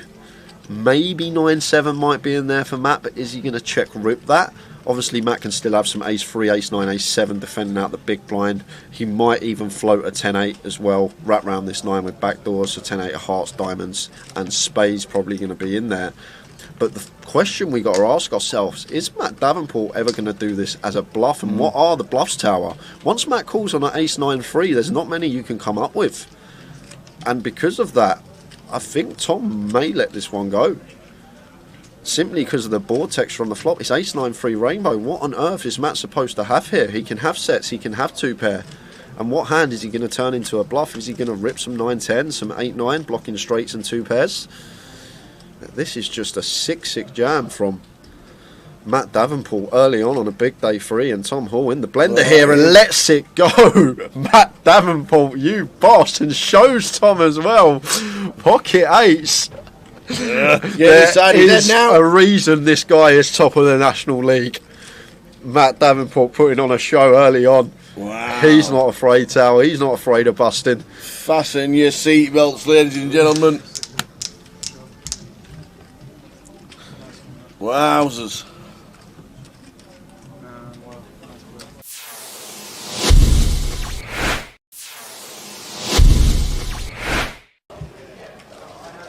He's 10 for Ian.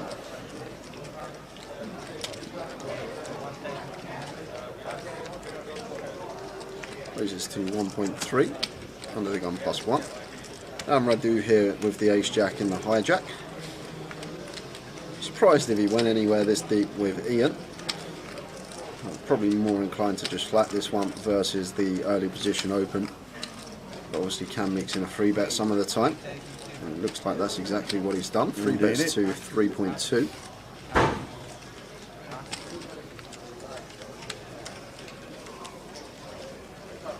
Julie, if you just give yourself a refresh, should be alright, because picture's crystal clear here for us. Yeah. So it's probably just connection at home or wherever you may be. But if you give it a little refresh, hopefully kicks back in. Yeah, give yourself a refresh, Jules, and let us know that it's all right. Because it's all right on both our laptops. Oh, so it's my Monday. word. What's happening here? 4-bet to 7.7. Wow, Ian. Oi, oi. Someone over the age of 50, 4-bet bluffing tower. Whoa, well, I'm snap folding. It's just You like, would be. Yeah, I would be. You'd be snap folding. I'd be folding ace queen here, suited as Radu. It would already have hit the muck. But this is, I guess Ian just thinks Radu's at it too much. And to be honest with you, the ace 10 off tower, it's a really beautiful 4-bet bluff hand. And maybe Ian's been amongst the solvers the last few months. You don't know. He might have been putting some work in off the tables. That could be the case. And he might have put in the low frequency 4-bet here with the ace 10 versus Radu, who's been fairly aggressive, and with the chips as well. Fair play to Ian, mixing it up, not just having the ace king plus in his 4-bet range, and now action back on Radu here. And oh wow, No way is he gonna 5-bet?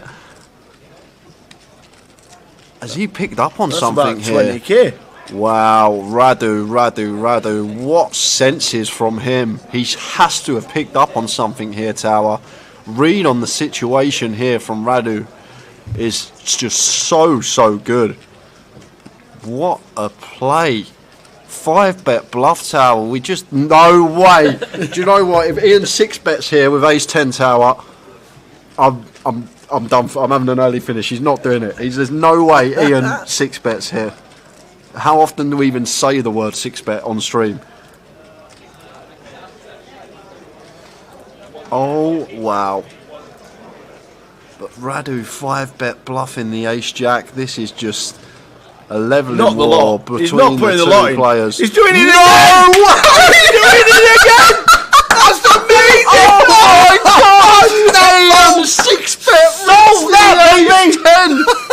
How'd you like them apples? Solve that! Ace 10, 6-bet rips it in for 100 big blinds. Oh my word. Ian is my new hero, Tower. I want this man to win the comp. Oh my word. 6-bet rip with the ace 10, folding the ace jack out. Where has Ian found that move from? Oh my word. How'd you like them apples? I've waited all day for something and it's just happened. Oh my word. Ian. Do you know what? I'd be sat at the table. If I was sat at the table there and Ian said to me I didn't have aces there, I would have had a lot of money with him that he had aces in that spot. A lot of money. But wow. Fair play to the man. A 6-bet rip. Well.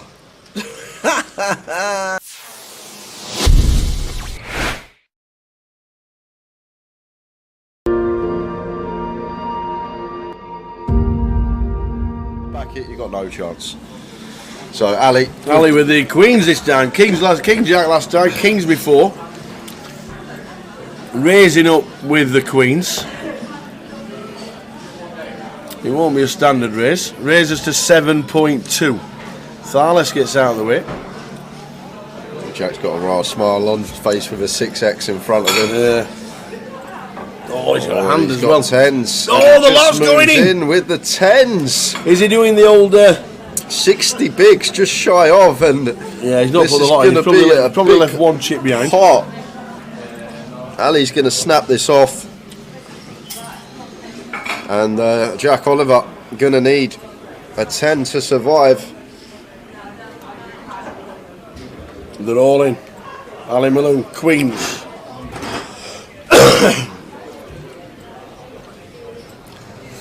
Jack Oliver, all in for 71. Ali Malone, queens. To the flop. To the flop. 10 needed. Oh, there it is. He's in the 10. Run like Jack. So some backdoor straight possibilities, but just fading a queen now for Jack.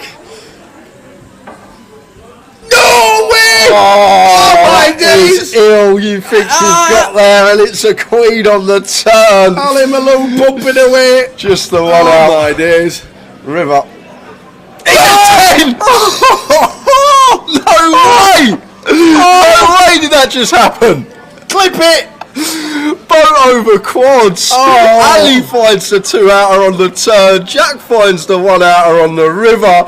You don't see that every day. Oh my word. You know what Ali Malone's going to tell us at the dinner break, isn't it? Oh my God, man. Wow. Jeez. 10 on the flop, queen on the turn. Malone can't believe it. The 10 on the river. Oh God. Run like Jack Oliver.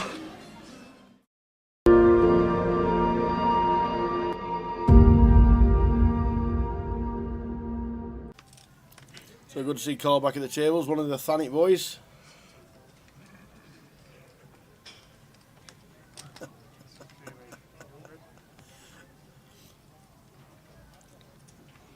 Ryan Spittle raises to 8. Harry with the pocket 5s. He's going to make the call.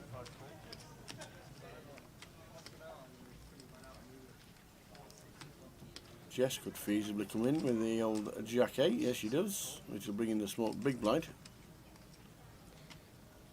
Yeah, Simon not folding this one. Suited King getting this price, closing the action in. It goes 4-way to the flop. Yep. Ryan with the betting lead.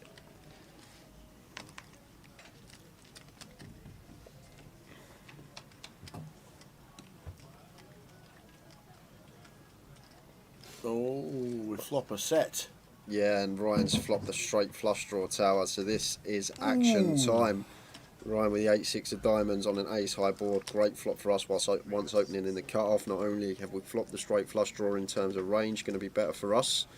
And Harry here with his set of 5s, like it. Just going to flatten position. Don't want to set off any alarm bells. If Ryan's got a hand like ace king, ace queen, we've got that drawing dead to runners.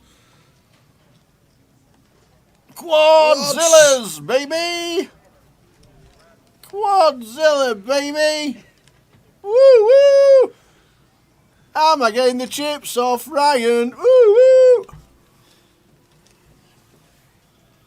Oh, I look down again. Yep, there are definitely 2 5s here. Now there's 2 5s on the board. So Ryan firing That's 4 again. 5s. Maybe just trying to fold out some weak ace-x, some suited ace-x that Harry can have here. As well as that 9x is going to have a hard time calling a double barrel, and obviously Harry flattening in position.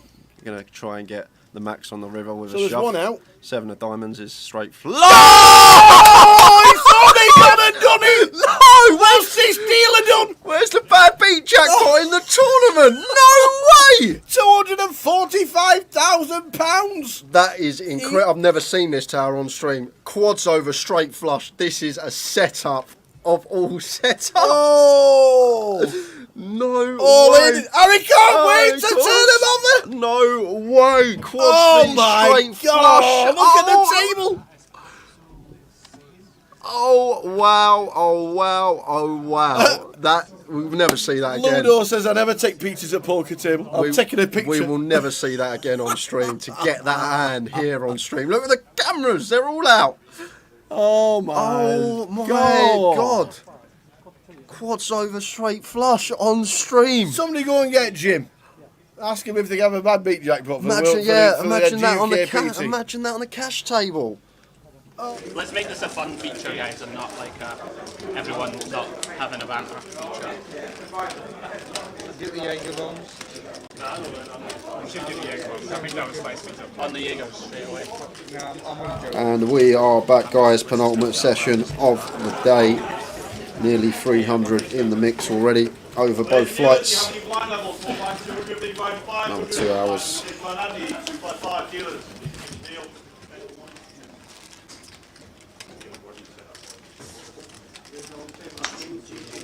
We're going to play the show 1 card game. Show 1 card game. We're going to see the cards eventually anyway. Yeah, I don't know. Is anyone not in? A nice little table we got here as well. Whoever wins the hand, we can do a deal. In 1 is Picasso, Andy Headley. 2, Joe Taylor. 3, Ollie White. 4, Darryl Williamson. 5 is Brandon Shields. We got Scott in 6, Sam Clark is in 7, Usman Al-Haq in 8, and Kali Sadu in 9. Pretty stacked table for the next couple of hours. Looking forward to this. Another giveaway coming up at 10 PM as well if you missed out last session.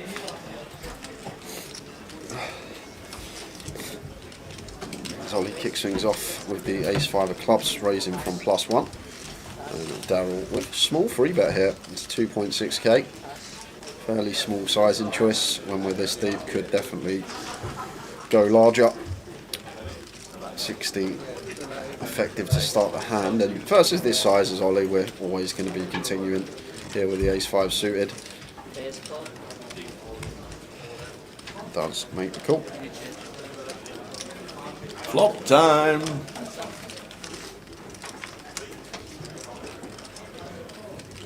King 5-8, 2 diamonds. Both hit a slice of it. Yeah, a bigger slice for Daryl. Probably just happy to continue here with position. With his top pair, decent kick up. It does continue for just north of 30%. And over to Ollie here. He's getting 4 to 1. Bottom pair, going to make the call.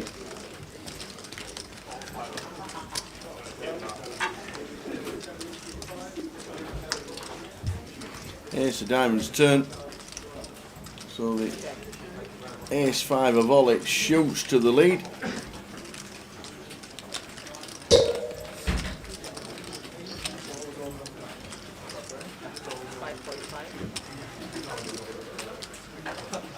And Daryl firing again here. So surprised to see the double barrel on this particular turn. Yes, in terms of range, going to be better for us. We have the ace-king.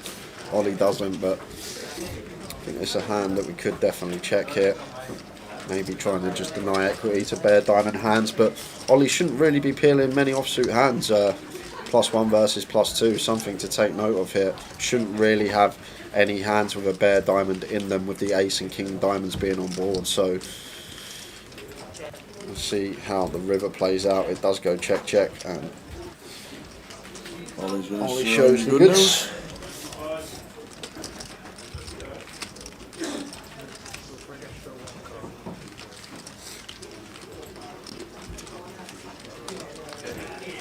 Whoever wins if you dealer gets the top money card over.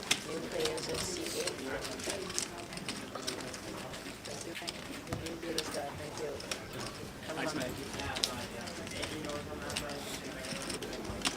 Are we doing dinner? Yeah. Oh, 2-2.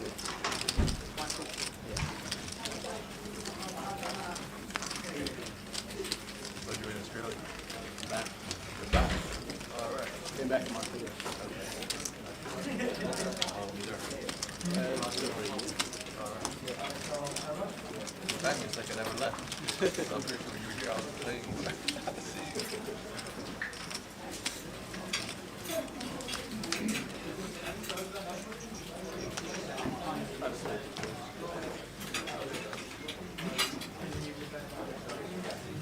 We'll run you through some of the bust outs we had just before the break.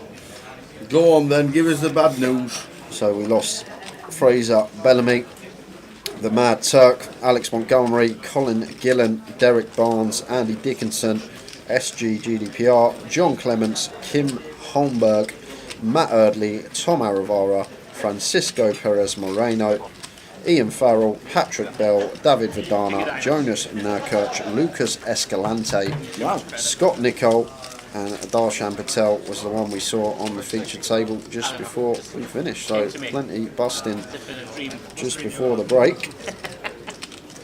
Yeah, the other one was, right? Definitely. It's one of the few eligible of a Yeah, there you go. See? Big genius. So Andy Edley, Picasso sat in seat number 1. Local to Scotland. How is Mike Mattisau doing in seat 5?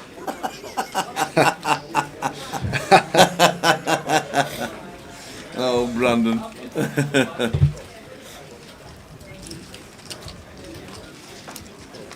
And Joe sat in seat number 2.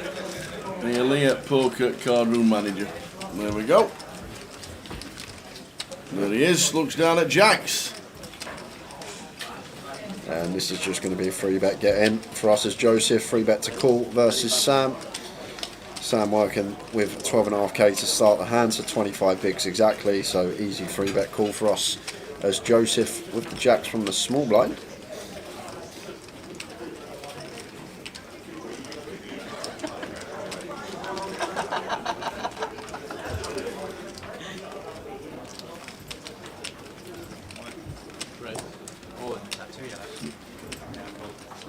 Is that 2 yellows? Yes, it is. Jacks against ace king suited. Off to the races. It's supposed to be queen, isn't it?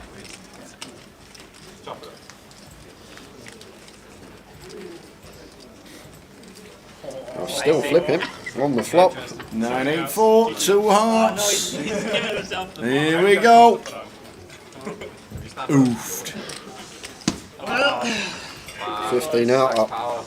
Can he find it? He can. Barry on the end. Yeah, the old Barry. Barry. Sorry, I didn't mean to have to use the stand up already, but Oh no, you get it once, it's fine. yeah. This is where you tell Brandon to go back himself. Like, done you. Sorry, I didn't tell him to do it. I'm just saying. Yeah, no touching the hill. Yeah. That'd have been steam. Oh, really? Yeah, we'll redraw that version. Laurie stood up, can we run it forward?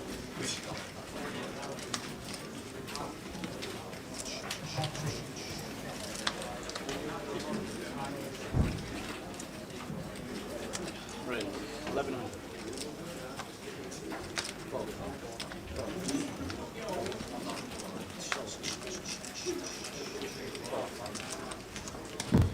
Brandon opening the Queen Jack, raises to 1.1. So we're going to call the same hand on the button.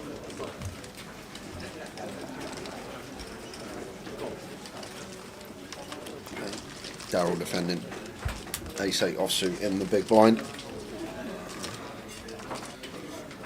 Ace 7-5. No, straight into that lead. Look at that, 97% on the flop. Ace 8 for Darryl, seat 4. Joe's betting into him.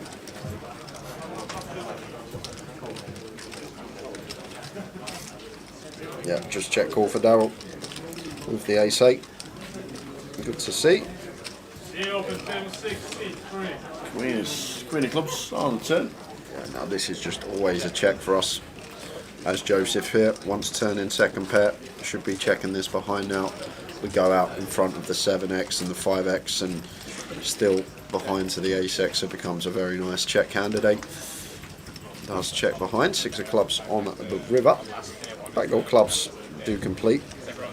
You could see Darryl go for some value now. Once Joe does check that turn, you think about the hands that Joe's going to peel on the bar, the ace-jack, the ace-10 versus big blind. They're probably going to be double barreling on the turn to get some value. So potential to lead there for Joe on the river. Just thinking about how the turn played. What would Joe do if he had ace-jack, ace-10? Probably be firing. So taking that into account, very likely that our ace-8 is going to be the best hand. Went for the check and takes it down. What's going on? Dennis just tuned in and telling us that Joe Taylor is a cardinal manager at the end. Yeah, we have that information, but we also just seen him lose with jacks against ace king of hearts. Is he old enough to be the card room manager? Get him in young. He can't. More He enthusiasm. doesn't look a day over 20, Tower. Well, 60 seconds. Hate to see that. Yeah. I deserve it. and Darryl Williamson, we've got Picasso on the table as well. He's more of the tea maker. Agus McTavish. He's due. Usman with the pocket jacks. Raises to 1.1.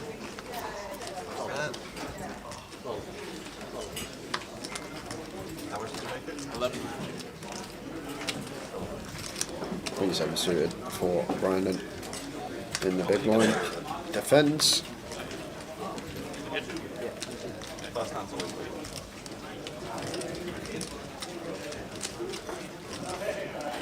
Is that Usman or Hack? It is. He's just changed his hair.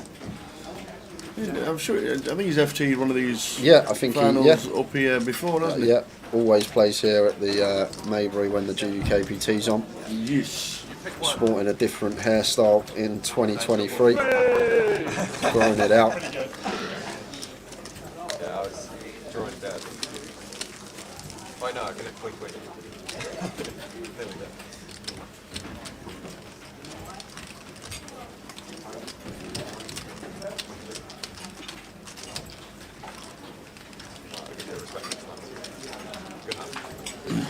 Numbers today. We said there'd be nearly 200 yesterday while we were sat having a coffee late on, and there's 198 in today. 198. And we've got the turbo starting in 30 minutes as well. Yeah, the turbo. So 293 total so far. I'm going to be close to the 400 mark for the runners. Right. We reckon. The only thing we know, Tar, there's going to be 78k up top. We said this on Wednesday. Yeah, we did. Tracking very nicely for it.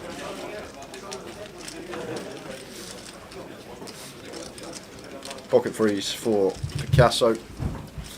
And Scott with the ace queen suited here in the big blind, facing the low jack open. Just going to play flat here.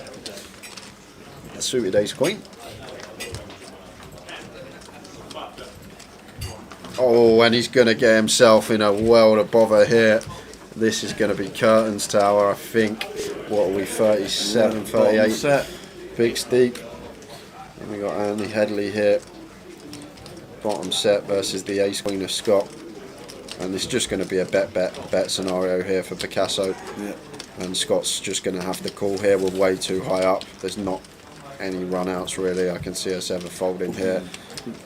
And this is a terrible turn as well for us. Makes ace king less likely for Picasso once the king comes on the board. So now we're sitting here with a nut one pair, and it's just going to be bet always from Picasso with bottom set unblocking the top pair. Now just thinking what size to go here on the turn. 4.7k in the middle. We've got about 3 SPR. If we want to get it in by the river, we're going to need to go big here tower around pot. 4.7. So exactly pot. Exactly pot. Yeah, so what this does here from Picasso, when the 4.7 is called from Scott, he's going to be working with 13.1. There's going to be 14.1 in the middle. Gives a nice, comfortable 90% river jam here for Picasso. Sizing very nice on the turn. What you want to be thinking about in hands, guys, and that is just ill. Wow, the Queen of Spades is the worst card you can see, Scott. He was never getting away from it, I don't think, but now it's 100% certainty here that Scott will be calling this one off. Just in case he was going to fold river, the Queen is just rolled off to make sure that he's not going to be. Going back to what I was saying on the turn. Nice sizing from Picasso, so he does set up this river jam and makes the call straight away. Says nice hand. And up to table the ace queen as he exits. Yeah, it's pretty brutal on that one tower. Unlucky Scott. Very unlucky indeed. Scott Nickel. Good game, mate. Unlucky. Busting out. Also busting out. Seat open 1-6. Yeah.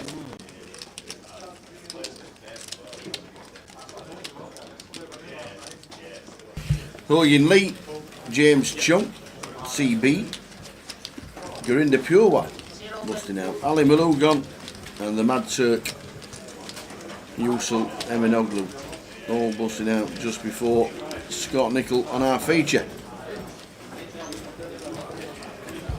That was brutal. Worst river card. He's thinking it's the best, and it was the worst.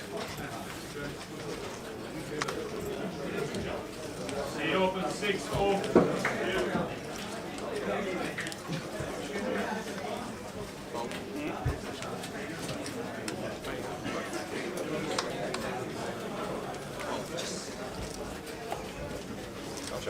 So in the dead small blind, big blind only, gets a walk, doesn't make any profit on the hand, but wins the hand.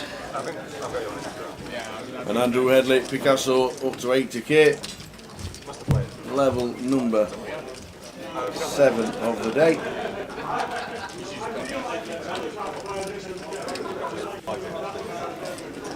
We've hit the magical 200 runners today.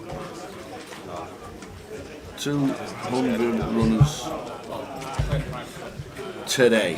Fantastic. There'll be at least another 50.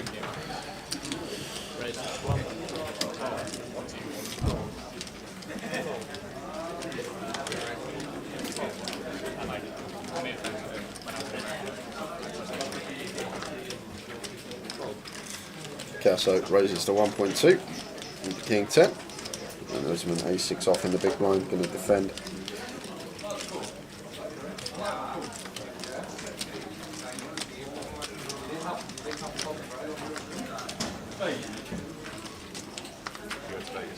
There's Queen 2.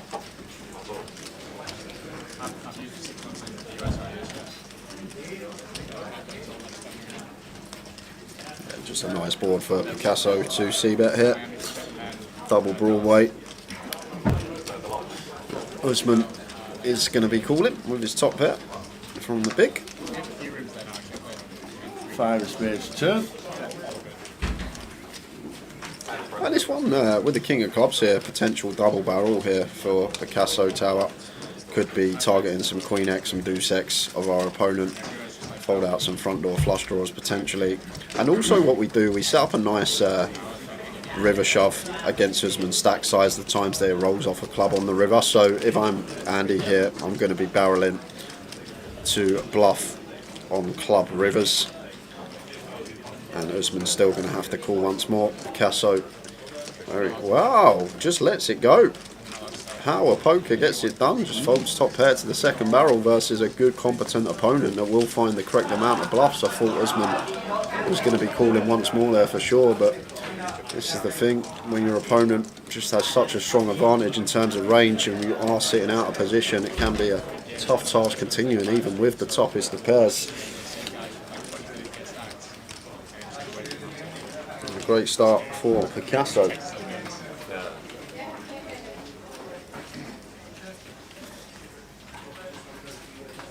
Go the SCP. What does that stand for? You reckon? Go SCP. The super dream. The supreme dream.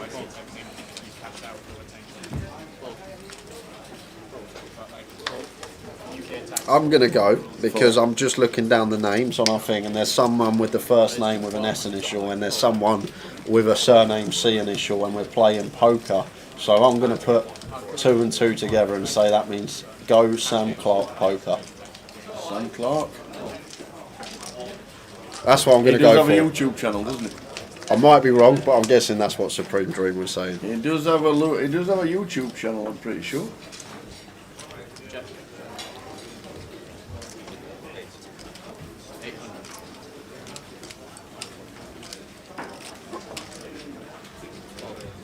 Brandon just continuing the small.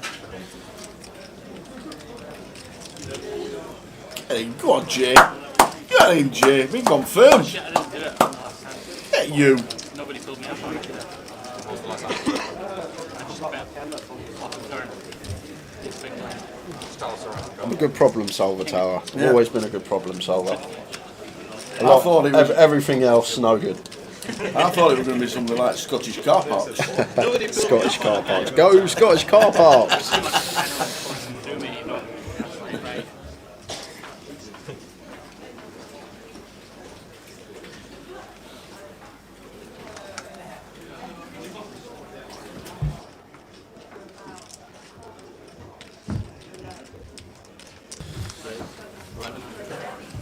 Which GUKPT has had the most entries? God.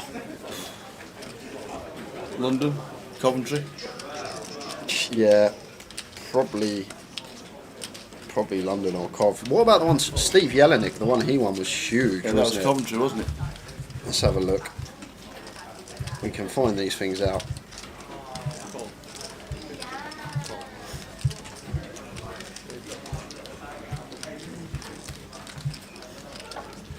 There's £670 entry. Got 607 entries in Coventry. I think that's pretty big. Yeah, I think that's up there.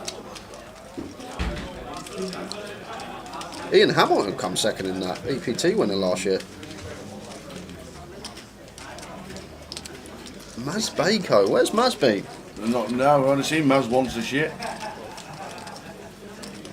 Wilco made that final table.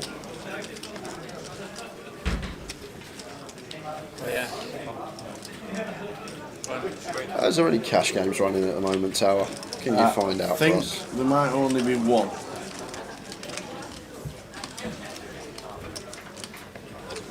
Yeah, there's only one cash table running at the moment. It's a 1-2 Hold'em.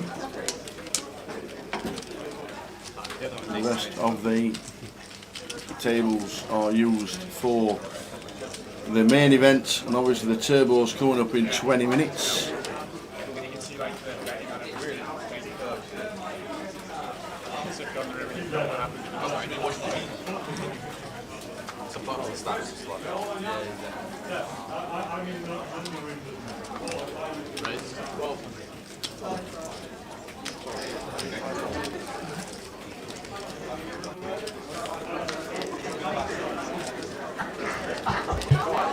King Jack suited for Darrell, raises to 1.2. Cully finds the boots on the button, and he's going to be getting action because Darrell should be calling this hand once faced with a free bet from Cully. Raise to 1500. Can't be 1500. 45 it looks like. Yeah. 45. That's more like it. Yeah. So it goes fairly chunky here, Cully. Big free bet in position here, veering towards the 4x remit, but we are 100 plus bigs deep, so it's okay to start adding on a little bit of juice. And Darrell does get out of the way with the suited King Jack. Local lad Darrell Williamson, get out of the way. I'm not folding that 100 bigs deep tower. No. Heads up, free bet coup. Darrell with top notch laydown there. I would have been coming along for sure.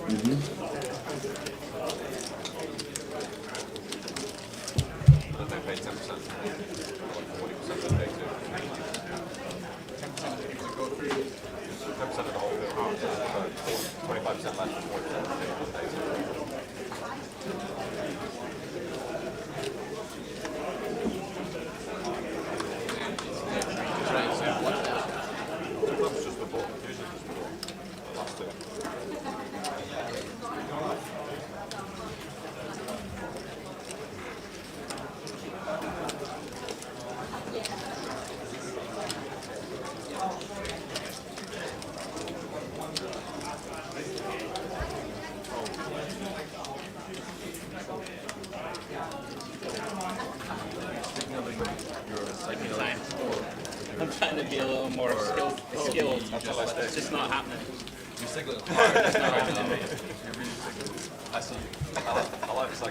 Pocket fives for Darrell, raises to 1k from under the gun. Ollie defending in the big blind.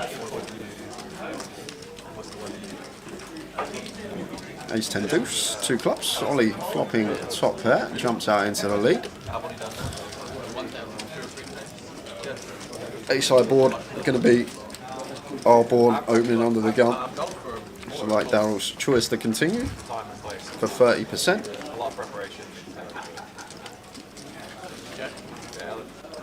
Deuce on the turn. Looks like going to start with the double barrel with the fives here.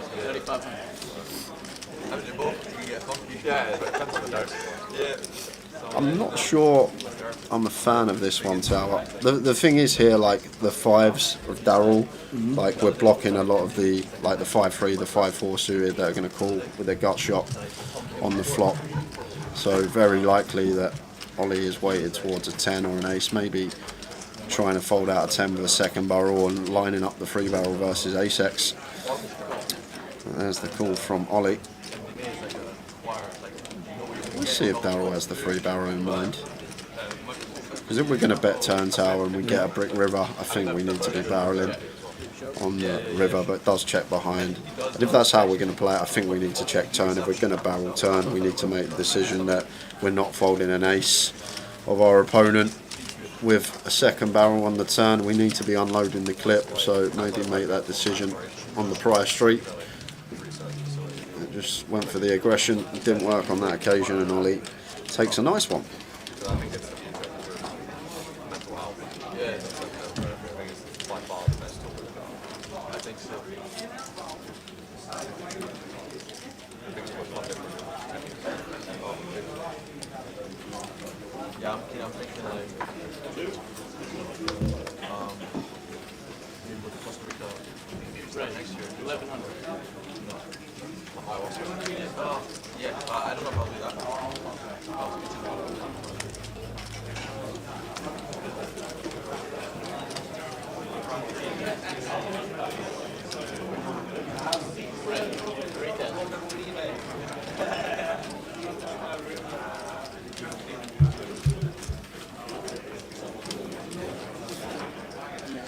Brandon opening from under the gun, and Sam choosing to 3-bet 8s here. Tower. 3-betting. Like they become very nice 3-bets. Yeah. Obviously middle position, late position, but when 4-bet. when gun opens, like the middling pairs play a lot more flats. Yeah. Than 3-bets. And Sam does go for the 3-bet, and now met with a 4-bet from Cully, so just got to get out of the way. Interesting 3-bet from Sam. Has to be an ace, has to be. Versus gun.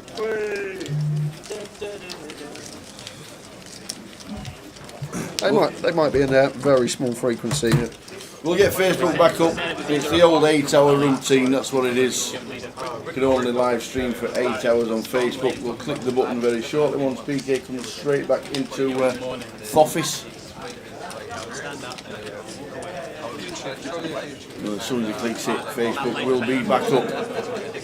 All in as a like deep in like tier somewhere.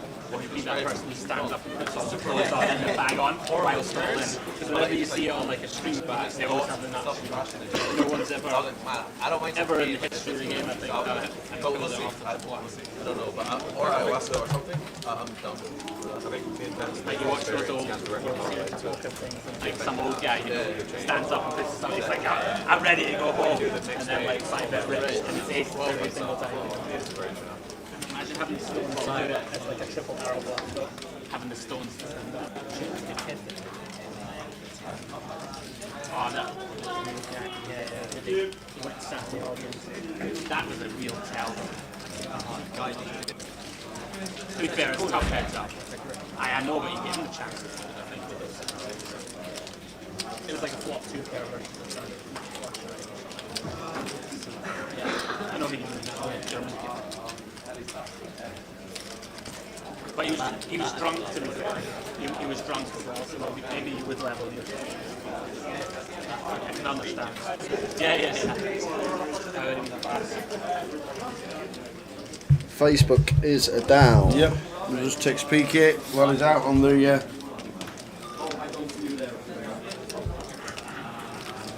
He's out in the field. They'll send him a message. We'll get that sorted. Brandon just go for the 3-bet. 3-bet with a 10-8 off. From the big blind. Versus button open, I guess. Can't trust that, Brandon. Oh, ever going to 3-bet, I guess. Best position to do it against 10-8 off. Surprised to see that from Brandon. Not to be Have his reasons. I'm only joking, it's very trustworthy. To be clear, I am being facetious. Right word? Yeah, can't use that. It sounds cool.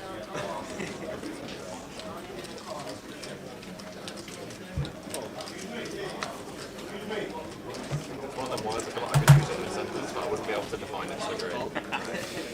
It's like, it means like tongue in cheek. Yeah, like not with complete intention, or not so serious. Exactly, yeah. Barrel with the 9s on the button. Look at us, eh? Who says poker players are dumbasses, eh? Load of shit. Raises to 1.2.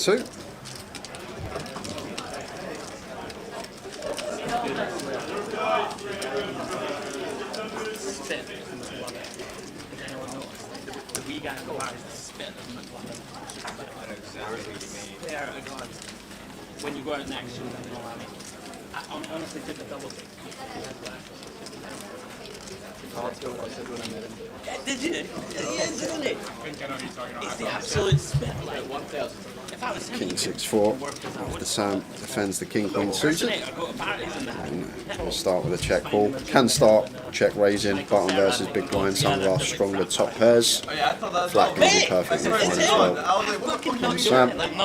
Queen spade on the turn. Flush does complete. Probably where Dal going to start checking now. 2 over cards to our 9s. Although Queen X isn't really a problem once the Sam check call swap. This is surely going to be a check from Darryl. I think anything else is a mistake. Wow. Goes for the second barrel with 9s. when we are bluffing, need to ask ourselves, what does this achieve? And from Daryl's perspective, are we ever getting value from worse? Probably not, unless it's some sort of big draw. Do we ever fold out better? Probably not, because Queen X shouldn't be a thing. Like, aggression's great in the game of Hold'em, guys. It's great to have it in their locker, being an aggressive opponent to play against, but you can't just go all guns blazing and just be barreling for the sake of it. You need to have logic behind your barrels and understand why you're betting each street. You can't just meaninglessly start putting chips in. All about understanding when to potentially bluff, timed aggression, in situations where we can fold out hands that are in front of us, where we can get called by hands that are worse than us, when it's a board that's good for our range and not our opponents. You need to take all these things into account. Nice hand from Sam. Is Katie, Jack and Bixie still in? Yes. Yes. I think Wendy's still in. I'm not going to bubble this one. One of the locals still in. Go on, the Wendy. That's it. We're changing the outlook. King 9 of hearts for Cully. Opens from under the gun, raises to 1.2. Casso out the way.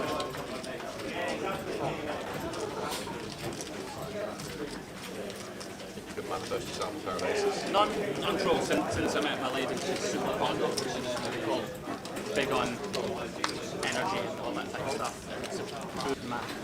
Life. Did Ollie just fold pocket 8? Oh no, he's got cards in front of him still. Graphic error. Yeah, just bringing him back in now, as you can see. No, we still need to bring him back in. Ollie has got cards. Ollie has cards. Yes, mate. There's 6-2. What's your real name? Oh, Andy. I expect this just to go C-bet call a lot of the time. Oh, Cully's going to go for the check here with a King 9 of hearts. Checking over to Ollie out of position. Ollie checks back. We know that Ollie does have the pocket 8s here. Cully catches second pair now. It's not Daryl in the hand, it's Ollie White in C3. You gotta think about it. Yeah, but nothing ever transpired. Okay. But we were talking and you were like, yeah, that. Not me, this and that. But we never did anything. I'd love to see a value bet here now from Cully. Like, Ollie's not going to have 10s through kings. Ace-X is going to start betting turn a lot of the time. Like, if he opts to check back a suited Ace-X, which is plausible on the flop, I think that's going to start firing turn. So maybe he has 10s at some frequency that don't free bet, but other than that, I think our King 9's just almost always going to be the best hand the ways that's played. But then you got to ask yourself the question, what are we targeting, what we're trying to get called by? And I guess it's just specifically 8s and 7s, so probably could go either way. Targeting a very slim range of hands to get value from. Since we lost Scott Nicol, we lost Dan Knight, Serge Bremseth, Paul Clements is out. Probably re-entering. The footballer? Paul Clements, no. McTaggart is gone. Boba Fett is out, and Matt Eardley. They are the latest people to be eliminated around the room. We will be streaming just after 1 AM, I reckon, around the 1 AM mark. Yeah. We'll go on break at 20 past, 25-minute break, back from break at 1:45, and then 2 hours left will take us to around the 1 AM mark, so finishing around 1 AM today. The breaks were longer today, and that's how it goes. 6-day extended dinner break as well. Shook one. Picasso, one of the nicest guys in poker. Andrew Headley, Top he guy. is Really top guy. nice guy, very approachable. Always chats you up, really nice guy off the table. And Sam, nice 3-bet bluff there with the ace deuce suited, gets it through. Nice candidate to mix in, suited wheel ace, and shows the table a deuce.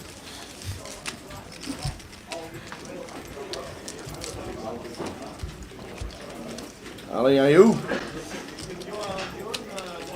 Sarah and Jay. Excellent job as usual. This is Mozart sending it up to Picasso. 2 Renaissance men indeed. I'll be seeing you guys soon. Hey. £75,000 to join the Renaissance Golf Club in Edinburgh. Oh, yeah. Yeah. £75,000. Not too bad. To be a member of the Renaissance. It's got the Scottish Open there in about 3 weeks' time.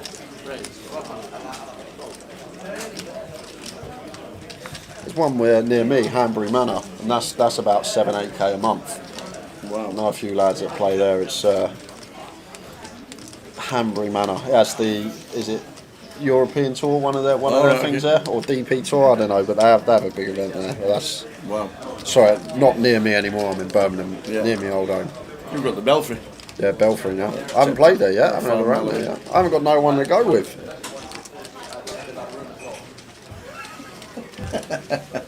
There's a Peterborough fan waving through the window. Mr. Richard Whitmore playing the main event today. Is that Rich? That's so mad as a wasp. Richard Whitmore. Yeah, nice hole from Ollie, ace 10 off. Just recognising that once we open +1, Brandon, we're going to have pretty strong range, 3-bet in our open, and let's see ace 10 go. You got like a process that you do it the next day, or how do you put it? I try and have like a slow. The Belfry's really weird because it's all about corporate golf at the Belfry. You can get on for 25 quid. Yeah. But a buggy to drive round is 60 to drive round. Well, why would you get a buggy then? Because people just say, can I have a buggy please? And go, yeah. And then they'll go 60. 60 what? £60 please. Yeah, trying to start. If there's new habits that I want to start, then that's a good time to start. They're dangerous things, them buggies. I'd one. This was when I first started playing the first year. It depends about the driver. The first the buggies year. are not lethal. Yeah. The driver. But basically, we had one buggy, and like I was walking, so I done the old hop on the back with my clubs on the back, and I ended up falling off somehow. I don't know, but they went over a bump. I fell off. But the funniest thing about it, I fell off and they didn't realise, so they got to the green and they turned around, and it was just me with muddy knees walking up the golf course with my clubs on my back, about 100 yards behind them, absolutely wetting themselves.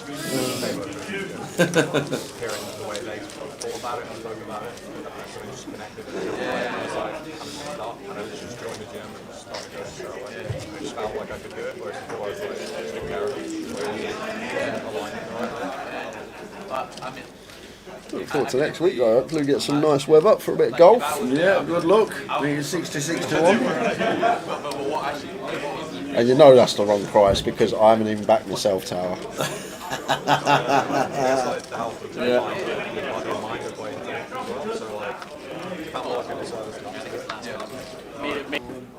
It's just time for the second card of the rail, or the rule is specifically.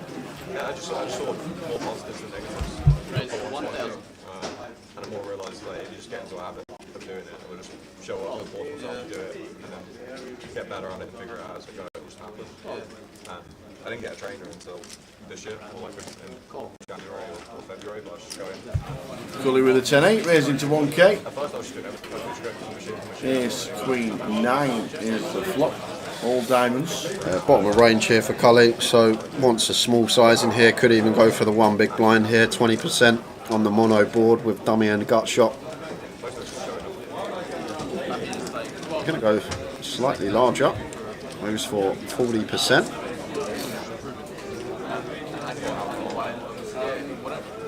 Jack. That's not good news. No, done 3 today. Done 3 today. Waiting for the turbo. Waiting for the turbo. You've got 1 minute, sir. Yeah. Well, I'm not playing it from the start. Ah. Thought I'd say hi. Not been a good week. No. Just go and tell Jay about your stories. Just for 5 minutes before you get yourself into the turbo. My stories. Well, of all the exits you've had this week, I'm not there's about 14 of them. Yeah, I'm not here for bad big stories. I'm just, sometimes you have good weeks, sometimes you have bad weeks. This is to Most of the time you have good weeks, sometimes you have bad ones. Yeah, this is just a donation back. This is for Goodwill. Goodwill. And How many is that in the main now? So 4 in the main, 9 in the high roller. So I'm down 17.5k this week, which I believe is the most expensive series anyone's ever had in Scotland. So. Yeah, probably. That's true. I also done 9 bullets in the mini. I know it's not as bad as the high roller, but I also had a 9 bullet tournament this week. So I think 9's the most I've done in anything live. There was an online one I did 12 bullets. Yeah, 9's getting up there though. Still nowhere near the Albert Sapiano at the 25.50 at the Vic years ago. 21. The old 21 bullets, still the old the record, I believe. Ace 10 for Joe. I mean, Terry did, was it 19 in Luton in the 400? Yeah, I think he done something ridiculous. 17. 17. He bagged up chip lead though, off of the 17th. That's what they always say, lucky number 17. King Queen 6, 2 clubs. Joe versus Ollie here. Ollie appeared in the freeze in the small. And this hand should be over.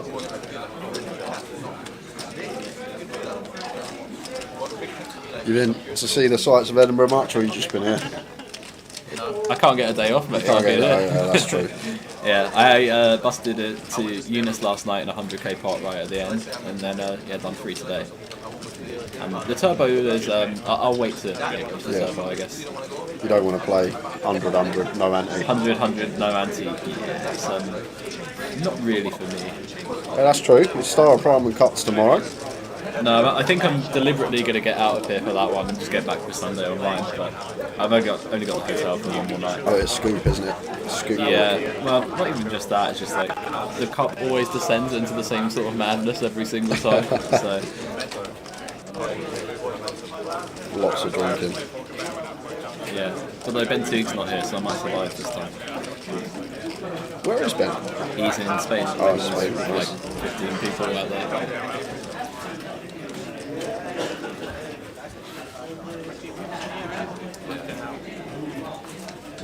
Anything happening on here? Not much. Been pretty normal, really. Not really too much talk about, just small pots. Actually, there was a pretty big caller. Actually, Annie Headley won a big pot, first or second hand back of the session, open freeze, middle position, big blind, flatted ace queen. It come ace 6-3 rainbow, so bottom set versus top pair. King on the turn, bringing back door flush draw. He sized us up a pot shove, ace queen called, and then it come the offsuit queen on the river. And check, all in cool. And that was it. So he's got about 80k at this stage. Nice to be on the right side of them callers. Darryl just makes it 1k here from the small blind with the king 3 off. And lets Brandon in with the jack 8 suited. Brandon would have been calling this hand anyway, regardless of size. Yeah, he could have made it 6 since Brandon's not folding. Checks back turn. Now checks back flop and jack on the turn. Trips for Brandon, got the check mark in the hand.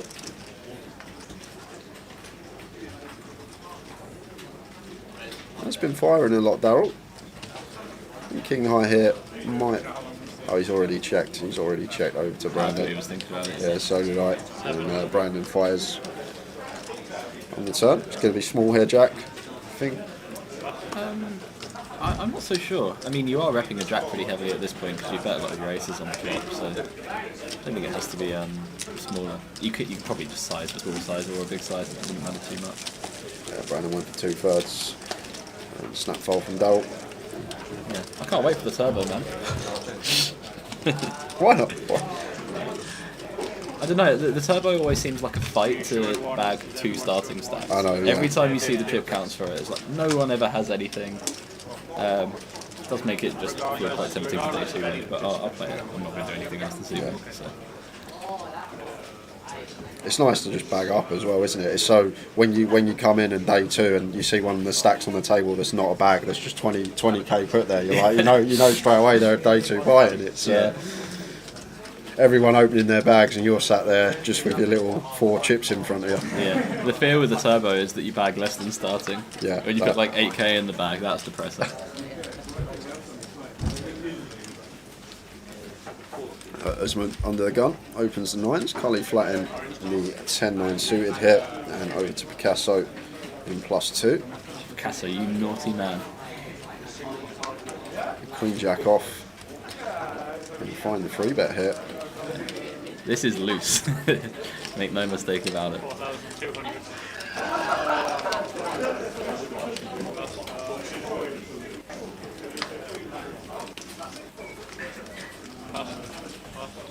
Still though, quite tough for Usman. Yeah. Snap folds. Okay, I thought it was still a bit more of a decision, but And Picasso gets that one through with a Queen Jack off versus gun and +1, just runs it. he's feeling himself. You can tell. I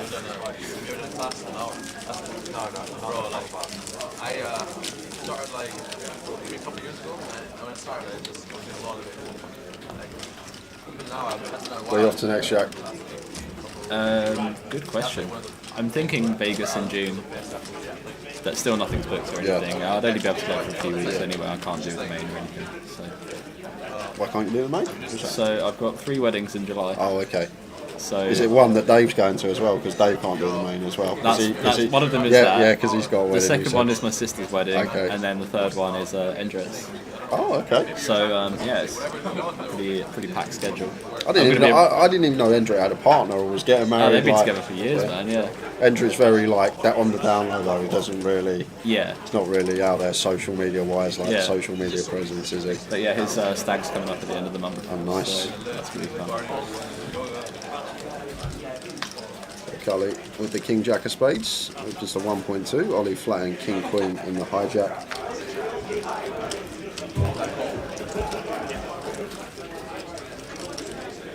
Yeah, part of me was thinking, this was before I heard about the first wedding. My sister's wedding is on the day 7 of the main. Oh, okay. And part of me was doing that thing of it's a good excuse to miss it, isn't it? I could just send her 50k if I made day 7 of the main and say sorry. Can't make it. Here's an envelope of cash. My apologies. But no, then my mate's wedding was just like the first day of the main, so it's just not possible. We've got action here. Cully flopping top pair. Decent backdoors. And Ollie with up and down 2 overcuts. 2,000. Looks like Cully continues for 2k. And that looks like. Call.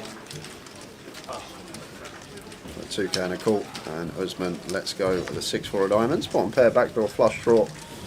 Yeah, it's a half pot size though, and then betting a call in front. It's hard to realise the equity. For 2 on the turn. And expect Cully to fire again here with the King Jack. Does that mean no regs in Luton this year? I'll probably still be playing Luton and then fly from Heathrow on the Monday to go to Vegas. Luton to Vegas. Yeah, the real highs and lows of tournament poker. So Cully betting 4k on the turn, going half again, and Ollie should be calling. Yep.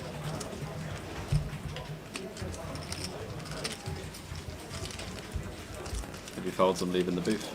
Ollie won't fold. Ollie plays pretty well when I see him on the street. Yeah, he does. Yeah. It was funny. When was it? Was it AAA? Was you at AAA London? Yeah. When you was watching the stream somewhere, and you goes, I'm staying until someone plays a hand correctly, and about 15 minutes later you're still there, and it went open, and just everyone folded, and you went, that's good enough for me. I'm off, guys. See you later. Just a raise and take. Yeah. Jack was That's as good as it gets. That's correct.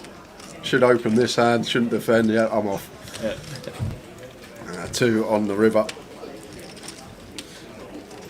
And Cully going to go for the 3rd street of value.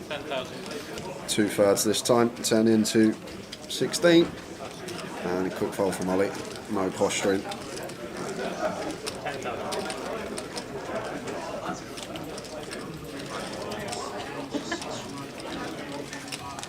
Our blind's going to be going up in just under 10 minutes time. Takes into level 8 of the day, 300, 600.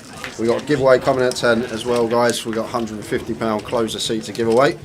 Tune in at 10 Jack while you're playing the turbo. If you want a little £150 closer seat in your Grosvenor account.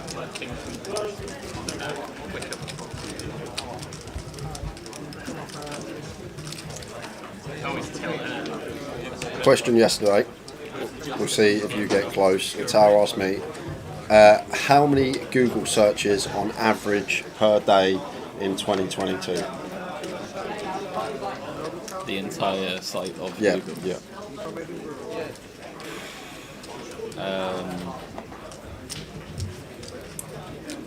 God, that's tough. I want to say about 1 billion. It was 8.5 billion. Okay, so I'm way off. 8.5 billion a day. So one person Googles something per day yeah, on average yeah, in the world. yeah, basically. But then obviously you've got babies and toddlers and stuff like that. Well, yeah, that's what I thought. Right, I'd drop yeah, the number yeah, down, that's but what. Yeah. Everyone over the age of, Yeah. you know, let's say 17 or something, probably not Googling much.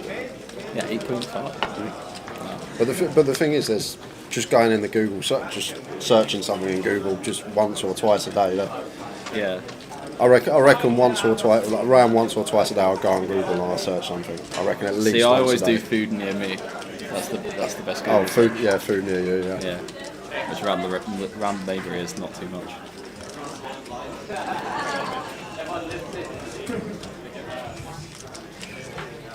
Plenty of ladies in the field. Paul Fletcher, a lot of our regulars, some Scottish locals as well. Hard to say now on a day one whether it's looking like any of them are going to win, but we will. Yeah. We will see. She has 2 starting stacks, so she's definitely on. She's on for it. So that she FT'd the 8-8 main event, didn't she, last leg? FT'd the high roller yesterday. Been a good year so far for Bixie. If I was to say anyone's a favourite to do it, I would say Bixie. Exactly what I said to Paul Maguire when making the bet. I said the exact same thing.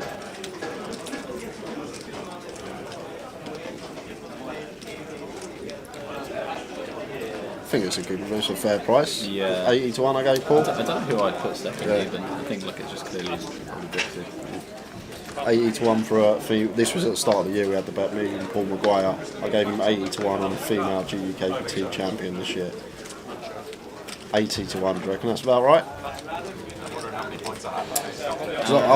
mean, it's a pretty good price for him, I think. You think? Yeah, because the thing is, Bixie does actually fire all the bullets. Yeah, that is true. That is so true. If you have one person who's willing to put in 4 or 5 bullets when they need to, it's narrowing the odds quite a bit. And she does play everything. I think 80 to 1's a good bet for Paul.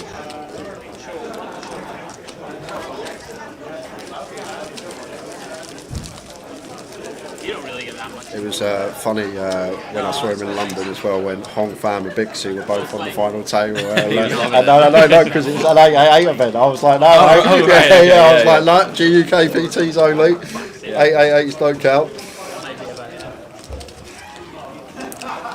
Get Jack on the Scottish tablet will definitely give him the edge in the turbo. Have you had a Scottish tablet before? I don't even know what that is. You don't want to know, mate. They're basically just, they're in there. They're basically just a stick of sugar called Scottish tablet.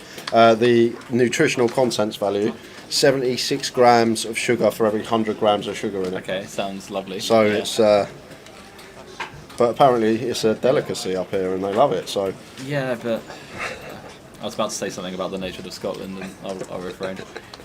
If Mel's watching, I can't say it. Yeah, don't want to upset Mel.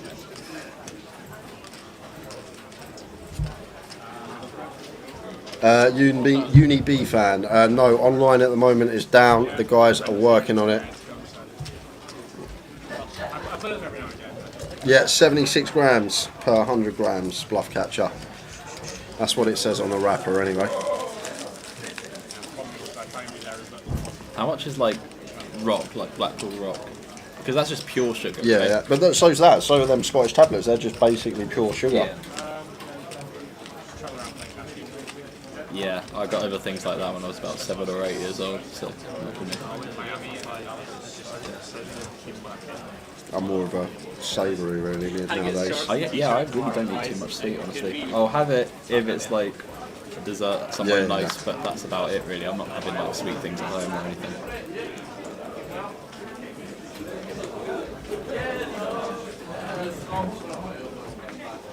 So action on Sam.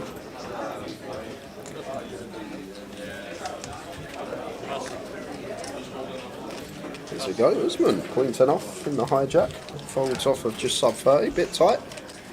Yep, I would be okay. Gully The king jack suited in the cut-off does open. Makes it 1.2. Casso out of the way.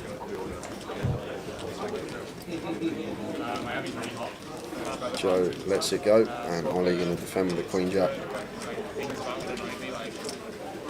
If you haven't figured it out yet, Jack Towers 1 minute isn't usually 1 minute. Oh no, I'm. I thought you were looking around. He looks for any excuse. Yeah, doesn't he? I thought you were looking around for where's Tower gone. I'll be a minute, mate. You stay there. Yeah. You walk out, he's got his feet up on the sofa. So ace high here. Cully just c-betting and the ace high board gets it done. Literally like $2 an hour. Yeah, I guess I should check out this field then, shouldn't I? Hopefully it's really tough so I don't have to play. To the point where it's not even just like. To be fair, I do usually find the turbos are more of the stacked fields because you've got all the people that are fired away like multiple bullets and sort of last chance saloon to get in, and they don't want to jump in this. So I know that. So I did 9 in the high roller, Chris did 8, and we've both done 3 in the main. So I guess we're both firing loads into the turbo as well. Yeah. You just paid $5 for about 2 minutes worth. Yeah, but you want to. Yeah, I know. Like, that's the thing as well. I think like you win a big pot, you have to give them that. Was there any hands out of your 9 bullets that you would have played differently? You could be down like 5k. You win like a 5k. Not really. Not really. I don't think so. One is like debatably a call 3 rather than a jam, but both are definitely fine. And you know, I was in for 7 at that point, so I was getting the trips in. Yeah. But, I mean, I think it was all really fine. I ran the hand like my 6th bullet. I bluffed on a 4 flush paired board, and I actually had trips like John McCann bet 80% on the river, and I jammed over it as a bluff. And then you sort of get some shock looks for things like that. And then I ran it, and it's like 30% of the time my hand does jam, and my hand never folds, so it's full or jam. So I was just checking that I was still playing well, and then I believe I won. So. You always got to check yourself though. When you bluff the 6th one off, you're like, am I punting or? No, it's just fine. Yeah, and I was like, it's quite an interesting one actually, that hand. What was that? So, let me get this right. Yeah, so I open button, base 3 of hearts off 23 bigs, John McCann depends. Ace 10, 7, 3 spades, check, 1 big blind, cool. Turn 6 of spades, check, I check back. River, ace X, he bets 32k into 40. I jam 101 total. My thinking on it was that, so someone said, is it not better to have a 10? And the reason I don't think it's better to have a 10 is because when you have a 10, you have a card that you want them to have on the side. Like, you really want him to have like a queen, jack, or 9. Those are the gut shots that miss. Like, an ace never folds the river for that reason. Like, we just beat all the missed gut shots. But for the same reason, it's a nice call. It's quite a nice one to jam as well, because you should be betting all the way down to like the 8 of spades or the 9 of spades. So you do mix in a bunch of the weird aces, which I'm glad I found, and actually the 10 isn't the bluff. The 10 just folds the river. So it was one of those ones that I'm pretty happy that I found that in game. It feels like you're punting when you just last it straight into the flush, but it's like, no, it's just good. Some of the time. Just not flush for John. He had queen of spades 10, so he blocked the boat as well. That's the second nut flush, so he was like, yeah, cool. This jack is capable. Yeah, and it's just like, I thought it was just fine and good from both, and then obviously half the table looking like they've done something ridiculous, but that was fun. And I was glad to be proven right, I guess, in a sense. I do actually do it like a third of the time. That's the crazy thing about the game nowadays. You go back 10-15 years, you couldn't go and check if what you was doing was correct. You just had to like assume over in Jack 10 from the cut-off. Jack 10 off from the cut-off was good and fine. Like you had to assume. You just had to make the assumptions, but now you can actually go and check these things, which is just mental. So the key point is, even though it's a 4-spade board and he bet 80%, an ace never folds. So as long as you do that, and then you mix in a few of your bluffs, then you're fine. And I did think that John, not to say overfold, obviously John's a good player, but he's probably supposed to mix some calls. He's supposed to bet like the 9 of spades and then call it off anyway. and I think it's actually quite hard for people to call without like a pretty high up flush there. He didn't snap the Queen of Spades 10, which is like also just definitely going to always call. So I think he's going to fold some of the flushes that he'd have to call sometimes as well, which makes jamming a little bit better than it appears in theory. Because he said, yeah, I have the 9 of spades, I'm just going to fold. And I actually don't think you fold like all the time when you've got the 9 of spades. Back into it here, Brandon. Queen 10 suited in small. Going to be continuing here. Versus Gully's open. When you're buying something, you make a decision of how much you want the thing and how much the thing costs. $70, and you take the thing to the till, and it's like, well, tax, VAT, and it's like 96 or something. It's like, I made a decision on 70. You know what I mean? 54. Snap fold from Cully with a 9-8 suited. Come on, mate. I'm not folding 9-8 suited with position. But pretty deep as well, 50 plus deep to start the hand. I'm excited to ruin Brandon's day. Just let me crack open the king. Shall I go find towers? Go find him. Where's he? He said he literally said, he goes up here a minute. I know all his old tricks, man. All the time. There's not even a ladies event on today, so I don't even know where it'd be. Oh yeah, by the way, I've thought of a way to improve the GUKPT. I wonder if people would like this. Go on. So, every stop, there should be a karaoke night hosted by Tower. How do you feel about that? I would love that. I wouldn't get up there until I'd had enough drinks. There must be a night that they can do that, right? There's some irrelevant side event on, and you can just get Tower doing that. Potentially, yeah, potentially. Maybe the Friday night would be the best night for it. Day one, not much happening on stream. Like Friday night, 9 so, at but 9. it's the most busy in here, Yeah. so maybe not so much then. Yeah, maybe on like the Tuesday before the high roller, you just get all the regs singing on the stream. Right, I'm gonna go find. Cheers, Jack. No worries. So blinds are up, guys. 300, 600 hour till the next break. Oh, that was good time. What are you supposed to do? Like, give him 50 or something? What do they want? What do they actually want you to do there? You see, this is still tilting you pretty hard. What do you actually expect? You gotta play poker. Double this price to Layers play. of trauma this. Oh, man, you're getting me tilted. I'm gonna have like punt soon. Get out of your system, man. Oh my god. Like, what does he actually want you to do there? It's 8. Well, you're paying 15, double the price. What is it? Ridiculous. 11 would be okay. Cully's going to have to call this off here. 10's too good to fold. Usman with the ladies. Thanks to Jack. How many stories did he share? He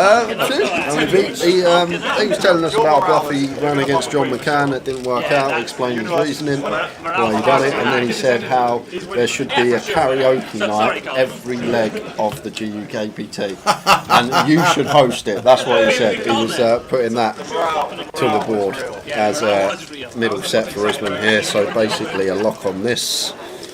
And lock it up, gets the double. I'm not gonna lie, I enjoyed that. I fucking enjoyed that. Come on! Before you saw his hand, it could have been like. Yeah, as soon as he says, I want you to flip, he's like, it's definitely not a flip. See, like Ace Jack suited, like. if Tim Did you hear the cheer? Yeah. Richard Whitmore dancing around on his own in the casino. The only Peterborough fan here. The only one there is. nice hand. The rest are at the ground. There is no more. That kind of came out of nowhere as well. He's been really subdued. He's been quite subdued. He's just gone fucking gas. Let's go.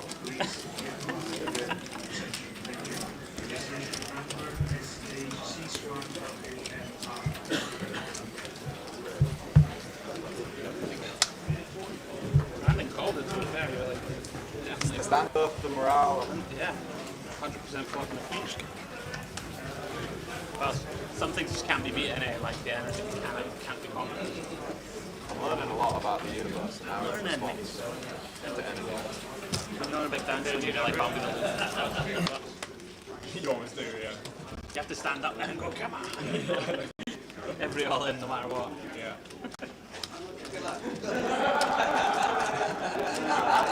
Sideboard is if you're doing it in and then you win 1 point, like, come on! Yeah. Everyone's like, no one loves it more than this guy.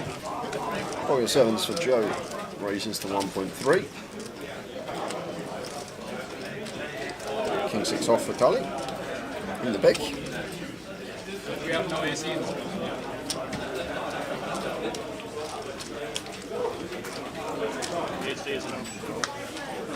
It's just even colder outside.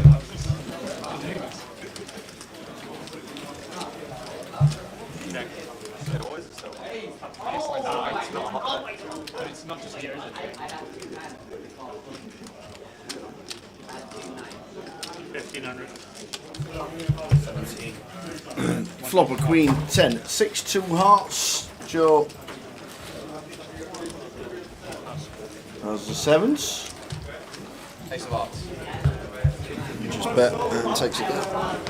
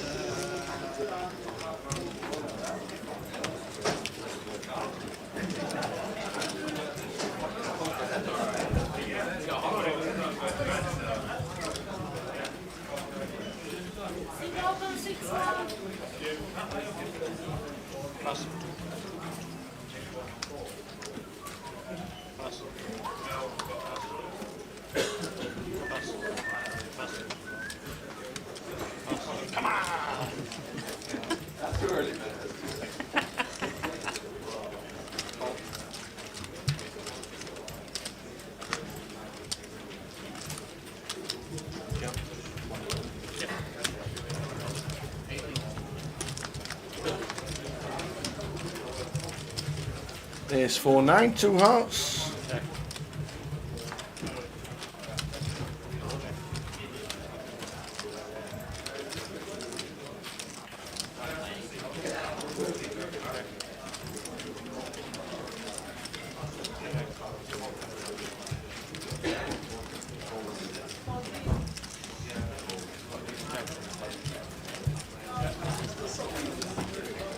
Goes check, check all the way down.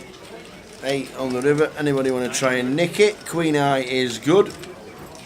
Andrew Headley, do you want to try and nick it? And does. Gonna find a brick there.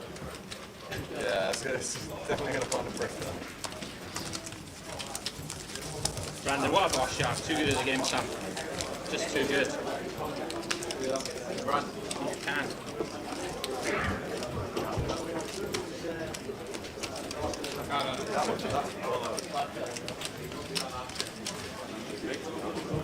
I feel like I need to see him in glasses.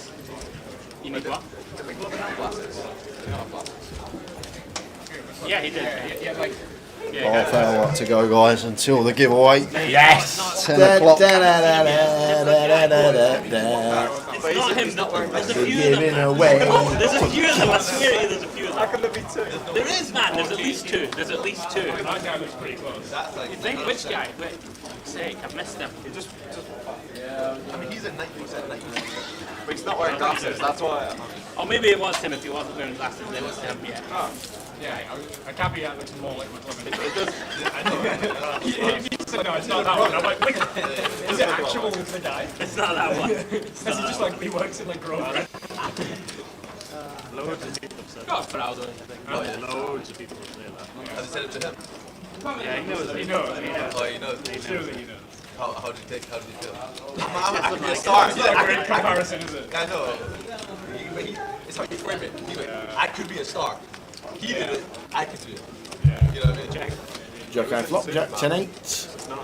Dual connects in seat 2. Yeah, so he was. I think I have seen that. Yeah. Check This call. one was good, like. Solly's this bet here. Joe's checked. Yeah, I Flop is didn't actually on check call. Joe's not led. Big question, what's his name? Nick Cage, Big Daddy. No, sorry, no. Kind of making me want to watch it. Yeah, Logan Paul. Give the second one another chance. Okay. Your expectations are low. Okay. Yeah, I think the first one was like really good.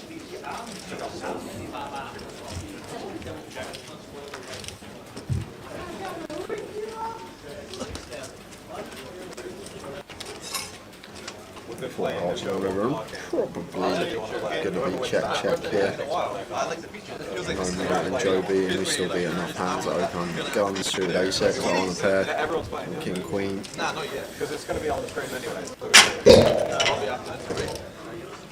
It's going to fire, looks of things, once he reaches for his chips. It's an easy fold for Ollie.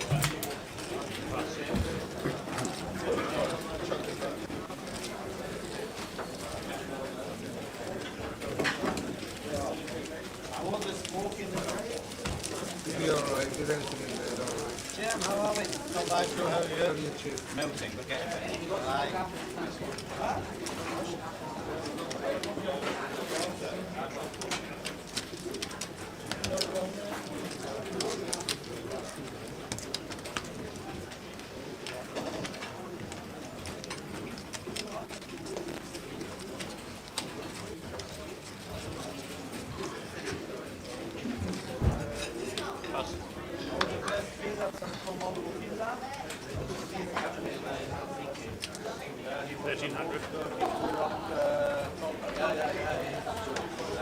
With the ace 10 raises to 1.3k from +1.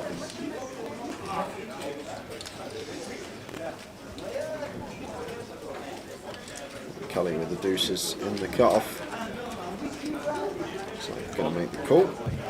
Casso out of there. Round to Joe in the small. Queen Jack off hit. Going to make a good lay down. Ollie will get to defend, getting a really attractive price in the big. Nearly 6-1. 4 deuce offs. Along.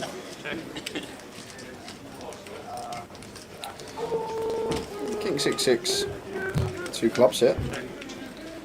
Checks over to Cully with position with deuces. Checks behind. 10 on the turn. So Brandon jumps into the lead.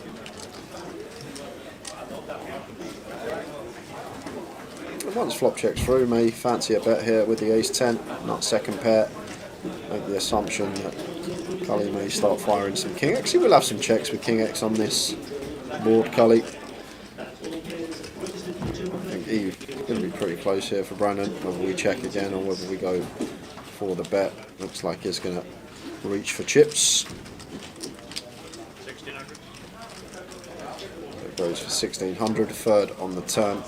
Cully easy fold with the deuces, and Ollie with an even easier fold with the 4 deuce.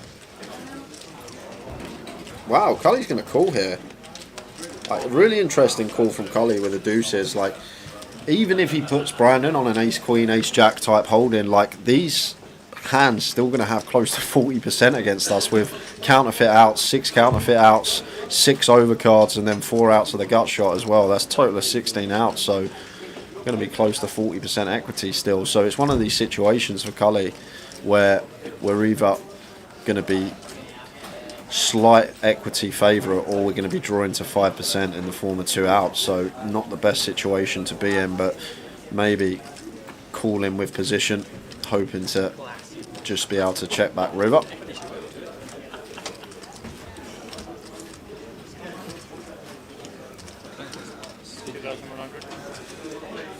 And Brandon goes for value, quarter pot, 2.1 into 8. And if Cully thought the deuces were good on the flop, then gonna call it off. Calls turn, 7 doesn't really change anything, so made the hero with the ducks, and Brandon gets some delicious value with second pair, 2 streets, nicely done. Up over 40k, 2 starting stacks.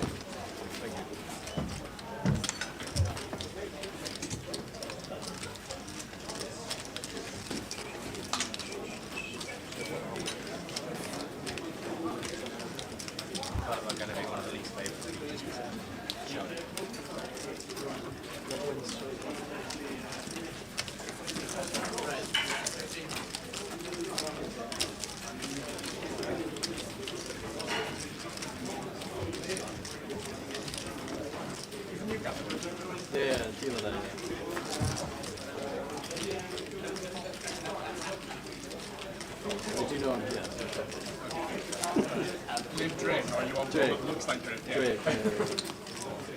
And you're like George. Is it not George? Yeah, George. There's also a doppelganger here as well. Yeah.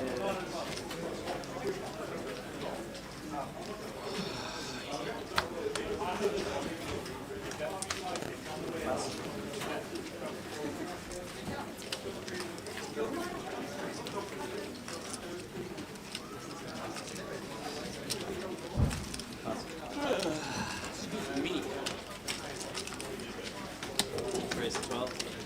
That's pass. So with the King 7 suitor raises to 1.2 into the big blind of Daryl, who lets it go. Pretty bad ruling earlier.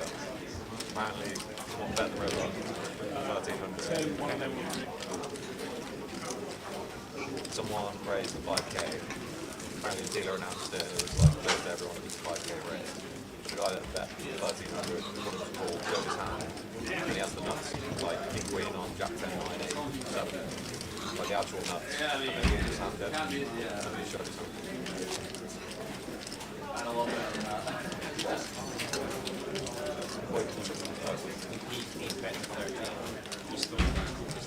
Aye, right. Got it. Sorry, got it. I thought that he just called a 1300 bet. It's 100 your heart more when you I never ruled it dead. That's open mark. Yeah, it's kind of like, well, yeah, show your hand. It's your fault. And then it's still hand. But to me, it's like, it's only going to hurt him that he showed his hand, because obviously the guy's never shown what chips it. yeah, that's If he has the second, you could say maybe like, you might get some information on the reaction. Yeah, okay. But with the actual nuts, he's only hurt himself. aye. I think he should still be allowed to call. Yeah, that's good. Brandon defends the ace-8 off, facing the middle position open from Cully with the king-jack. Cully flops best in the former middle pair. Nice one to potentially mix in some checks with. Middle pair becomes a very nice check. There's the 3 of spades. Falls on the turn. And if Brandon checks here, which I expect him to do with his particular holding, I think it's going to be a delayed c-bet coming in from Cully, trying to extract some value from some worse jack X, some 7x out there, deny equity to any sort of gut shot or overcard.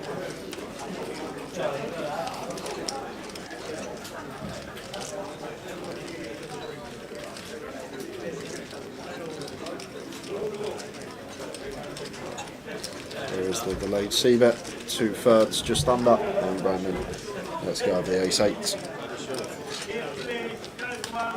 I'm glad they've opened the door in there for the turbo. By heck, it's warm in there. There are only 19 runners so far in the turbo because of the room and the amount of people that's still in the main event. Just 19 in the turbo. Day 1B, 200, 209 for the main event, and there's still 95 left in as well. So 315 in total at this moment in time. Turbo started. There's just one cash table running at this moment because of the space, and if people want to play later, they will do. It's busy in there. Busy, busy, busy.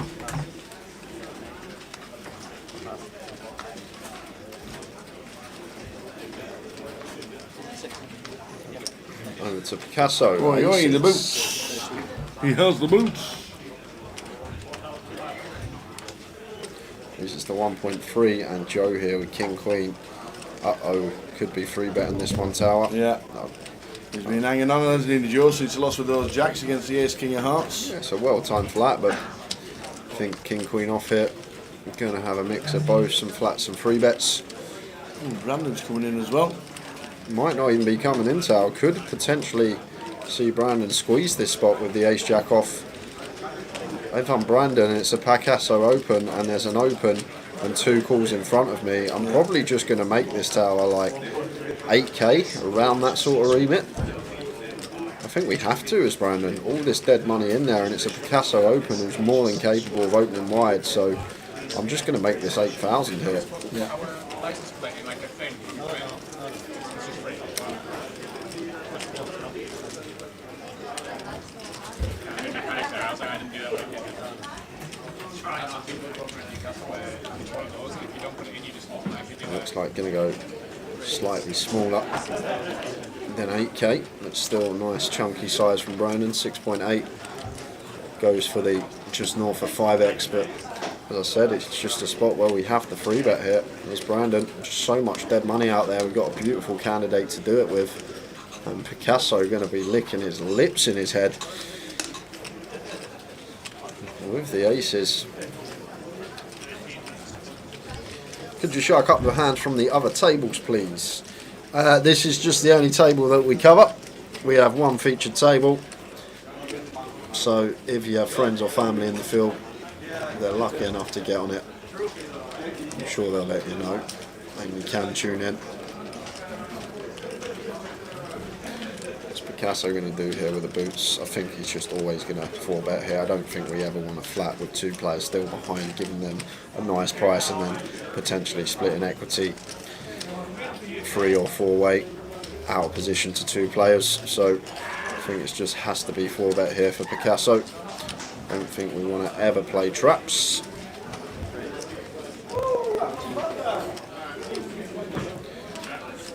Then we'll lose Joe and Ollie in quick fashion.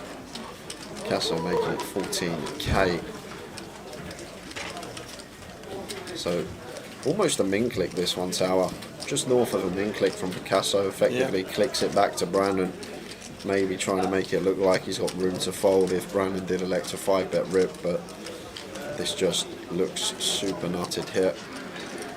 Once in a while we rock up with an ace-5 suited, we rock up with a king-queen off once in a blue moon.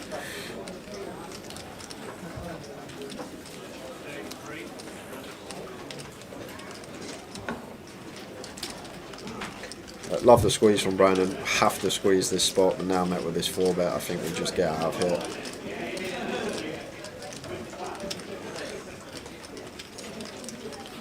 Have to squeeze, but now can't really see Picasso finding too many bluffs here. We're still sitting with 50 plus bigs, which is so much to work with on an hour clock.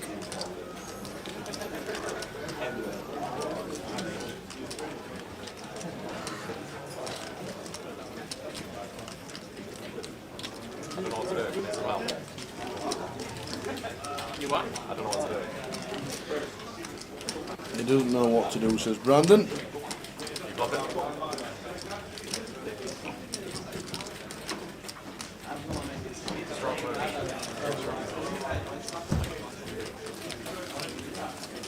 Alright then, Jackville tuning in, good evening. Hiya Jack, how are you? Did he bag up yesterday? I'm not sure. Or had he had a drive somewhere? Probably just driving How around the did car you do park yesterday? again. How did you do yesterday, Jack?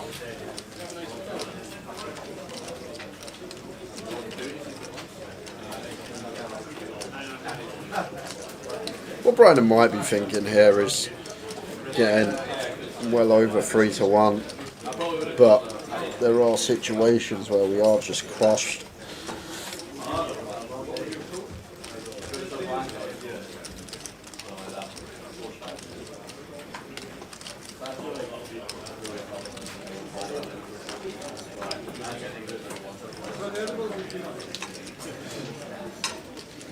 Eventually does let it go.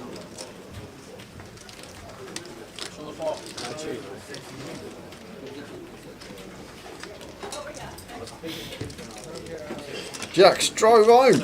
God, whoa, a few beers in the live stream, good enough for me. Nice one.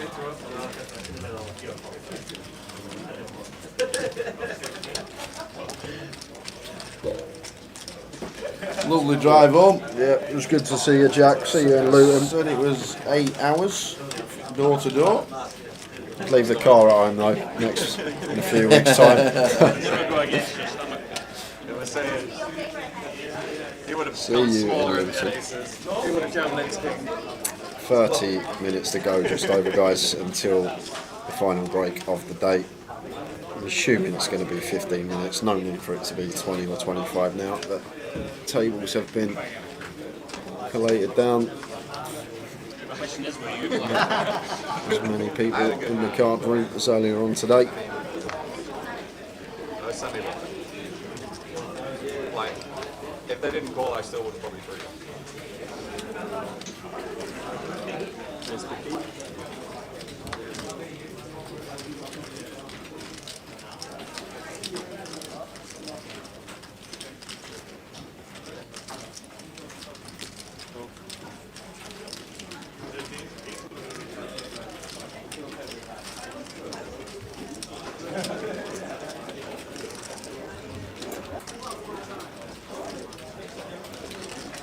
Barrel in the cuff raises to 1500. Brandon Pill's button. James comes along with the suited Queen 4. And Sam in the big blind with the Ace 6 offsuit here. Getting 7 to 1, 6 to 1 on a call.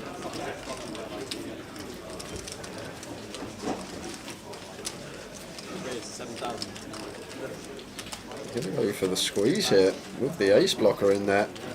Squeezes it up to 7k. All this dead money, and Sam with an ace is just going to attack, and it's probably going to work. I doubt Brandon's going to be calling deuces off this size stack, and James not going to be calling the Queen 4. So very nice from Sam Clark here with the squeeze with the ace block up, gets it done. Running so good with these. 160 bigs for Picasso, Andrew Headley. It was supposed to be ace 5 spades and then it got worse.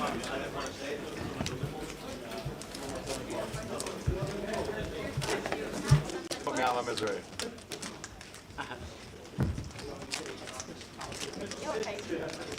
Let me put my foot in it. I felt like you had just enough to put your foot in it, which is why it shows. I thought about flat, obviously.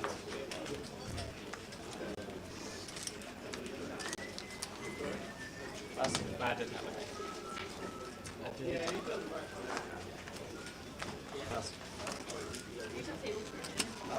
Swipe poker's so great though, because it looks like I won't have it. 300, 600. There's no team. How come some have the iPad 30-second clock and this doesn't? Day 2s and day 3s will have the shot clocks. Paul? Not day 1s. Day 1s don't have a shot clock. Day 2s and the final days do. Would you have in mind with them? There's 10-4. Ollie raises to 1.4. James on the button with the Queen Jack suited. Come along. I get feel free. Kings where you can stick with an ace. That's it. It feels like pocket pair heavy. I know you're capable. 10-9 flop, 10-6-5. Almost. We've got action here, Tower. It doesn't look like much. You think James has just got Queen high, but this is a big hand on 10-5-6 with position. 2 overs, 3 to a straight flush here. So should be calling as James with the Queen Jack suited. Like, hopefully he's going to find the float tower. He's going to let it go. And,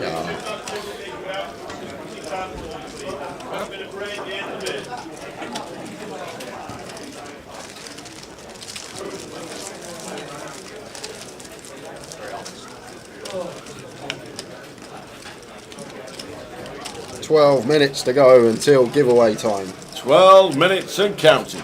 Get some paper ready. Yes. Have we got any A1? No? A1, no. I'll make it easier. Actually, I have a bad feeling about that. I'm still not going to fold it, Jack, but I think I would have folded it. Alright, like, yeah. Yeah. Kind of. Who's the other League 2 game, Tower? Playoff? This is League 1. Oh, League 1. We've had Richard Whitmore jumping and screaming in the casino because it's Peterborough 4, Sheffield Wednesday, not many. Not many. So Barry Neville will be upset. They'll be screaming from Rick Trigg, the sponsored pro. Oh yeah, Trigg's a Wednesday Trigg's a Wednesday fan. Richard Whitmore is the only Peterborough fan I know. Ever. Yeah, I've never known a Peterborough fan. Up the posh, he keeps every time he watches the live stream, he just types in up the posh. And the other one is Barnsley against somebody else. They're good, that somebody else. Yeah. Had a good season. Yeah. Can't remember who it is.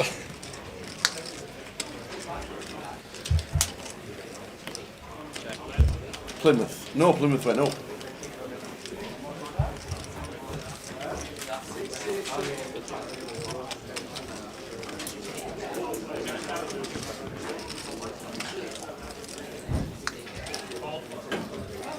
Bolton. Cheers, Kev. And Tim, straight away, Bolton Wanderers. Cheers, Dennis. Bolton Wanderers. And Lee watching on Facebook. That'd be a good game. Bolton against Barnsley. That'd be excellent.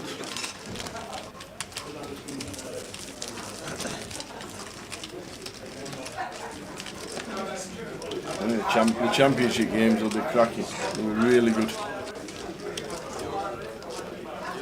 9 minutes until giveaway. Until I'm put in the blender.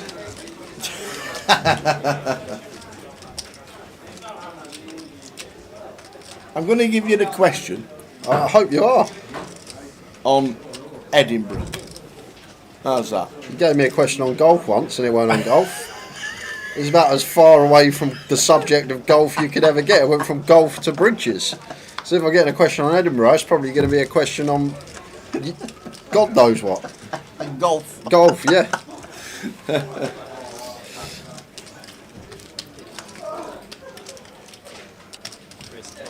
Sam in the cut-off. 10 and 9 of diamonds. Lovely one to open. Dennis is already guessing because he's on Edinburgh.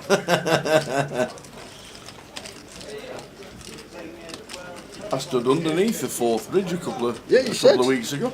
Bang underneath it. I was. You're looking up thinking, God, all that paint they must have used. You know what? I did. I actually did. All that paint to paint this bridge. I actually did.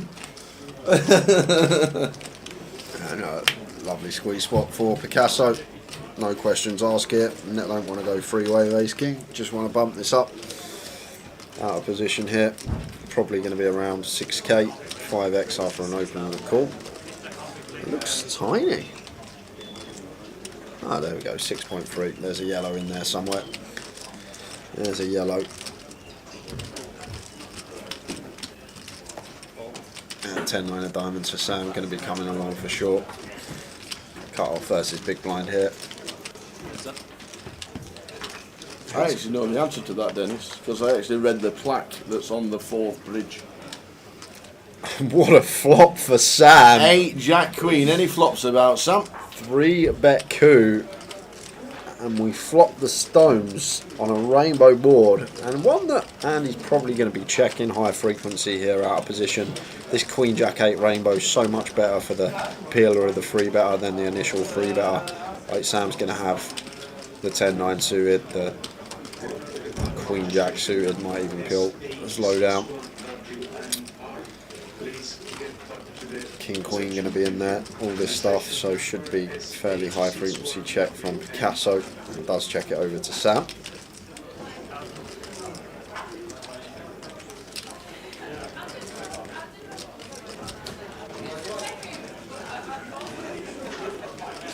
Sam just wants to be better now. Tower, no need to get trappy. Unblocking all the pairs, want to start building this pot. Yeah, Picasso has already checked. It is over to Sam. Yeah, 4k. I like the size here from Sam, nice and small.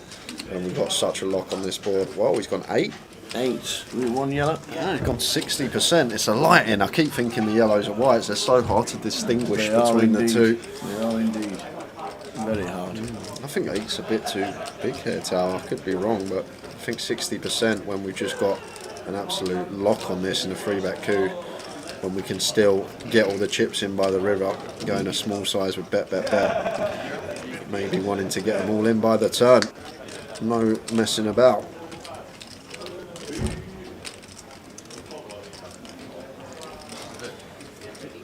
3 hearts on the turn. And Sam now with 2/3 behind.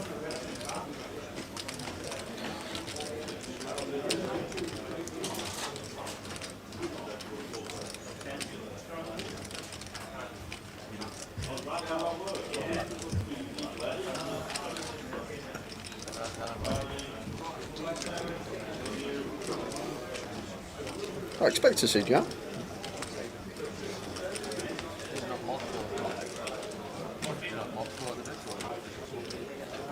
Or is he going to try and get it over 2 streets? This is why I like going small on the flop as well, so we can go just nice. Do you think he could check? Third, just over third, all in by the river. He has position tower, so yeah. See if he checks. Now there's the all in. Could just then use Picasso just to again. We unblock all this ace queen, king queen stuff that we're going to get called by. And action killers can roll off as well. Tower 10 and 9, bad card. If Picasso's check aces or kings like the queen or jack rivers, bad card as well. Potential not to get paid. 2/3. Shove on the turn, and I think this is where we'll lose Picasso from the pot. Yeah. It is tough to check, I understand that, and I know we can see the cards thinking it's all so easy wanting a check. Yeah, I don't think we check. I think if we do go for the big bet on the flop, we are going to just jam turn, but I think we want to go small flop, small turn, small river, and still be able to get all the chips in. I think that's the way we want to proceed there. Just going for the small. Just because then what we do as well, we get Picasso to call a wider range of hands. Like the ace king there, we go third flop, third time, and Picasso might take one off. I'm still not sure, but might take one off again with ace king. Went for the big bet flop to set up 2/3 on the turn. What a flop to see in a 3-bet coup. So one more hand, guys, and then we are going to do a giveaway, and that will take us up to the last break of the day. 20 minutes. 20-minute break.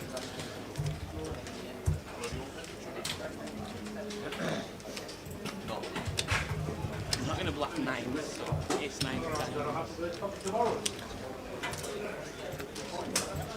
Can we give a shout out to Kevin the Carrot who's playing? Who's Kevin the Carrot? I have no idea. I'll say anything, me. Kevin Who the is Carrot. Kevin the Carrot? Maybe I should go. Do you not enjoy flopping the nuts in a 3-bet pot? Did you have did you actually have it? You might as well tell me. Ace king off. I guess that's a good thing about extremely I check like yeah. I almost folded flop like it's Kings 4. Ollie raises to 1.4. yeah. It's like I don't want to bet. I guess I could bet. Ah, not too late to enter, DK. You can enter tomorrow at 11:45 if you really want Yeah, to. you definitely. Late registration open until day 2. It was all going too See smoothly. Ollie I had to with have the it. Cowboys making it 1.4k. And Joe with the 10s here in the big blind. And this is going to be the end of Joe. So I think this is just a rip off of 31-32 versus Gun. They're going to go for the flat here. I think in Fairyland we're meant to just shove this versus the Gun open. Pocket 10s off of just north of 30. But Joe going to put a well-timed flat in here with the pocket 10s and potentially keep his tournament alive. And I want it's going to be tough to win. No, the giveaway's at 10 o'clock after this hand. After this hand. After this hand, ladies and gentlemen. it does feel weak, but like even if I'm bluffing, I'm probably going to bet again on the turn if you don't improve. I mean, I would check aces like on the flop. Yeah, that's what I was hoping you had. Like, Small C bet I know. from I thought Ollie. about that. 20%. I thought about that. 1.3 into 3.7, around third pot. Joe's still going to have to call with the 10s. Just the one over card. Can't instantly just give Ollie credit for it. But we don't bet this flop, man. What? I had 32. He had 60 bigs to start. A bit more than that. Like 50. Jack on the turn. And just going to do bet here for Ollie. Wanting to get all the chips in by the river. 2x pot. I mean, I think we can range bet. I guess I don't really need it before, I just want to see it. I wouldn't be surprised if there's something like jam it. Definitely on jam 10, but maybe with the straight. I shoved it. I think I heard something about like there's a weird spot like exactly that, and you can just like jam it. There's the second half of the row now. It's going to get a bit more difficult for Joe. And we're blocking the bluffs as well. The King 10, the Ace 10 are going to be the nice double barrel candidates as a bluff. So I think this is where we can just let our tens go. Ace king, and he called. They came jack 10 3, 2 spades, and I jammed like 3 times pot. And he called, and he had ace 3 spades. So he had enough left over to bottom pair, just bottom pair. And it's time, guys. Oh, it's time. So I'm getting excited. You're asking the question. How many rivets are on the 4th bridge? Says Dennis Shaw. So guys, if you're new to the stream, you're probably not, but just in case we have to do it anyway. Tao's going to ask me a question. I'm going to write it down on this piece of paper. Closest to my guess is going to win themselves a £150 closer ticket for Monday on the Grosvenor client. Don't get your guesses in until we say. Until I've got my answer down on this piece of paper, no guesses. Any multiple guesses, disqualification. We do check these things. We see more than one guess from the account. You go. So that's all I want to hear. So. I was going to. I had 2 or 3 subjects that I'd been googling and working out. You know what I mean? But I thought I'd do it on something that we've been past and seen, and it's Edinburgh related. So it's an easy one. Oh, great! No, honestly, it is. It's really easy. It's not that big of a number. So, just up the road is Edinburgh Zoo. Yeah. And all I want to know, it's a really easy question. All I want to know is how many animals are in Edinburgh Zoo. That's it. That's all I want to know. I have no idea. Me neither. Me neither. And I still don't know the answer because I've not even checked it. Me neither. Don't answer. Do not put any guesses in there because he's got 10 seconds. He's got 9 seconds. He's got 8. Don't guess. Ever, Tom. Don't guess. Not yet. 5, 4, 3, 2. How many animals are in Edinburgh Zoo? And it's only up the road. We're in. We're in. Are we in? We are in. Now you can guess, ladies and gentlemen. You've got about 10 minutes. Good luck, everyone. Off you go. I have no idea about this one. Absolutely clueless. Absolutely clueless. How many animals does Jay thinks are at Edinburgh Zoo? And that's not the staff. It's not the staff. So there you go. And as you can see by the face, when he was writing the number down, he hasn't got a clue. So away you go.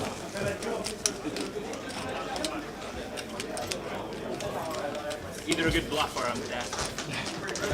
One of the two. Dead? What did you write down? Probably. Greedy sizing. Good sizing though. Good luck, everybody. If you want to wait for Jay's clue, if he gives it away later, when I tell him the correct answer. Did you go? Is that where you popped out when Jack was in? Did you go to the zoo to count all the animals you was gone that long? I was there. Is that where you went? I was at the zoo. I went in. I wondered where you gone. I was going to ask you how many millimetres of rain does Edinburgh get every year? I would have on been average. much better with that one. Would you? Yeah. Oh. Well, I didn't do that one. So, how many animals does Jay thinks are at Edinburgh Zoo? It is the second most visited zoo in the... Oh, now you tell me that. I'm just saying. No, second most visited in the United Kingdom.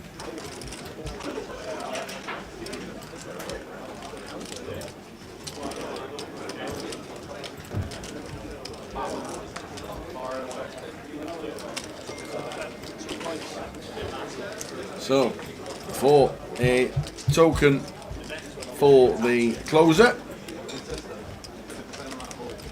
how many animals does Jay thinks there are at Edinburgh Zoo?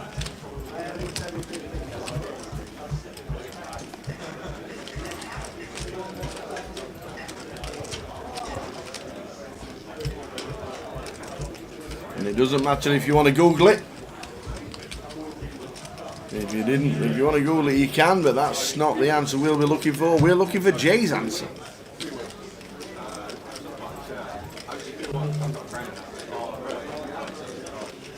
It's a really difficult question, Sal, because there's like so many variables regarding this question. Like you go to some zoos and they've got like tigers, lions and tigers and bears. Like, but they'll have like one, two, or three of each, and there'll be like 80 animals in the zoo because they're all like animals that are near extinct. But then you go to other zoos and they've got 200 meerkats running around in one pen, and then they've got 74 penguins in it. That's 274. Yeah, but this is what I'm saying. Some zoos will have a lot more animals than others because of the type of animals that are in there, because of the size of the animals or how close they are to being extinct. Are you just saying that because you think your answer's ridiculously wrong? Or I googled it.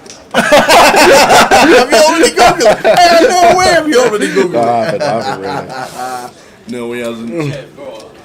So, how many animals does Jay think are at Edinburgh Zoo? Yeah, going to jump back into things while you guys are getting your guesses in, because Picasso in a difficult river spot here with the top pair, but is going to pay it off. And nice hand for James to bluff with. Credit to James, and like this from him. I think he's chose a very nice candidate to free barrel here.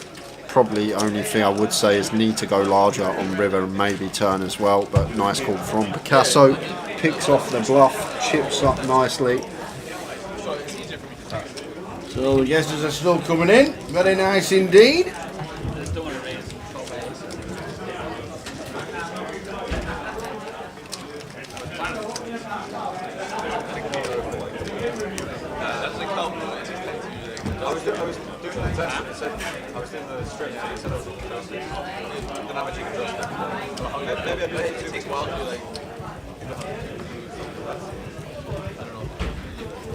Honestly, I just felt depressed. Yeah, that's it. At the beginning. Just because I'm looking forward to, and I think I just, but I feel great. That's why I did it. That's why I, looking this way.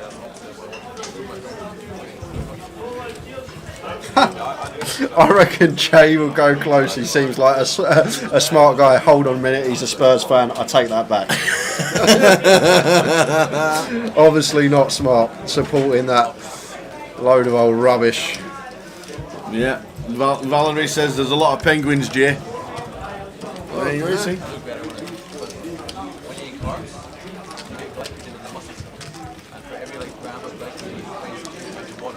So I'll give you the correct answer straight after this hand. Jack Eye flop, Jack 6-2. Top pair for Cully. Should be betting.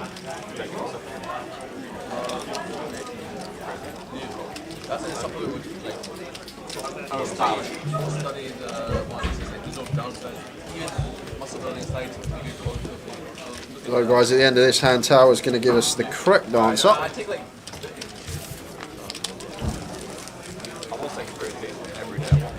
In 2008, there was 1,072 animals at the zoo. That's in 2008. Since then, it's more than doubled. There's just over 2,500 animals at Edinburgh Zoo, as according to Edinburgh Zoo. It's such a stupid question, because you can't even think logically about it if you don't know the zoo. Because some zoos have hardly any animals, because they have. You don't know anything about Edinburgh Zoo. Well, I don't. I'm sorry, but I can't. We're in Edinburgh. I can't even think of the question, like how to think about it, because I don't know about the zoo. I know some zoos, what some zoos are like, but some zoos have few animals. Some zoos have lots of animals, so it's a real toughie. There's 170 species. 170 species in the zoo, minimum. That was a couple of years ago. Must be a big zoo. Enormous. It's the second biggest Scottish attraction. Okay. There is. After the castle. So, the answer on edinburghzoo.co.uk is 2,500. But that's not the answer we want. We want what he's written down on the piece of paper and what he thought about the zoo, because he knows everything about Edinburgh Zoo. I don't know 2 minutes. anything.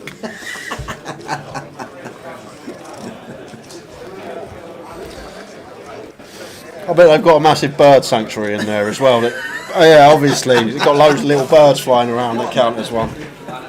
Jeez. It's not the right answer that you need. And if anybody's got the right answer, evening Catherine, evening Jimmy, evening James Noon, all watching on Facebook, evening Gary, evening Stevie, all watching on Facey. And Ollie here, flopping middle set. And Joe with the King Jack. 9 of diamonds on the turn, and does now bring in flush draw and a gut shot for Joe. Jack of diamonds in here as well, blocking some plausible flushes of Ollie. Little hole card check there. You are going to not memorise your suits and check back at them. Make sure you're always checking back at your hole cards. Don't just check back when you got an offsuit hand. You need to check back when you got a suited hand if you're not one for memorising, because people will pick up on that. They'll realise that you're checking to see if you've got a diamond, and then they can just eradicate. If you're only checking your hand when you've got the offsuit, and when you've got suited you're not checking your hand, then players will exploit that. They'll like, if Ollie knows that Joe only checks his hole cards on a free to a flush when he's got an offsuit hand to see if he's got a diamond, he can just exploit that by over bluffing, knowing our opponent's never going to have a flush. So if you are one to not memorise suits and check back down the streets whether you got one to a suit or not, make sure you do it all the time, not just only when you got the offsuit hand.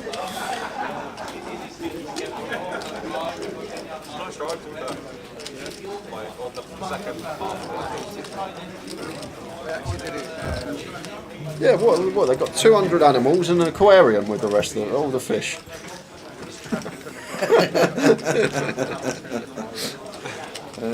Look, Valerie said there was a lot of penguins, and Mark Adair said they've got 500 penguins, and they won't only have one animal in the zoo. This comes on the river. Is Joe thinking about the front shove here after he checked his turn? Joe's had a pit stop. I'll reevaluate. I'll have a drink. Jack of diamonds in here. I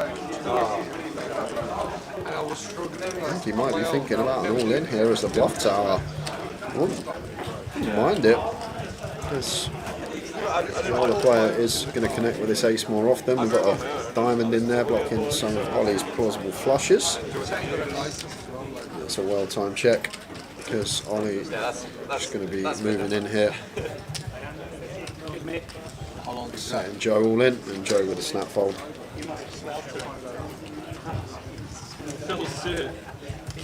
So we'll give you 30 seconds.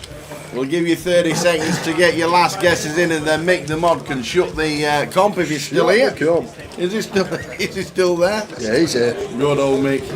Give him 30 seconds, Mick. Last few guesses coming in. How many animals are there at Edinburgh Zoo? Well, we know there's just over 2,500 on EdinburghZoo.com. Hold on a minute, I've got something else to say. Here we go. No one in this chat, other than I'd reckon 6-7 people, have put over 2,500. I'd just like to point that out there. Out of over 400 guesses, there's probably less than 10 guesses over 2,500. So it's not only me that knows this about the zoo. Well, nobody's guessed in the tens though, have they? Yeah, I know, but there's a lot of guesses. There's 6 animals in this zoo. But I'd say predominantly the guesses are between 200 and like 1,500, like that sort of remit. That's a wide gap. But what I'm saying, there's hardly anyone over the 2,500. So Edinburgh Zoo, the second most visited place in Scotland. Come on. Ewan McNicholas says 94. James Walker's googled it. Great guess, Ewan. So we're going to close it in 10 seconds. If you haven't had a guess, get your guess in. 9, 8, 7, 6, 5, 4, 3, 2, 1. Close it, Mick. Close the Close it. Gerald Morrison's last guess. Paula Mack has guessed. Paula Mack's had 2 guesses. Ooh, Paula MC has had 2 guesses. You know what that means? You cannot win. You cannot win. And unbelievably, you can't win, and it might become relevant very soon. Paula Mack has put 2,675, and about 3 seconds before that, she put 533. And what happens to the people who have 2 guesses? DQ. Can't win a thing. It was in the rules at the beginning, DQ. And the comp is now closed.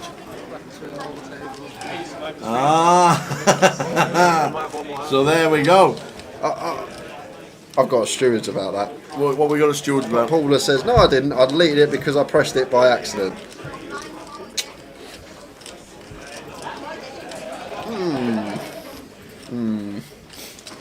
Should we let her in?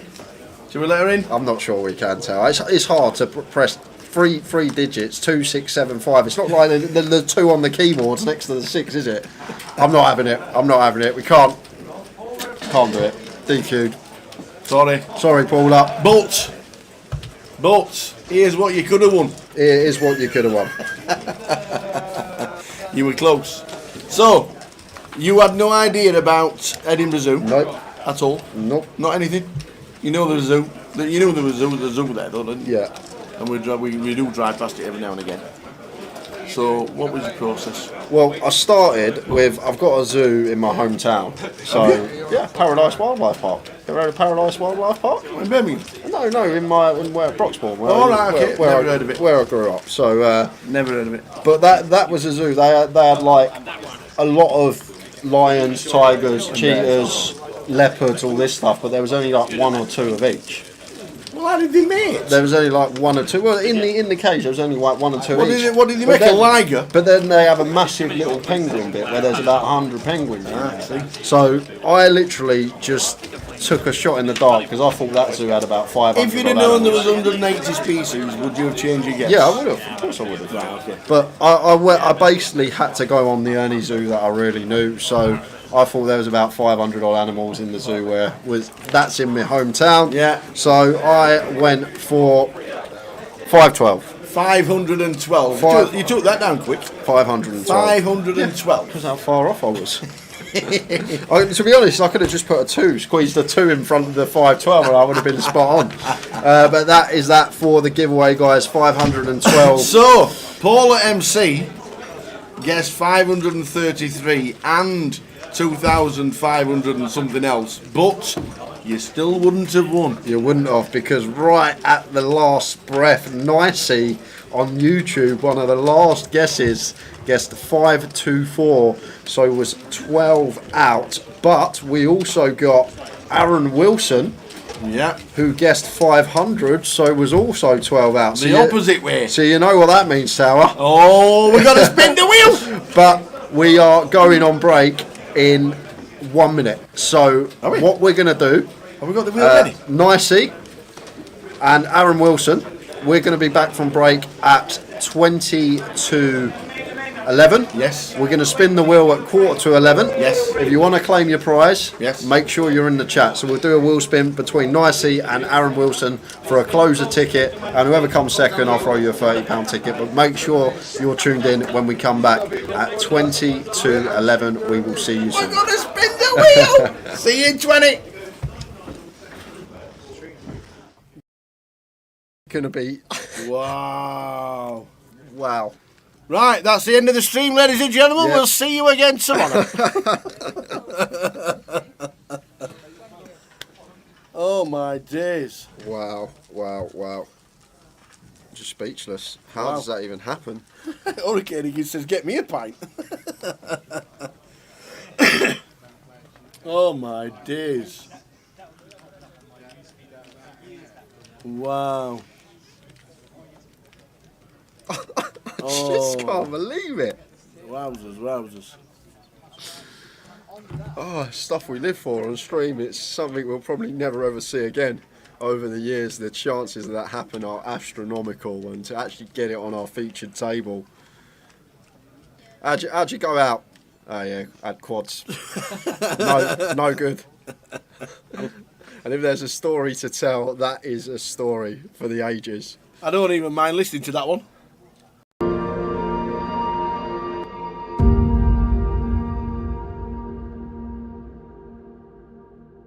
And we got day 1G tomorrow, which is now an ordinary flight, and then the turbo kicks off at 6 p.m. And then Saturday for day 2, get down to about 60 players, and then the